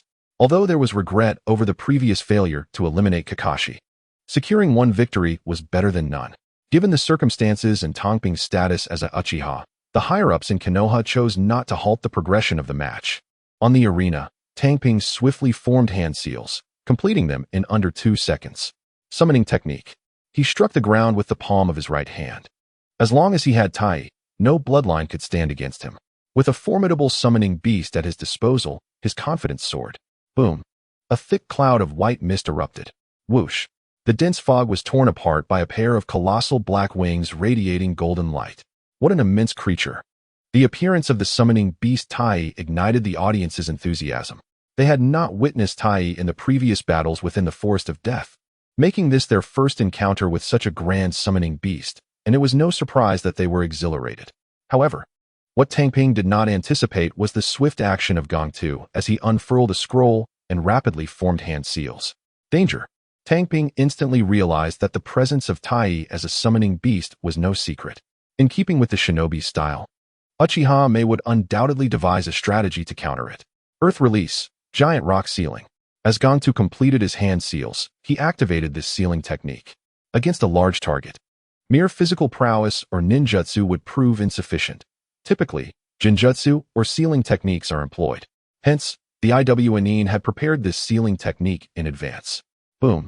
The area around Tai sank dramatically, and massive stones surged from the edges of the pit, completely encasing both the depression and Tai beneath them. Tang Ping, however, remained unperturbed regarding the safety of his summoning beast. The sealing technique can at best confine for a limited duration. It is impossible for it to last indefinitely. Now, it is our turn. As Tang Ping consumed a military ration pill, he spoke up. It was not that he wished to refrain from interrupting the opponent's sealing of their summoning beast. The issue lay in the fact that the sealing area was situated right between the two of them. In his forward rush, he nearly fell victim to the same sealing, though he managed to withdraw just in time, allowing the other party to complete the sealing successfully. As for employing shurikens for ranged attacks, regrettably, the opponent's robust, iron-like physique had already demonstrated its imperviousness during the previous battle with Kakashi. It resembled a defense technique that was perpetually active, akin to the Earth Spear. Under such circumstances, aside from hurling a single shuriken as a test, Tang Ping found himself utterly unable to thwart the opponent's ceiling. The result of the test confirmed that the adversary's body was indeed unyielding to physical attacks. At this moment, he was less of a flesh-and-blood being and more akin to a figure forged from steel. Danzō. This name was indeed fitting. Even a high-ranking ninja would find such a target exceedingly troublesome, let alone a low-level chunin. Fire release, flame armor. Tang Ping wasted no time and swiftly cast flame armor. With the enhancement of the fiery fist, this technique could elevate to an A-ranked level, undoubtedly possessing the capacity to threaten the opponent. The adversary had the advantage of a bloodline limit, while he boasted his own formidable enhancements. He was not without the capability to engage in combat. What irked Tang Ping was his inability to resolve the battle through ranged ninjutsu. Due to the opponent's bloodline limit, their defensive capabilities were maximized, rendering any bombardment of ranged ninjutsu futile, even if he were to exhaust all his chakra. Before Tang Ping could reach the foe under the influence of flame armor, Danzō had already made the first move. Earth Release, Heavy Rock Technique. A jutsu that only a high-ranking ninja could master was swiftly executed by him. This B-rank technique had numerous effects. Not only could it create earth blocks to suppress the target, but it could also envelop an area in gravitational force, hindering the opponent's speed. Simultaneously, it could be applied to oneself, enhancing one's impact. Truly, it was worthy of being a B-rank technique. Typically, the finishing moves of high-ranking ninjas are B-rank techniques, with only a select few elite high-ranking ninjas able to wield A-ranked jutsu. Therefore, Danzō's ability to employ B-ranked Earth Release indicated that his strength was comparable to that of a high-ranking ninja. One could only say that bloodline limits were indeed formidable. The difference in power before and after awakening was vast. And now, Tang Ping had to fight to the death against such an opponent. Shadow Sweep. As a mid-range attack initiated, Tang Ping braced himself against several times the gravitational force and advanced with a low stance. Thankfully, he possessed chakra. Any ordinary person would find it impossible to charge forward, let alone stand upright under such pressure. With the summoning beast sealed and ninjutsu proving ineffective, he was left with no choice but to engage in close combat. Flame Armor, Fiery Fist. This was a melee ninjutsu that was overwhelmingly powerful, and there was no reason it should not suffice to subdue the opponent. The future Prince Naruto, even as a chunin, had toppled figures of great renown. Thus, it was hardly a grand ambition to take down a high-ranking ninja. Unleash your true power. Danzō single-handedly blocked the explosive flames. The intensity of Tang Ping's flame armor surged. Naturally, the high temperature he endured also escalated, placing him on the brink of a critical state. The opponent indeed possesses the steel release bloodline limit, yet this does not render him invincible. Flames can melt steel. The techniques of erasure and kiba, executed in a gravity-imbued state, put forth a stunning display for the audience. Regardless of strength, the spectacle was undeniably captivating, stirring the hearts of many. Ganto's fist struck decisively against Tohei's crossed arms. Boom! It sent him hurtling through the air. The two combatants engaged as if in a turn-based battle, each continuously achieving victories. As the fight progressed, Danzō sensed something amiss. The temperature, the air around them was rising steadily. In this heightened state, his once indomitable physique began to soften. Thus, he swiftly formed hand seals, preparing to unleash a jutsu. Although he had already employed sealing techniques and the B-rank heavy rock technique in succession, the chakra within him still allowed for the continuation of one or two more jutsus. Do not underestimate this amount of chakra. Even elite ninjas typically conclude battles using only one or two techniques. Repeated usage can quickly deplete their reserves, thanks to the natural energy potion and his own mental stimulation. Tohei's chakra levels were nearing those of an elite ninja, though still a bit short. Ganto's chakra might even be inferior to Tohei's. The bloodline limit certainly enhances chakra, but it does not do so instantaneously.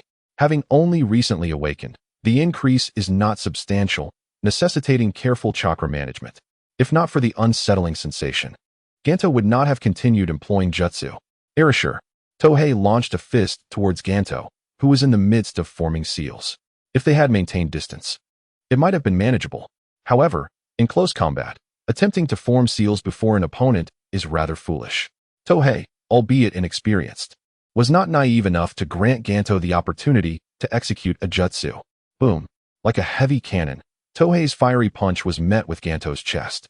The tremendous force left even his steel-like body with cracks. Snap. Yet, Tohei's fist was caught firmly by Ganto. You fell for it. Ganto grasped Tohei's wrist tightly, pulling him into his embrace, clearly intending to conclude the battle with a decisive move. His steel-release bloodline limit rendered his body as solid as steel, indeed qualifying him for such a maneuver. However, Ganto failed to notice that in the moment he pulled Tohei closer, a fleeting smile graced Tohei's lips. Boom. Tohei found himself enveloped in the embrace of Ganto, who towered over him at more than 2 meters in height, resembling a muscular colossus. Had the circumstances been different, this posture might have led to misunderstandings. It was excessively charged with tension, yet the two shared no such bond. They were locked in a life-and-death struggle. In the audience, Mei, Uchiha Shizuka could no longer remain composed. She had placed all her bets on this match, and should she lose, all her previous winnings would be forfeited at once. She had every reason to be anxious. Do not worry, Uchiha Meia reassured her, for she understood one crucial point. Tohei had not summoned Chibamaru, which indicated that he possessed another hidden card. Otherwise, once the formidable spirit beast, Loyal Soldier Pill, is unleashed, it will undoubtedly crush Gangtu with ease. While Uchiha Saika may have some means of consolation, Hinata Tsanyue's body has already begun to gather strength. Regardless of the circumstances, she cannot bear to witness Tang Ping in peril. In the main stance, Hokage, what are you preparing to do? Inoki fixed his gaze on Sarutobi Hiruzen, who was discreetly turning away, poised to issue a command for rescue. If other ninja villages can act shamelessly, then for the sake of a genius imbued with the will of fire, Sarutobi Hiruzen would not hesitate to confront the situation head-on. Unfortunately, the cunning Inoki had foresight into his intentions, denying him any opportunity. No matter, Sarutobi Hiruzen understood that his plans had fallen through, redirecting his attention to the arena. Inoki offered no further words. In the arena, Tang Ping, in a tight embrace, felt as though he could not breathe. However, the fish had completely taken the bait. Indeed, this was his true objective, close combat. Ideally, at a distance where both parties were engaged in close quarters. If he were to take the initiative, such opportunities would be exceedingly rare. But should Gangtu strike first, it would be a different matter entirely. Throughout the previous battle, Tang Ping had been subtly enticing his opponent to realize an important truth. To eliminate him, one must first restrict his mobility. Under the premise that ninjutsu could frequently be interrupted, controlling oneself relied solely on a robust and resilient physique. A trap. Tang Ping positioned himself as the bait, luring Gangtu to close the distance. Only then could he unleash that ultimate move he had yet to employ. A surge. Tang Ping channeled all his chakra into his fire fist, instantly transforming it into an overwhelming torrent of flames. Gangtu sensed the impending trap and attempted to pull away. Alas, it was too late to create distance now. Regaining his freedom, Tang Ping raised his right hand, with only his index finger pointed skyward. Utilizing his chakra manipulation enhanced by ninja tools, he concentrated all the chakra flames to his fingertip. The originally red flames quickly morphed into a vibrant orange, and their quantity diminished significantly. Compression. This was the essence of the technique.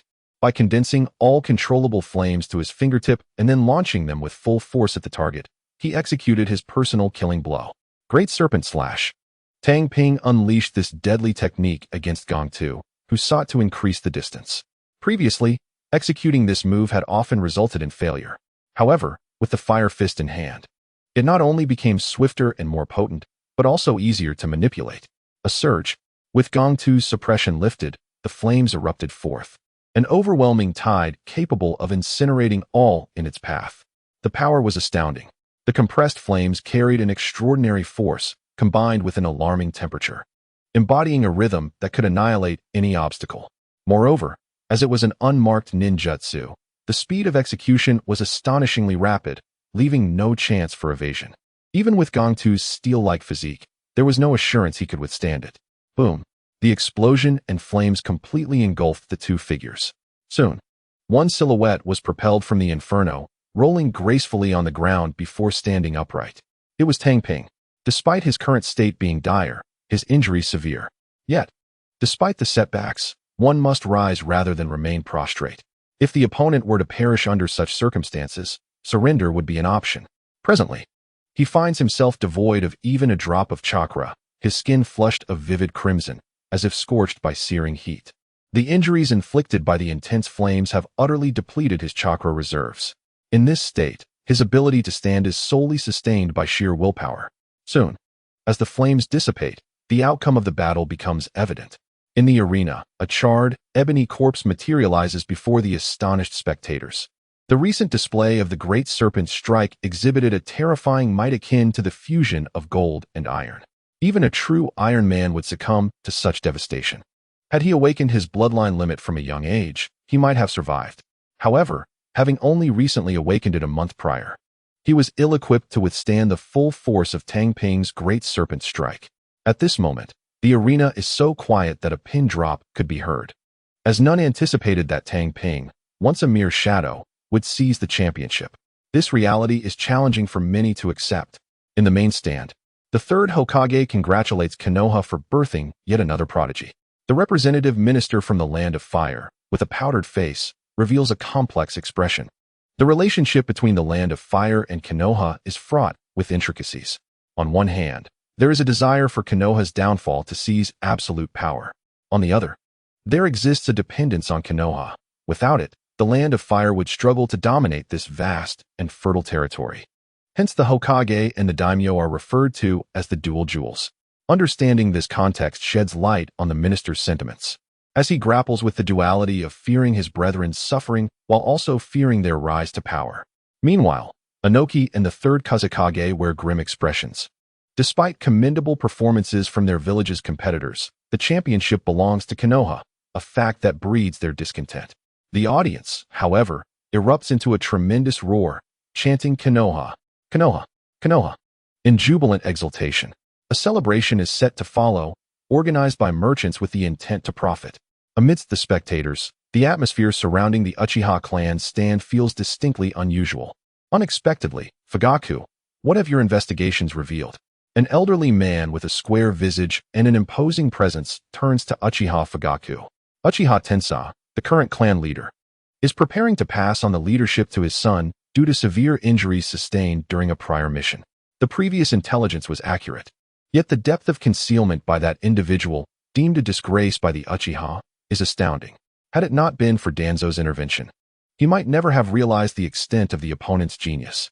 At this moment, he harbors immense trepidation towards Tang Ping. Were he privy to Tang Ping's thoughts, he would undoubtedly feel unjustly accused. It is not that Tang Ping is hiding. Rather, he has merely chosen to lie low. If not for Danzō's insistence on utilizing his life to instigate trouble, he might very well be leisurely enjoying himself in some corner. Surrounding him are other members of the Uchiha clan aligned with the leadership. A prodigious talent has emerged from the Uchiha clan, intriguingly an outsider, which has left them in a somewhat awkward position. To refrain from celebration would render them incongruous with the surrounding villagers. Yet to celebrate would be contentious since the individual in question belongs to the lineage of the former clan leader, while the current leader stands nearby. Uchiha is indeed proud and obstinate, yet not devoid of intellect. He comprehends these dynamics. He too is of the Uchiha, deserving of their cheers. Uchiha Fugaku signaled loudly. Upon hearing this, the surrounding Uchiha clansmen joined the villagers in exuberant celebration. Everyone was jubilantly rejoicing. However, none of this was pertinent to Tohei at that moment. He was laboriously dragging his depleted body as he slowly exited through the contestants' passage. What a tragedy! To execute that overwhelmingly powerful serpent's dance, he had paid an excruciating price.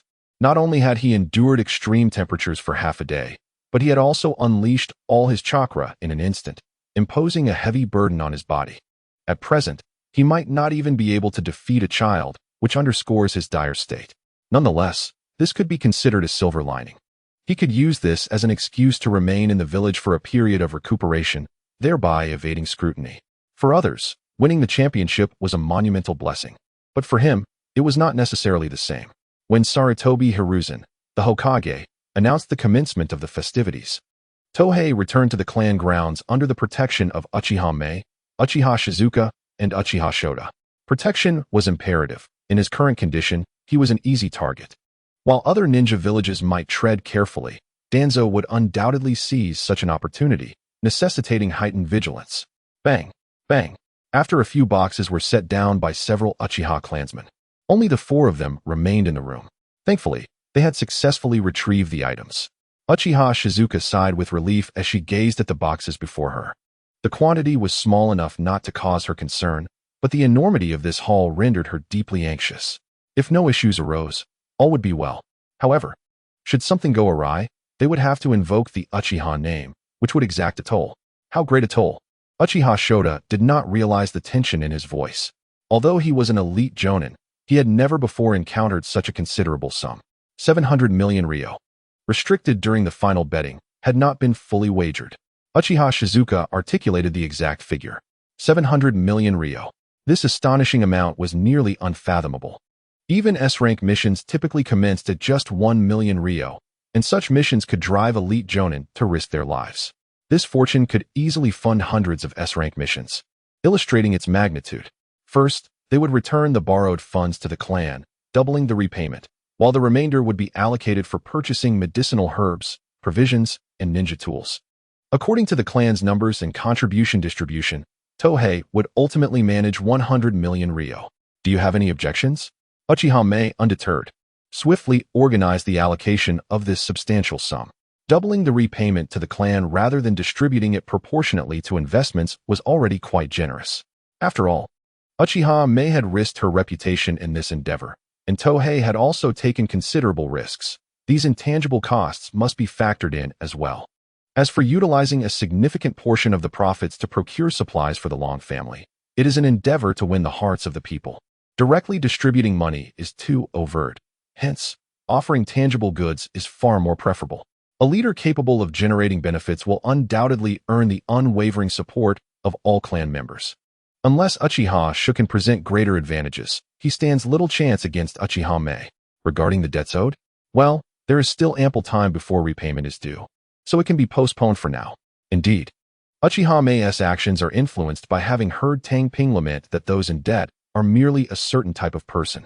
It is precisely due to their indebtedness that they could swiftly acquire experimental instruments through the channels of that esteemed noble. Otherwise, a simple reminder that one would not wish to be unable to recover their own debts would suffice to secure the other party's assistance. No one had previously considered this approach. Uchiha Meia found it to be quite effective, which is why she opted not to repay the money immediately, but rather to use it to win over the Long family members. As for why the focus is solely on the Long family, she genuinely fears that if she were to distribute benefits to the entire clan, she might find herself facing a barrage of kunai the very next day. Allocating 100 million ryo for Tang Ping's distribution is merely fitting.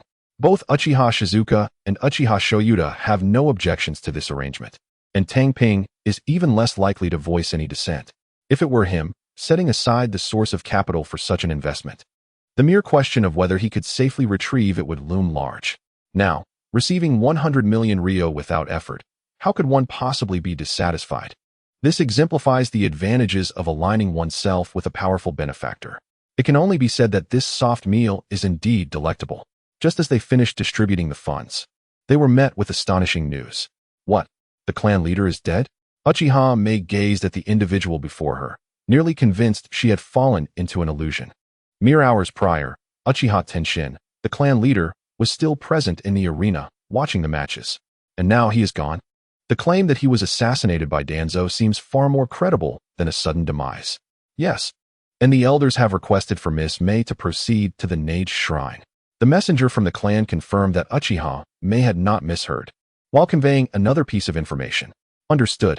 Uchiha Meia nodded. The intentions of the elders were clear, requiring no guesswork.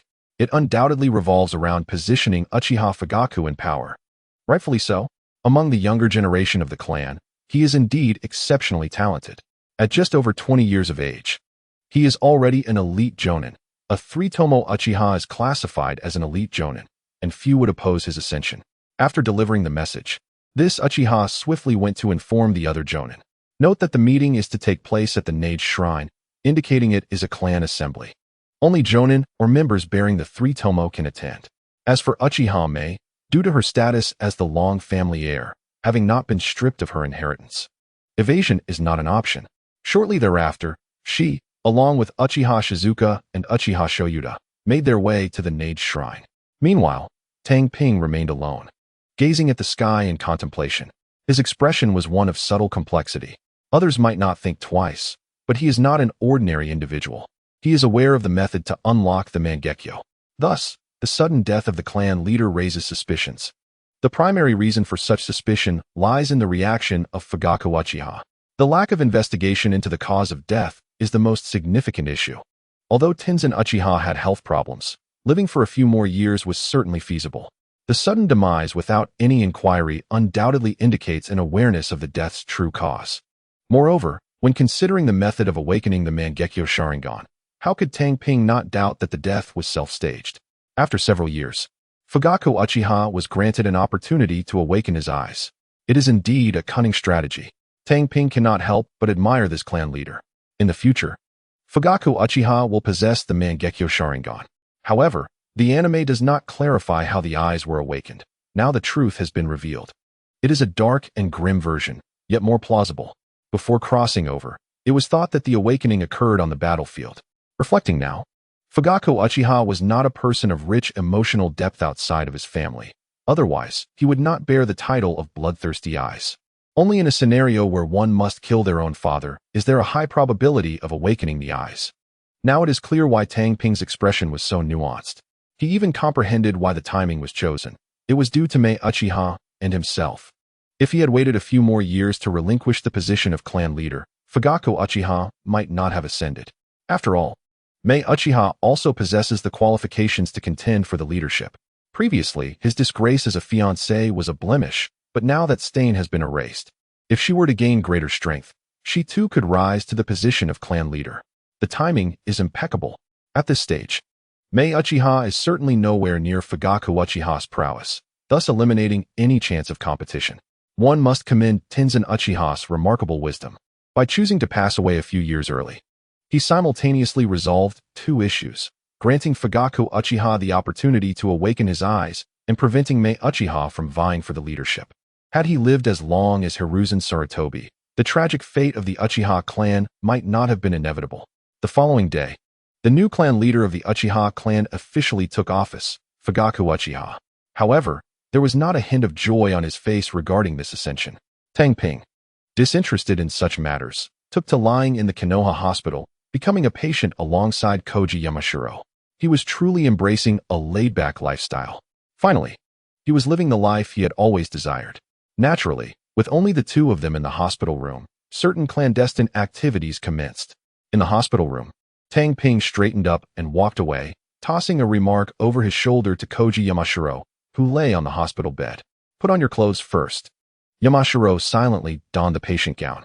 "The scene is vivid. Have you truly thought this through?" Tang Ping inquired once more, putting away the blood sample in the test tube. The clandestine activities referred to the preliminary checks for human experimentation. Yamashiro's heart condition has two potential solutions.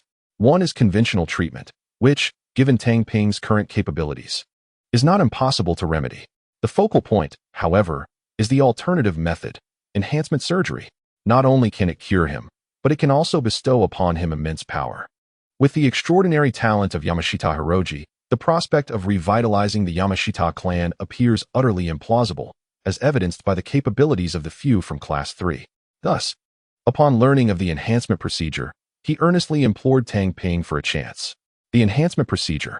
This was conceived during Tang Ping's research on a new serum, utilizing human experimentation.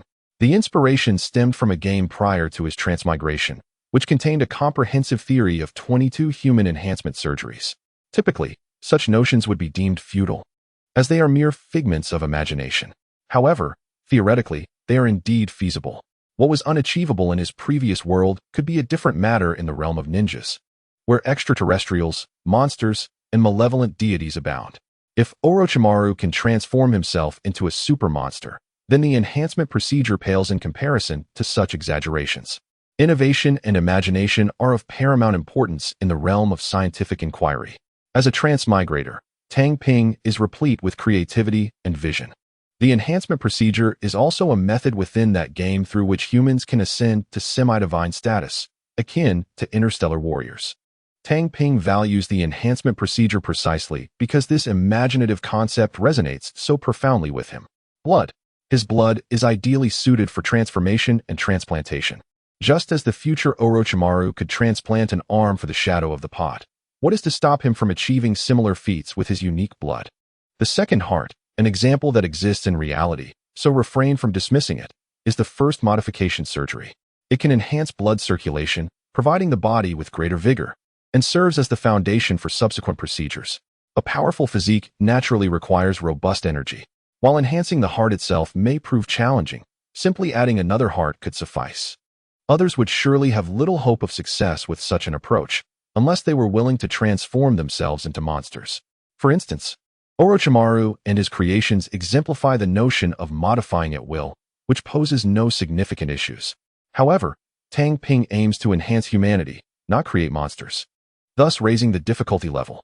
Nevertheless, with the advantage of his unique blood, he effectively resolves the two most significant challenges of the modification procedure: rejection and adaptive evolution.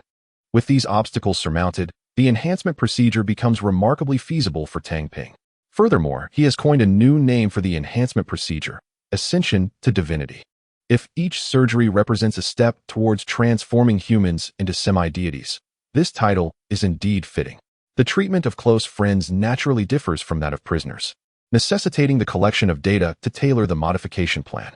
Simultaneously, the concept of the second heart has seen successful examples in the ninja world, such as Kakashi. Although reliant on the earth grudge fear technique, it has already proven that this path is indeed viable.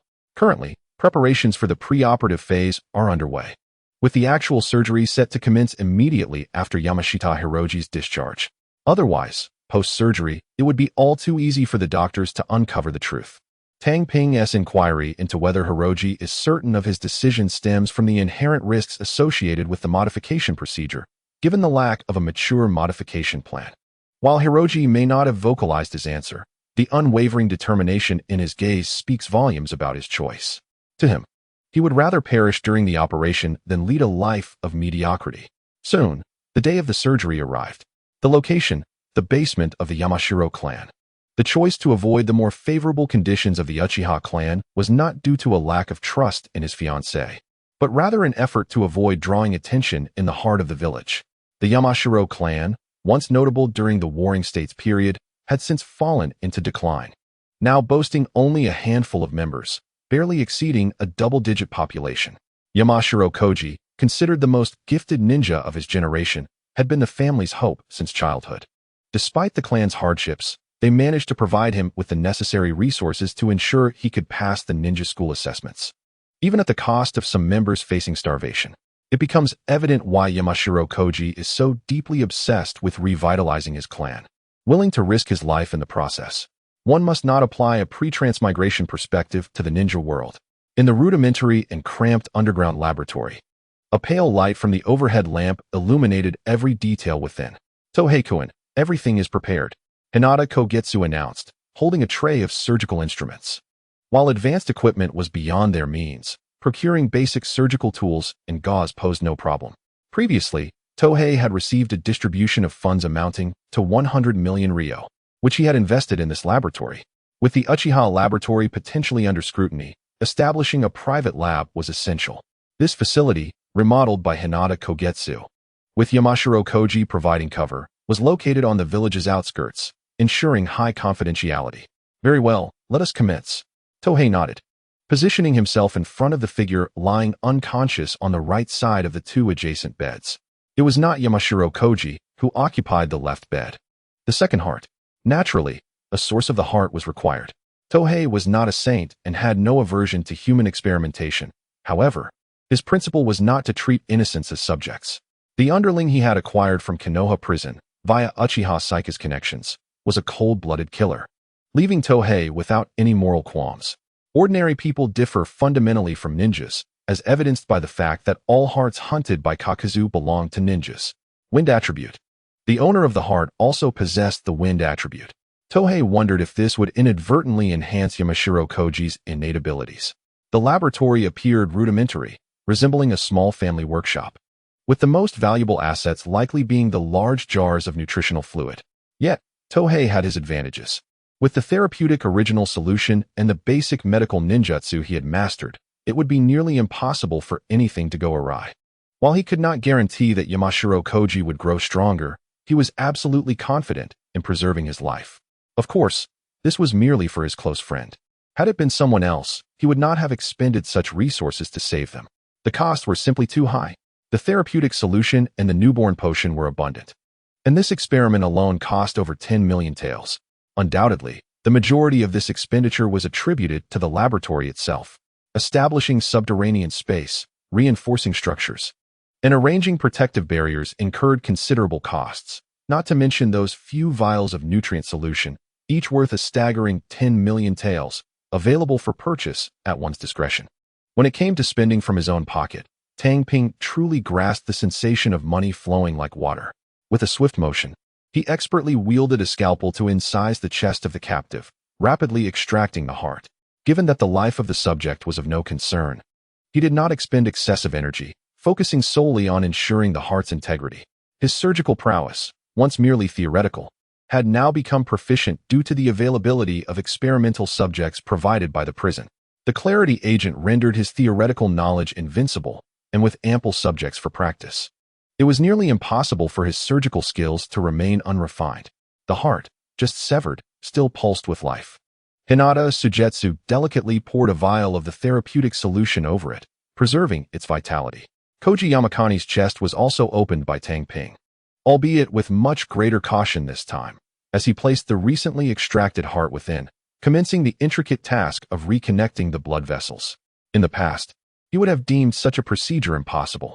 Yet, having thoroughly absorbed the relevant information, coupled with several enhancements and the unique physiology of a ninja, this surgery was no longer beyond his reach. Normally, even if the surgery were successfully completed, the heart would be incapable of functioning. However, that was inconsequential, for Tang Ping was prepared to intervene. He procured a vial of a peculiar purple potion. "What is this?" Hinata Sujetsu inquired with curiosity. "The transition agent." Tang Ping responded without elaboration. This was a specially developed potion designed to obscure the effects of his blood. It was not a matter of mistrust towards Hinata Sujetsu. Rather, the myriad of techniques within the ninja realm necessitated caution, as even the dead might not guarantee confidentiality. The potion served one singular purpose: to conceal the presence of his blood. With meticulous care, he injected the agent into Koji Yamakani's body. Following the injection, Koji, still in a state of openness, began to exhibit remarkable changes. The two hearts, once slowing in their rhythm, gradually intensified their pulsations, and the blood vessels became robust and enlarged. Simultaneously, the previously chaotic internal organs began to align themselves as if manipulated by an unseen hand. Do not underestimate the capacity of the human body to accommodate an additional heart. In Tang Ping's prior surgical experiences, there were numerous instances of removing tumors weighing several pounds.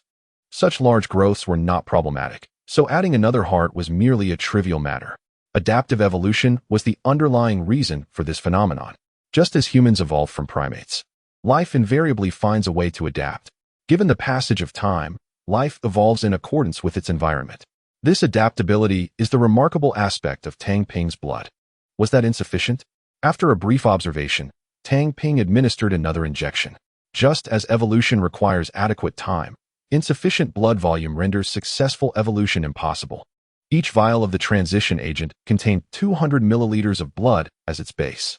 Furthermore, once removed from his body, the potion would gradually lose its efficacy, which is why both vials of the transition agent were freshly prepared from his own blood today.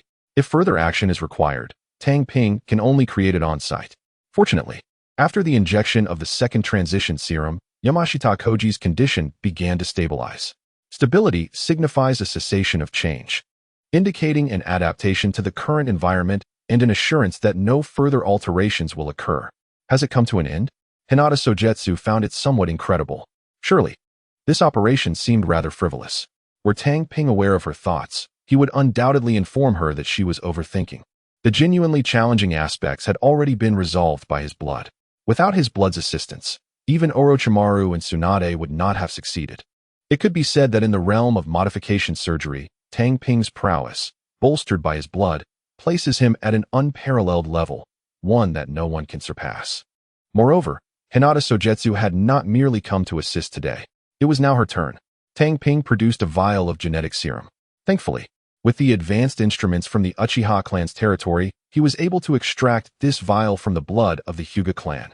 Of course, the serum was not the focal point. The challenge lay in ensuring that the user would not succumb to genetic collapse after application. The transition serum was created precisely for this purpose, guaranteeing that Hinata Sogetsu would not encounter complications from genetic augmentation. In the world of shinobi, experimentation could be straightforward. Bold actions yield miraculous results. Those who proceed with caution often achieve little. First, dispose of the prisoner's body after the heart extraction, then replace it with clean linens, allowing Hinata Sogetsu to lie down for the injection. There was no need to consider sterile operating rooms. Simplicity and directness were paramount. With audacity comes the freedom to act as one wishes. First came the genetic serum, followed by the temporary creation of a transition serum injected into Hinata Sogetsu's body, completing the two long-prepared surgeries. However, the cost was evident in Tang Ping's pale complexion. A full 600 milliliters of blood could fill a beverage bottle. Next came the anticipation of the seeds blossoming. As Hinata Sogetsu screamed, the veins around her eyes bulged, presenting a rather horrifying sight. Has it begun? Upon witnessing this, Tang Ping realized that the genetic augmentation had commenced and swiftly pushed Yamashita Koji aside to prevent any repercussions. He had just undergone a second heart transplant and was in the process of replenishing nutrients and could not afford to be affected. Nutritional fluid. Even before the operation, it had been connected to Yamashita Koji via an intravenous line. Meanwhile, Hinata Sogetsu was rapidly depleting her resources, and the specific infusion rate would be determined by the circumstances. The consequences of inadequate nutritional supply could be severe, likely leading to a fatal outcome without explanation. After all, adapting to evolution consumes energy, which cannot simply materialize from thin air. A deficiency of inherent energy within the body could lead to death, which would not be surprising. Of course, it is also possible that due to sufficient life energy, one could barely endure. A notable example comes to mind, Nagato. He is the quintessential case. Having undergone the implantation of the Rinnegan, resulting in his body being utterly drained, aptly described as emaciated. With such an example in mind, the rationale behind Tang Ping's decision to procure additional nutritional fluids becomes abundantly clear.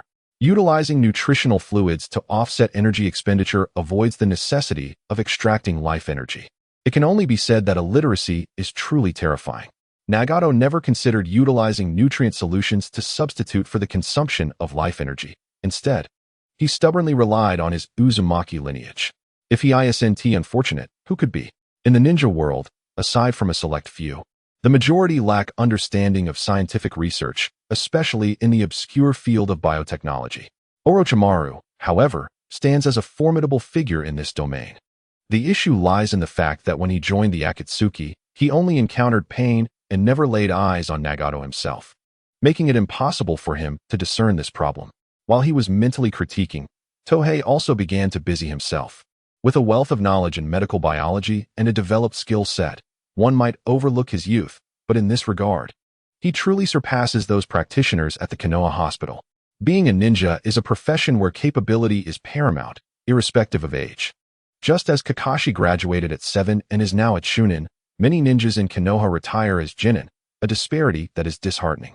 Tohei feels similarly in the medical field. Of course, outwardly, he still cannot perform a single medical ninjutsu and possesses no innate talent for healing arts. Having a shortcut is exhilarating, but perpetually relying on it is even more so. Without the Clarity Agent, it would have taken Tohei at least a decade or more of dedicated effort to reach his current level. Yet, thanks to the Clarity Agent, he achieved this in mere months. One can only say that having a cheat allows for boundless freedom.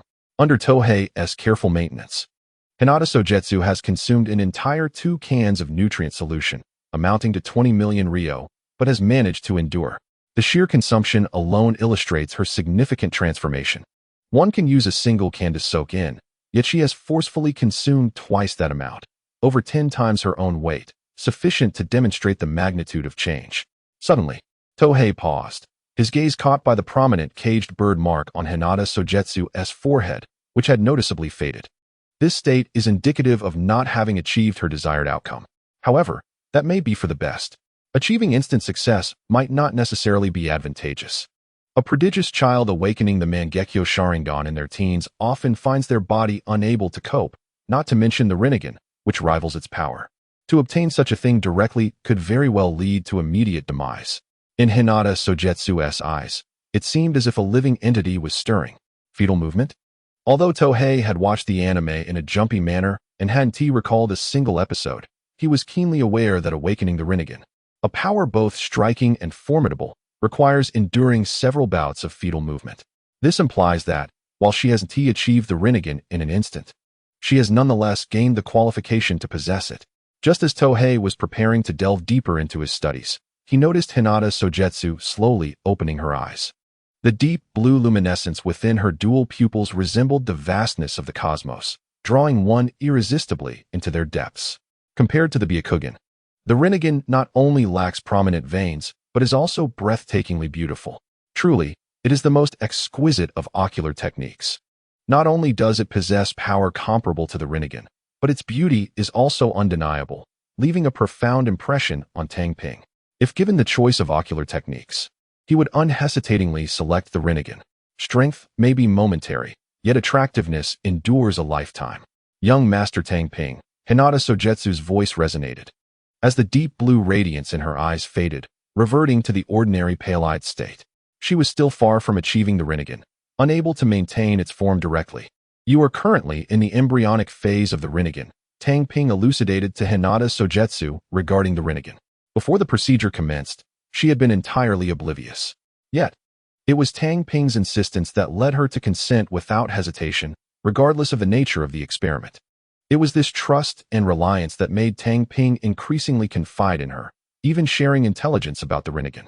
At that moment, her power was on the verge of an explosive awakening. Once the Rinnegan fully awakens, it reaches the 6 paths level, capable of utilizing the truth-seeking balls. Even in the embryonic phase, it could substantially augment one's strength, potentially allowing Hinata Sogetsu to swiftly ascend to the level of a shadow. Is the Byakugan truly this formidable? Hinata Sogetsu sighed unconsciously. Although she would not admit it verbally, the Hinata clan understood that the Byakugan paled in comparison to the Sharingan. However, with the advent of the Rinnegan, the situation could be entirely reversed. Of course, she was merely qualified to attain the Rinnegan. The journey to becoming a true 6 paths bloodline limit was still distant. What exhilarated Hinata Sogetsu the most was the transformation of the caged bird. Am I free now? Her voice trembled, for breaking free from the cage was the aspiration of nearly all branch family members, and indeed, her own dream. While it may not be immediate, the constraints had certainly lessened. Only upon truly obtaining the Rinnegan could she be completely liberated. Tang Ping voiced his conjecture. As he could not possibly find a main family member to initiate the caged bird test, Hinata Sogetsu sprang to her feet, entirely devoid of the previous pain and anxiety. As though she had been reborn, her flawless, porcelain-like skin, slender and perfect figure, along with her cool, mysterious aura, rendered her irresistibly captivating. However, she quickly donned a headband to obscure the now faded caged bird mark and fitted a skin suit over her right leg prosthetic while applying a few touches of makeup to her face. In an instant, she transformed back into the pitiful figure of the Hinata branch family, rendering it impossible to associate her with the previous enchanting visage. One could only attest to the prowess of ninjas in disguise, which was undoubtedly not inferior to the makeup techniques of her past life. The two did not depart the laboratory, but instead awaited the awakening of Yamagani Hiroshi. After several hours, the anesthetized Yamagani Hiroshi gradually regained consciousness, heralding the successful completion of the first stage of the divine transformation procedure. Thanks to the effects of the drugs and nutrients, he required no recovery time and could proceed directly to testing. Thus, the trio arrived at the Yamagani clan's training ground to commence comprehensive assessments. The results were astonishing. With a resounding crash, a wooden post, towering and thick as a human, was sent flying with a single punch. On this day, Hinata Tsungyue gazed at the distant wooden post, drawing a subtle comparison to the scenes of Kuji's previous training in physical techniques amidst the mountains. It felt akin to a refined and delicate youth suddenly tearing apart his garments to reveal rippling muscles, transforming into a paragon of brawn. The shift in imagery was striking. It was precisely this sensation. One must understand that without the augmentation of chakra, Delivering a single blow powerful enough to send a wooden post flying is an accomplishment that even a specialized chunin might struggle to achieve. Yet Kuji, a genin adept in ninjutsu, managed to do so, which was indeed astonishing. Of course, such prowess came at a significant cost. His appearance underwent a dramatic transformation. He once possessed a slender physique, but now, not only had he grown taller, but he had also become considerably more robust, nearly comparable to an adult. It is worth noting that he is merely 12 years old. Even in the ninja world, where individuals mature rapidly, such a transformation is unprecedented. Simultaneously, the chakra assessment yielded results. His wind affinity had seen a considerable enhancement. When utilizing wind release, both the control and potency exhibited visible improvement, with his chakra capacity also experiencing a notable increase. Presently, his combat prowess rivals that of a chunin, and his potential has shattered previous limitations. Kuji beamed with excitement at Tohei, eager to express his gratitude, only to be interrupted. Remember, this power you have gained is a result of the forbidden techniques of the Yamashiro clan, and you must disguise your appearance, gradually revert to your true self later. Tohei reiterated. Preparations for concealment had been made prior to the procedure. The Yamashiro clan indeed possessed such forbidden techniques, which contributed to their decline.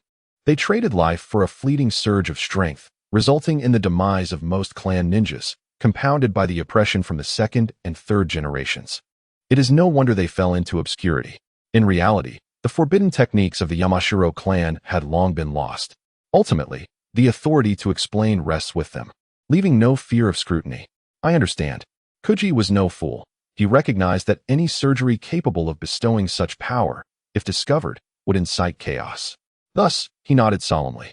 As for Tohei, he was not concerned about this usually taciturn ally becoming a liability like those incompetent companions. His worries lay elsewhere. The funds had vanished. The 100 million ryo they had just acquired had been swiftly depleted. Investing in experiments was exhilarating, but spending his own money felt painfully burdensome. Yet, from another perspective, the money had not truly disappeared. It had merely transformed into a different form of companionship, which was not entirely unappealing. After all, the money spent was indeed present in his surroundings. Tohei's small group had already begun to take shape. Although their strength was insignificant compared to the likes of the Uchiha or Root, their potential was limitless. However, the immediate priority was to find a way to generate income. Tohei was singularly focused on acquiring funds. Only with money could they continue their experiments and secure their strength. Indeed, scientific endeavors are not pursuits for the impoverished. Thus, the classic adage holds true: the rich rely on technology, while the poor rely on mutation. Tohei was now acutely aware of the truth in this saying. Had he not latched onto the white coat of a benefactor, he would not have achieved such remarkable results. Originally, there was a plan to continue testing additional data. However, an unforeseen event interrupted their agenda. A piercing cry of an eagle sliced through the air above the hidden leaf, prompting everyone to instinctively look upwards. A messenger hawk. It was a summons for all the elite ninja. What could have happened? Koji muttered softly to himself. Meanwhile, Tohei pondered the gravity of the situation that warranted such a gathering of all the elite shinobi. Suddenly, a flash of insight struck him. If his assumptions were correct, there could only be one pressing matter at hand: the disappearance of the third Kazekage. It was precisely this vanishing act that had precipitated the onset of the Third Shinobi World War. If it were possible, Tohei would have preferred to evade this conflict altogether. Yet, unless the village's higher-ups collectively suffered amnesia, they would undoubtedly insist on deploying him, a prodigy, to the battlefield. Let us return and await further instructions, Tohei declared, reminding his companions. Soon, you will have ample opportunity to showcase your newfound powers. In the event of a world war, there would certainly be no shortage of venues for demonstrating their capabilities. Concurrently, Hinata Kogetsu would not escape unscathed either. Every active ninja would inevitably be swept into this all-encompassing conflict. Particularly, as a member of the esteemed Hyuga clan, she would be compelled to join the fray, even if it meant being carried to the battlefield, should she suffer significant injuries. The Byakugan. Its strategic importance in warfare is irrefutable, making its presence all the more desirable. All right. They both nodded in unison. Thus, Tohei and Hinata Kogetsu departed from the training ground nestled within the mountains. Have you noticed any changes in your eyes? On their way back, Tohei inquired about the alterations in Hinata Kogetsu's Byakugan. The range of my vision has expanded from 1 kilometer to 3, and my blind spots have vanished, she responded, activating her Byakugan to illustrate her enhancements. Under normal circumstances, she would never divulge such sensitive information to anyone, as it could jeopardize her safety if exploited. However, with Tohira, she felt compelled to share without reservation. Make sure to disguise yourself as before. An experiment with developing those eyes. Perhaps a delightful surprise awaits you, Tohira advised after hearing her. The mere onset of a transformation had already led to a qualitative change in the Byakugan, underscoring the terrifying potential of the Rinnegan. However, he recalled that the Rinnegan possessed numerous abilities. Even if the most formidable chakra mode was temporarily inaccessible, powers such as gravitational manipulation, repulsion, mental control, and intimidation should be attainable sooner rather than later. Once she harnessed such abilities, her strength would undoubtedly undergo a profound transformation. Hinata Kogetsu nodded reluctantly before turning to leave, as the Uchiha clan's territory lay not far ahead. Her accompanying Tohira was solely to ensure that she could slip away undetected from the Root's surveillance. The Root. Tohira faced an exceptionally tight watch. Without Hinata Kogetsu's assistance, he would have been unable to evade their scrutiny. Previously, he had fabricated an excuse to return to the clan's compound from the hospital to retrieve some items before heading to his private laboratory. Now, upon returning, Tohira planned to return to the hospital and remain there until he had fully recuperated before being discharged. In the hospital, one could evade responsibilities and indulge in idleness.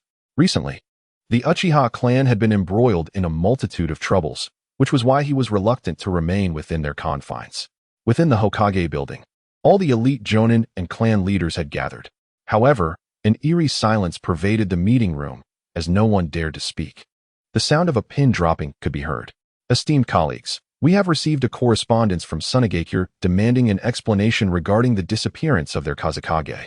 Hence, we must deliberate on our response today, announced Mito Kage, rising to reveal startling news.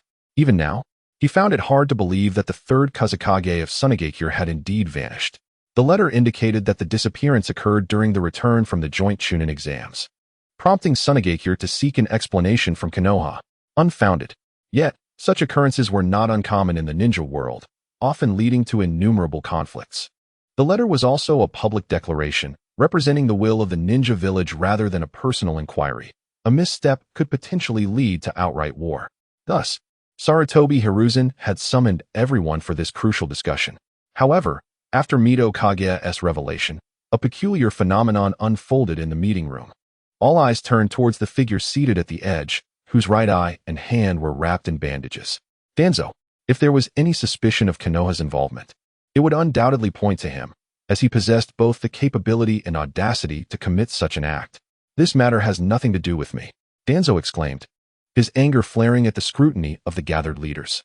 It was true that he had merely arrived to participate in the meeting upon receiving the news, unaware that he would become a target of suspicion. Nonetheless, such a defense was insufficient to quell the doubts in the room.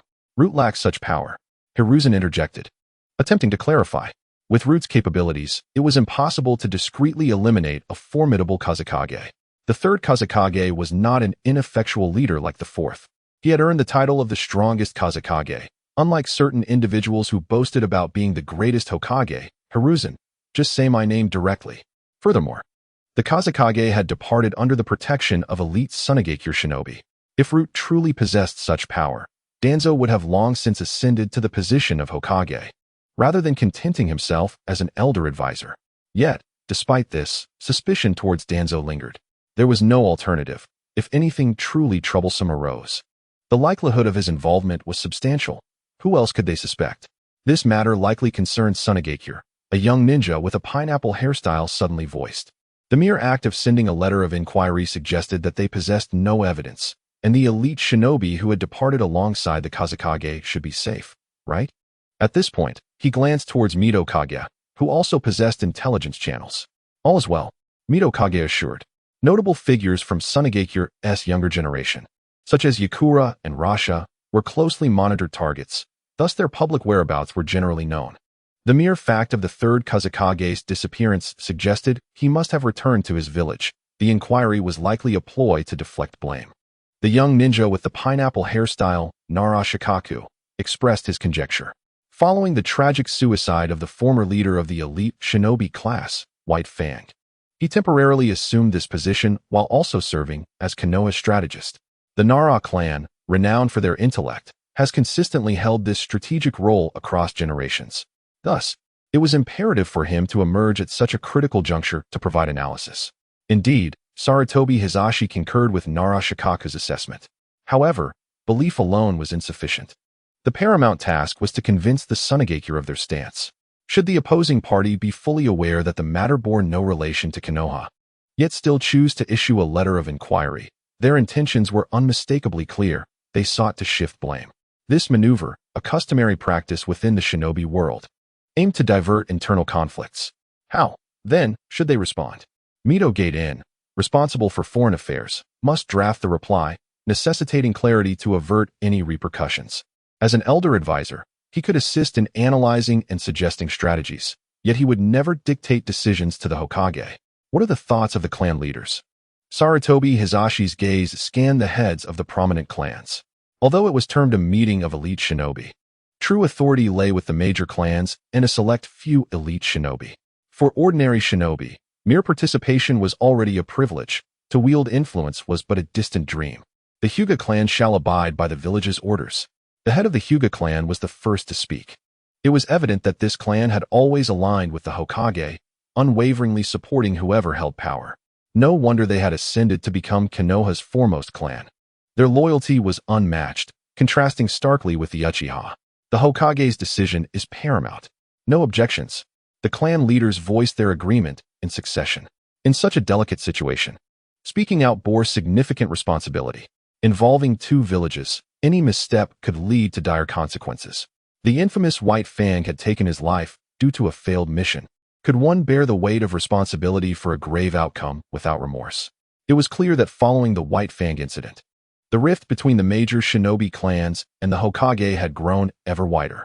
This was also exacerbated by the root's inappropriate actions, persistently coercing members from various clans into becoming instruments of violence. After each clan leader had expressed their stance, it was finally the Uchiha's turn. The village cannot tolerate slander. We must assert that this matter is unrelated to Konoha, Uchiha Fugaku declared emphatically. Even if war were to ensue, it mattered not. It was merely Tsunegakure. He was astute enough to recognize the implications of his declaration. Should war indeed break out, the Uchiha clan would be compelled to send their members to fight. For other clans, this was a dire prospect. However, for the Uchiha, long relegated to the shadows of the security department, it represented a rare opportunity. Deep within, the Uchiha revered strength and yearned for conflict, a stark contrast to the Hyuga clan's disposition, which had historically kept them subdued within the village. With a chance finally at hand, they were determined to seize it. Fugaku speaks wisely. The village must categorically reject any slander and respond to Tsunegakure accordingly. Sarutobi Hisashi affirmed Uchiha Fugaku's remarks before rendering his decision. Truly, he was a seasoned politician. Inextricably linking the Uchiha clan to the impending conflict, he also underscored their importance. Upon finalizing the content of the correspondence, the meeting drew to a close. The prominent clans and the elite ninjas expressed a sentiment of mild concern regarding Tsunegakure's diplomatic protests, coupled with covert attempts to instigate trouble, yet deemed it not excessively worrisome. Surely, they would not engage in hostilities with Konohagakure, which was significantly stronger, over such unfounded matters. After the meeting, Lady Tsunade, a swift figure, intercepted her. The kunoichi before them had lustrous golden hair, a radiant and graceful visage, paired with an alluring physique that exuded remarkable charm. Tsunade, one of the legendary sannin of Konohagakure, had been eavesdropping on the meeting, unnoticed until now by Minato Namikaze. "Minato, what brings you here?" Tsunade inquired, her expression weary. "Lady Tsunade, one of my students is experiencing cardiac issues, and I wish to implore your assistance." Minato bowed respectfully, articulating his request. He was indeed a commendable mentor, genuinely concerned for his student. Even though Hajime Yamakawa was not his disciple, but merely a student under his guidance, he sought Tsunade's help on his behalf. In the past, Tsunade would have readily obliged, for Minato was not only a pupil of Jiraiya, but also the beloved of Kushina Uzumaki. However, her circumstances had changed. "I'm sorry, Minato, but I've returned solely to check on Shizune and must depart shortly. I may not have the time," Tsunade replied, shaking her head. While it was true that she had come back for Shizune, her claim of being pressed for time was merely an excuse. Very well, I shall not trouble you further. Lady Tsunade, Minato said, his demeanor slightly dimmed as he bowed and turned away without pressing the matter. Wait. Tsunade hesitated briefly before calling him back. Although I cannot personally administer treatment, I can spare some time to provide a diagnosis and treatment plan. While unable to perform the procedure herself, offering a treatment strategy was entirely feasible. Thank you, Lady Tsunade, Minato exclaimed, elated by this unexpected turn of events. He had feared all hope was lost. Yet here was a glimmer of light. I will head to the hospital. Please summon the patient, Tsunade instructed Minato, who promptly set off while she made her way to the Konoha hospital.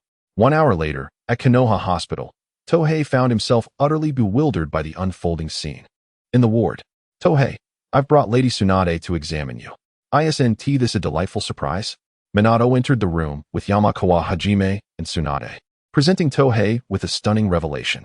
Indeed, it was a surprise, though one that elicited more astonishment than joy. Had it been anyone else, it might have been easier to accept. However, with Tsunade, the pinnacle of medical ninjutsu, one could hardly conceal their apprehension. Thank you, Teacher Minato. Tohei could only muster a grateful response, acknowledging the goodwill extended towards him. Despite having previously asserted that Hajime's cardiac condition could be remedied, he recognized that Minato's faith in Tsunade's expertise far surpassed his own. Now, they had to adapt to the circumstances at hand. The encouraging news was that the adaptive evolutionary effect of the transition potion, which was part of Tohei's blood, would ensure that Hajime's additional heart bore no trace of artificiality. The world of shinobi was indeed filled with wonders. The phenomenon of dual hearts, while rare, was not entirely implausible. Even with the existence of beings like the immortal Fei Duan, the presence of 2 hearts in one person should not evoke such astonishment. Tsunade commenced her examination, while Koji Yamashita, who had initially intended to refuse, found himself swayed by the subtle gestures of Tang Ping. To decline now would only arouse further suspicion. It was preferable to allow Tsunade to conduct her assessment. At worst, it would merely reveal that his 2 hearts were somewhat unusual, but certainly not forbidden. A hint of confusion began to surface on Tsunade's previously calm visage, while Minato Namikaze wore a look of anxiety, fearful of any unfavorable conclusions she might draw. Only Tang Ping was aware that Tsunade had uncovered Yamashita's uniqueness. 2 hearts. This was an unprecedented phenomenon in the ninja world. Kakuzu's 5 hearts constituted a secret technique, entirely distinct from this innate condition. You two, please step outside. Tsunade gestured for them to leave, recognizing that such personal secrets were not meant for broader scrutiny. Tang Ping had already discreetly communicated with Yamashita when he assisted him in lying down, and the latter was well aware of how to handle the situation. If it were a less capable ally, there would be cause for concern. However, Yamashita was not of that sort. On the contrary, his thoughts were calm and meticulous, responding even better than Tang Ping had anticipated. After a brief wait outside the infirmary, they were beckoned to enter. Minato, his heart has been healed and will not impede his ninja path, Tsunade declared, offering a conclusion without delving into specifics. Information regarding ninjas was of paramount importance, and unless one chose to share, she would not divulge indiscriminately. Next, it was Tang Ping's turn. He was unperturbed by the impending examination. Although his physique possessed its own peculiarities, it was still relatively normal compared to Yamashita's dual hearts. Yet, for reasons unknown, the examination took longer than expected. Afterward, Tsunade remarked nonchalantly, "Recently, there has been excessive chakra extraction. You must take time to recuperate." She then provided several tailored recovery plans, showcasing her expertise in the medical field, designed specifically to expedite his recovery. Once the examinations were complete, Tsunade exited the infirmary. However, Tang Ping's keen intuition led him to believe that she held a significant interest in him, though he could not ascertain if this perception was accurate. In truth, he was not mistaken. Tsunade was indeed intrigued by him. Upon her return to Konoha, she had stumbled upon something of great interest: healing potions. This was an area of research for Tang Ping. Others were not privy to this clandestine information. Surely she was aware of that. Thus, she had consented to examine Tang Ping's health while she was at the hospital. During the examination, she had also uncovered some intriguing details. Uchiha Tang Ping, Tsunade murmured to herself. In the past, she would have been eager to take him on as a disciple. Yet now, her interest had waned. Nonetheless, she was willing to share certain insights with him, as he was a member of Konoha, regardless of whether he bore the Uchiha name. Within the confines of the infirmary, Tang Ping remained unaware of Tsunade's discoveries, as he listened intently to a piece of news. The dissolution of the third class has been announced. However, should any of you encounter difficulties in your training, do not hesitate to seek my guidance. This unfortunate news was conveyed by Namake's Minato. Indeed, to any observer, this is a disheartening development. Not only are they part of the new generation of formidable shinobi from Konoha, but they also belong to the Hokage lineage and possess admirable character, truly a remarkable asset. The reasons for the dissolution are straightforward. Such classes are inherently temporary in nature. Furthermore, both Tohei and Yamashiro Hiroji are unable to undertake missions with Minato at this time, making the dissolution both reasonable and justified. After all, as long as the higher-ups desire it, they can find a rationale for disbanding at any moment.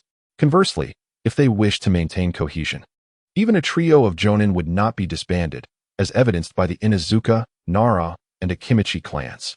Of course, this does not imply the existence of a new third class. Rather, the positions of the two members have been supplanted by Mito and Sarutobi's subordinate.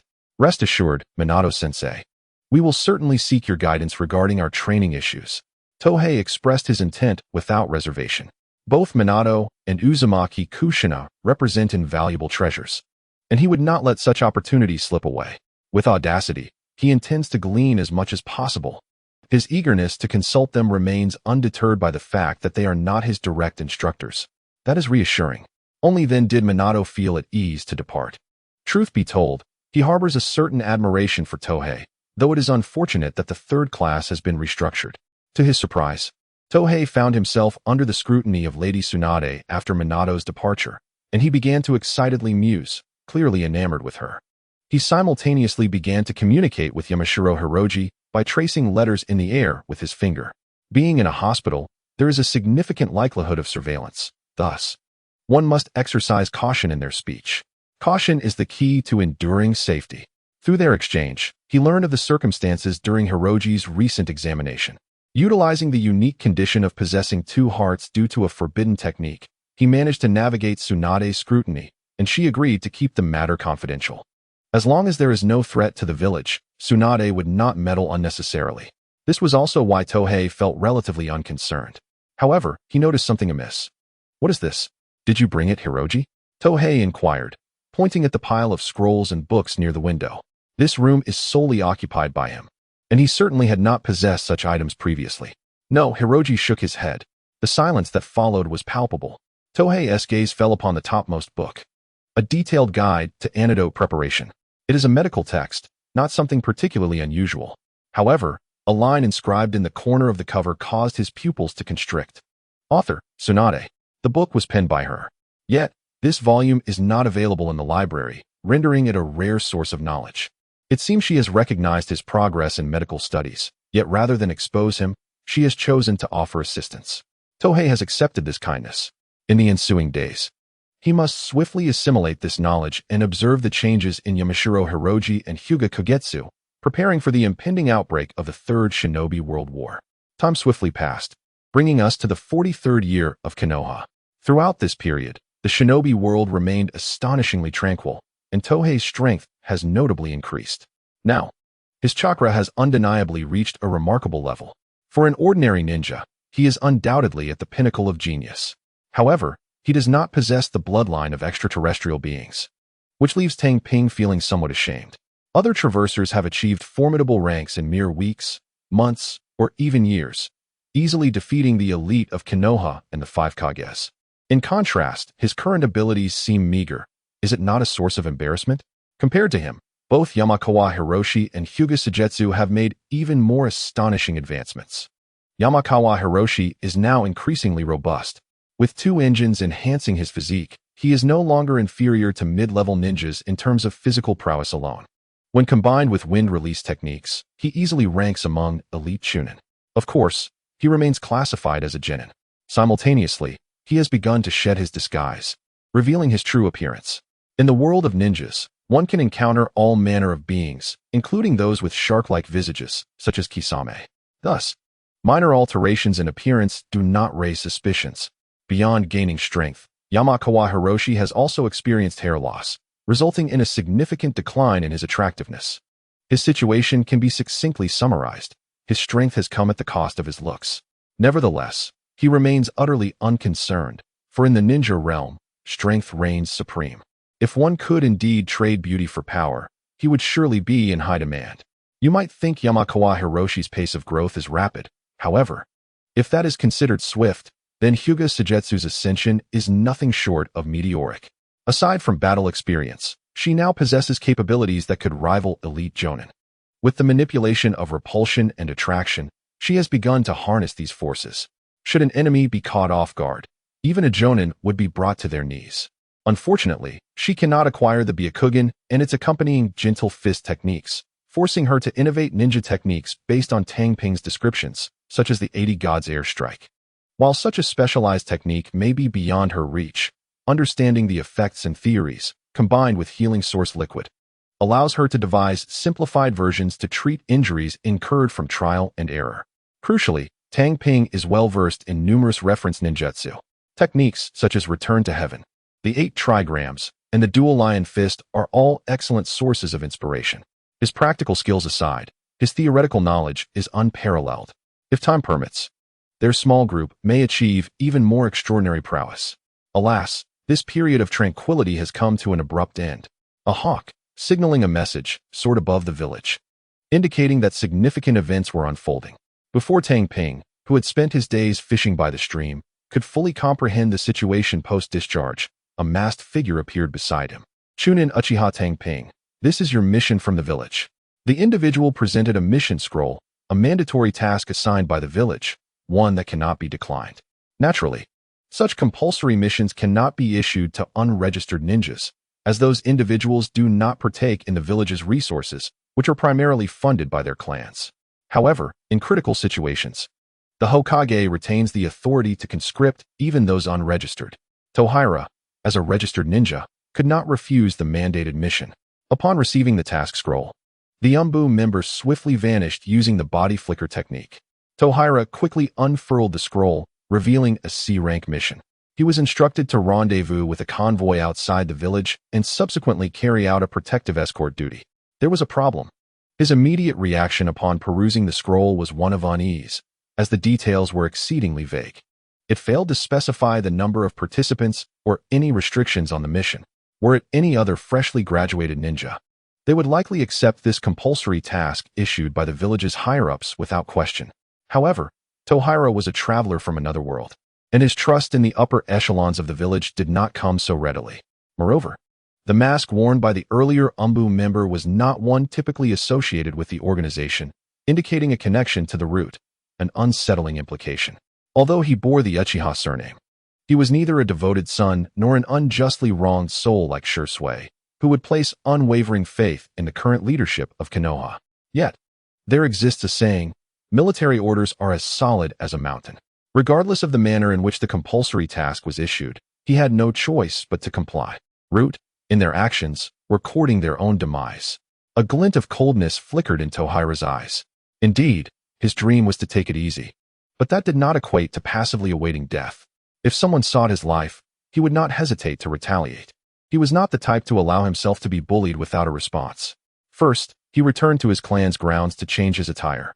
As he was currently dressed in casual clothing, he donned a black ninja outfit, equipped with a ninja tool pouch, meticulously organizing various tools and medicinal items. Finally, he secured his forehead protector in place. It was essential to wear this during missions. As for Uchiha Meia, she was preoccupied with acclimating to her new position and could not be reached. Whoosh! Tohira leaped across rooftops, his speed astonishing. Soon, he arrived at the village's entrance. Having recently been promoted to Chunin, he was now eligible to leave the village alone. Otherwise, he would have lacked the authority to do so. In the hierarchy of Konoha, Genin were mere executors, while Chunin held the role of commanders, capable of undertaking missions independently. Thus, despite his rapid elevation to Chunin, one should not assume that such ranks were easily attained, as most of his peers remained Genin, with the exception of Kakashi. Upon exiting the village, Tohira presented the task scroll to the 2 guards at the gate. A ninja's exit pass could also be substituted with a mission scroll from the Hokage's office. Unauthorized departures from the village were strictly forbidden. Exceptions like Jiraiya and Tsunade were rare, and had it been anyone else, they would have been labeled as rogue ninjas long ago. Therefore, the ninja world is not solely about combat. It is also fraught with interpersonal dynamics. Once outside the village, Tohira hastened his pace. Suddenly, he came to an abrupt halt. Come out. He sensed their presence without a hint of pretense. Even he, despite not being particularly adept at sensing, could feel their approach. Whoosh whoosh. Several masked figures emerged, surrounding him with an aura of lethal intent from the trees and ground. Umbu? Tohira feigned ignorance, fully aware that he could discern the distinctions between Umbu and Root, but chose not to reveal this capability. Uchiha Tang Ping, you have conspired with other ninja villages. Now, return with us to the Umbu for interrogation. The leader of this five-man team declared. This mission is to capture alive, not to assassinate. Otherwise, such complications would be unnecessary. The capture order had been issued long before. However, the target was either accompanied by Namake's Minato or hiding within the Uchiha clan grounds, or even concealed in the Konoha hospital, leaving them no opportunity to act. This hard-earned chance must not be missed. This is slander. I have not colluded with any other ninja village. You must be mistaken, Tang Ping exclaimed, his face aflame with indignation, clearly asserting his innocence, yet showing no intent to resist.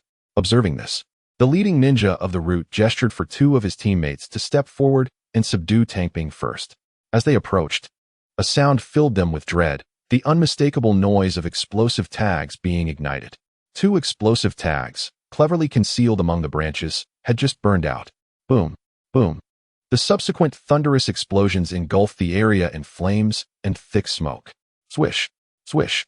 A few kunai, laced with explosive tags, flew directly at the remaining members of the route. How dare you? The leading route Jonin thundered, utterly astonished that the adversary would dare to strike first. They were, after all, shrouded in the authority of the Umbu, a direct unit of the Hokage.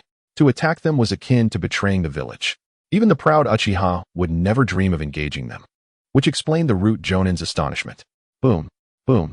The explosive tags held the power equivalent to advanced fire techniques, their might beyond question.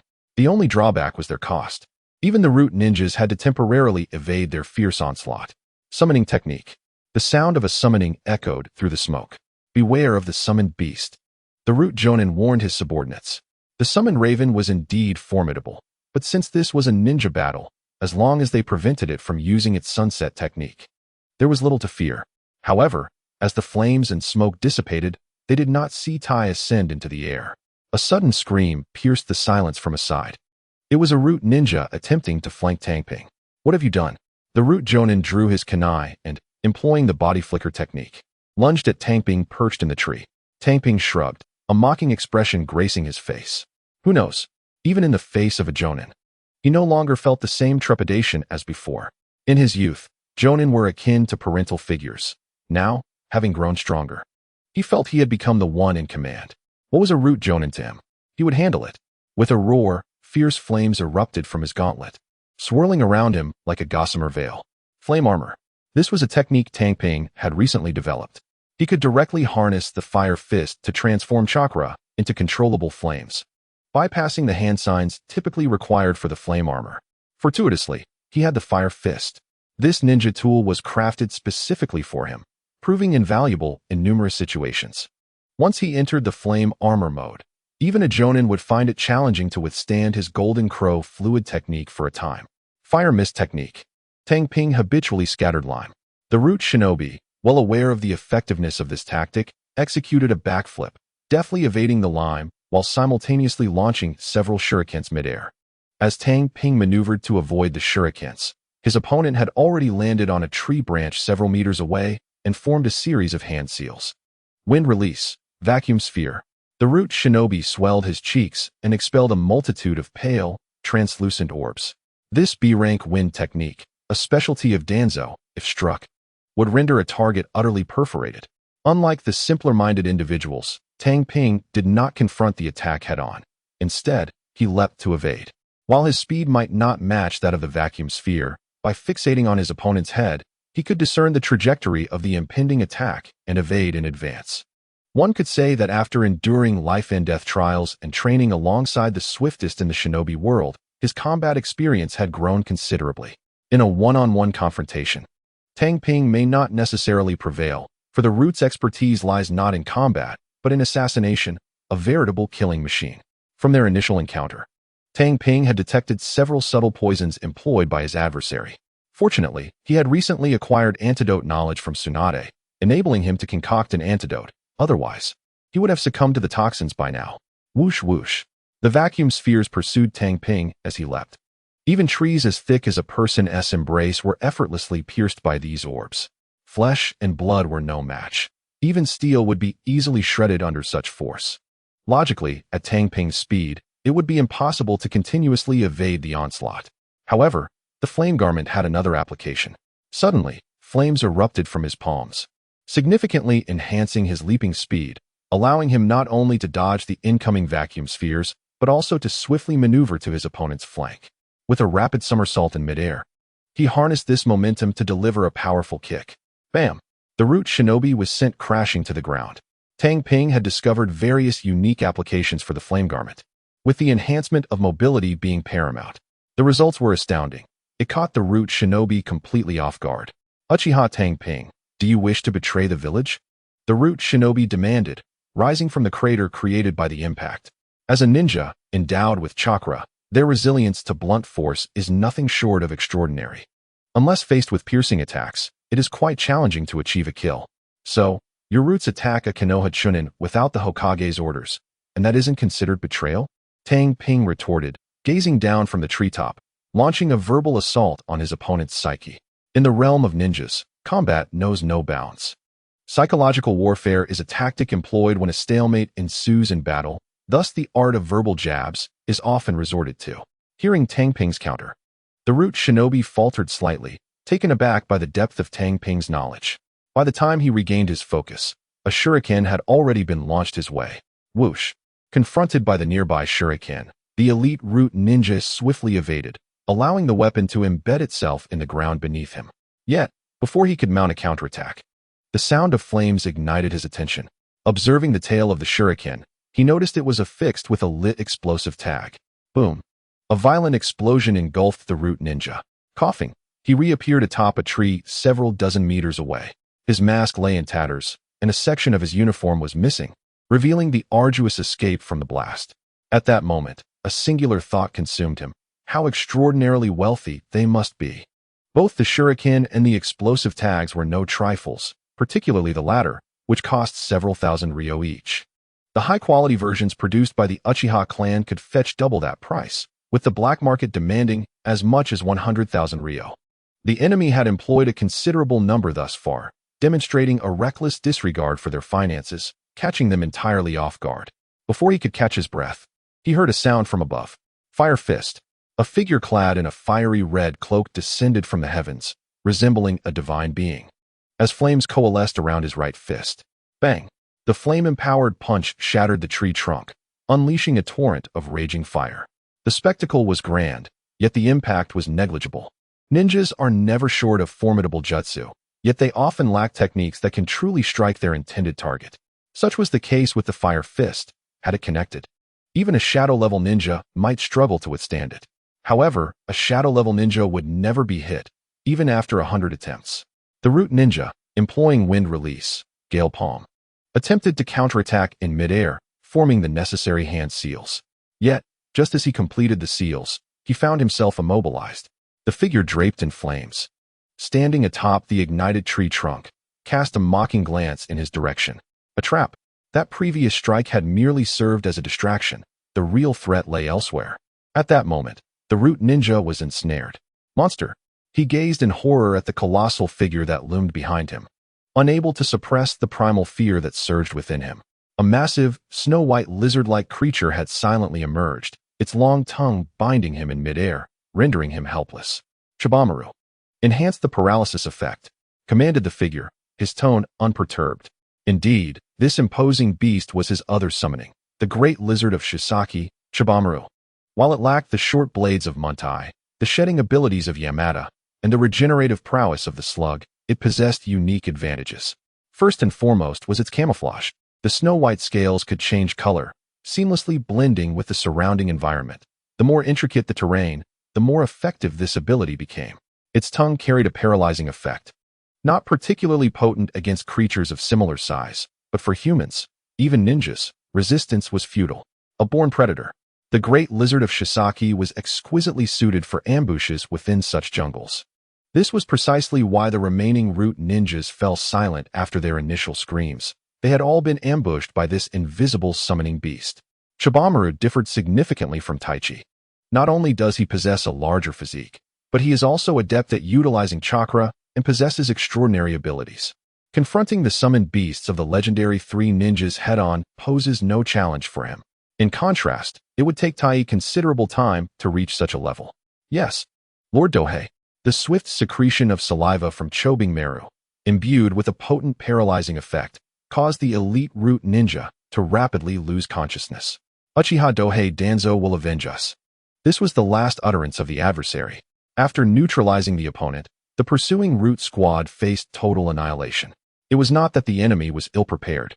From the perspective of Root, although Dohei showcased formidable strength during the Chunin exams, he was merely of special Jonin caliber, primarily relying on his unique ninjutsu to achieve an unexpected victory. It was utterly improbable for a capture team, led by Jonin and supported by Fortunin, to falter. Yet, who could have anticipated Dohei's rapid ascension in strength, especially with Chobing Meru as a devastating weapon? Previously, he sought to remain inconspicuous, but now he found himself unable to do so. Does he truly appear to be a lifeless entity devoid of ambition? Gazing at the unconscious root Jonin, Dohei murmured to himself. Indeed, his prior reticence was aimed at a life of ease. However, he can no longer afford such complacency. If he refrains from causing upheaval, what meaning remains in his endeavors? Regardless of who instigates trouble, Dohei will retaliate. He harbors no intention of sacrificing everything for the will of fire. Such notions of the will of fire are mere platitudes, not to be taken seriously. This concept is hardly credible, as evidenced by the increasingly dominant Hokage faction within the village, which has merely become a tool for the higher-ups of Konoha to exploit the common ninja. Yet, the repetition of lies can transform them into perceived truths. The curriculum on Will of Fire in the Ninja Academy is indeed a compulsory examination, deceiving many along the way. Particularly concerning the Uchiha clan, the more gifted they are, the more susceptible they become to such manipulation. Truly lamentable. As Dohei vented his dissatisfaction, Chobing Meru also utilized its tongue to swallow several unconscious root ninjas who were not dead. Do not misconstrue this. It harbors no cannibalistic tendencies. Rather, it ingests these incapacitated root ninjas for safekeeping, intending to regurgitate them when Dohei requires. Ninjas serve as vital experimental subjects. In the past, Dohei sourced his materials through Uchiha channels.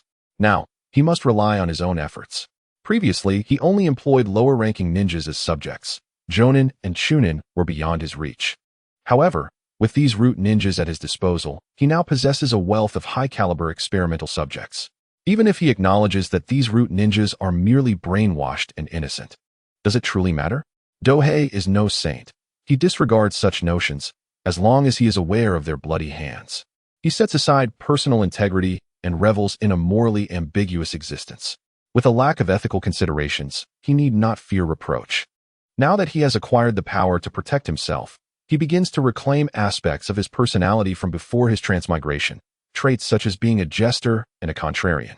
These characteristics, when devoid of power, lead to self-destruction, yet, with strength, they transform into a unique allure. Fire release, fireball. Upon witnessing several experimental subjects being devoured and taken away by the loyal soldiers, Tang Ping commenced the task of cleaning the site. While it was impossible to completely conceal the incident from the public, he aimed to at least obscure the intricate details of the battle from the roots.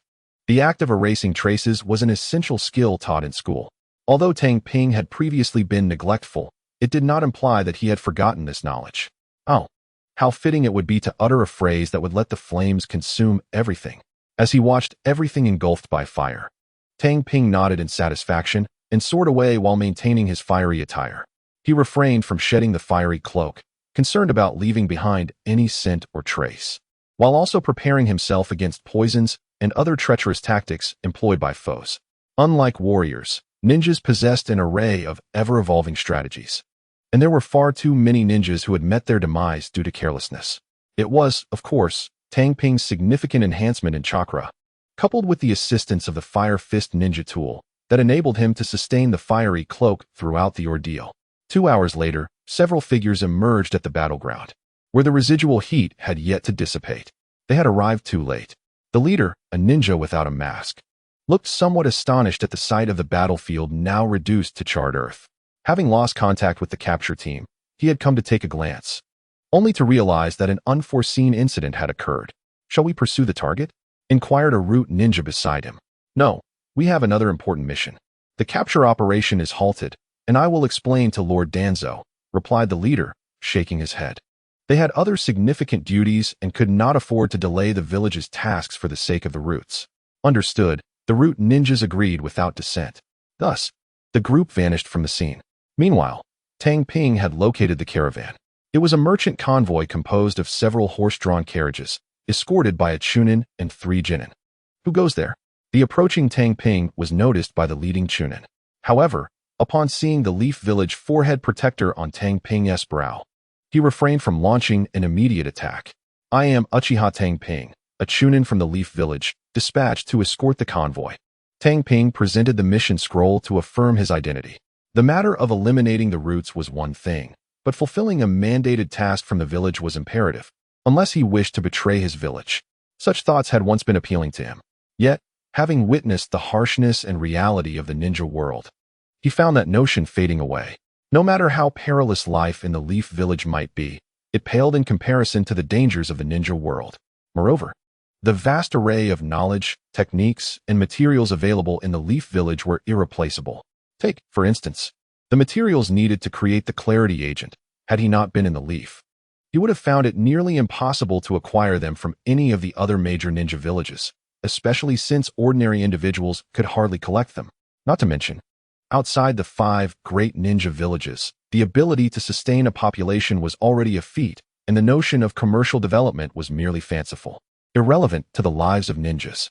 With the forehead protector and the mission scroll in hand, the chunin, named Yoshida Wataru, relaxed his demeanor. Through their conversation, Tang Ping came to understand why the other did not recognize him. It turned out that during the joint chunin exams, the other had been occupied with a mission outside. Hence their unfamiliarity. The village has consistently suppressed his notoriety. Aside from those present on the arena, few have even heard his name, and even fewer can claim to have heard it frequently. The upper echelons of Konoha are quite adept at information control, as evidenced by the downfall of White Fang. On the carriage, there are Maruchi, Hidetaka, and Yuki. "Our team has been established for over 2 years. Yamamoto introduced these 3 students to Tohei. In terms of age, these 3 are a year or 2 older than Tohei. However, in terms of status, Tohei stands on equal footing with their instructor. This is a norm accepted by both Yamamoto and the others. In the world of ninjas, strength and status are paramount, with age holding little weight. It is deemed only natural for those of exceptional talent to receive special treatment. Just like Kakashi, who became a chunin at the tender age of 7. Who would dare regard him as merely a child? A chunin like Tohei, in his teens, undoubtedly qualifies as an elite of the village, destined for a status far surpassing that of their humble team. Senior Wataru, what are the goods being transported by this convoy, and what is the destination? Tohei inquired about the mission details. The content on his mission scroll was vague, likely designed to lure him out for capture, hence the lack of clarity. It is a supply shipment destined for the camp at the Firewind border. Naturally, Yamamoto withheld no information regarding such non-confidential matters. I see. Tohei began to understand why this forced mission had been assigned. It was likely due to a sensed threat from Sunagakure, prompting an urgent delivery of supplies. In the past, a single team would have sufficed. After all, the bandits who rob along the way are hardly a match for ninjas. However, the situation has changed. They must now guard against potential sabotage from the Sand Ninjas. Throughout the journey, Tohei gleaned a wealth of information from Yamamoto, who spent much of his time on missions and possessed considerable knowledge, deepening Tohei's understanding of the ninja world. It can only be said that the ninja realm is far more ruthless than he had previously imagined. Countless individuals die of hunger or are murdered daily. In regions where ninja villages exist, there is at least some semblance of order. In smaller nations devoid of such villages, chaos and famine reigned perpetually, akin to hell on earth. Of course, after hearing this, Tohei reflected that the nobility within the ninja realm is exceedingly indifferent to human suffering. With productivity already stunted, the nobles reap the vast majority of profits, thereby driving ordinary people to the brink of despair. Were it not for his lack of a martyr complex, he might even confront these nobles, compelling them to grasp the pain of their actions. The future Nagato seeking assistance from Konoha for provisions is misguided. The turmoil within the ninja world is largely attributed to the nobility, and to a greater extent, the Otsutsuki clan, rendering the ninja villages relatively inconsequential. During the escort mission, they indeed encountered several dangers. A few robbers brandishing pitchforks rendered Tohei utterly astounded. There was no need for him to intervene. Upon noticing the presence of ninjas within the convoy, the assailants would flee at once. This is the advantage of being escorted by ninjas. Without the escort of ninjas, these thieves would have long since plundered the goods. Faced with the overtures from the merchant caravan, Wu and his 3 subordinate ninjas maintained an air of indifference, preferring to consume rice balls rather than partake in the offerings extended by their counterparts, and they chose to lodge separately. Their interactions resembled a mere employment relationship, focusing solely on the mission and eschewing any other discourse. This behavior was understood by Tang Ping, as it was imperative to maintain vigilance and distance during the escort mission to avert unforeseen circumstances. After nearly half a month, their party finally arrived at the border encampment between the Fire and Wind countries. This encampment was established to guard against the Sand Ninjas of the Wind country. With a permanent garrison of a full battalion, 300 ninjas, it is noteworthy that this figure refers exclusively to the number of ninjas, excluding ordinary personnel. In contrast, if ordinary civilians were included, the garrison could easily number in the tens of thousands. However, due to the presence of this extraordinary class of ninjas within the ninja realm, the presence of regular guards holds little significance, thus only the ninja count is considered. The encampment, constructed from massive stones, is perched on a hillside, adorned with towers and shooting holes, rendering it remarkably fortified. Even when besieged, it can withstand assaults by leveraging its geographical advantages. Patrols are routinely dispatched to monitor a radius of several hundred kilometers to prevent incursions by the Sand Ninja forces. For ordinary people, a patrol range of several dozen kilometers is the limit, but for ninjas, traversing several hundred kilometers can be accomplished in approximately 2 hours at full speed, thereby ensuring that this encampment maintains a firm watch over the border area between the Fire and Wind countries. The previously tranquil border encampment has been bustling with activity of late, filled to the brim with convoys and ninja squads, transforming this encampment, essentially a fortress, into a hive of commotion, permeated by a pungent scent of blood. Although skirmishes with the Sand Ninjas have never ceased, they have not been as frequent as they are now. These signs have prompted Konoha to hasten the reinforcement of personnel and supplies. Upon entering the encampment, after completing his mission, Tang Ping prepared to report back. Just as he exited the task submission area, a stout figure, ill-suited for a ninja's role, hurried towards him. Tang Ping, it's Honda Eagle. Our squad has arrived as well, though it appeared they had been there for some time rather than just arriving. This was entirely plausible, as Tang Ping, tasked with escorting the convoy, had a naturally slower arrival, while a ninja squad could traverse the journey from Konoha to the border encampment in a matter of days. How long have you been here? Upon seeing his comrade, a troubling thought flashed through Tang Ping's mind. As a squad freshly graduated less than a year typically would not be stationed at the border. Over half a month, Honda Eagle replied in a hushed tone. In reality, their squad had departed Konoha at the same time as Tang Ping, but they had reported directly to the border encampment, allowing them to arrive significantly earlier. Simultaneously, Tang Ping gleaned from him the precarious situation at the Firewind border encampment. It's very dangerous. Numerous ninjas have sustained injuries just in this short span, and even the guiding chunin of Honda Eagle's squad is currently recuperating in the encampment. As for healing potions, I'm afraid such strategic resources are not something that an ordinary chunin can access. Honda Eagle had indeed received several bottles from Tang Ping in the past, but they had long been depleted. As for medical ninjas, they existed, albeit in limited numbers, and could only tend to a small fraction of the injured. If there were many casualties, one would have to endure the wait in line. This meant that during this period, your team's patrol tasks were rather precarious. Tang Ping inquired with a furrowed brow. Without a guiding instructor, encountering a Sand Ninja squad during patrols would leave them at the mercy of fate. Well, I shall take my leave now. Honda Eagle noted as he spotted his teammate beckoning him, preparing to turn away. Wait. Tang Ping grasped his arm, discreetly handing over several bottles of healing potions, not the concentrated solution and detoxification agents. Be cautious. The potions were contained in ordinary bottles, each inscribed with the names of their contents, eliminating the risk of misuse. His steadfast companion had assisted him greatly, particularly in gathering materials for the purification agent, which he had taken it upon himself to collect. Naturally, Tang Ping could only extend his help to this extent, as he had his own mission to attend to. After completing the escort task, Tang Ping could not return directly to the village. Instead, he was required to serve at the border camp. However, upon encountering the camp's leader, his expression darkened instantly. Zhuanqinya. He had not anticipated that the individual before him was the commander of this border camp. In times of war, such a position would be akin to sitting atop a volcano, only stable for those of formidable strength like the legendary Sannin or White Fang. Yet, in peacetime, such border leadership often served as an opportunity for those seeking to bolster their credentials and reap benefits. The Zhuanqinya clan, of which Zhuanqinxiao was a member, hailed from the illustrious Konoha F4. Originally a modest clan, their ascendance had caused them to swell like a balloon, now boasting a population exceeding 1,000, qualifying them as a significant ninja clan. Observing the transformations among these high-ranking ninja clans illuminates the facade of the Will of Fire, which often exploits lower-ranking ninjas. Nevertheless, this was not the crux of the matter. Regardless of the Zhuanqinya clan's prosperity, it bore no relevance to Tang Ping. The issue lay in one particular item that connected them, the healing potions. As the overseer of the medical department, she was acutely aware of the origins of these potions, especially since their distribution fell under her purview. Thus, she had been endeavoring to seize control over the healing agents, for they were essential to sustaining the prosperity of the ninja clan.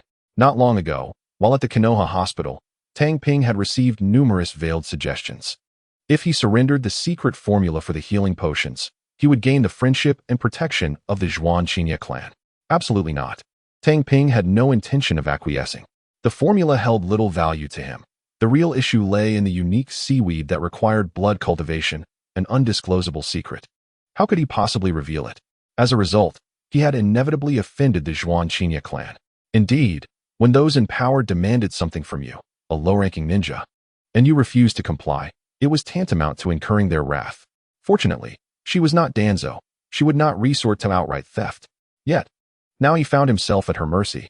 During his time at the border camp, she could easily make his life difficult. Now you understand why Uchiha Tangping's expression darkened, don't you? As a chunin of the Uchiha clan, this is your upcoming mission. Tsurunyakin, with an air of formality, handed over a mission scroll. In the anime, tasks are typically assigned in a tone of negotiation by those with significant background or by elite jonin. For chunins and genins, they are merely tools, especially the latter, who are often seen as cannon fodder on the battlefield, their deaths hardly raising eyebrows. Tang Ping accepted the scroll, which detailed a patrol mission. However, the implications were clear. This mission was tantamount to a death sentence. A glint of coldness flickered in his eyes. If the patrol duties assigned to Honda Eagle and his companions were aimed at thwarting the invasion of the Sand Ninja Army, then Tang Ping's assignment was to infiltrate the western region, that is, the Land of Wind, where encounters with Sand Ninjas were inevitable. Logically, it seemed improbable for such a perilous task to be entrusted to a newly promoted chunin like Tang Ping, especially one unfamiliar with the local intelligence. Yet, he had been selected. As a prodigy from Konoha, this mission is yours alone. Tsurunyakin eagerly praised Tang Ping after he perused the task. What audacity! He deftly employed the label of genius to silence all dissent, for the rationale was indeed valid. Being a prodigy entailed bearing significant burdens, otherwise, the special treatment would be unwarranted. The commander must be jesting. I am no genius. Kakashi is. Tang Ping swiftly deflected the praise onto Kakashi. The title of genius was not one he desired. What he craved was renown. It was precisely this renown that necessitated the Root's caution before acting against him, as they would first need to draw out Konoha. If he were an ordinary ninja, the Root would not hesitate to act within the village, a practice they had engaged in frequently. Within the village, they would tread carefully around Tang Ping, but outside, did they truly believe that being an Uchiha meant he had inherited the tendency to be lenient against the village's higher-ups? His style was to act decisively rather than engage in idle chatter.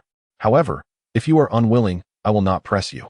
There is another task available in the medical department, Surunyakin remarked, retrieving another scroll from the long table. The implication was clear. Tang Ping could choose. Would he undertake a perilous mission or opt for a safe, yet mundane task? Under normal circumstances, one would choose the latter. However, a price would need to be paid, the formula for healing potions. Though unspoken, the message was unequivocal. It could only be said that the anime was rife with deception.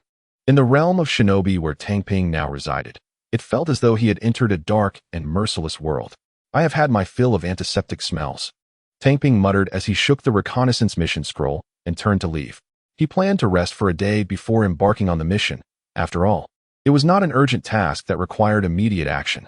For other Chunits, this mission was indeed perilous, but for Tang Ping, it posed no threat.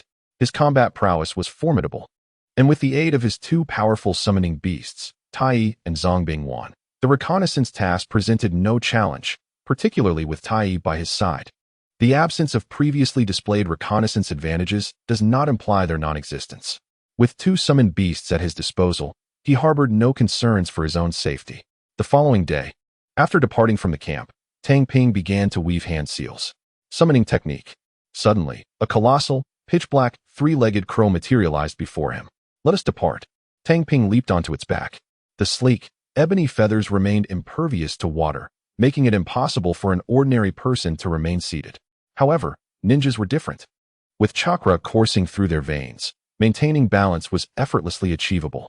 Even sheer cliffs with a 90-degree angle posed no challenge, let alone simply standing upon Tai's back. Whoosh! Tai spread its wings and soared into the tempestuous winds. Aerial superiority was Tang Ping's greatest assurance. In the future, within the Akatsuki, Deidara would decimate the sand-hidden village and forcibly abduct Gaara, all due to his advantage of flight. Were he to engage from the ground, it would not only be a challenge for him and Scorpion, even doubling their numbers would not guarantee success. Off we go. Tang Ping directed Tai towards the land of wind. From an altitude of over 1,000 meters, he feared no threats from below, at least not during this unenhanced period. However, before he could relax too much, his gaze suddenly sharpened. A distress signal.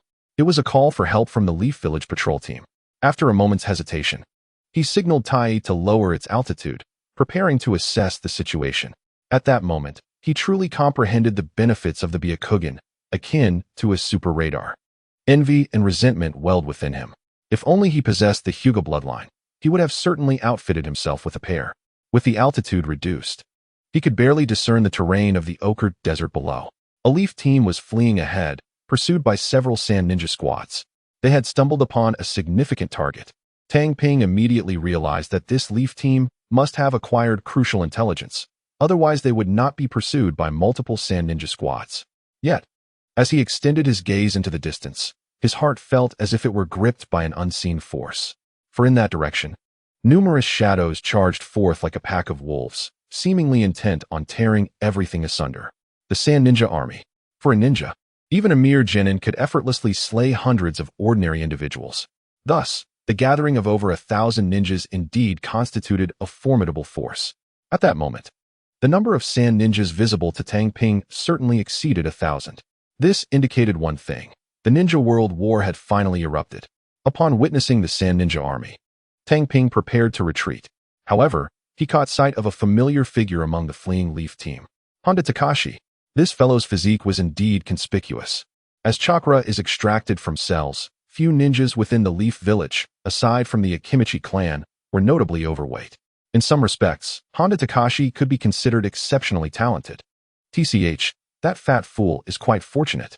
Tang Ping chuckled softly. The individual was originally destined for demise, but now encountered him. Indeed, a stroke of luck. Flames erupted violently from the gloves, enveloping Tang Ping like a gossamer veil. This was the Flame Garment, a ninjutsu conceived by him and attempted by Minato Namikaze, now beginning to radiate its own brilliance. Although classified as a C-rank ninjutsu, this rating stemmed from the relative ease with which Tang Ping could master it. For others, it would undoubtedly be deemed an A-rank technique. The prerequisite of fire resistance alone was enough to deter countless ninjas. To wield this ninjutsu required the ability to withstand extreme temperatures. Even Minato Namikaze could not utilize it, not for lack of ability, but due to his physical limitations. His small frame could not endure such sustained heat, and he would likely be reduced to charred flesh shortly after attempting it. Once in the state of the flame garment, Tang Ping inhaled deeply. With a whoosh, he spread his arms wide and leaned forward, plummeting headfirst. This was the leap of faith. The rushing wind whistled past his ears as he descended like a fiery meteor, tearing through the atmosphere. "Run for your lives," shouted Honda Eagle, abruptly halting his steps and urgently calling to his two teammates. Being the slowest among them, staying behind to cover their retreat was his best option. His companions, aware that this was not the time for melodramatic farewells, nodded and continued their escape. "Tang Ping, Koji, it seems we can no longer roast meat together." Honda Eagle's plump face flashed with determination as he glanced back at the pursuing squads of Sunagakure ninjas. In no time, several Sunin ninja squads had closed in. Swish, swish. Kunai and Shuriken were the first to be launched. Although Honda Eagle had graduated successfully, his true capabilities were well understood. He could evade one or two kunai. But facing such a multitude meant only one outcome. The projectiles bore down on him, and time appeared to slow as they approached. Of course, in the world of ninjas, there was no concept of sudden power boosts. However, a flash of red light filled Honda Eagle's eyes before he could fully comprehend his fate. Boom! The crimson flames crashed to the ground, shattering the earth and sending the incoming projectiles flying. Tang Ping. Honda Eagle instantly recognized the figure standing before him as his steadfast friend. "You go ahead," Tang Ping commanded, casting a quick glance at the plump boy. With this prompt, Honda Eagle refrained from putting on a tragic display, unlike his previous two teammates who had hastily retreated. "I fear a godlike opponent, but I dread teammates as foolish as swine." This was a sentiment Tang Ping often expressed to his two close friends, so Honda Eagle wisely chose not to linger, as doing so would serve no purpose other than to be a hindrance. As his friend departed, Tang Ping unleashed a series of distant attacks. Meanwhile, another wave of thrown weapons surged forth. On the battlefield, countless ninjas had perished from projectile attacks, demonstrating their lethal power. This is precisely why the throwing of weapons was of paramount importance in school curricula, preparing students for the realities of combat. Swish! Tang Ping vanished from his original position using the body flicker technique. His speed was far beyond Honda Eagle's, making it effortless to evade such throwing attacks. When he reappeared, it was right in front of a Sunagakure Chunin.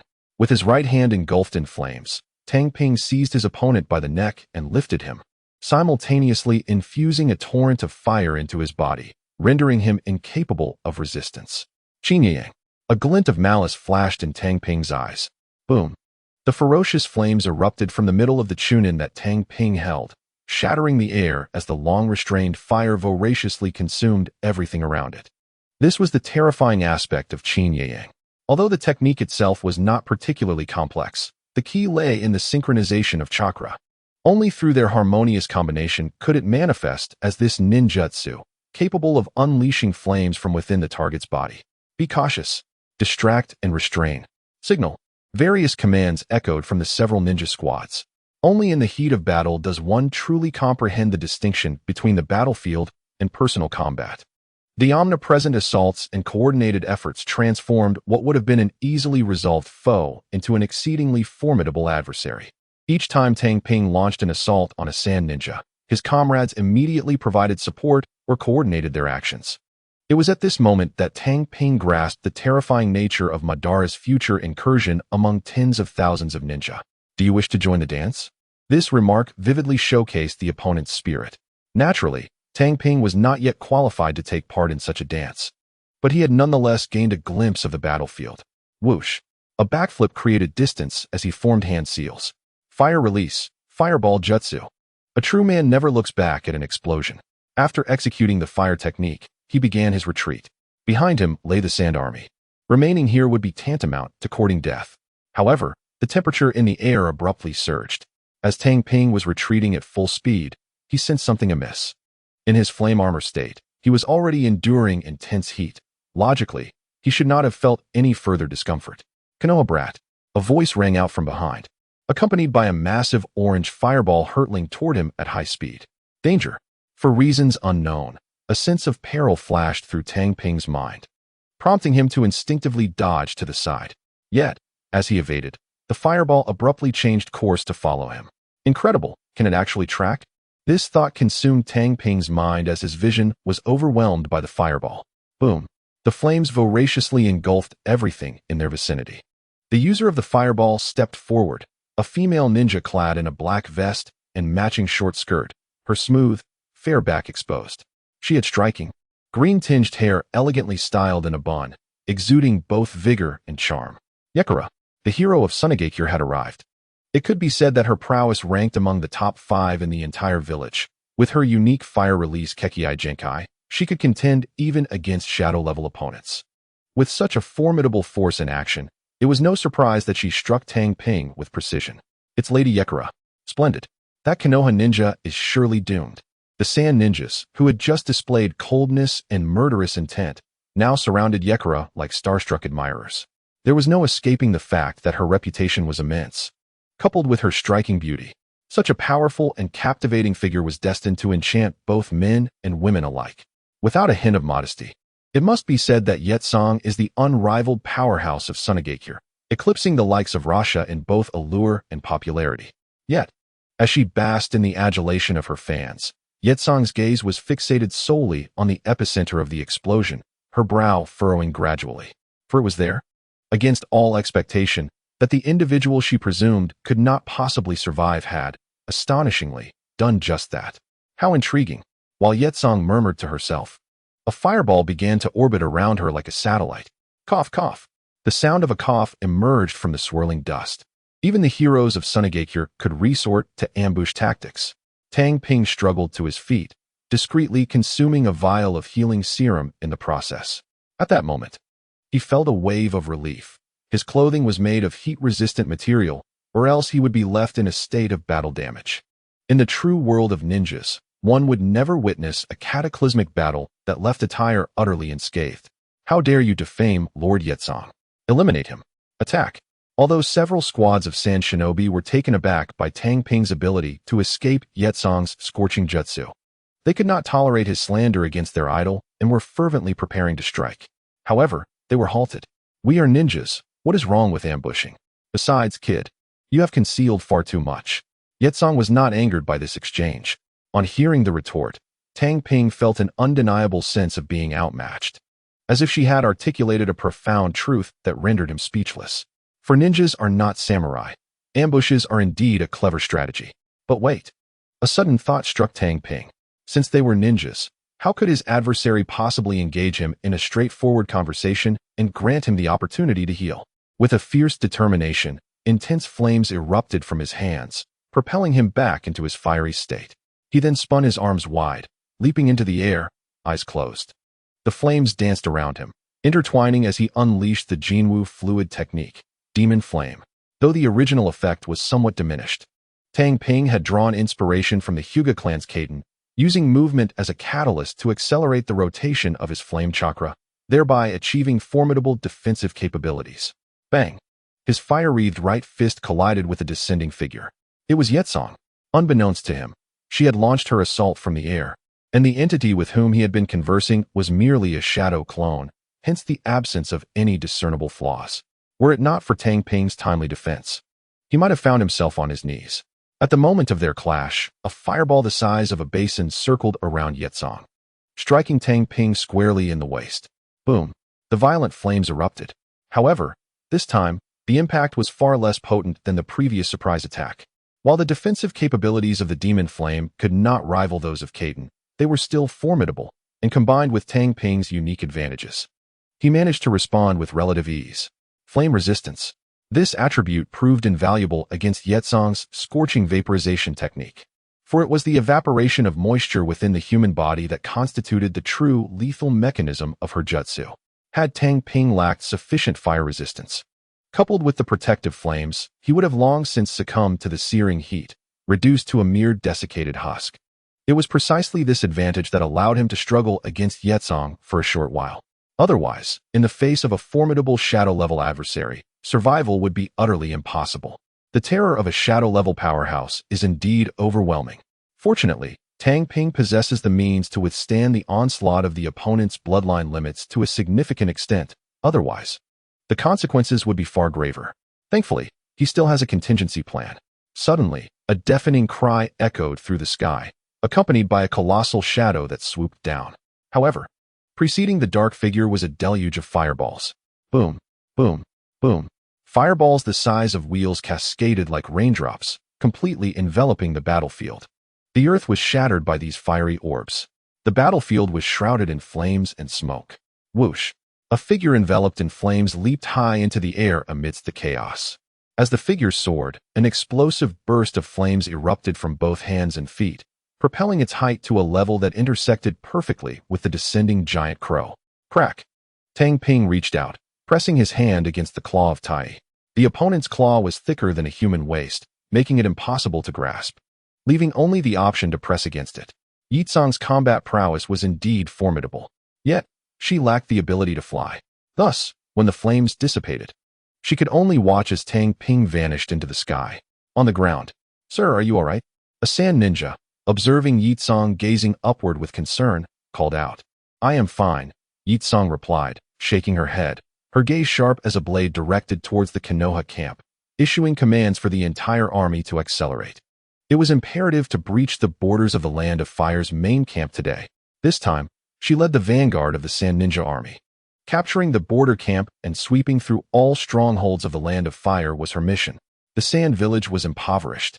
Their share of missions had continuously been seized by Konoha, and with the recent disappearance of the third Kazekage, they had chosen to gamble all. After all, things could hardly get worse than they already were. It was a choice between a slow demise or seizing the moment while they still possessed strength. Anyone would make the prudent choice. Thus, even knowing that Konoha's plight was unrelated to the Kazekage's disappearance, the Sand Ninjas chose to launch an assault under this pretext. Faced with the dilemma of whether the village would perish or Konoha would, Yizong opted for the latter, willingly taking on the role of vanguard. Yes, a member of the Sand Umbu swiftly departed to convey the orders to the rear of the Sand Ninja army. Meanwhile, Tang Ping escorted the portly members of their team back to the camp. It turned out that they had been pursued because they had acquired intelligence during a patrol, handed down by a Konoha Umbu member before their demise, which led to their being hunted by several Sand Ninja teams. Before long, they arrived at the heart of the camp. Tanshin Yajian first examined the seal on the intelligence scroll, confirming there were no issues before employing a special technique to unravel the seal. Without this technique, even possessing the scroll would render it unreadable. Naturally, Tang Ping and the others turned to leave. They were merely a band of minor Karamira. Their mission had already been reported, and the ensuing matters were beyond their involvement. Upon exiting, Honda Ing was about to voice something when Tang Ping interrupted him. "Is this something we can discuss?" If it were a Jonin or someone from the Hokage lineage, there would be no issue in speaking freely, but their indiscreet chatter could easily lead to trouble. Prepare for battle. Tang Ping quietly reminded his close friend that the defensive capabilities of the border camp were indeed formidable. The issue, however, lay in the fact that this time, the enemy was not a minor incursion. Furthermore, they were led by the formidable shadow-level powerhouse, Yizong. Should they confront this threat head-on? Zhuang Qinya Jian, an elite Jonin, was typically sufficient for routine matters. Yet, in the face of a national conflict, he was utterly inadequate. Thus, it was evident that the Sand Ninjas would breach the camp, necessitating early preparations. Of course, this did not imply that they intended to flee. Until the camp was overrun or a retreat order was issued, any attempt to escape would be tantamount to treachery against the village. Hence, their only course of action was to prepare. Nothing more could be done. Upon reviewing the intelligence, Zhuang Qinya promptly summoned the senior members of the camp.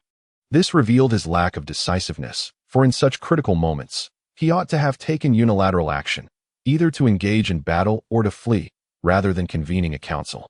It was crucial to understand that Tang Ping and his comrades had conveyed the urgency of the situation clearly. The Sand Ninja army was advancing. Every second wasted was a grave offense.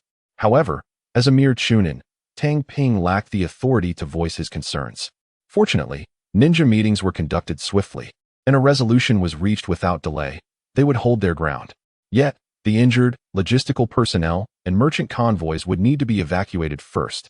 This escort mission, however, entailed far greater peril than merely holding the camp. Escorting these individuals would undoubtedly slow their pace, making them vulnerable to pursuit by the Sand Ninjas, while defending the camp afforded them a geographical advantage, allowing them to endure for several days until reinforcements arrived. The escort mission provided no such advantage and required them to divide their focus on protecting the convoy, a significant challenge indeed. Before long, Tang Ping was assigned his task, a stroke of fortune, indeed. The convoy assembled rapidly, and the escort team was selected, led by a Jonin accompanied by 4 squads. With Tang Ping overseeing one of the squads. It is noteworthy that 3 ninjas formed a team, and when a squad leader led a 3-member team, it constituted a 4-person unit. This explains why Tang Ping's group was referred to as the 3rd squad rather than the 3rd team. Tang Ping was responsible for the Honda Eagle squad. Their instructor was present as well, albeit incapacitated and lying on a cart. In this escort team, the most critical assets were not supplies but rather the dozens of injured ninjas, a number that had accumulated over time. With so many casualties, even with the continuous efforts of 2 medical ninjas in the camp, they could not possibly treat them all, necessitating a transfer.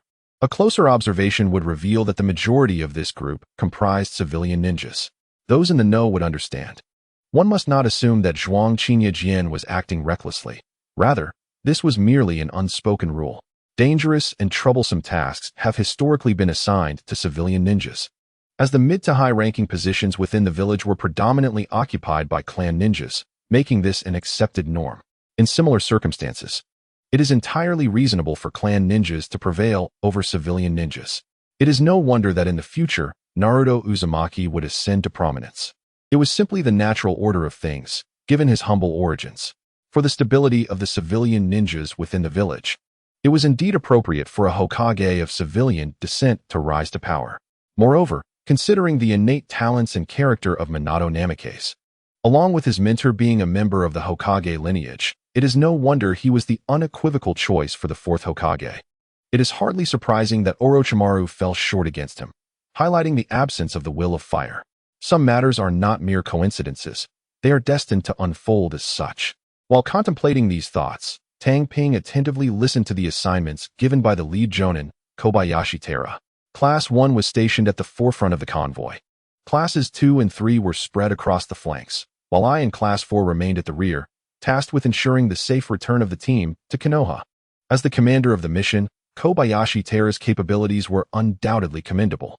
However, he was acutely aware that the Sand Ninjas would not relent, particularly the injured, who were largely incapacitated by poison, represented the most opportune targets.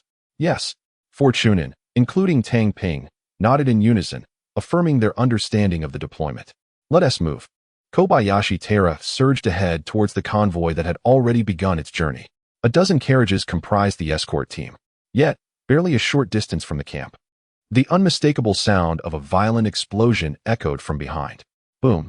The terrifying blast was discernible even from afar. Had the enemy pursued, they would have swiftly caught up. Fortunately, the initial target of the attack was the camp, not their convoy. The assault was not conducted by the Sand Ninja army, but rather a small contingent of ninjas launching a surprise attack. Among these attacking Sand Ninjas, the most striking was a female ninja leading the charge, with fireballs the size of basins swirling around her like satellites. Yakura. In the face of her onslaught, the camp could only deploy explosive tags and shurikens to push her back. Such formidable adversaries on the battlefield are indeed challenging. Without an equally powerful ally, one must pay a greater price. After several rounds of assault, Yakura, having endured a few shuriken strikes and the backlash from explosive tags, successfully ascended the camp's walls. With the activation of her bloodline limit, the temperature around her skyrocketed, causing leaf ninjas to rapidly succumb to the fate of desiccated corpses. Yakura, do you Sand Ninjas not fear our retribution? Sukun-Yajun roared as he charged forward. Even though he had long been aware of the Sand's treachery, until this day, he had believed they were merely using Konoha to deflect conflicts, never truly intending to strike. After all, in terms of strength, Konoha far surpassed the Sand. Alas, the higher-ups in Konoha did not grasp the lesson that a cornered rabbit will bite. Clang! Yakura deflected an attack with a shuriken, resolutely stating, "What does the current Sand village have left to lose?" This sentiment echoed the hearts of all Sand Ninjas. Since death was inevitable, they might as well take a gamble. Victory would yield rewards, while defeat would seal their fates. With such a mindset, it was no wonder that the morale of the Sand Ninjas surged. I will not allow your plans to succeed. Though Tsukunyajun harbored ulterior motives, he was undeniably steadfast in his determination to sacrifice everything for his village. Thus he fought with fervor. Unfortunately, the disparity in strength between elite Jonin and shadow-level powers was akin to an insurmountable chasm, unless one possessed unique secret techniques or forbidden jutsu. Bridging that gap would be no easy feat. Yi Tsang not only had to contend with his relentless foes, but also faced the incessant onslaught of Konoha ninjas. Despite the overwhelming odds, he firmly maintained the upper hand. Kill, follow Lord Yi Tsang, and slay these detestable Konoha ninjas. Together, the morale of the hundreds of sand ninjas, who accompanied Yi Tsang in a surprise assault, soared as they charged towards the high walls of the camp. Fight to the death. Even if we perish, we shall take Konoha ninjas with us. Despite Konoha's advantageous terrain and numerical superiority, they found themselves at a disadvantage. The deficiency in their top-tier combatants led to this dire outcome. In the midst of skirmishes, the influence of elite warriors was indisputable. Damn it, Torian Yashiro, witnessing his subordinates succumb to dehydration beside him, felt his eyes redden with fury. Regrettably, he lacked the Otsutsuki bloodline within him, no matter how enraged he became. He could not unleash any hidden potential. After barely holding on for a few more minutes, puff, Yi Tsang's kunai pierced his neck. At that moment, there were scarcely any Konoha ninjas left in the border camp, only sand ninjas, drenched in blood. A standard representing the sand village ascended high above the camp. Signaling a Wagakure that it was now their turn, Yi Tsang glanced at the remaining sand ninjas, a fleeting moment of compassion crossing his mind. But it was swiftly suppressed as he issued orders to his comrades. Indeed, the sand village, even at the brink of annihilation, would not simply charge blindly. Previously, the 3rd Kazekage and the 3rd Tsuchikage had forged an agreement during their joint Chunin exams to invade the Land of Fire. The disappearance of the 3rd Kazekage had merely delayed the execution of this pact. Since the initial inquiries directed at Konoha, Sunagakure had been preparing for war while secretly re-establishing agreements with the Wagakure. This is the truth behind the 3rd Great Ninja War. Contrary to the narrative spun for the naive, the Sand Village's aggression towards Konoha due to the Kazekage's disappearance was merely a ruse. With the fall of the border camp, the scattered outposts and checkpoints could not withstand the might of the Sand Ninjas. The southwestern border has fallen. This news incited a vehement reaction from Konoha. First to respond was the Uchiha clan, declaring that Sunagakure had betrayed the alliance between the two villages, and they would aid in restoring honor to their village. In light of their request for battle, the Hokage, Sarutobi Hiruzen, acknowledged the Uchiha's commendable intentions but emphasized that compared to the Sand, the Mist Village posed a greater threat, necessitating the strongest Uchiha to stand guard. Thus, while the Uchiha clan was indeed granted the opportunity to enter the battlefield, they were dispatched to confront the Mist Ninjas instead. The Mist. In comparison to the Sand, the Mist Ninjas had a distinct advantage over the Uchiha, as it was well known that this clan excelled in fire release techniques. And the Mist itself countered the Sharingan, making engagement with the Mist Ninjas an egregious undertaking. Concurrently, Sarutobi Hiruzen appointed Orochimaru as commander, leading 2,000 Konoha ninjas to confront the Sand. However, the escort team that had escaped the border camp remained silent, though they could attempt a rescue. The Sand's control over the border made the cost prohibitively high. Thus, they could only allow their adversaries to sacrifice themselves for the will of fire. However, since sacrifices are inevitable, some believe that the value of such sacrifices should be maximized. Thus, a dispute arose within the Hokage office. Hiruzen, do not hesitate any longer. Danzō's voice was fervent, as if he wished to press his proposal upon Hiruzen Sarutobi's very brow. The southwestern border has fallen. This news ignited panic among the villagers of Konoha and dissatisfaction towards the higher-ups. Danzō convened this meeting, claiming he had a solution to address the situation. Absolutely not. I will not permit you to proceed with this. Hiruzen resolutely shook his head. Danzō's proposal was to shift the blame for the border's collapse onto the Uchiha clan. Under normal circumstances, such an action would be inconceivable. Yet, given the Uchiha's presence at the southwestern border, it seemed entirely reasonable to assign culpability to them. They would assert that the collapse was due to erroneous intelligence brought back by the Uchiha, and the villagers would remain indifferent to the specifics of that intelligence. In this manner, the responsibility would rest solely with the Uchiha, absolving the village leadership of any accountability. It could be said that Danzō was adept at deflecting blame. Hiruzen, the villagers are dissatisfied with us. We must devise a solution. Suddenly, Koharu spoke up. There was little choice. The commander of the southwestern border camp was her kin.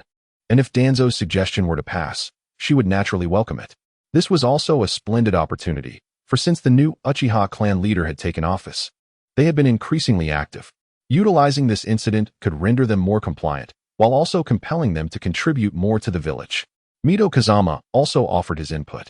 Criticizing the Uchiha was instinctual for those of the Tobirama lineage. Although he was not as extreme as Danzō, he would not miss the opportunity. This is unacceptable. Though Hiruzen felt some hesitation, he ultimately shook his head. The will of fire instilled in him since childhood forbade such actions. Danzō, dissatisfied, turned to leave. Tossing over his shoulder, "Hiruzen, you will regret this." Hiruzen instinctively retorted, "Danzō, I am the Hokage." After this classic exchange of remorse, the meeting concluded. Yet, Danzō was no naive individual. He would not be dissuaded simply because the Hokage forbade him. Thus, upon returning to the route, he promptly arranged for his subordinates to create a trending package implicating the Uchiha.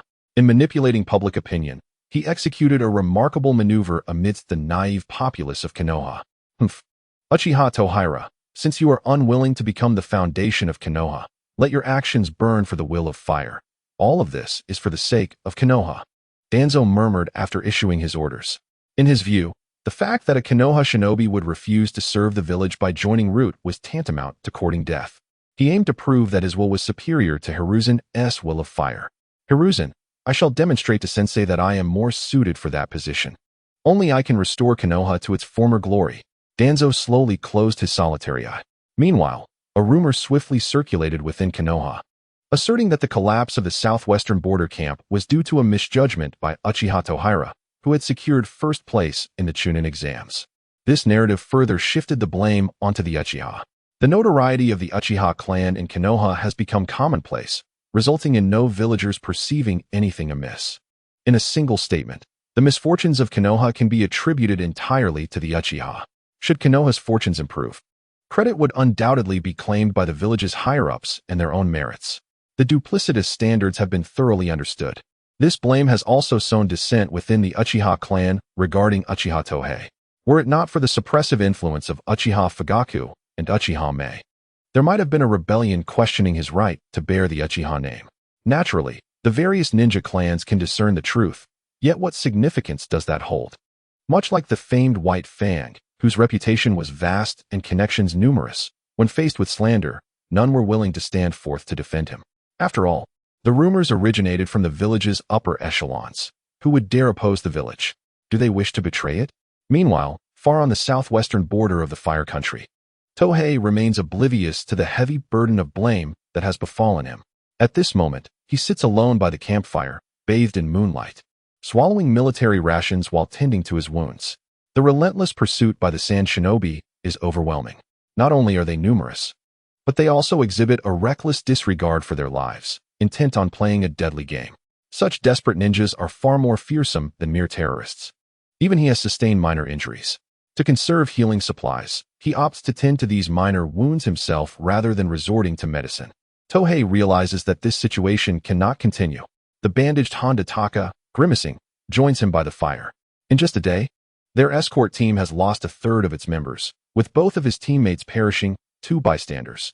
"Author, you haven't even given us names. You have no heart." Were it not for Tohei's timely intervention, he would not have survived. The distance to Konoha is still over 1,000 kilometers, and at their current pace, it would take nearly a month. Even if the Sand Shinobi cannot pursue them the entire way, they would still need to evade their grasp for at least a week. However, given their current condition and speed, enduring for a week is utterly impossible. I know, but Tohei remains silent, trusting that the plump man comprehends his thoughts. Despite having showcased his strength today, his rank as a Chunin limits his authority over the team, rendering any personal thoughts futile. Indeed, Honda-taka lowers his head in despair. The death of his 2 teammates, coupled with the bleak outlook ahead, has dimmed the spirits of even the usually optimistic. "Don't worry. We will surely return to the village alive." Tohei reassures him with a pat on the shoulder. He has never doubted this. As long as they are not pursued by formidable foes like Yakura or Rasha, and as long as he remains cautious against secret techniques and poisons, a safe return to the village is certainly attainable. Just then, a Konoha genin approaches. "Tohei, the team leader Kobayashi calls for you." Despite being older, the genin's demeanor is exceedingly respectful. In the world of shinobi, strength commands respect, rendering age and experience irrelevant. Understood. Tohei rises and strides towards the direction of the convoy. Regardless of the vigilant surveillance by the perimeter, there was no need to worry about being caught off guard by the sand shinobi. Soon, Tang Ping arrived at a secluded corner of the open space encircled by the convoy. Xiao Linping, along with two Chunin leaders, was illuminated by the flickering flames of the campfire, yet their conditions were far from favorable. Each of them bore wounds. It was evident that the intensity of battle was on an entirely different level compared to routine missions. You've arrived, Xiao Linping greeted weakly. He too had sustained significant injuries. The crux of the matter, however, was not merely the wounds but the poison. The sand shinobi were almost universally equipped with toxins, the kind that ordinary antidotes could not counteract. Captain, do you have any orders? Tang Ping inquired as he settled into an empty spot. The other party was now effectively his superior. It was unlikely they had summoned him merely for personal connections. However, upon hearing his words, Xiao Linping's expression turned complex as he delivered unfortunate news. We will not be receiving reinforcements. And there are rumors in the village suggesting that your failure to relay intelligence has led to the downfall of the border camp. Xiao Linping conveyed the message received from the messenger hawk. This was a message that plunged them into despair. No reinforcements. They had initially believed that enduring a little longer would lead to assistance, only to find that it had been in vain. Of course, they also placed the blame squarely on Tang Ping. If it were anyone else, they would undoubtedly perceive it as his responsibility. Yet, as witnesses of the events, they understood the true nature of the situation. Faced with a powerful adversary like Yakura, without an equal counterforce, no one could withstand the assault. The responsibility lay firmly with the village's higher-ups. The hidden sand village had been exhibiting unusual movements for some time, yet the village leaders had done little beyond mobilizing supplies. Who else could they blame for this? Tang Ping, however, remained remarkably composed, unaffected by the news. Why should he be? With Tai in hand, he was assured of a means to escape the encirclement, rendering the presence of reinforcements inconsequential. As for being unjustly tarnished, apologies, but he was not Baiya, nor did he resemble those haughty Uchiha. He would not shoulder the blame due to mere rumors. Such gossip might be effective against shinobi with a sense of morality and responsibility, yet Tang Ping had long since abandoned his moral compass, relishing a life devoid of scruples. How could such rumors hold sway over him? All right, let us first deliberate on how to break through the encirclement, Tang Ping suggested. Although Xiao Linping did not comprehend why Tang Ping remained so unperturbed, he shifted the topic. Regardless of who bore the responsibility, the priority was to find a way to escape. Silence enveloped them, for they all understood that given their current predicament, returning to Konoha through the sand shinobi's siege was utterly impossible. The notion of abandoning the convoy to flee back was never broached. Even if they could escape to Konoha, it would lead to certain death. In truth, however, there were options available. Tang Ping, unwilling to continue in this awkward silence, broke it directly. Our mission is to escort the convoy back to Konoha, yet there are no time constraints or route restrictions, are there? He stated plainly. They could easily take alternate routes and hide for a while. This would make escaping the encirclement much more feasible. It is unfeasible. Those afflicted cannot endure for long. They must be swiftly returned to Konoha for treatment. Kobayashi decisively rejected the method proposed by Dohei. To proceed in such a manner would equate to abandoning the poisoned ninjas, rendering the mission futile. It is not that the method is ineffective. Rather, reality does not permit such actions. The will of fire forbids them from acting thus. The shinobi of Konoha have been nurtured under the influence of this principle since childhood, and their loyalty to the village is undeniably steadfast. What if I could delay the onset of the toxin? Dohei's words ignited a surge of anxiety among the group. No one wished for death. Previously, they had no choice.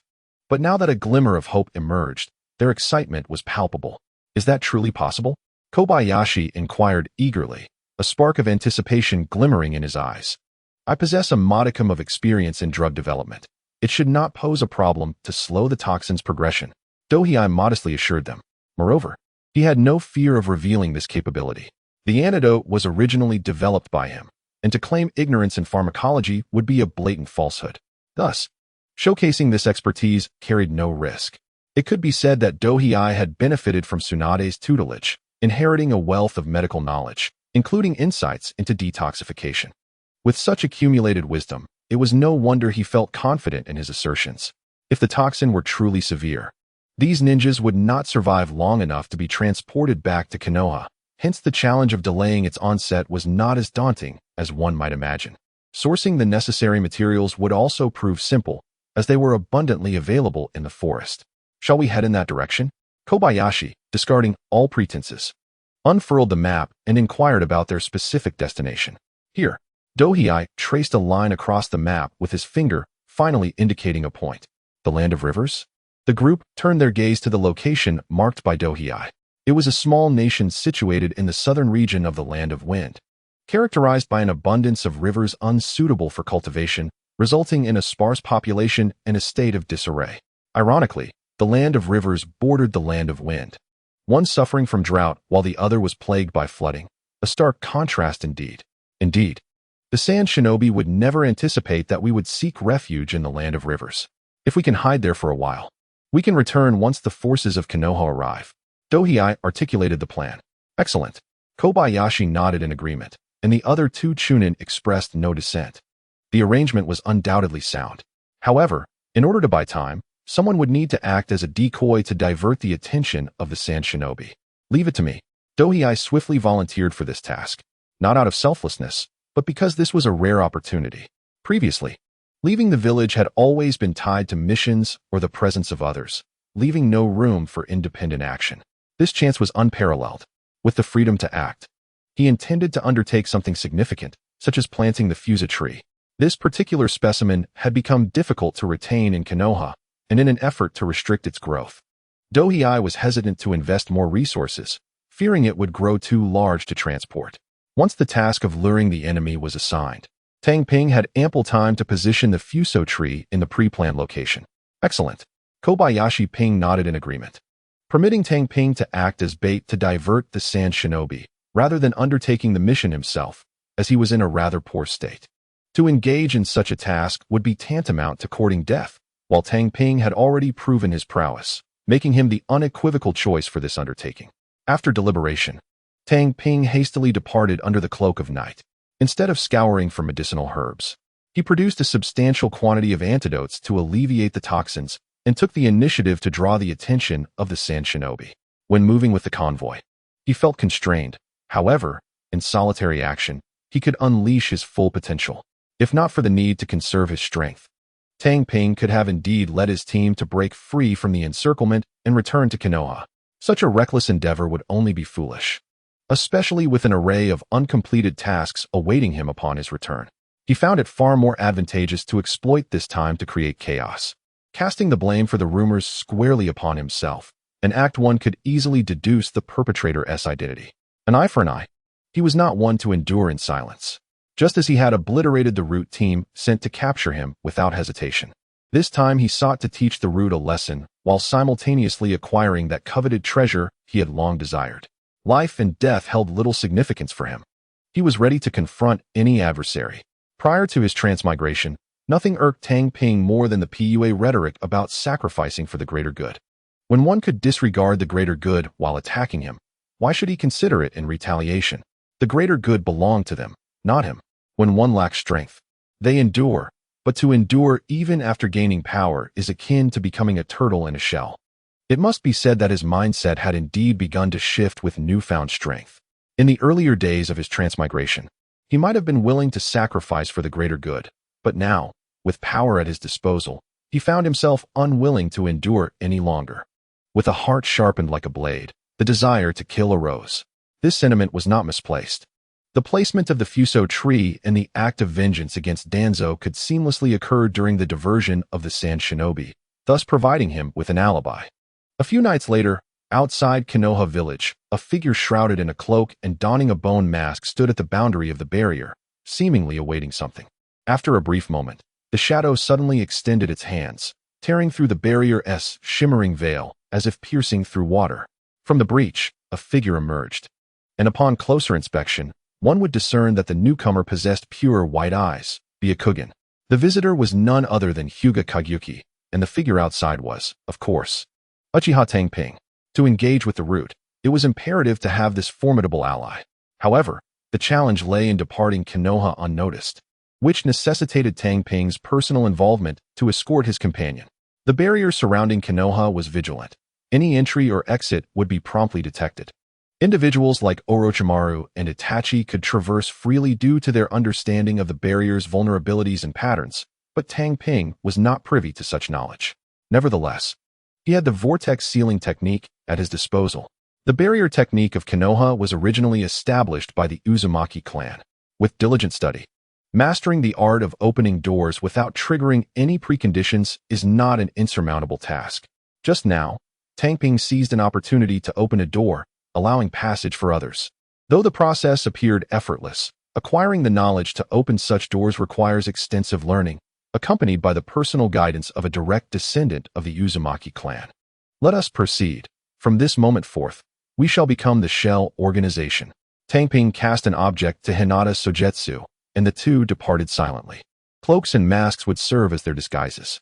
He had no desire to adopt the ostentatious attire of the Akatsuki, with its crimson cloud robes and polished nails. Such masquerade was hardly appealing. Despite being a secret organization, they seemed to revel in theatricality, which was no surprise given their notorious reputation as the Akatsuki. Drawing from the wisdom of countless predecessors who traversed dimensions, Tang Ping intended to utilize the Shell Organization as a facade for his schemes. After all, it was the Shell Organization that would instigate turmoil, entirely unconnected to Uchiha Tang Ping. Should anyone pursue this organization, it would serve him well, allowing him to eliminate a potential threat early on. Two figures traversed the night, swiftly advancing towards the eastern side of the village. The route. While the headquarters resided in Konoha, an important branch lay to the east of the village. Matters deemed unsuitable for the village were conducted at this outpost. Tang Ping learned of this not through the advantages of foresight, but from Uchiha Shizuka. The Uchiha were particularly vigilant regarding Danzō, thus possessing considerable intelligence about the route. Even if the exact location was unknown, they had a general idea. After about an hour, the duo arrived at a forest situated over 100 kilometers from the village, as nearly half of the Land of Fire is forested. "It's your turn," Tang Ping remarked, glancing at Hinata Sogetsu, who, like himself, was shrouded in a cloak and masked. The cloak of the Shell Organization was pitch black, emphasizing an air of mystery. Fully concealed beneath the cloak, Hinata Sogetsu, adorned with a bone mask, nodded gently to indicate her understanding. Their voices, physiques, and scents had all been disguised, ensuring no slip-ups in that regard. Byakugan. A hint of blue emerged in Hinata Sogetsu's eyes, with veins protruding around them as she surveyed her surroundings. Since the completion of her genetic enhancements, her Byakugan had matured. Initially, her range was 3 kilometers, but it had now expanded to an impressive 4 kilometers. Within this radius, she could perceive and see through obstacles, an extraordinary human radar. With her Byakugan, locating the route became a straightforward endeavor. Without it, finding the underground location would have been nothing short of a dream. She found it. After a brief scan, Hinata Sogetsu identified the target. It was not mere luck. Rather, her extensive field of vision made all the difference. Other branches of the Hyuga would have taken significantly more time to achieve the same result. "Once we enter, prioritize finding one specific item," Tang Ping whispered. Their purpose for this mission extended beyond mere retribution against Danzō. The acquisition of a certain artifact was paramount. Indeed, this was the crux of their endeavor. Revenge against Danzō is always a possibility, yet the opportunity to acquire this treasure is but once. Should one miss this chance, the adversary, now alert, would undoubtedly refrain from presenting such a valuable asset again. What does the ninja world possess that rivals divine artifacts in the realm of biology? Indeed, it is that coveted item which no traveler would overlook, the cells of Hashirama. This remarkable substance boasts a plethora of astonishing effects, surpassing even the allure of the flesh of the revered monk. Naturally, Tang Ping had long harbored intentions for it, but previously lacked both strength and opportunity. Now endowed with power and faced with a chance, he decisively made his move. "Lead the way." Hinata Kagaya stepped forward willingly. Summoning Jobamaru through his ninjutsu, Tang Ping, with his current chakra, could sustain the creature's activities for an extended period. Most importantly, due to their closer rapport, the burden of chakra consumption would be shared, unlike in the beginning when it fell entirely upon him. With a resounding boom, a vast expanse of white mist dispersed, revealing the formidable Jobamaru, resembling a small mountain of ivory. Let us proceed. Tang Ping followed closely behind Hinata Kagaya. The immense white lizard, Jobamaru, vanished from sight after the light distorted around it. In the ordinary world, such a colossal being would find stealth impossible, yet in the ninja realm, this was a commonplace occurrence. As long as one possesses chakra, all is achievable. The root base, of course, was not without its defensive measures. Yet, before the penetrating gaze of the Byakugan, with its extraordinary insight, no precaution proved effective. One by one, traps were dismantled, clearing a pathway forward. Have we arrived? Tang Ping observed Hinata Kagaya's abrupt halt, sensing they must be at their destination. Indeed. Hinata Kagaya nodded softly, then silently descended from the tree, drawing forth a kunai. With swift precision, two root ninjas, skillfully concealed and nearly indistinguishable from their surroundings, crumpled to the ground. Throughout the encounter, Hinata Kagaya moved with a fluid grace, embodying elegance and lethality. Such elegance. The entirety of the performance was underscored by a rhythmic finesse. It can be said that the power of the reincarnated eye not only enhanced her field of vision, but elevated her capabilities across the board. A formidable strength, terrifyingly so. In this moment, even confronting Danzō head-on would yield a significant chance of victory for her. After all, Danzō was now missing an eye and an arm. Not to mention that he was not the initiator of the confrontation. With the mastery of both repulsion and attraction, Hinata Kagaya stood as a formidable opponent. Without this trump card, Tang Ping would not have dared to entertain the notion of breaching the root base. Once in possession of Hashirama's cells, he could finally conduct an experiment he had meticulously devised, which would elevate him to the status of a shadow in an instant. With strength, he would command respect within the village. As long as he possesses power, he could afford to recline in ease. After neutralizing the two sentinel root ninjas, Hinata Kagaya lifted the camouflage, revealing the entrance to the root base behind it. Gazing upon the threshold before him, Tang Ping's eyes gleamed with fervor. The cells of Hashirama were tantalizingly close. This is indeed a remarkable opportunity that could elevate one to great heights. How could he possibly remain unexcited? After exchanging glances, the two began their descent into the depths. Simultaneously, the summoned loyal warriors stood guard at the entrance, ensuring that no root ninja could escape from this location. Thus commenced the ambush. Step, step. Hinata Sogetsu advanced slowly, not overly concealing his movements. Yet, inexplicably, he consistently managed to eliminate his opponents before they could react. A mere kunai, wielded by a child.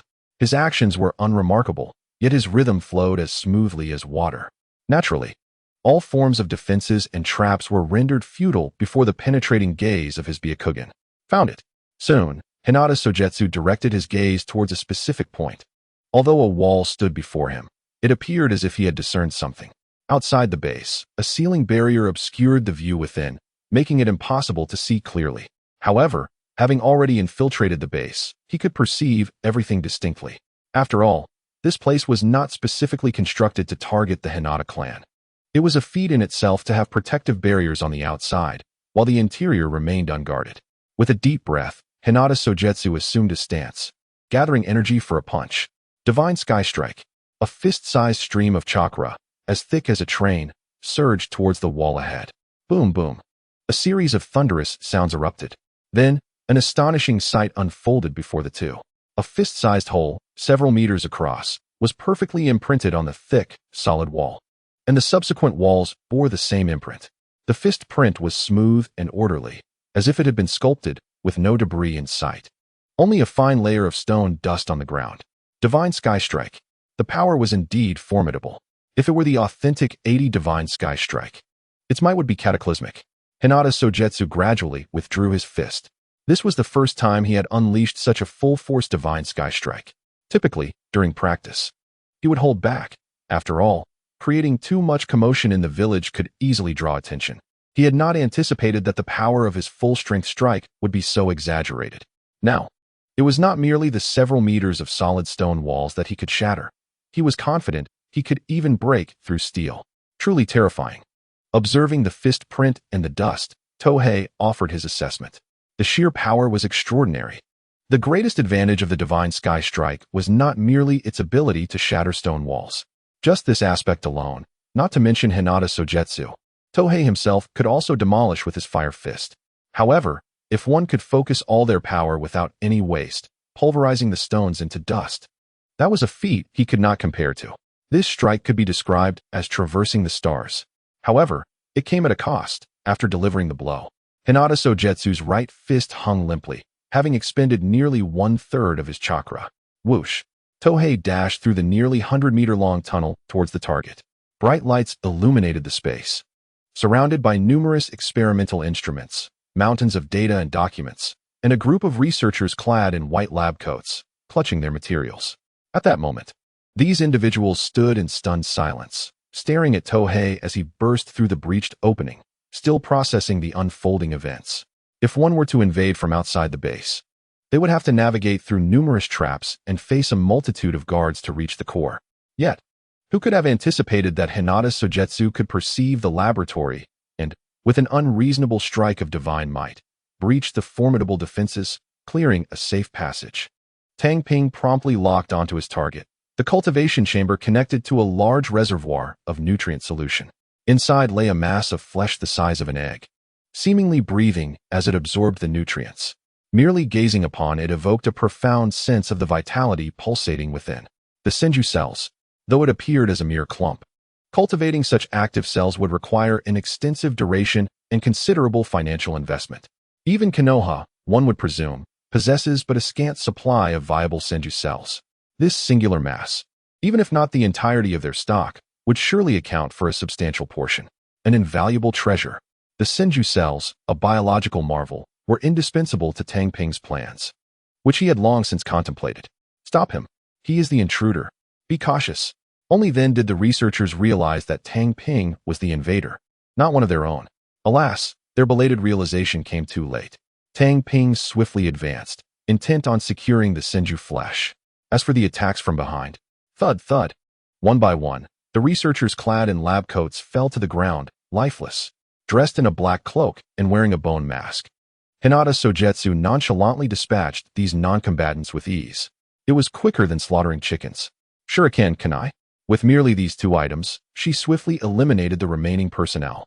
However, the root ninjas soon arrived, declaring, an intruder.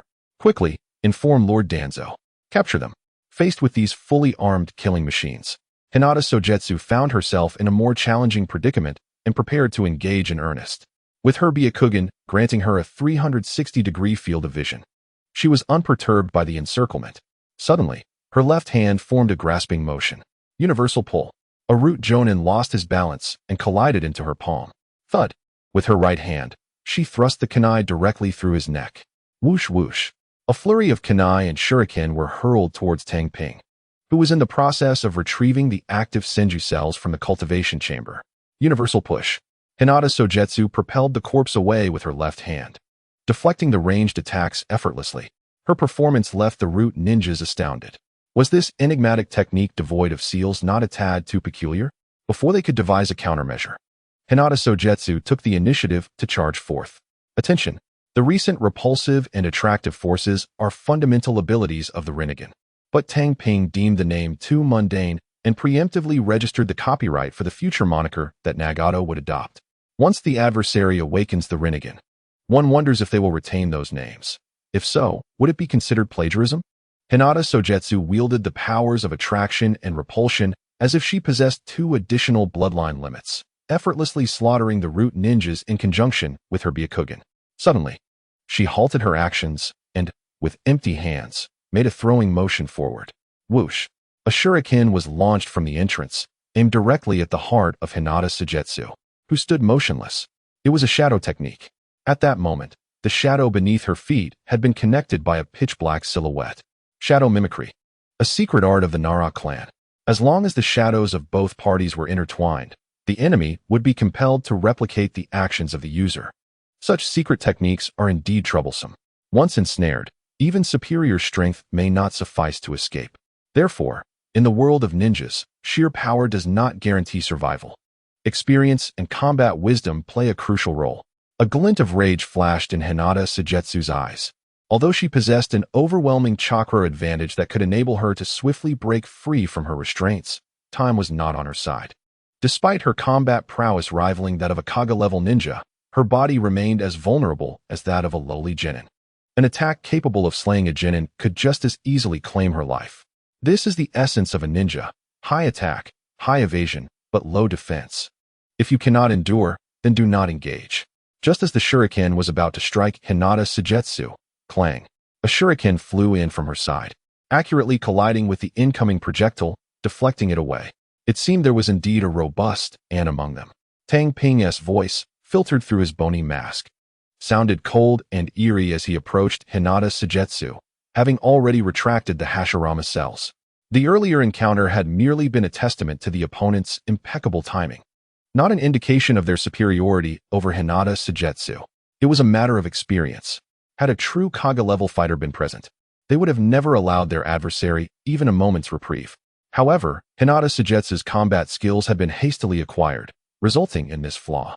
Nevertheless, this was inconsequential. With more battles, her shortcomings could be rectified. Now that he had obtained the Hashirama cells, Tang Ping could also pursue his second objective for this mission: an eye for an eye. The primary task of infiltrating this root base was to acquire the Hashirama cells. His assumption that these cells were present here was no mere speculation. Danzō had long sought to replicate wood release, and given the proximity to Konoha, along with the frequent delivery of test subjects, it was inconceivable that Hashirama cells were absent. It can be said that Tang Ping, leveraging the intelligence at his disposal, successfully obtained his most coveted prize. Once he secured the prize, it would be time to settle personal grievances. Had the Nara clan become the Hounds of Root? Tang Ping glanced disdainfully at the pineapple-headed figure stationed at the entrance. The individual was not wearing a mask, evidently the base leader. I have no quarrel with the Nara clan. Do you not fear Konoha's retaliation for your assaults upon us? Inquired the Nara ninja, probing for answers. Yet, the opponent was not merely engaging in idle chatter. They were stalling for time. The base was a mere 100 kilometers from Konoha, and if they exerted their full speed, they could reach it in under half an hour. Kill him. Tang Ping suddenly changed his demeanor.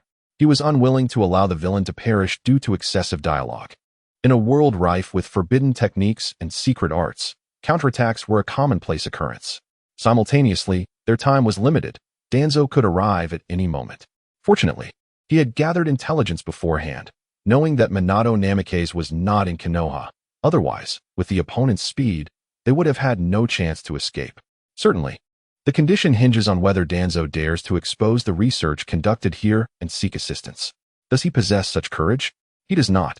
The study of the Senju cells transcends mere social demise. It constitutes a profound transgression of fundamental boundaries. Thus, Tang Ping has the upper hand against his adversaries.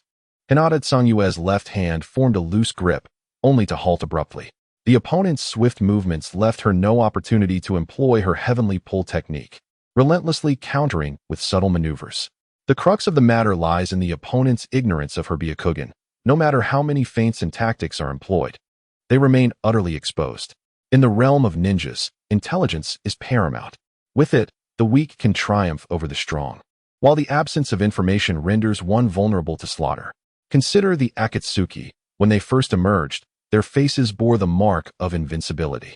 Yet, once their information was unveiled, they were systematically dismantled, an exemplary case indeed. Currently, Tang Ping and his allies enjoy a significant advantage in intelligence. Clang, clang. Hinata Tsungyue advanced to engage in close combat. Although the power of her void strike is undeniably formidable, the challenge lies in its accuracy. Thus, close-quarters combat proves more advantageous. As long as she denies her opponent the chance to form hand seals, there is no need to fear their shadow binding technique. Having suffered once, Hinata Tsungyue would not grant them another opportunity. Naturally, Tang Ping seized this moment to pillage generously. In this laboratory, aside from the invaluable active Senju cells, there exists another treasure: data.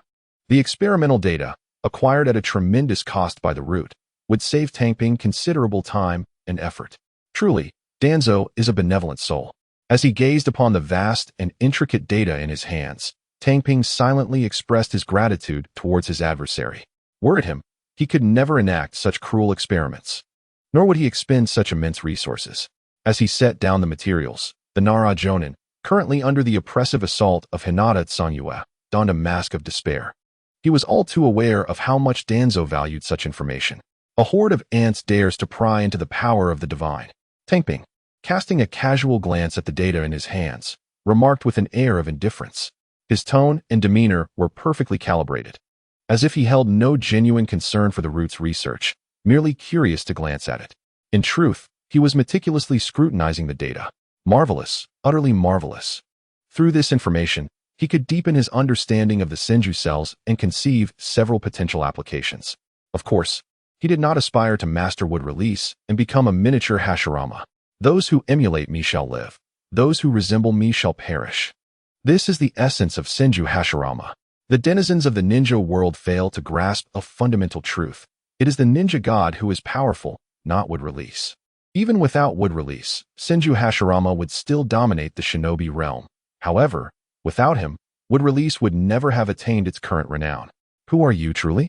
The Nara ninja, having sustained a grievous blow from the almighty push, was hurled against the wall and crumpled to the ground. Yet, even in his final moments, he endeavored to glean intelligence. Foolish mortals, you are unworthy to know our name. Tang Ping responded with an air of dramatic flair. In the world of ninjas, it is not uncommon to encounter individuals with an overzealous disposition. In fact, a lack of such fervor would render the experience rather mundane. Although cloaked in a guise, it does not necessitate the immediate revelation of one's identity. Soon, Tang Ping had selected the documents he intended to take. He had merely skimmed through the catalog and contents, confirming their value without thoroughly examining each piece. The stack of data he gathered was significantly thicker than several bricks combined. For the root organization, acquiring such information would be futile due to their lackluster technology and creativity. However, in the hands of Tang Ping and Orochimaru, this data would be worth its weight in gold. Eliminate the intruders. A cadre of root ninjas hastened to converge from various corners of the base. Neither Tang Ping nor Hinata Tsangyue showed them any mercy, swiftly sending them on their way to the afterlife. As for the head of the Nara clan's base, he had already succumbed to death, his heart crushed by Hinata Tsangyue's precise strike, leaving no chance for survival unless he possessed a second heart. A surge of flames erupted from Tang Ping's hand, igniting this wicked place. How could one commit murder without setting fire to the scene? With the blaze ablaze, Tang Ping commenced his departure. With both objectives accomplished, he had no reason to linger. Were there still treasures to be found within the base? Certainly. In fact, there were quite a few. Yet, Tang Ping was acutely aware of the time constraints he faced. The acquisition of such an abundance of active Hashirama cells and research materials was a miracle made possible only by seizing the opportune moment, coupled with Hinata Tsangyue's assistance. To be overly greedy might result in a dire backlash. The retreat proceeded smoothly. Upon reaching the surface, they were met with a multitude of corpses. The hidden loyal soldier, Zhong Bingwan, executed Tang Ping's orders with remarkable efficiency, eliminating all escaping root ninjas. The ambush was both effortless and enjoyable. However, this success was not solely attributed to strength, but rather to the advantage of intelligence. For any other elite shinobi, merely locating the root base would be an insurmountable task, let alone avoiding traps and false targets to directly pinpoint the laboratory. The Byakugan, truly exceptional. Prior to his travels, Chongping had thought little of the Byakugan, yet witnessing its efficacy firsthand left him with a newfound appreciation. Released the summoning. After sending off the diligent Zhong Bingwan, the two prepared to leave. However, Hinata Tsangyue's gaze suddenly shifted toward the direction of Konoha. Someone was approaching. With a visual range extending 4 kilometers, her reconnaissance capabilities were extraordinarily formidable. Though she typically refrained from activating her Byakugan. Let us depart. I shall escort you back. I hope Danzō will be pleased with this gift, Tang Ping remarked, a smirk tugging at the corners of his mouth beneath his mask. The mere thought of Danzō donning the mask of suffering thrilled him immensely. The harbinger of amusement was upon them. Indeed, Hinata Tsangyue shared in the exhilaration, though her excitement stemmed not from the prospect of battle, but from the opportunity to assist Tang Ping with her own strength. The two figures vanished into the forest. Less than a few minutes passing, a multitude of figures emerged at the entrance of the base, which was shrouded in thick smoke. Upon entering, Danzō quickened his pace as he surveyed the chaotic scene before him. He traversed the passageway carved by Shinku's assault, stepping into the laboratory reduced to ashes by flames. The silence that enveloped the air was unnerving. Moments later, a root ninja reported, "Sir, the enemy has retreated, but the base has suffered significant losses," as if the surrounding flames and smoke were mere figments of imagination. In truth, the destruction of the base was not as severe as it appeared. However, The most vital elements had been lost. The cells of Hashirama could be cultivated anew, albeit at a great expenditure of resources. The real concern lay in the experimental data, acquired through immense time and effort, now rendered non-existent, equivalent to a fruitless endeavor. More critically, lives had been lost. Researchers were not as plentiful as cabbages. Those with specialized knowledge were scarce. This field demanded innate talent. One could toil endlessly, yet if lacking the requisite aptitude, failure was inevitable. Just as a person, when pushed to their limits, can achieve remarkable feats, except in mathematics, scientific research was no different. These individuals had been procured through Danzō's various machinations. Now, their fates lay in disarray, leaving the continuity of future experiments in jeopardy. Even with ample funds and resources, the situation remained dire. By any means necessary, we must identify those audacious enough to assault Konoha. Danzō commanded through gritted teeth, his desire for vengeance palpable. If the adversaries stood before him, he would gladly consume them whole, sans any condiments. The intensity of his wrath was evident. What about the research moving forward? Inquired a figure clad in a high-collared coat, adorned with gloves and sunglasses, clearly a member of the Yamanaka clan. Danzō contemplated his next course of action and swiftly reached a resolution: halt all research and remove everything. He had formulated a plan, albeit hesitantly, and now was the opportune moment to act decisively. Collaboration was essential. The ideal candidate was, without a doubt, Orochimaru.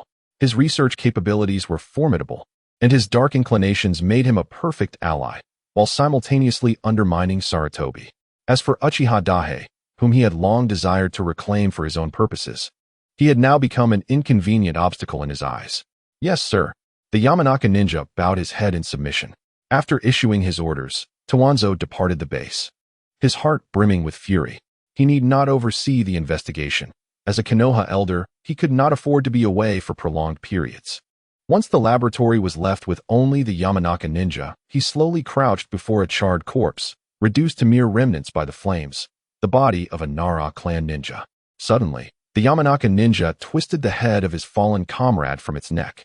This was not an act of desecration, but rather an extraction of intelligence.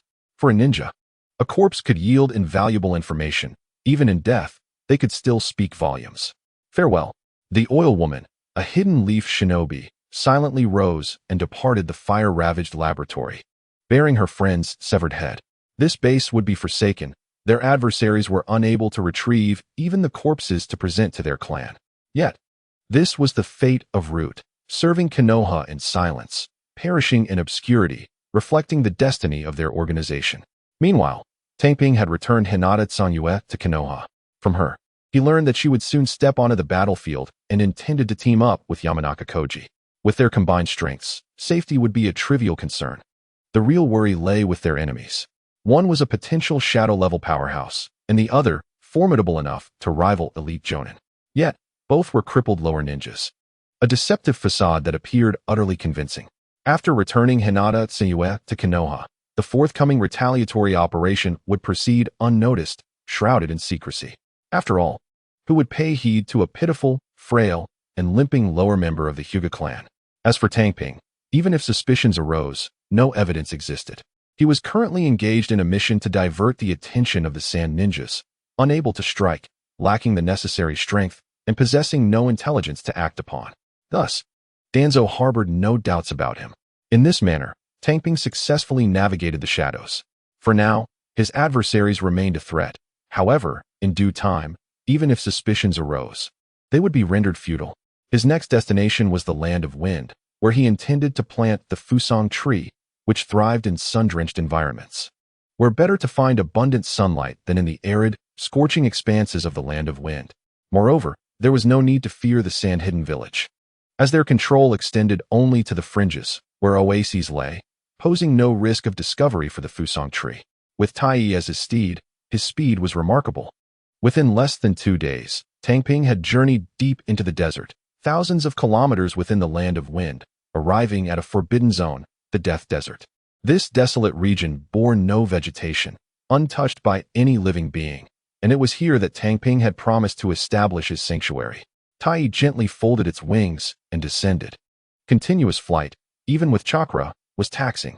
A splendid place. From this moment forth, It would be named Tang Valley, a new sacred ground, a sanctuary belonging to me. Tang Ping surveyed the meticulously chosen expanse of colossal golden sand valleys, perfectly concealed. Who would ever suspect that he would conceal the Fusang tree here? Not only would it be unthinkable, but even if one did conceive of it, locating this spot in the boundless desert would be impossible. The first task was to transplant the Fusang tree. Presently, the Uchiha Meia courtyard had become a place no one dared to enter, the environment too peculiar. The natural energy was overwhelmingly potent, even exhibiting signs of liquefaction. What did this signify? Sage mode, just as the toad oil from Mayaboka Mountain, the snake venom from the Ryuchi cave, and the bone-eroding liquid from the Shikatsurin.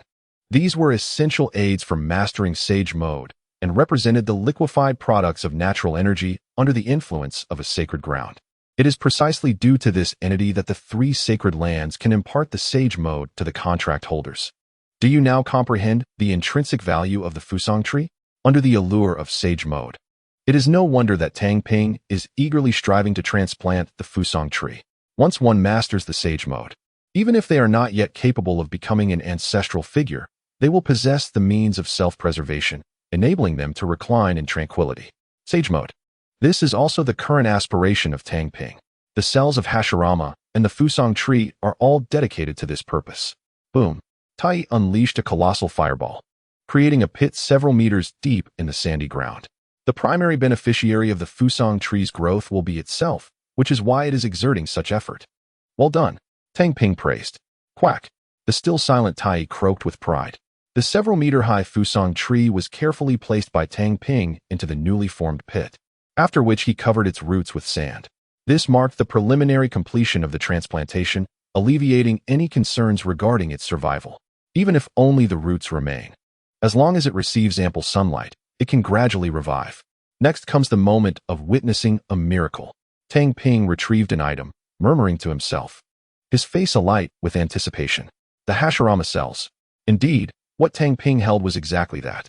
Of course, it was not intended for his own use. He was not so reckless. It was meant for the Fusang tree. The Hashirama cells symbolize an immense vitality, and while they are challenging to assimilate in a corporeal form, they can be entirely absorbed by the Fusang tree. However, before utilizing the Hashirama cells, he must first inject another pre-prepared potion. This vial is designed to enhance the Fusang tree's capacity to absorb heat. Naturally, it also contains Tang Ping's blood to activate it. Otherwise, it would not only be ineffective, but also a most fearsome poison. The Fusang tree's metamorphosis from an ordinary mulberry tree to its current state is a result of Tang Ping's relentless and targeted cultivation. Even if others were aware of this, they could not succeed without his blood. The greater the abilities, the stronger the growth, necessitating even more energy. This is why it has only grown a few meters thus far. Now, with the Hashirama cells, akin to a nuclear power plant in terms of energy source, there is no fear of insufficient energy. Let us proceed. A slit was made in the trunk, and a substantial quantity of Hashirama cells harvested from the root base was carefully inserted, then sealed with bark. Once this was accomplished, Tang Ping leaped out of the sandy pit. According to the experimental data obtained from the root base, the effects of Hashirama cells on plants will only improve, although ultimately they may cause the plant to burst. However, the Fusang tree has no such fears. As one human and one crow observed, changes began to manifest. The newly planted Fusang tree started to sway rhythmically without any wind. Upon closer inspection, it became evident that it was growing at a visibly rapid pace. Yes, it worked. Now, all that remained was to wait for the Fusang tree to digest the mass of Hashirama cells. Despite merely being a portion of the harvested Hashirama cells, the effort and time expended by the individual who cultivated these cells are beyond measure. The nutritional solutions consumed alone could be quantified in the hundreds of vials.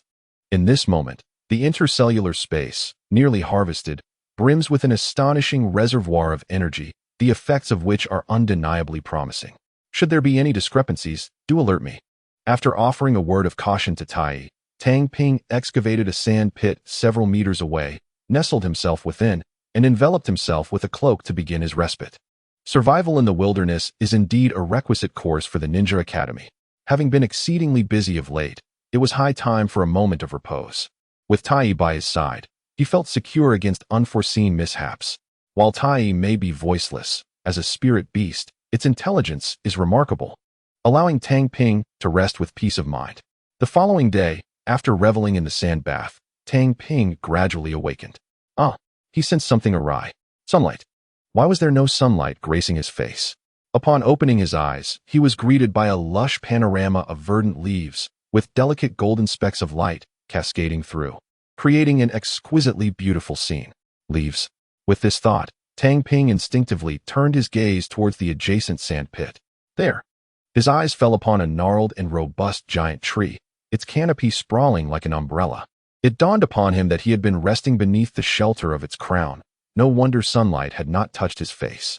In a single night, the sapling, once a mere few meters tall and about the girth of an arm, had transformed into a colossal entity, at least several meters in thickness and towering dozens of meters high. It was hardly smaller than the intertwined mulberry trees within the village of Konoha.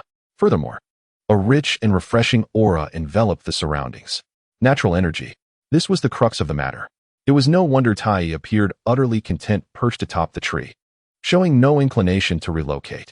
Simultaneously, he observed a shallow pool, the size of a bathtub, cradling a liquid at the base of the tree roots.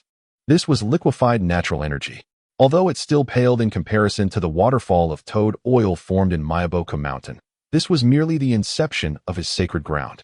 Why are the three great sanctuaries regarded as such? It is fundamentally due to their mastery of sage techniques. With the emergence of liquefied natural energy, Tang Ping too was now entitled to wield sage arts and establish a new sanctuary. However, his sanctuary, having seized natural energy from the three great sanctuaries, precluded any possibility of camaraderie. They would inevitably become adversaries. Indeed, it is akin to a market once dominated by three foreign corporations, now seeing the entrance of a fourth, a domestic, human, entity. It would be astonishing if the three great sanctuaries did not express dissent. Perhaps the wetbone forest remains indifferent.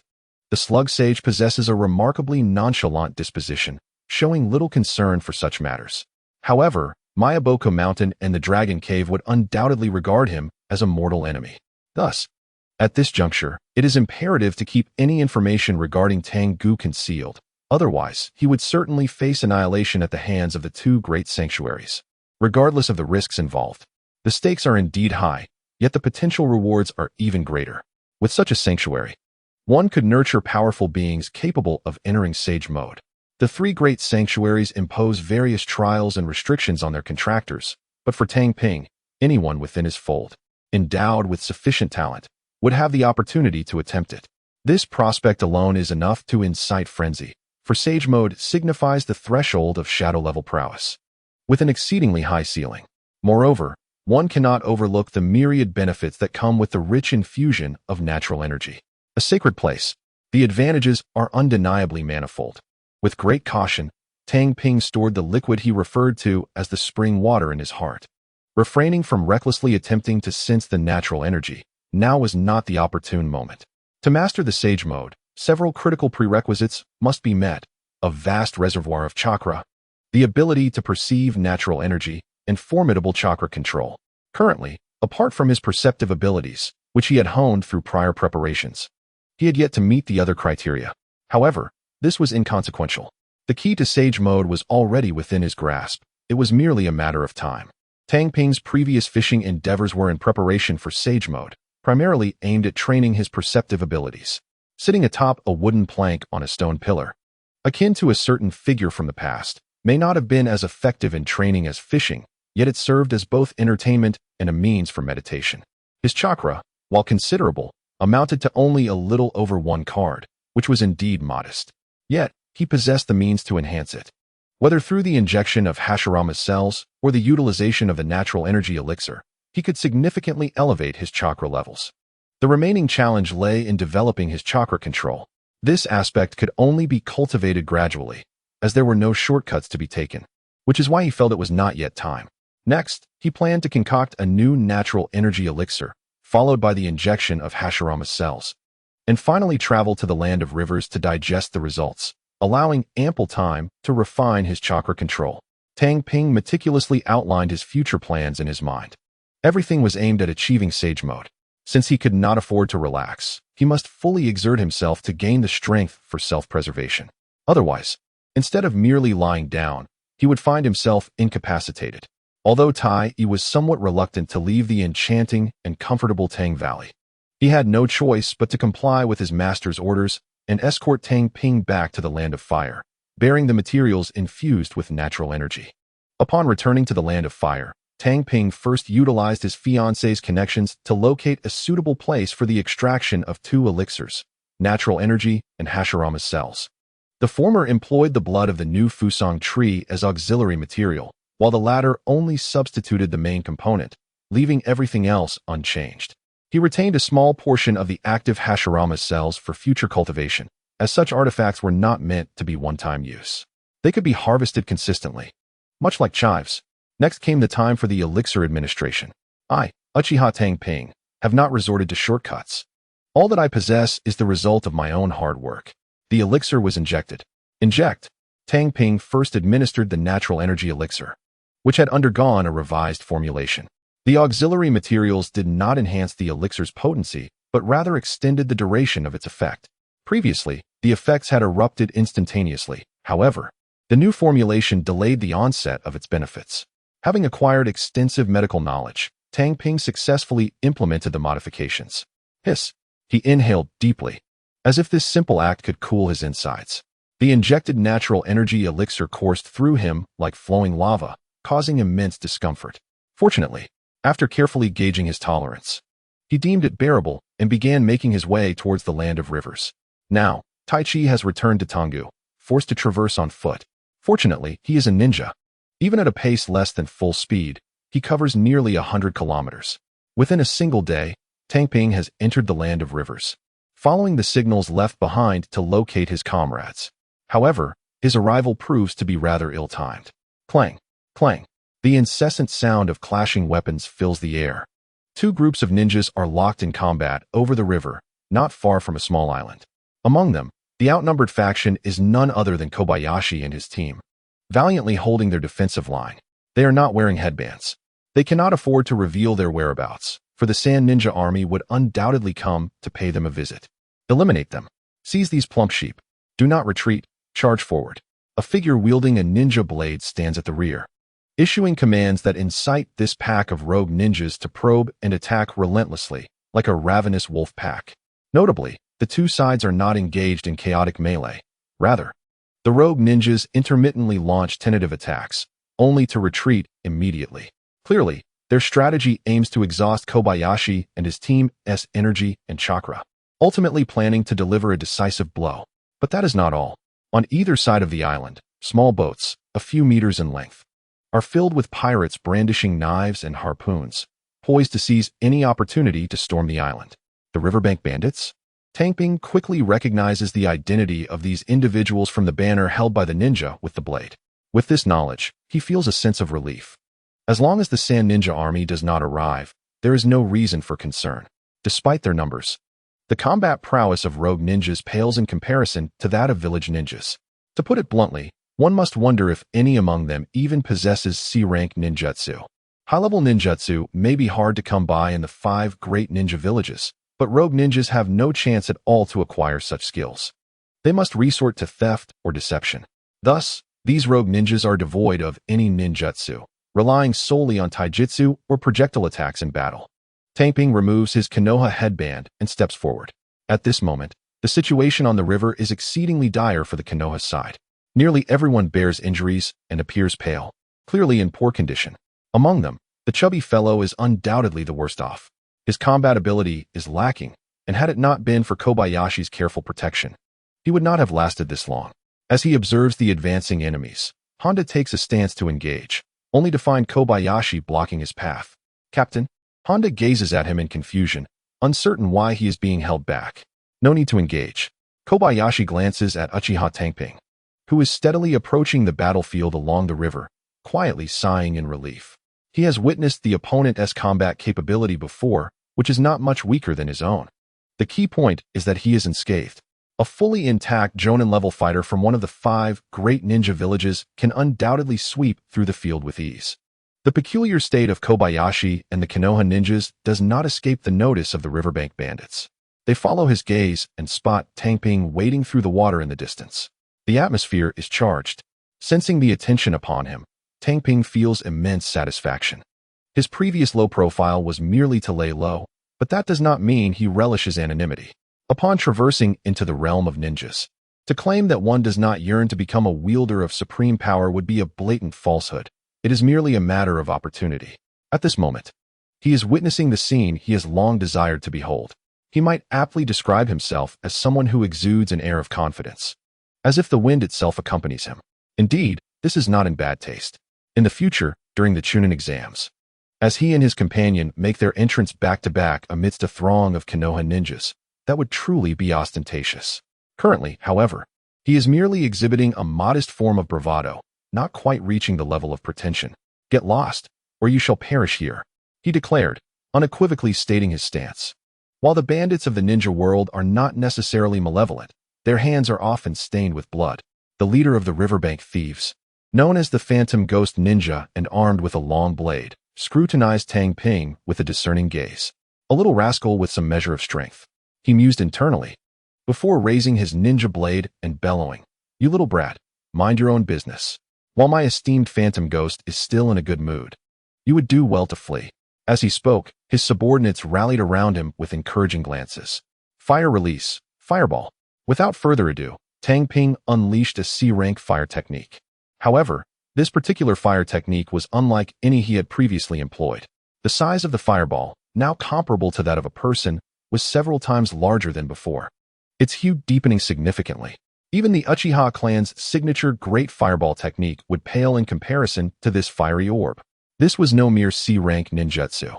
It could be classified as a B-rank technique. Whoosh!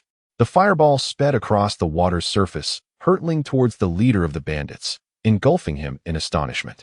Boom! The explosion of flames conjured towering waves, swallowing the surrounding rogue ninjas whole. Faced with such overwhelming power, their reactions were instinctive. "Run for your lives!" cried the rogue ninjas as they fled without a backward glance. In the face of impending disaster, self-preservation took precedence. This adage was vividly illustrated by the chaotic throng of bandits, whose loyalty was as fleeting as their unity.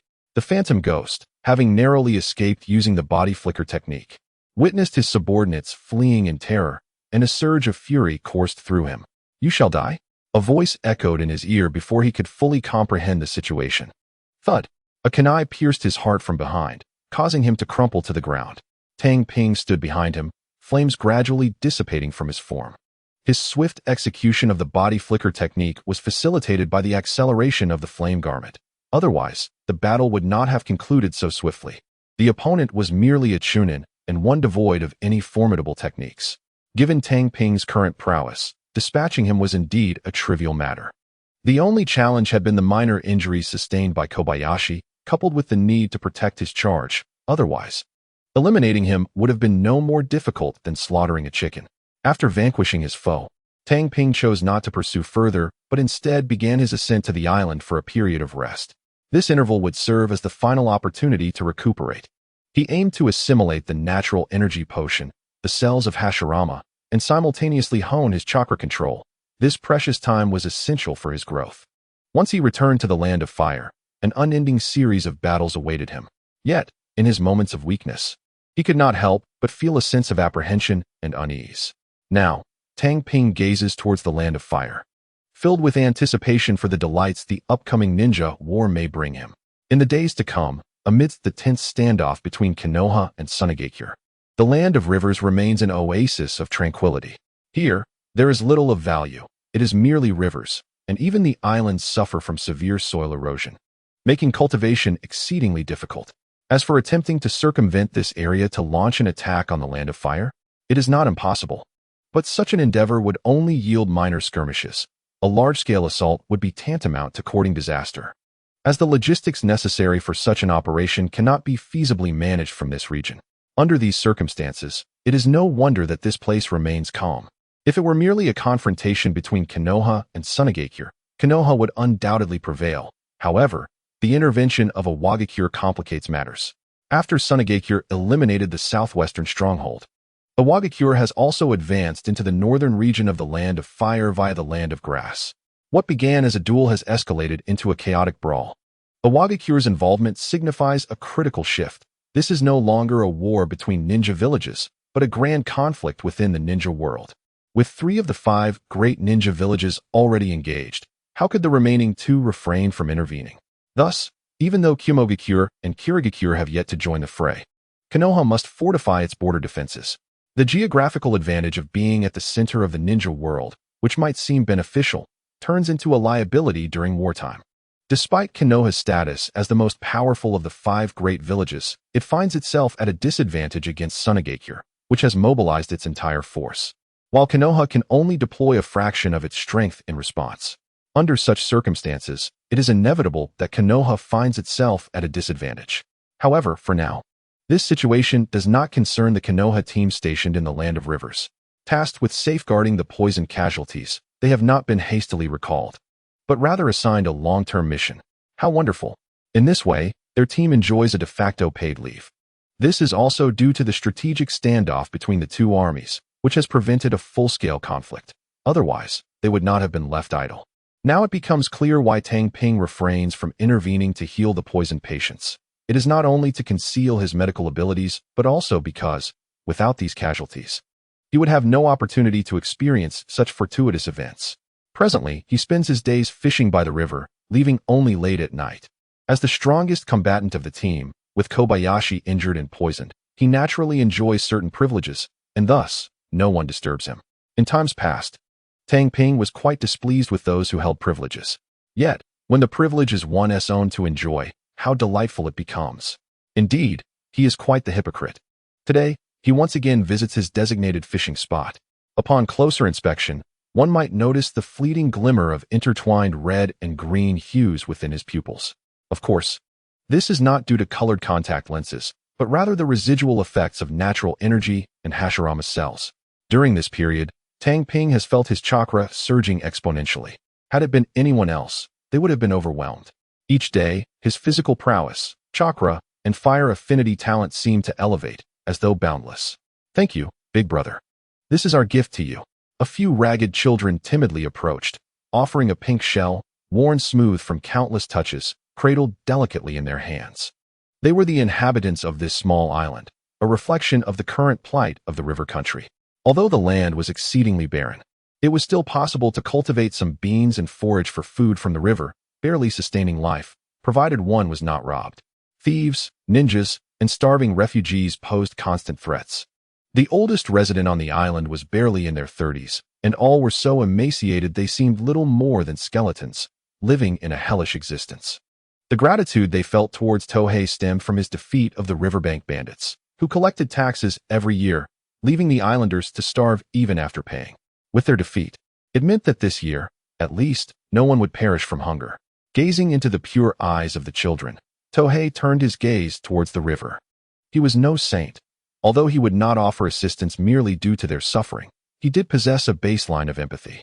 The more he witnessed the harsh realities of the ninja world, the clearer it became why the 5 great ninja villages attracted so many, at the very least.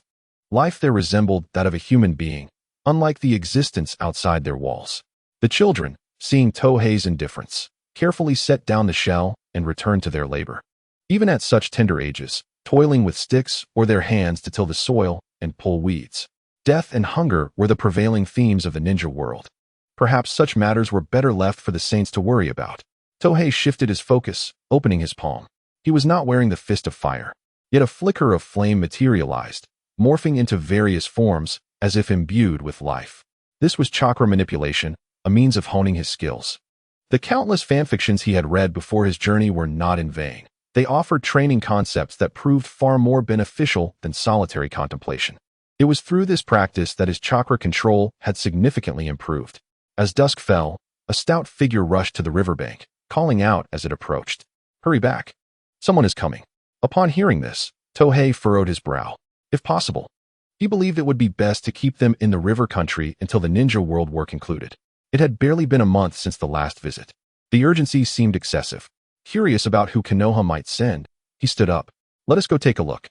He did not inquire about who had arrived, for if Handataka recognized them, he would have mentioned it.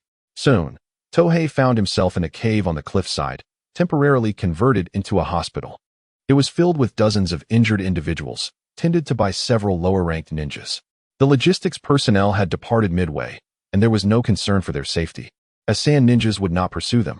Within the cave, a young woman had joined the scene, clad in a white nun's habit, round glasses perched on her nose. Her light brown hair cascading down her shoulders, exuding a gentle aura. I am the medical ninja, Yakushi Nanoyu. This time, thanks to your intervention, Tohira-kun, the toxicity has not spread. The other party introduced themselves voluntarily. Yakushi Nanoyu. This name may be obscure, and if Tohira were not a traveler, he might not recognize who they are. However, as a traveler, he is acutely aware of their true identity, a member of the elite root organization. Naturally, the individual possesses medical ninjutsu skills that are unparalleled, and their outward identity as a medical ninja would reveal no flaws. The most striking aspect is the aura they exude, which leaves no room for doubt about their affiliation with Root. Regrettably, my abilities are limited, and I am unable to eliminate the toxins. Tohira expressed his sorrow over his inadequacy, unable to cure the poison ninjas from his village. Life is like a play, and it all hinges on performance. After all, who isn't a master of the craft? His skills could certainly outshine those youthful talents from his former life. Achieving this much is already commendable. Leave the rest to me. Yakushi Nanoyu gently shook her head with a smile, dismissing Tohira's self-reproach, embodying the role of a caring older sister, perfectly managing both tone and expression. Yet, Tohira understood that their presence here was undoubtedly linked to him. Furthermore, their arrival indicated an essential truth. The holiday was nearing its end. With her medical prowess, neutralizing the toxins afflicting the sand ninjas would pose no challenge. Thus, Tohira prepared to make his final push. Regardless, he must master Sage Mode before being swept into the turmoil of the ninja world. 2 days later, while Yakushi Nanoyu was diligently concocting an antidote, Tohira received a reconnaissance mission, leading him to a desolate island far from civilization. Sage Mode, here I come. Boom. Smoke billowed. Tohira summoned Taichi. Ascend and keep watch. No one is to approach. This experiment is crucial, and he cannot afford any unforeseen circumstances. He deliberately chose this exceedingly barren island, devoid of any other land for dozens of kilometers, specifically to eliminate potential threats. Quack. Taichi nodded and took to the sky. With its vigilance, no one would dare come near. With the watch in place, Tohira cast a final glance at the modestly sized island, characterized solely by smooth rocks and moss. Nodding in satisfaction, everything was set. Thud. He leaped to the edge of the cliff by the sea and sat down in a meditative posture. He had now fulfilled all 3 prerequisites for Sage Mode. It was time to attempt entry. Carefully, he took out a vial containing a green liquid. The spring. This is the liquid form of natural energy. Compared to toad oil, the effects of the spring are not as overwhelming. It will not turn one into stone, but may only induce a plant-like state. However, Tohira had already administered a dose of Hashirama's cells to himself, significantly enhancing his resistance in this regard. Understanding this, he felt no concern for danger. Otherwise, he would not be so reckless. Cautiously, he poured a few drops of the spring onto the back of his hand. Drip. Just a few drops. Yet they transported Tang Ping to a lush forest, as if he were about to be engulfed by verdant greenery. Fortunately, the unwavering resolve honed through his fishing endeavors prevented him from losing his way. He concentrated, channeling the chakra within him to merge it with natural energy in a precise 1-to-1 ratio. It was akin to forcibly pressing 2 magnets of the same polarity together. Without sufficient control, it was utterly unattainable. Simultaneously, without a substantial reservoir of chakra, an excess of natural energy would lead to erosion if not properly integrated. Thus, it can be said that the 3 essential conditions for entering Sage Mode are indispensable, even for a first attempt. Yet, Tang Ping had already met the foundational criteria, and with his mental preparation, the fusion process proceeded smoothly. However, just as the fusion was nearing completion, failure struck. This setback was akin to a tower of blocks collapsing. No matter how high one had built, a single failure necessitated a complete restart, accompanied by the impact of the fall. Cough. He expelled several mouthfuls of blood. This was his fate. Had it been anyone else, they would have been rendered a vegetable by now. His survival was attributed to the natural power potion derived from the Fusang tree and the integration of Hashirama's cells within his body. The synergy of both ensured that while he could not guarantee success in Sage Mode, his life was undoubtedly secure. Knowing he would not perish emboldened him to take such reckless risks. Failure was inconsequential. Even with his confidence, Tang Ping did not anticipate achieving success on the first attempt. He had foreseen the possibility of failure, viewing it merely as a step in accumulating experience. Gulp. He swiftly consumed the healing elixir he had prepared and began to reflect and summarize. Overall, he had surmounted all obstacles associated with Sage Mode, and as long as he continued to persevere, mastery was inevitable. Do not be deceived by the ease of his process. That was the result of thorough preparation completed beforehand, allowing for a seamless execution now. Reality is not a novel. Not every significant endeavor must traverse a labyrinth of trials to achieve success. Even in literature, such cliches have become obsolete. A few hours later, under the influence of the healing elixir, Tang Ping's injuries had fully healed. He once again poured a few drops from the vial. A minimal amount of natural energy was attempted. Otherwise, the quantity of natural energy Tang Ping could merge in one go would need to be multiplied several times. With successful experiences under his belt, he would gradually raise the upper limit of his fusion capacity. This endeavor could only be described in 2 words: seamless. There was not a hint of hesitation or obstruction. The natural energy within Tang Ping harmonized with his chakra, transforming into an entirely new form of energy. The process resembled the metamorphosis of water into ice or the transition from hydroelectric power to nuclear energy. Sensing the changes within him, Tang Ping opened his eyes. At that moment, his eyes had transformed into a brilliant golden-red hue. Anyone who met his gaze would feel the intense radiance emanating from him. God of Fire, activate. Tang Ping slowly straightened his body, abandoning his meditative posture. Embracing the flow of nature, having passed through the final threshold, he began to embrace the newly birthed world. In this poignant moment, how could he possibly refrain from expressing his innermost feelings? Let the flames purify all. As Tang Ping spoke, fiery crimson patterns began to radiate from the center of his brow, enveloping much of his face. Clearly, this was a testament to his control. The greater the mastery, the less pronounced the external changes. At this moment, he was suffused with an intense heat, akin to the arrival of a blazing sun. After keenly sensing the new energy, known as Sage Chakra, Tang Ping took action. He extended the index finger of his bare right hand. With a surge, a flash of platinum flame emerged. This platinum hue, distinct from the usual colors of fire, signified a difference in temperature.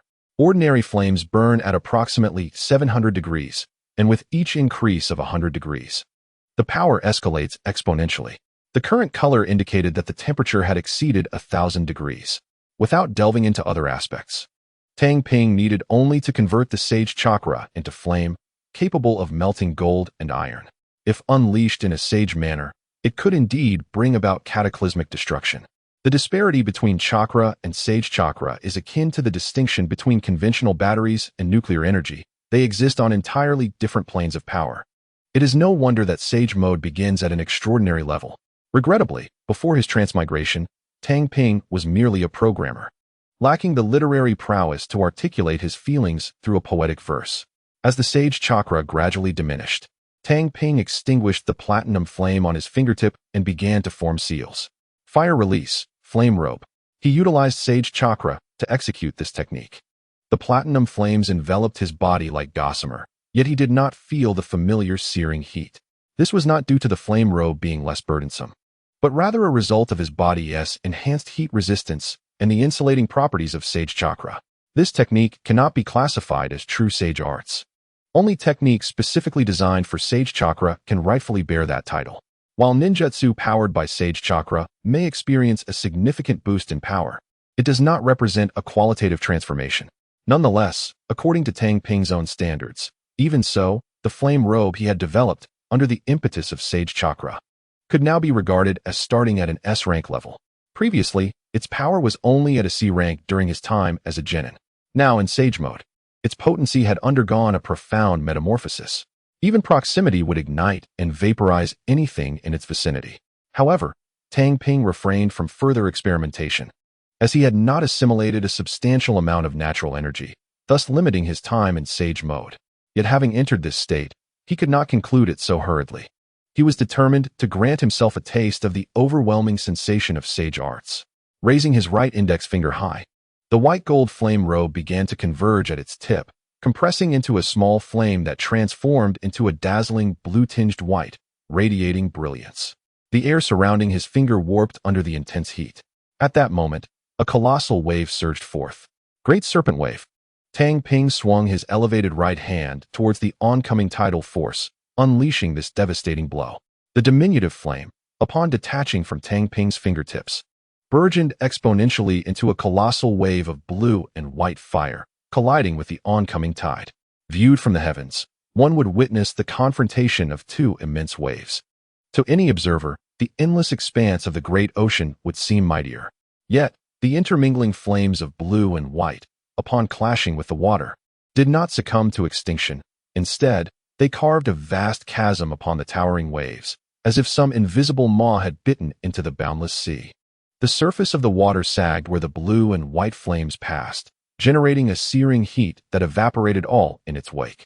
A strike not executed with full force, akin to a lesser version of the Great Serpent's dance, produced this terrifying phenomenon.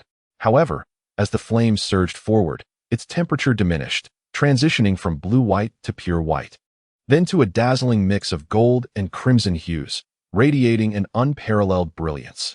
Yet, hidden beneath this splendor lay the annihilating heat. Following the strike, the golden red flame markings on Tang Ping's face dissipated, and his eyes returned to their normal state, signifying his exit from Sage Mode. Sage Mode does not merely amplify the potency of ninjutsu. If it were solely about enhancing ninjutsu, it would hardly deserve the title of Sage Mode. It embodies an all-encompassing enhancement, strength, speed, perception, each experiencing a qualitative leap. Moreover, it magnifies the foundational attributes. For instance, if one possesses 10 points of combat power, Sage Mode would elevate them to 100 points. Conversely, if one has merely 1 point of combat prowess, Sage Mode would only yield 10 points. Thus, the stronger the foundation, the more formidable one becomes in Sage Mode. Different variations of Sage Mode emphasize diverse enhancements.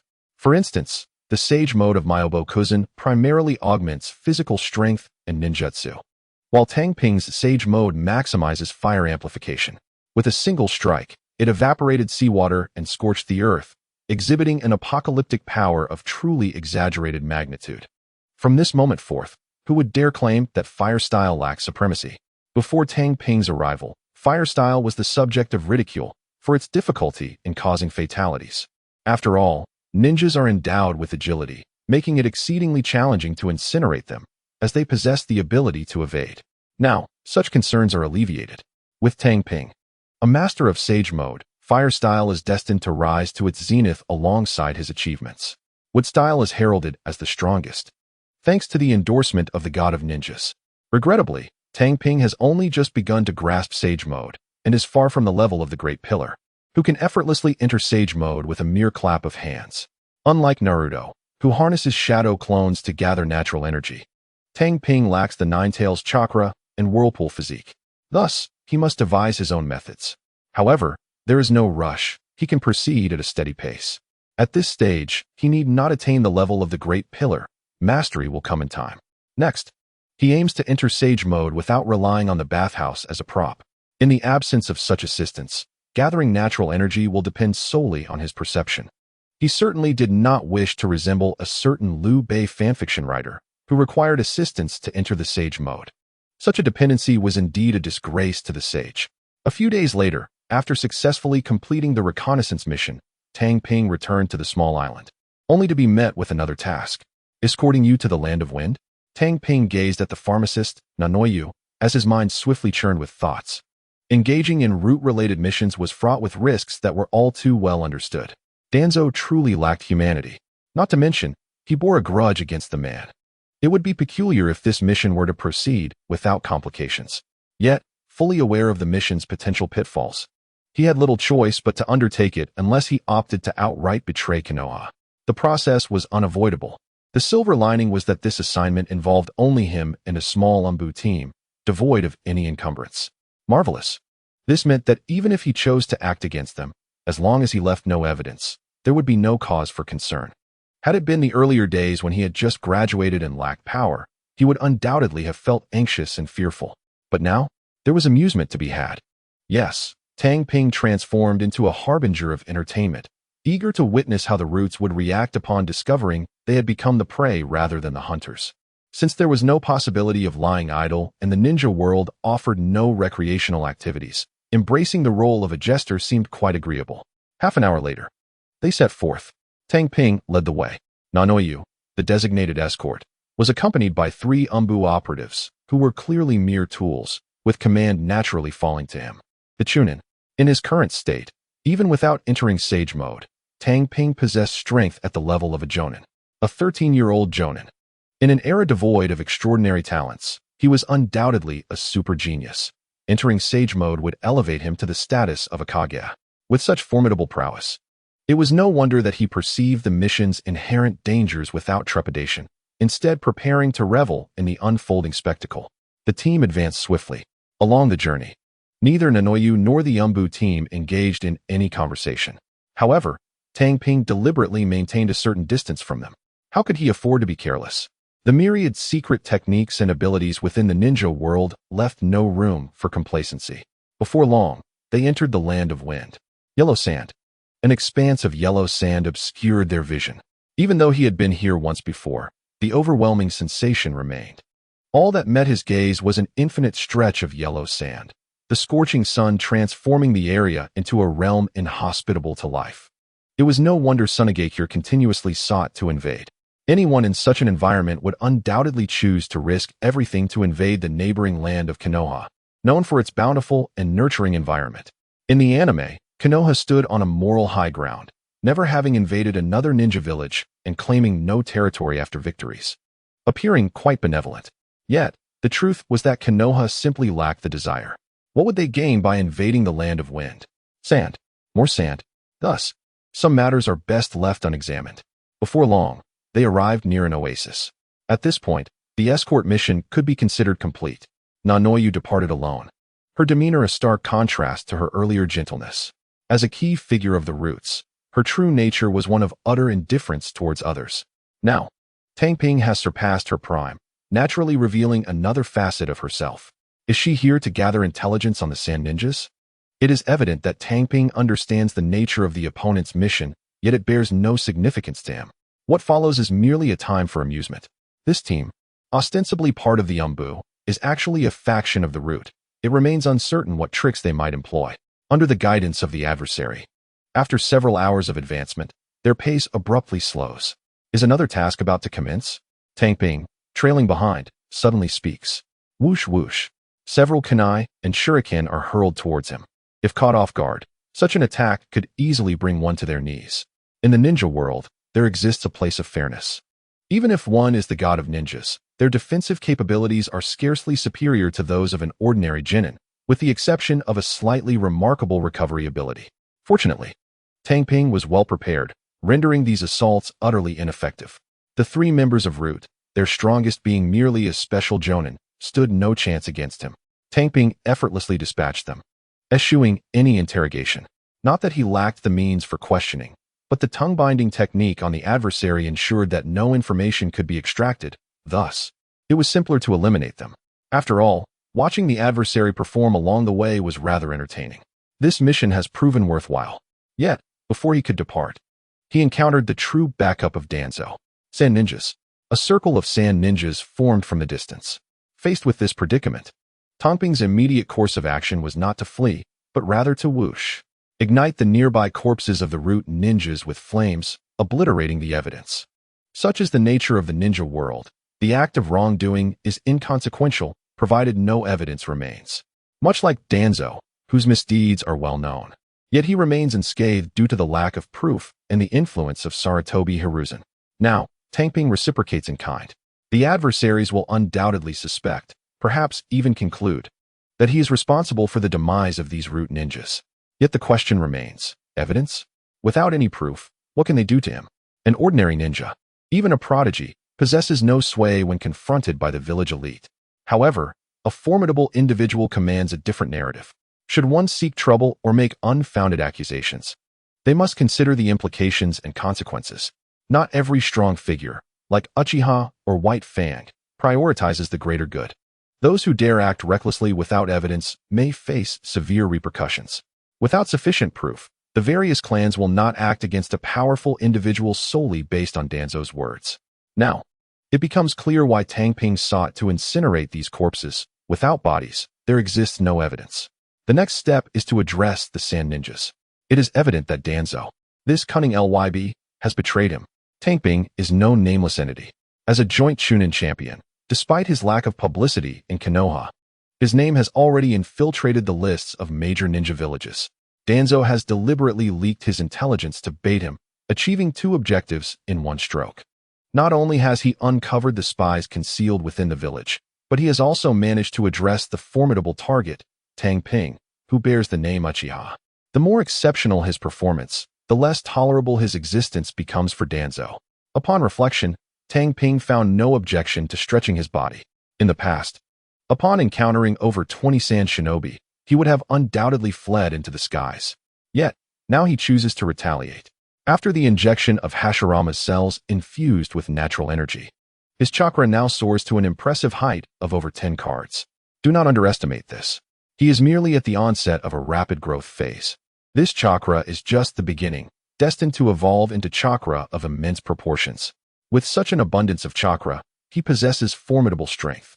Although he modestly assesses himself as a Jonin without Sage Mode due to a lack of combat experience and skill, should a real battle ensue, even elite Jonin would fall prey to him. Flame Garb. A layer of golden-orange flames erupted from his fiery fist, enveloping Tang Ping like a garment. As his chakra's nature transformed, his control over it enhanced, thus raising the temperature of the flames. Previously, his greatest hidden limitation was his own resilience. Now, with a significant improvement in physical condition, he can withstand such a fiery attire. A-grade. At this temperature, the Flame Garb undoubtedly warrants such an accolade. With a roar, a torrent of flames surged from his feet, and in conjunction with a forward leap, Tang Ping launched himself towards the encircling sand shinobi like a rocket. Rocket leap. Previously, it was merely a simple jump for assistance. Now, with the increase in chakra and control, he could soar short distances solely propelled by the explosive flames. Although it consumes considerable chakra, he is not lacking in that regard. Beware. Several sand shinobi were taken aback, as their prey, instead of fleeing towards Konoha, charged directly at them. Wind release, wind blade, wind release, vacuum sphere. A few wind release techniques were unleashed. With a swift movement, Tang Ping exhaled flames from his left hand, shifting his body midair to evade the ninjutsu assault.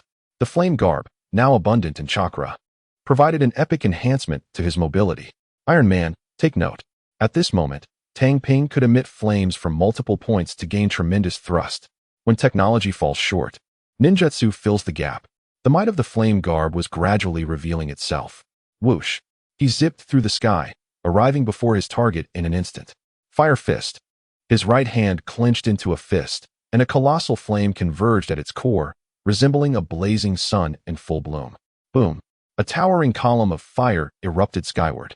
The destructive power of the Fire Fist is not necessarily greater than that of the Great Fireball technique. However, its advantage lies in its controllability. The Great Fireball technique not only travels slowly, but also becomes uncontrollable once launched. In contrast, the Fire Fist can strike with precision, leaving no opportunity for the opponent to evade.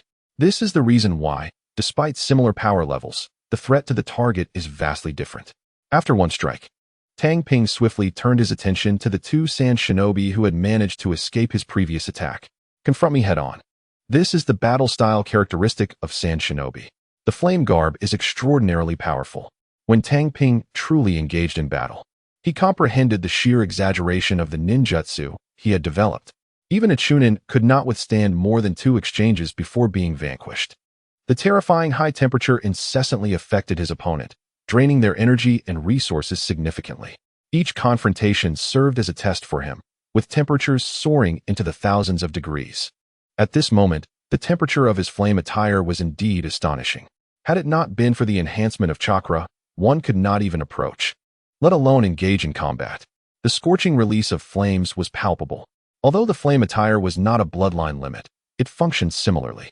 After eliminating several sand shinobi obstructing his path, Tang Ping did not turn back to confront the pursuing adversaries, but instead sought to widen the distance, attempting to resolve the conflict through a strategy of mobility.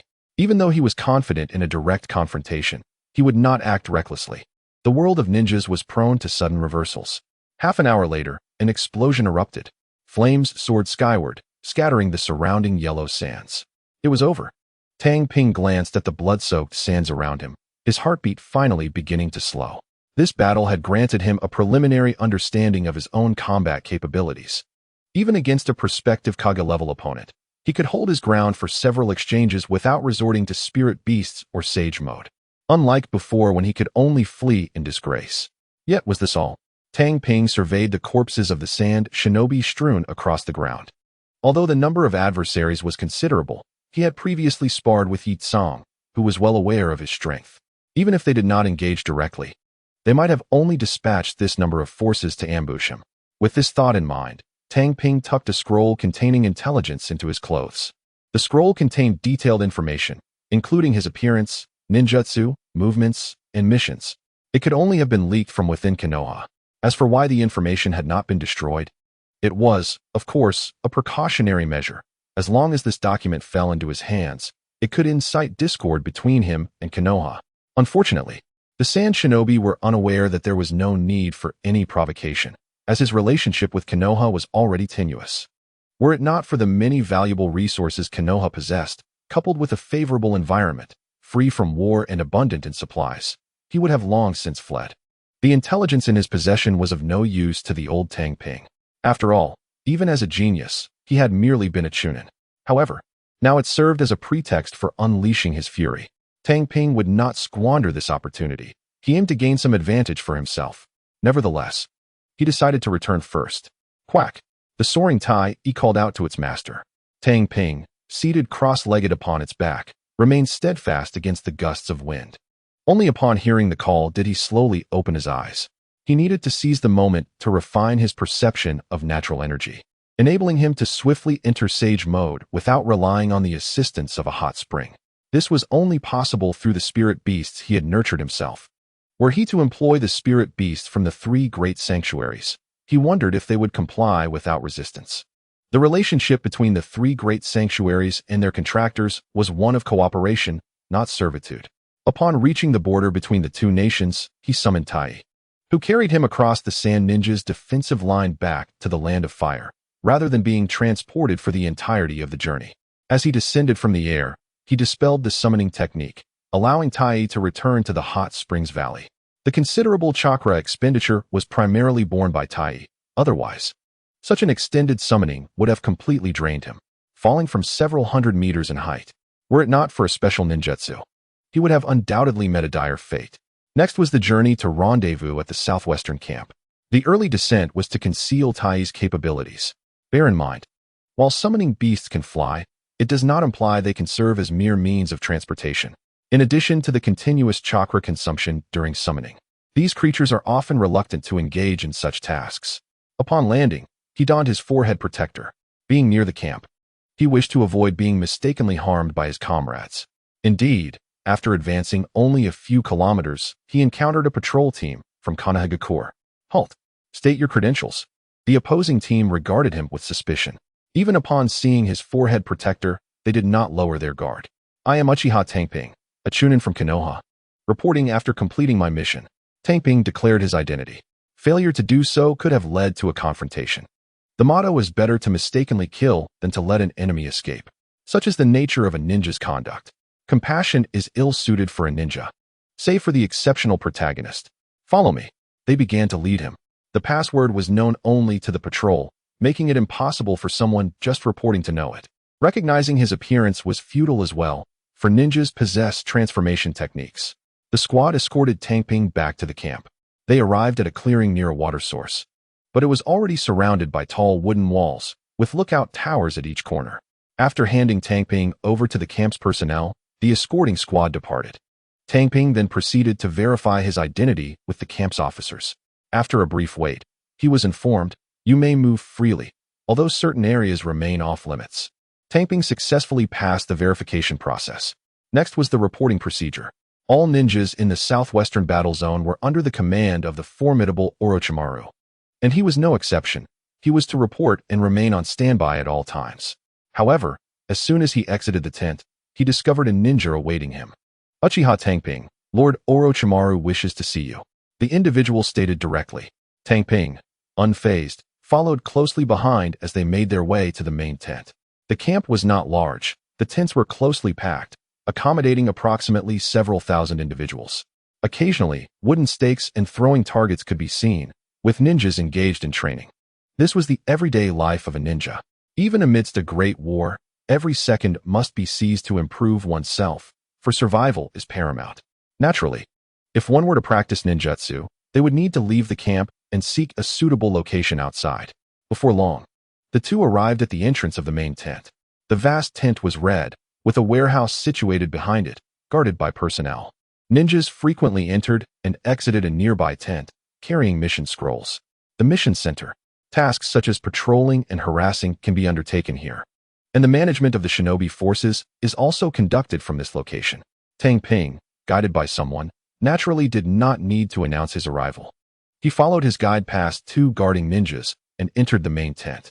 How grand! Upon entering, aside from a colossal map hanging on the side wooden frame, the most striking features were several wooden tables prominently displayed at the front. The guiding ninja bowed slightly in greeting before departing the main tent. Thus, only Tang Ping remained with the individuals behind the three tables piled high with documents. To his left was a young man with short purple hair who winked at him as a form of greeting. To his right was a pineapple-haired individual, unmistakably a member of the Nara clan. This family is undoubtedly the finest of allies, possessing not only clarity of mind but also high intelligence, with the only drawback being their laid-back demeanor. Tang Ping nodded slightly in response to his gaze. Seated at the central wooden table was a man dressed in a dark black uniform, engrossed in a letter, none other than Orochimaru, the very individual who summoned him. Orochimaru. The weight of this name is well understood by those in the know.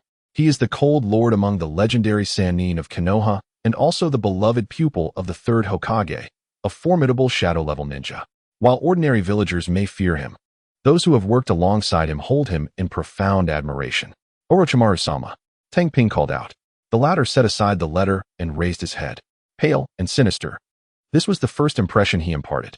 With long black hair cascading over his shoulders and chilling eyes, he exuded an aura of danger akin to that of a venomous serpent. I have summoned you to inquire about certain issues. Orochimaru's voice resonated with a magnetic allure. Yes.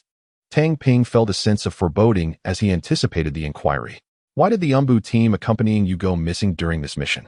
Orochimaru asked, scrutinizing the young man before him. His initial impression was of someone reserved and gentle, with an unflinching gaze. Quite the promising lad. However, Orochimaru added, it is essential to respect the requests of one's collaborators. Although this was merely a matter of respect, he could not guarantee any fruitful outcomes. We encountered an ambush by the Sand Shinobi during this mission. We scattered in our escape. Perhaps it was merely luck on my part. Tang Ping refrained from mentioning that he had annihilated the ambushing Sand Shinobi and was unperturbed by any potential troubles from the route. If someone could rise from the ashes of their own demise to testify, he would accept that fate. Is that so? Orochimaru replied noncommittally, satisfied as long as he had received an explanation. Orochimaru-sama, I suspect that the disappearance of the Umbu team was due to a leak within the village. Here is the evidence. Tang Ping, aware of the superficial brotherhood between Orochimaru and Danzō, presented the intelligence scroll as a challenge. To think that one could defecate on another's head without consequence, it was only fitting to seek a bit of trouble in return. If he could place a mask of suffering upon the other and gain some benefits, it would be a tremendous victory. Orochimaru accepted the scroll, read it, and then handed it to the remaining two individuals in the tent before speaking. I will investigate this matter. As for your reward for this mission, you may select an A-rank ninjutsu or corresponding resources. What do you desire? This was an overt attempt at bribery. Upon receiving this intelligence, Orochimaru immediately discerned that this predicament was undoubtedly orchestrated by Danzō, and it had evidently struck a sensitive nerve. Consequently, he understood that a price must be paid. Regardless of the cost he incurred, he was confident that he could extract even greater returns from Danzō. Thus he offered his terms most generously. Simultaneously, Orochimaru regarded Tohei with newfound respect. Previously, he had perceived him merely as a promising young talent. However, now that Tohei had managed to extricate himself from Danzō's machinations, he had proven himself to be a capable subordinate. Recognizing this rare opportunity, Tohei did not hesitate to make his request, an A-rank fire release technique. Although his chakra affinity extended beyond just fire release, he had developed this aspect to its utmost potential. Furthermore, Sage Mode offered the highest enhancement to fire release techniques. Orochimaru narrowed his eyes, scrutinizing the Uchiha Tohei before him. An A-rank ninjutsu, also referred to as a forbidden technique, was only mastered by a select few elite jonin. As the potency of such techniques not only indicated their destructive power, but also their complexity in learning and execution. The selection of an A-rank fire release suggested a personal desire for power. To command such a technique, one must possess at least jonin-level strength. And the fact that Tohei had thwarted Danzō's schemes added an intriguing layer to his character. Very well. I have only 2 A-rank fire releases at my disposal, the Great Dragon Fire Technique and the Fire Armor Technique, the latter being exceedingly perilous. Orochimaru presented the 2 options. Naturally, he merely stated their names without elaborating on the effects of the ninjutsu, though he did offer a cautionary note. Fire Armor Technique. Tohei responded without hesitation. The names of the techniques conveyed considerable information, and he could discern Orochimaru's goodwill. Yet, he opted for the more hazardous of the 2 fire releases. The greater the danger, the more formidable the power it promised.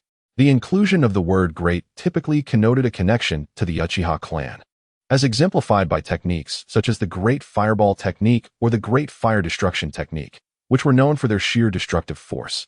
However, these were not suited for Tohei. He sought something stronger, something more perilous. With the high-level fire release serving as a benchmark, he could better cultivate his own sage techniques. Specifically tailored for his sage mode and enhanced by his natural energy-infused body, fire release posed no challenge or risk for him. With a decisive gesture, Orochimaru formed hand seals and summoned a serpent as thick as an arm, which then produced a scroll containing the ninjutsu. You are not permitted to copy it. Return it to me in 3 days when we will undertake the mission together. He tossed the scroll over. In truth, ninjutsu was typically viewed just once in situ, and it was generally forbidden to take it out of sight. This only underscored Orochimaru's genuine generosity. It was no wonder many ninjas were willing to follow him, even aware of his ruthless nature. Thank you, Lord Orochimaru. Tohei expressed his gratitude as he accepted the scroll. This boon was indeed substantial. However, the stipulation that he must personally return to claim the mission was likely a means of balancing the reward with his contributions. It is what you deserve. Orochimaru nonchalantly waved him off. Lord Orochimaru, if I were to assemble a team, would I be allowed to select my own subordinates? Tohei suddenly recalled something and seized the opportunity to inquire. If one possesses the backing of the Hokage or any significant support, such matters would merely constitute fundamental operations. However, lacking such resources, one can only tread the path of Orochimaru. Indeed, Orochimaru remained engrossed in his documents, his head not lifting for a moment. It would be impossible to capture his interest without a compelling reason, yet the current situation piqued his curiosity, rendering him indifferent to minor details. Perfect. Tang Ping was immensely satisfied with his opportunity to unleash his frustrations, although not in front of Danzō. Utilizing Orochimaru to achieve this effect, while simultaneously reaping substantial benefits, was an unexpected windfall. Nevertheless, the immediate priority was to form a team, allowing him to delve into the study of sage techniques and sage mode with peace of mind. He harbored no concerns about pairing with the other 2. One was a cripple, and the other had a heart condition. One would have to be exceedingly reckless to align with them, ensuring he would remain without teammates. Upon arriving at the adjacent logistics office, he identified himself as a chunin and expressed his intent to establish his own squad. This is the list of available genin. The other party presented him with a roster of genin without teams, as those already assigned would not appear on it. I request the services of Hinata Kyojetsu and Yamakawa Hiroshi. Tang Ping stated their names directly. Yamakawa Hiroshi dared not speak, but Hinata Kyojetsu was certainly not on the list. The Hinata clan. Its significance is well understood by those in the know. Even with one leg, executing missions might be challenging, but having such a human radar stationed at the base would undoubtedly ease the task. Just as this administrative ninja began to explain, he heard the subsequent declaration. I have already received Lord Orochimaru's permission. Tang Ping had no intention of indulging in pretentiousness should a confrontation arise. It would be far more gratifying to engage Danzō or the Konoha F4. I shall summon them immediately. The administrative ninja promptly changed his tune without hesitation. He was not worried about Tang Ping's bold claims, for impersonating Orochimaru's orders bore dire consequences. Shortly thereafter, 2 ninjas adorned with Konoha headbands entered. One was tall and robust, while the other was petite and slender, a striking contrast between the two, a male and a female.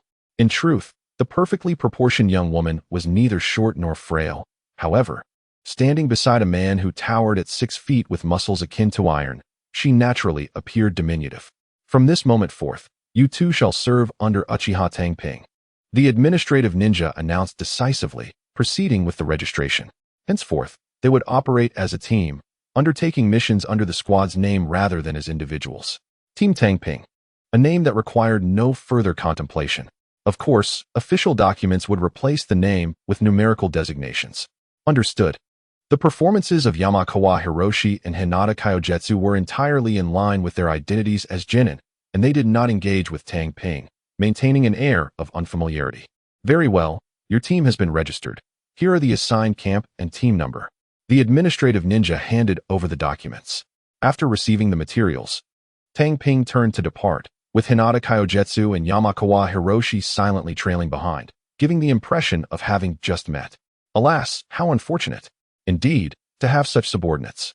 Fortunately, they are not our teammates. The number of ninjas in the camp is roughly around 1,000, and among them, we must exclude those who seldom return. These individuals are acutely aware of the circumstances surrounding Nichi Sujetsu and Yamakawa Hiroshi, which makes Tohei's situation rather pitiable. However, they remain utterly oblivious to the true nature of these two extraordinary beings. One is a possessor of the rebirth eye in its embryonic stage, with combat prowess that is merely nascent, while the other is a superhuman endowed with 2 hearts. Coupled with Tohei, their captain who has mastered the Sage Mode. This small team can only be described in 2 words, defying heaven. By the way, their team is designated as Team 404, at least in terms of official nomenclature, though they likely refer to themselves as Tohei's team. The trio arrived at the tent assigned to their squad, which was approximately 12 square meters in size. Inside, there were 3 beds separated by curtains, along with basic living necessities. Let us find a place to practice ninjutsu. After glancing around the tent and placing his belongings down, Tohei beckoned the other 2 to follow him out of the camp. Certain matters were not suitable for discussion within the confines of the camp. Naturally, the 2 had no objections. Thus, Team 404 departed the camp and ventured a few kilometers away to seek an open area. Byakugan. Hyuga Sujetsu activated his Byakugan, and after surveying their surroundings, he nodded in affirmation. They then proceeded to delve into the main topic. How is your body faring? Tohei first inquired of Yamakawa Hiroshi. The latter had received a second heart from Tohei, although his own blood still flowed within him, giving the impression of having undergone countless epochs of natural evolution. Tohei wished to ascertain if there were any anomalies present. Very well, came the exuberant response from the now bald Yamakawa Hiroshi, who could no longer maintain his stoic facade. In essence, the situation was exceedingly favorable. With the addition of a second heart, his physical capabilities were on a continual rise, particularly in strength and stamina, which had multiplied several times over. Moreover, he had been diligently honing his physical techniques to better exploit these newfound advantages. Of course, there were drawbacks as well. Food. His appetite had markedly increased. Yet, in light of the benefits reaped, this was a trivial matter. After all, as ninjas, even if provisions were scarce, they could still hunt to satisfy their hunger. Is that so? Upon hearing this, Tohei realized he had indeed mastered a formidable enhancement technique. The second heart. However, this technique merely marked the beginning of a divine transformation. Tohei was not averse to pursuing subsequent surgeries, but he was hindered by a lack of resources and time. Had he not possessed a crucial material at present, the possibility of further procedures would have been utterly non-existent. For now, they could only be placed on hold.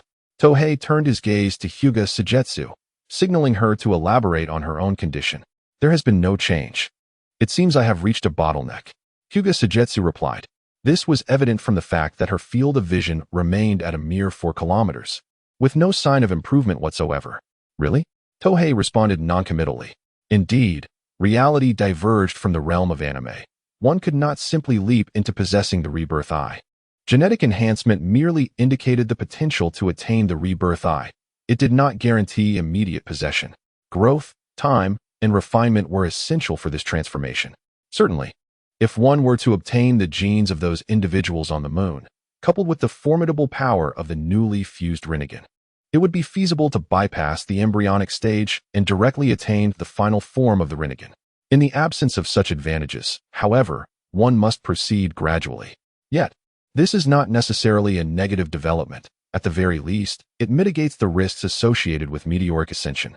As one can observe from the fate of a certain red-haired individual, Nagato, please directly provide me with my identification number. Thank you. 3 days hence, I shall retrieve our team's inaugural mission from Orochimaru. Tang Ping articulated the subsequent arrangements. He seemed oblivious to a significant detail when addressing Orochimaru. He neglected to use the honorific lord.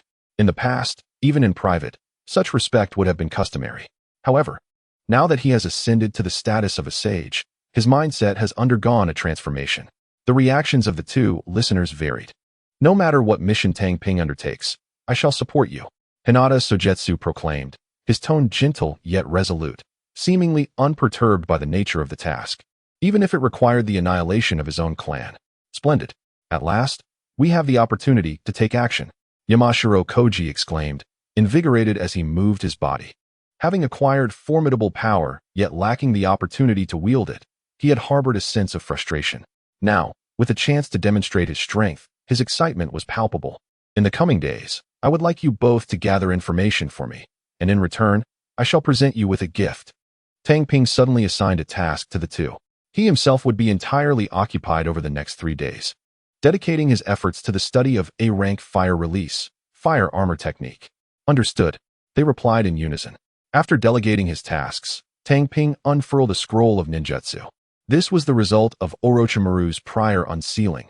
Otherwise, even if others obtained it, they would be unable to comprehend its contents. The scroll was densely packed with characters and illustrations, enough to induce anxiety in those averse to clutter. The notion that ninjutsu could be encapsulated in merely a few hundred characters is patently naive.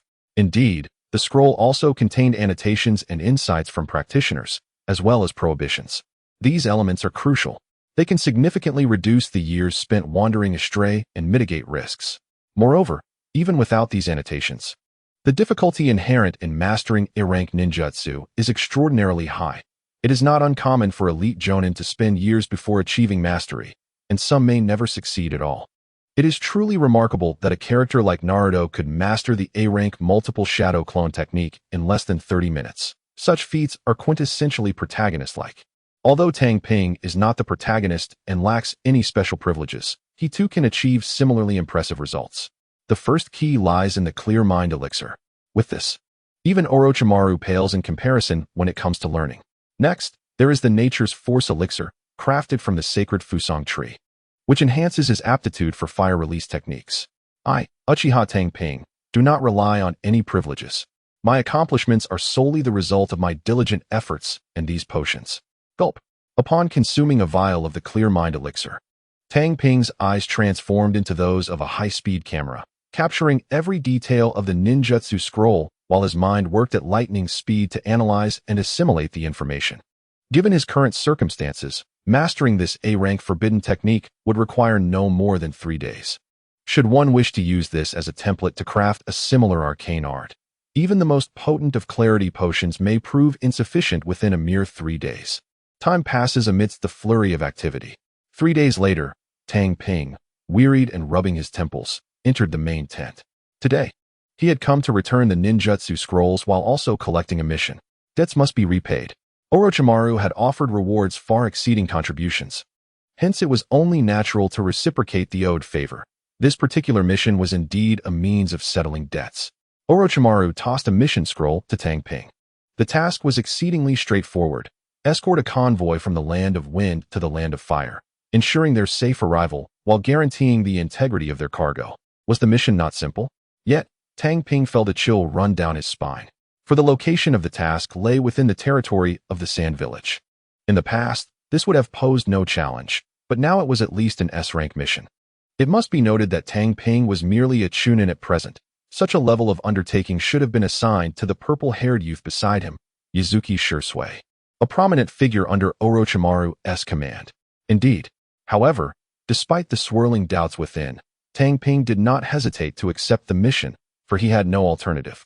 In terms of strength, he certainly possessed the qualifications to contend with the opposition, yet in terms of status, he remained but a chunin.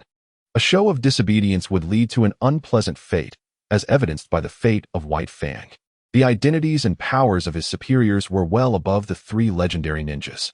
There was no escaping that reality. Unless he wished to sever all ties with Konoha and forsake its resources, refusing such a routine mission was simply not an option. Oh, and there are several teams to assist you on this mission, Orochimaru added just before Tang Ping departed. Damn, Tang Ping cursed inwardly.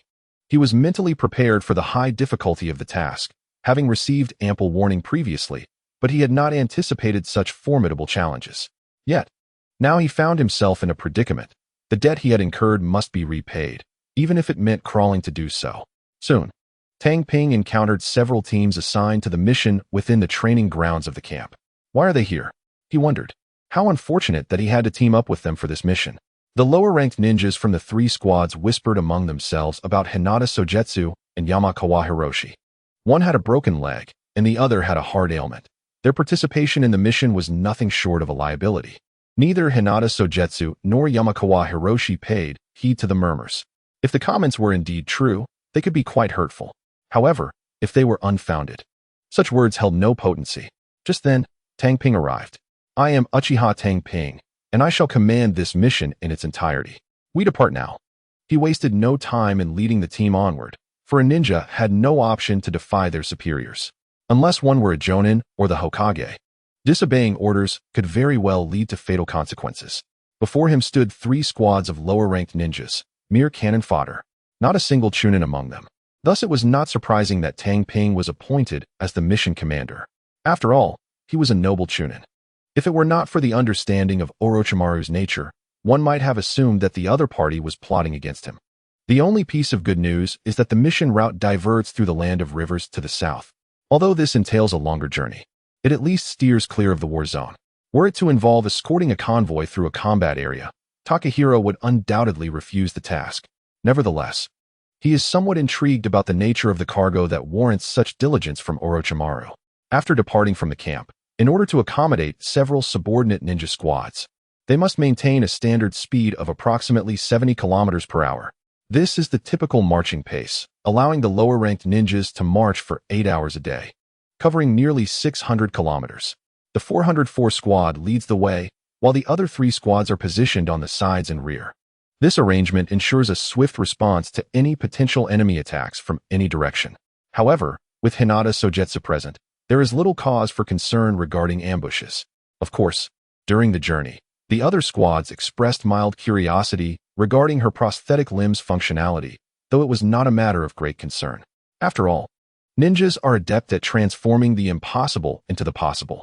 If one can function normally despite blindness, utilizing a prosthetic limb should be trivial. As Takahiro leapt forward, he tossed 2 palm-width tactical belts to his teammates. What is this? Hinata Sogetsu inquired, examining the belt, which housed several vials of potion. Tactical belt. Takahiro revealed its designation. While a ninja tool pouch is also useful, its internal space is limited, and retrieving items can be cumbersome. Nothing can compare to the convenience of this self-designed belt. The speed at which a ninja can deploy tools from a tactical belt far surpasses that of a tool pouch. Do not underestimate this slight difference in ninja combat. Every fraction of a second counts. The belt is well equipped, containing healing potions, restorative solutions, antidotes, and more. Strange names, Hinata Sogetsu murmured, her eyes gleaming with curiosity as she examined the belt in her hands. Clearly, she recognized the advantages it offered. Not only does it expedite item retrieval for ninjas, but it also allows for the carrying of more supplies, such as potions that are impractical to transport in a traditional tool pouch due to fragility. This belt effectively resolves that issue with its simple yet functional design. Meanwhile, Yamashina Hiroshi had already secured his belt around his waist mid-leap. The potion slots on the belt feature a compact protective design, alleviating concerns about breakage during movement. Is this the surprise you prepared for us? Hinata Sogetsu recalled the items Takahiro had instructed them to gather, such as medicinal herbs and test tubes. What do you think? Takahiro asked, pleased with his gift. Indeed, while the tactical belt is an accessory, the true treasures lie within the potions. Very impressive, Yamashina Hiroshi remarked as he tested the belt, finding that it did not hinder his movements, nodding in satisfaction. Gulping down a clarity potion, Takahiro began to analyze rapidly, simultaneously keeping an eye on their surroundings, mastering the art of multitasking. This was a capacity he had only recently discovered. However, utilizing it placed a considerable burden on the user. Having employed the interstitial cells, he had significantly augmented his strength, for otherwise, he could not possibly withstand the consumption. The concepts of sage mode, sage arts, and the ascent to divinity swirled in his mind. Since there was no option to remain idle and inconspicuous, he had no choice but to exert himself to the utmost. Soon, the team entered the land of rivers. Yet, as they passed by the small island where they had previously camped, Tang Ping's pace slowed. Caw-caw? A multitude of crows had gathered on the island, drawn by an abundance of food, corpses. The island's inhabitants had all succumbed, their crimson blood staining the ground. What is happening? Hinata Tsungyue noticed something amiss. It's nothing, Tang Ping replied, averting his gaze from the familiar small bodies, silently shaking his head before continuing onward. This was the ninja world. Such occurrences were utterly commonplace. Hadn't they observed that the other members of their team were deliberately ignoring it? If it had been an attack by ninja, they might have taken it seriously, but it was evident that these were mere victims of ordinary bandits. And thus they remained indifferent. Before long, they arrived in the land of wind. Beneath the swirling sands, they successfully located the concealed convoy. 5 carts. The wheels carved deep impressions into the sandy ground, indicating their heavy load. Who are you? The convoy's leader, a portly middle-aged merchant, scrutinized Tang Ping and his companions with suspicion.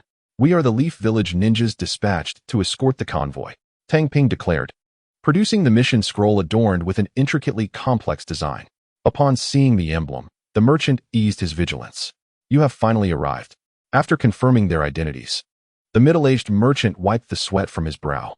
Heaven knows the risks he had taken for this shipment. But fortune favors the bold. Should this transaction succeed, he would reap great rewards. Let us depart at once, Tang Ping insisted, wishing to avoid any unnecessary delays, sensing an ominous presence. If these were merely ordinary goods, Orochimaru would not have entrusted him with their escort. Thus, the sooner they completed this task, the better. Very well. The merchant understood the urgency and promptly signaled his men to mobilize the vehicles. It was evident that these carts were specially designed to traverse the desert with ease. The journey proceeded smoothly. The team soon reached the border of the land of wind. Once they entered the land of rivers, the path would be considerably safer. Even if the sand ninjas continued their pursuit, the Leaf Village could deploy reinforcements. It was at this moment that a warning came. There are pursuers, shadow-level warriors. Hinata Tsungyue whispered to Tang Ping, who was seated atop the cart, his senses heightened. Among the pursuers was a shadow-level opponent. Go ahead, our squad will intercept them. Tang Ping leaped down from the cart, casting a glance at his tactical belt, where a vial containing a crystalline green liquid was secured. The spring of clarity. If all went as planned, today would witness the emergence of Sage Mode. Tang Ping had never considered keeping Sage Mode a secret. This technique is hardly a forbidden art shrouded in darkness. At most, it merely attracts a multitude of covetous gazes. However, as an immortal, he possesses the means to withstand such scrutiny. Moreover, he intends to leverage his celestial status to gain a voice in matters at hand. He is not inclined to remain a mere pawn, a figure of obscurity. In the past, this might have been acceptable, as it afforded him the luxury of tranquility. Yet now, lying low is no longer an option. He must strive for influence. Yes, everyone responded simultaneously, except for Team 404, which moved against the tide. The convoy and the other 3 teams hastened their advance towards the land of rivers. With the convoy present, we might struggle to unleash our full potential, Tang Ping explained on their way back, clarifying that he wasn't T1 to speak in riddles. The clash of formidable opponents would undoubtedly affect the convoy, leading to an immediate failure of their mission. Thus, it was wiser to turn back and intercept, seizing control of the situation while selecting the battlefield. The trio soon came to a halt as the pursuers emerged before them, a mere 7 individuals. Yet, their presence bore the weight of a scorching desert wind. Particularly the youth at the forefront, with short brown hair, clad in a black ninja uniform, and sporting distinctive panda-like eyes. It was Rasha. Last time, he accompanied the 3rd Kazekage to the Hidden Leaf, but his understated demeanor and lesser popularity compared to Yitsong left him relatively unnoticed. However, this did not imply weakness. In terms of both strength and intellect, he was no less formidable than Yitsong. He also possessed a Kekkei Genkai, magnet release, gold dust. This allowed him to manipulate gold dust using magnetic forces. Kill them. Rasha commanded his 6 subordinates, his gaze fixating on Tang Ping. Wind release, gale palm. Yameji and Koji began forming seals to cast his jutsu. This was an upgraded version of his previous C-rank technique, gale palm, enhancing its output efficiency and chakra utilization, thereby elevating it to a B-rank jutsu. With a powerful gust, a massive wave of yellow sand surged forth, obscuring the vision of both parties. Given the distance and the nature of the wide area technique, it was unlikely to inflict harm. Its primary function was to control the battlefield. At the very least, it would allow the 6 sand ninjas to evade danger while concealing their own movements. Crucially, it would also facilitate cooperation with Hinata Tsunyue, who, with her Byakugan, would remain unaffected by the obscured visibility. Swoosh, swoosh. Several kunai sliced through the swirling sands towards their target. Clang, clang. The sound of metal clashing rang out as the kunai thrown by Hinata Tsunyue were intercepted by the sand ninjas, prepared for the onslaught. They could block even with their eyes closed, making it challenging to achieve a decisive result with thrown weapons unless employing specialized techniques. However, these actions served merely as a diversion. Seizing the opportunity, Hinata Tsunyue closed in on one of the sand ninjas. Soft fist. She executed a technique from the Hyuga martial arts. Yet, her stance was not palm forward. Instead, her 5 fingers extended, resembling a divine weapon poised to strike. Thud. The sand ninja, along with his armor, was pierced by the delicate, ivory fingers of Hinata Tsunyue. Indeed, this was the secret technique she had developed at Tang Ping's suggestion, the blade of the razor. Channeling chakra through the arms, one can unleash a formidable piercing force, akin to affixing the technique of Kaiten to one's limb.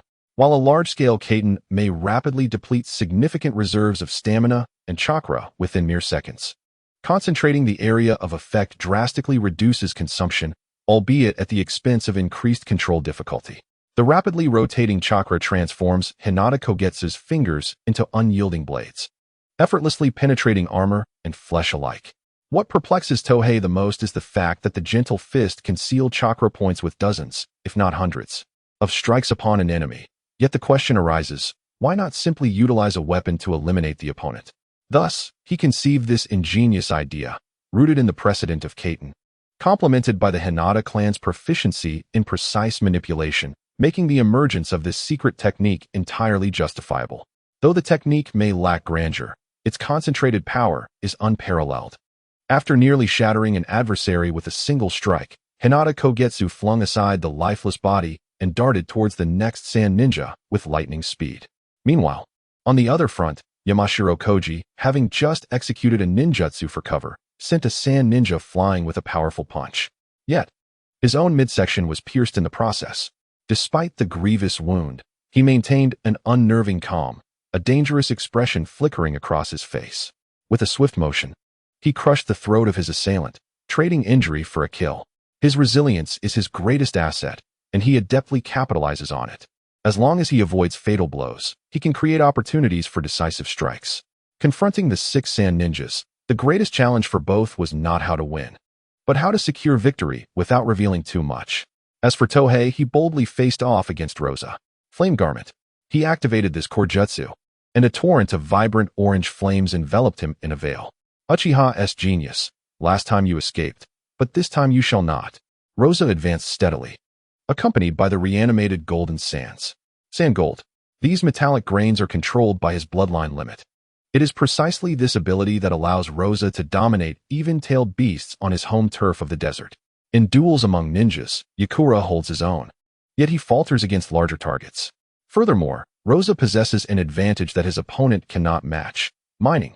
The finances of the Sand Village are tenuously upheld by Rosa's use of magnetic release for excavation. In the future, the Sand Village will likely choose Rosa as the 4th Kazekage over the more popular Yakura due to these 2 pivotal factors. Historically, the father of Gaara and his siblings met his demise at the hands of Orochimaru, only appearing in memories and during reincarnation, thus having little opportunity to showcase his prowess. Yet now, Tohei finds himself directly engaged with a living opponent, igniting a thrill within him. Humph, escape is not certain, he retorted defiantly. Even recognizing Rosa as a shadow-level threat, albeit desert-bound, he felt no fear. Be careful. Suddenly, Hinata Kogetsu's warning rang out. Upon hearing the alert, Tang Ping executed a swift forward roll, evading the ambush from behind. It turned out that the entity he had been conversing with was merely a sand clone, while the true opponent had stealthily positioned themselves behind him for a surprise attack. One must commend Luo Sha for embodying the essence of a cunning strategist, showing no regard for martial ethics, opting instead to deceive and ambush a mere chunin. Had it not been for Hinata Tsangyue's timely warning, he might have found himself at a severe disadvantage. However, this initial ambush was merely the prelude. Magnet release, sand gold. A deluge of golden sand surged forth like a furious tide towards Tang Ping. This was the true nature of Luo Sha's offensive. The battle of shadow-level warriors had officially commenced, presenting an exquisite opportunity for Tang Ping to validate his own prowess. After exchanging blows for several rounds, Luo Sha paused, assessing Tang Ping with newfound recognition. Indeed, you possess the capability to escape the last ambush. As for why Tang Ping did not summon Tai Yi for assistance, one must understand that confronting such a high agility, high mobility, shadow-level foe, who excelled at targeting large adversaries, would only invite further hardship. The chakra required for summoning would be better spent on engaging directly. Luo Sha may have halted his assault, but that did not imply Tang Ping would do the same. Solitary joy butchery. He unleashed a formidable strike with the Jinwu fluid technique, only for Luo Sha to counter with a barrier of golden sand erupting from the ground. The strength of his opponent was staggering. Only through genuine combat could one truly comprehend the might of a shadow-level warrior, an entirely different echelon compared to a jonin. It was merely Tang Ping's lack of intelligence that allowed Luo Sha to proceed cautiously, testing the waters. Otherwise, he would have already found himself in dire peril. Yet, if this was all the strength Luo Sha possessed, then he would meet his demise here. With arms crossed, Luo Sha began to spread more golden sand around him, transforming the battlefield into a vast ocean of gold. A thunderous roar erupted as towering waves of sand and gold surged forth. How exaggerated! Tang Ping marveled at the tsunami-like assault. Although shadow-level warriors are only one rank above jonin, the disparity in capabilities is immense. Even numerous jonin would struggle against a shadow-level opponent, unable to match their speed or strength. This is precisely why shadow-level warriors hold such significance. Meanwhile, observing the commotion from a distance, Hinata Tsangyue, who had been performing on the other side, felt a sense of urgency. Shinra Tensei. She unleashed a powerful repulsion, sending the sand ninja, who had attempted to attack from behind, crashing away, then darted forward with remarkable speed. With a swift motion, her right hand pierced through the heart of her foe with the precision of a razor. Had it not been for the necessity of theatrics, she could have easily dispatched this chunin in a single blow. With the last sand ninja on her side dealt with, she focused intently on the distant golden sea, prepared to intervene at the slightest hint of trouble.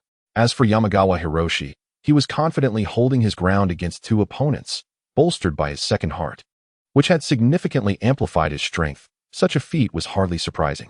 On the other side, the warm-up had concluded. Tang Ping disregarded the impending wave of sand and gold, his hands commencing a series of seals. Thunder rumbled as the sand and gold swiftly engulfed his position. Magnet release, sand gold burial.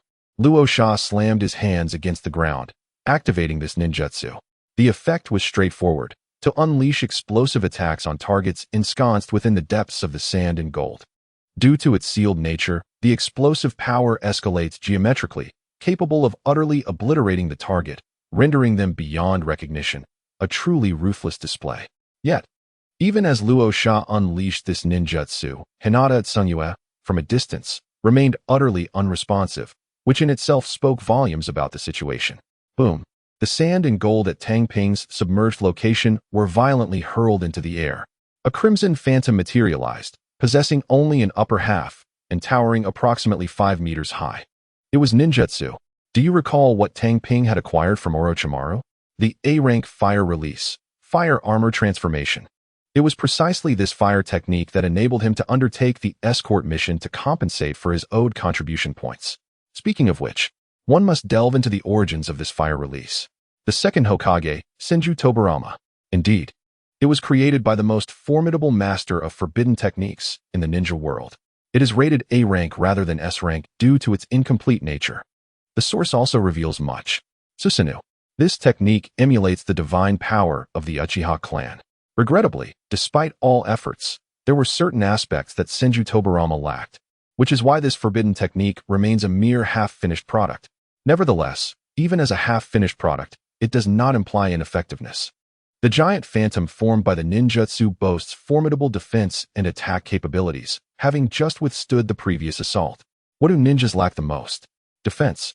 To put it bluntly, acquiring this ninjutsu made Tang Ping want to howl with joy. With such a core ninjutsu, combined with his accumulated knowledge of ninjutsu and sealing techniques, he soared to new heights, standing shoulder to shoulder with the sun. Within just a few days, he not only mastered this A-rank half-finished fire release, but also reaped other rewards. Slowly, he formed hand seals. The fiery phantom enveloping his being mirrored his movements. Fire release, flame garment. Roar. The golden-orange flames began to envelop the giantess form, solidifying into a crimson armor. The flame garment and fire armor transformation are complementary techniques, capable of being executed simultaneously. The effects differ greatly depending on whether the flame garment is applied to oneself or the fiery phantom. For instance, when used on oneself, the power must be limited. Even with high flame resistance, a human body has its limits. In the case of the fire giant, however, temperature could be elevated indefinitely, thereby amplifying the potency of the flame garment without restraint. Thus, Tang Ping attained his first S-rank ninjutsu, fire release, Zhu Rong. The temperature in the air surged dramatically, akin to being trapped within a furnace. In reality, this was not a positive development. The rise in temperature indicated Tang Ping's insufficient control. Had his control been adequate, the heat would have been contained within the giant's form, only to erupt like a volcano during an attack. A truly terrifying ninjutsu, and yet, because of this, I absolutely cannot allow you to escape, Luosha commented. Indeed, the only fitting description is terrifying. The emphasis lies on the opponent's age. To master such a dreadful forbidden technique at merely a dozen years old is an exaggeration, even for a genius. Should the adversary be allowed to escape, in a few years, they would undoubtedly become formidable, akin to White Fang, capable of slaying even the most fearsome of foes single-handedly. Magnet release, sand gold domain. Rusha committed himself entirely. A myriad of sharp golden spears emerged, proliferating like trees, seemingly intent on sealing off the battlefield, piercing through all in their path. Fire Fist. Tang Ping unleashed a powerful strike with his right hand. Simultaneously, Zhu Rong mirrored his movements. Boom! An awe-inspiring column of fire erupted, obliterating everything before it and cascading towards Rusha. Magnet release, sand cushion. Although it could have been blocked head-on, Rusha opted for evasion, leaping into the air and conjuring sand gold beneath his feet to form a platform, allowing him to float. At this moment, the ground was ensnared by countless golden spears, encasing Zhu Rong's movements like a cage. Magnet release, sand gold cube. Rusha continued to execute his ninjutsu, refusing to grant Tang Ping a moment's respite. Rustle. A substantial amount of sand gold slowly levitated under the influence of magnet release, coalescing to form an immense, unparalleled sand gold cube suspended in the air. What devastation could be wrought by several thousand tons of metal plummeting from above? Catastrophic. Its sole vulnerability lay in the slow activation of the ninjutsu and the conspicuousness of the target, making it relatively easy for a highly mobile ninja to evade. Yet, Rusha's timing was remarkably astute. He first sealed the battlefield with the sand gold domain before unleashing this ninjutsu. Truly a master of shadow-level prowess. Tang Ping naturally discerned his opponent's strategy, filled with admiration. If he wished to evade, he would have to forego the activation of the Zhu Rong ninjutsu. Had he been in sage mode, he would have been confident in overcoming his opponent. However, with remaining strength, even without entering sage mode, he could retreat, thus preserving his sage mode for later. After all, what he sought was merely the power of discourse. To withdraw unscathed from a full frontal assault by a shadow-level master would suffice to grant him that power, without the necessity of resorting to sage mode. Let me witness the limits of my normal state. Tang Ping consumed a soldier's meal pill and prepared to deliver a full-force strike without entering sage mode. With Hinata Tsukugetsu by his side, he was unafraid of unforeseen circumstances. He raised his right index finger, causing the temperature around him to plummet dramatically, and the light to dim.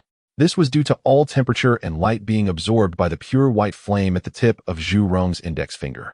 Sand Gold Cube versus Great Serpent Nagi.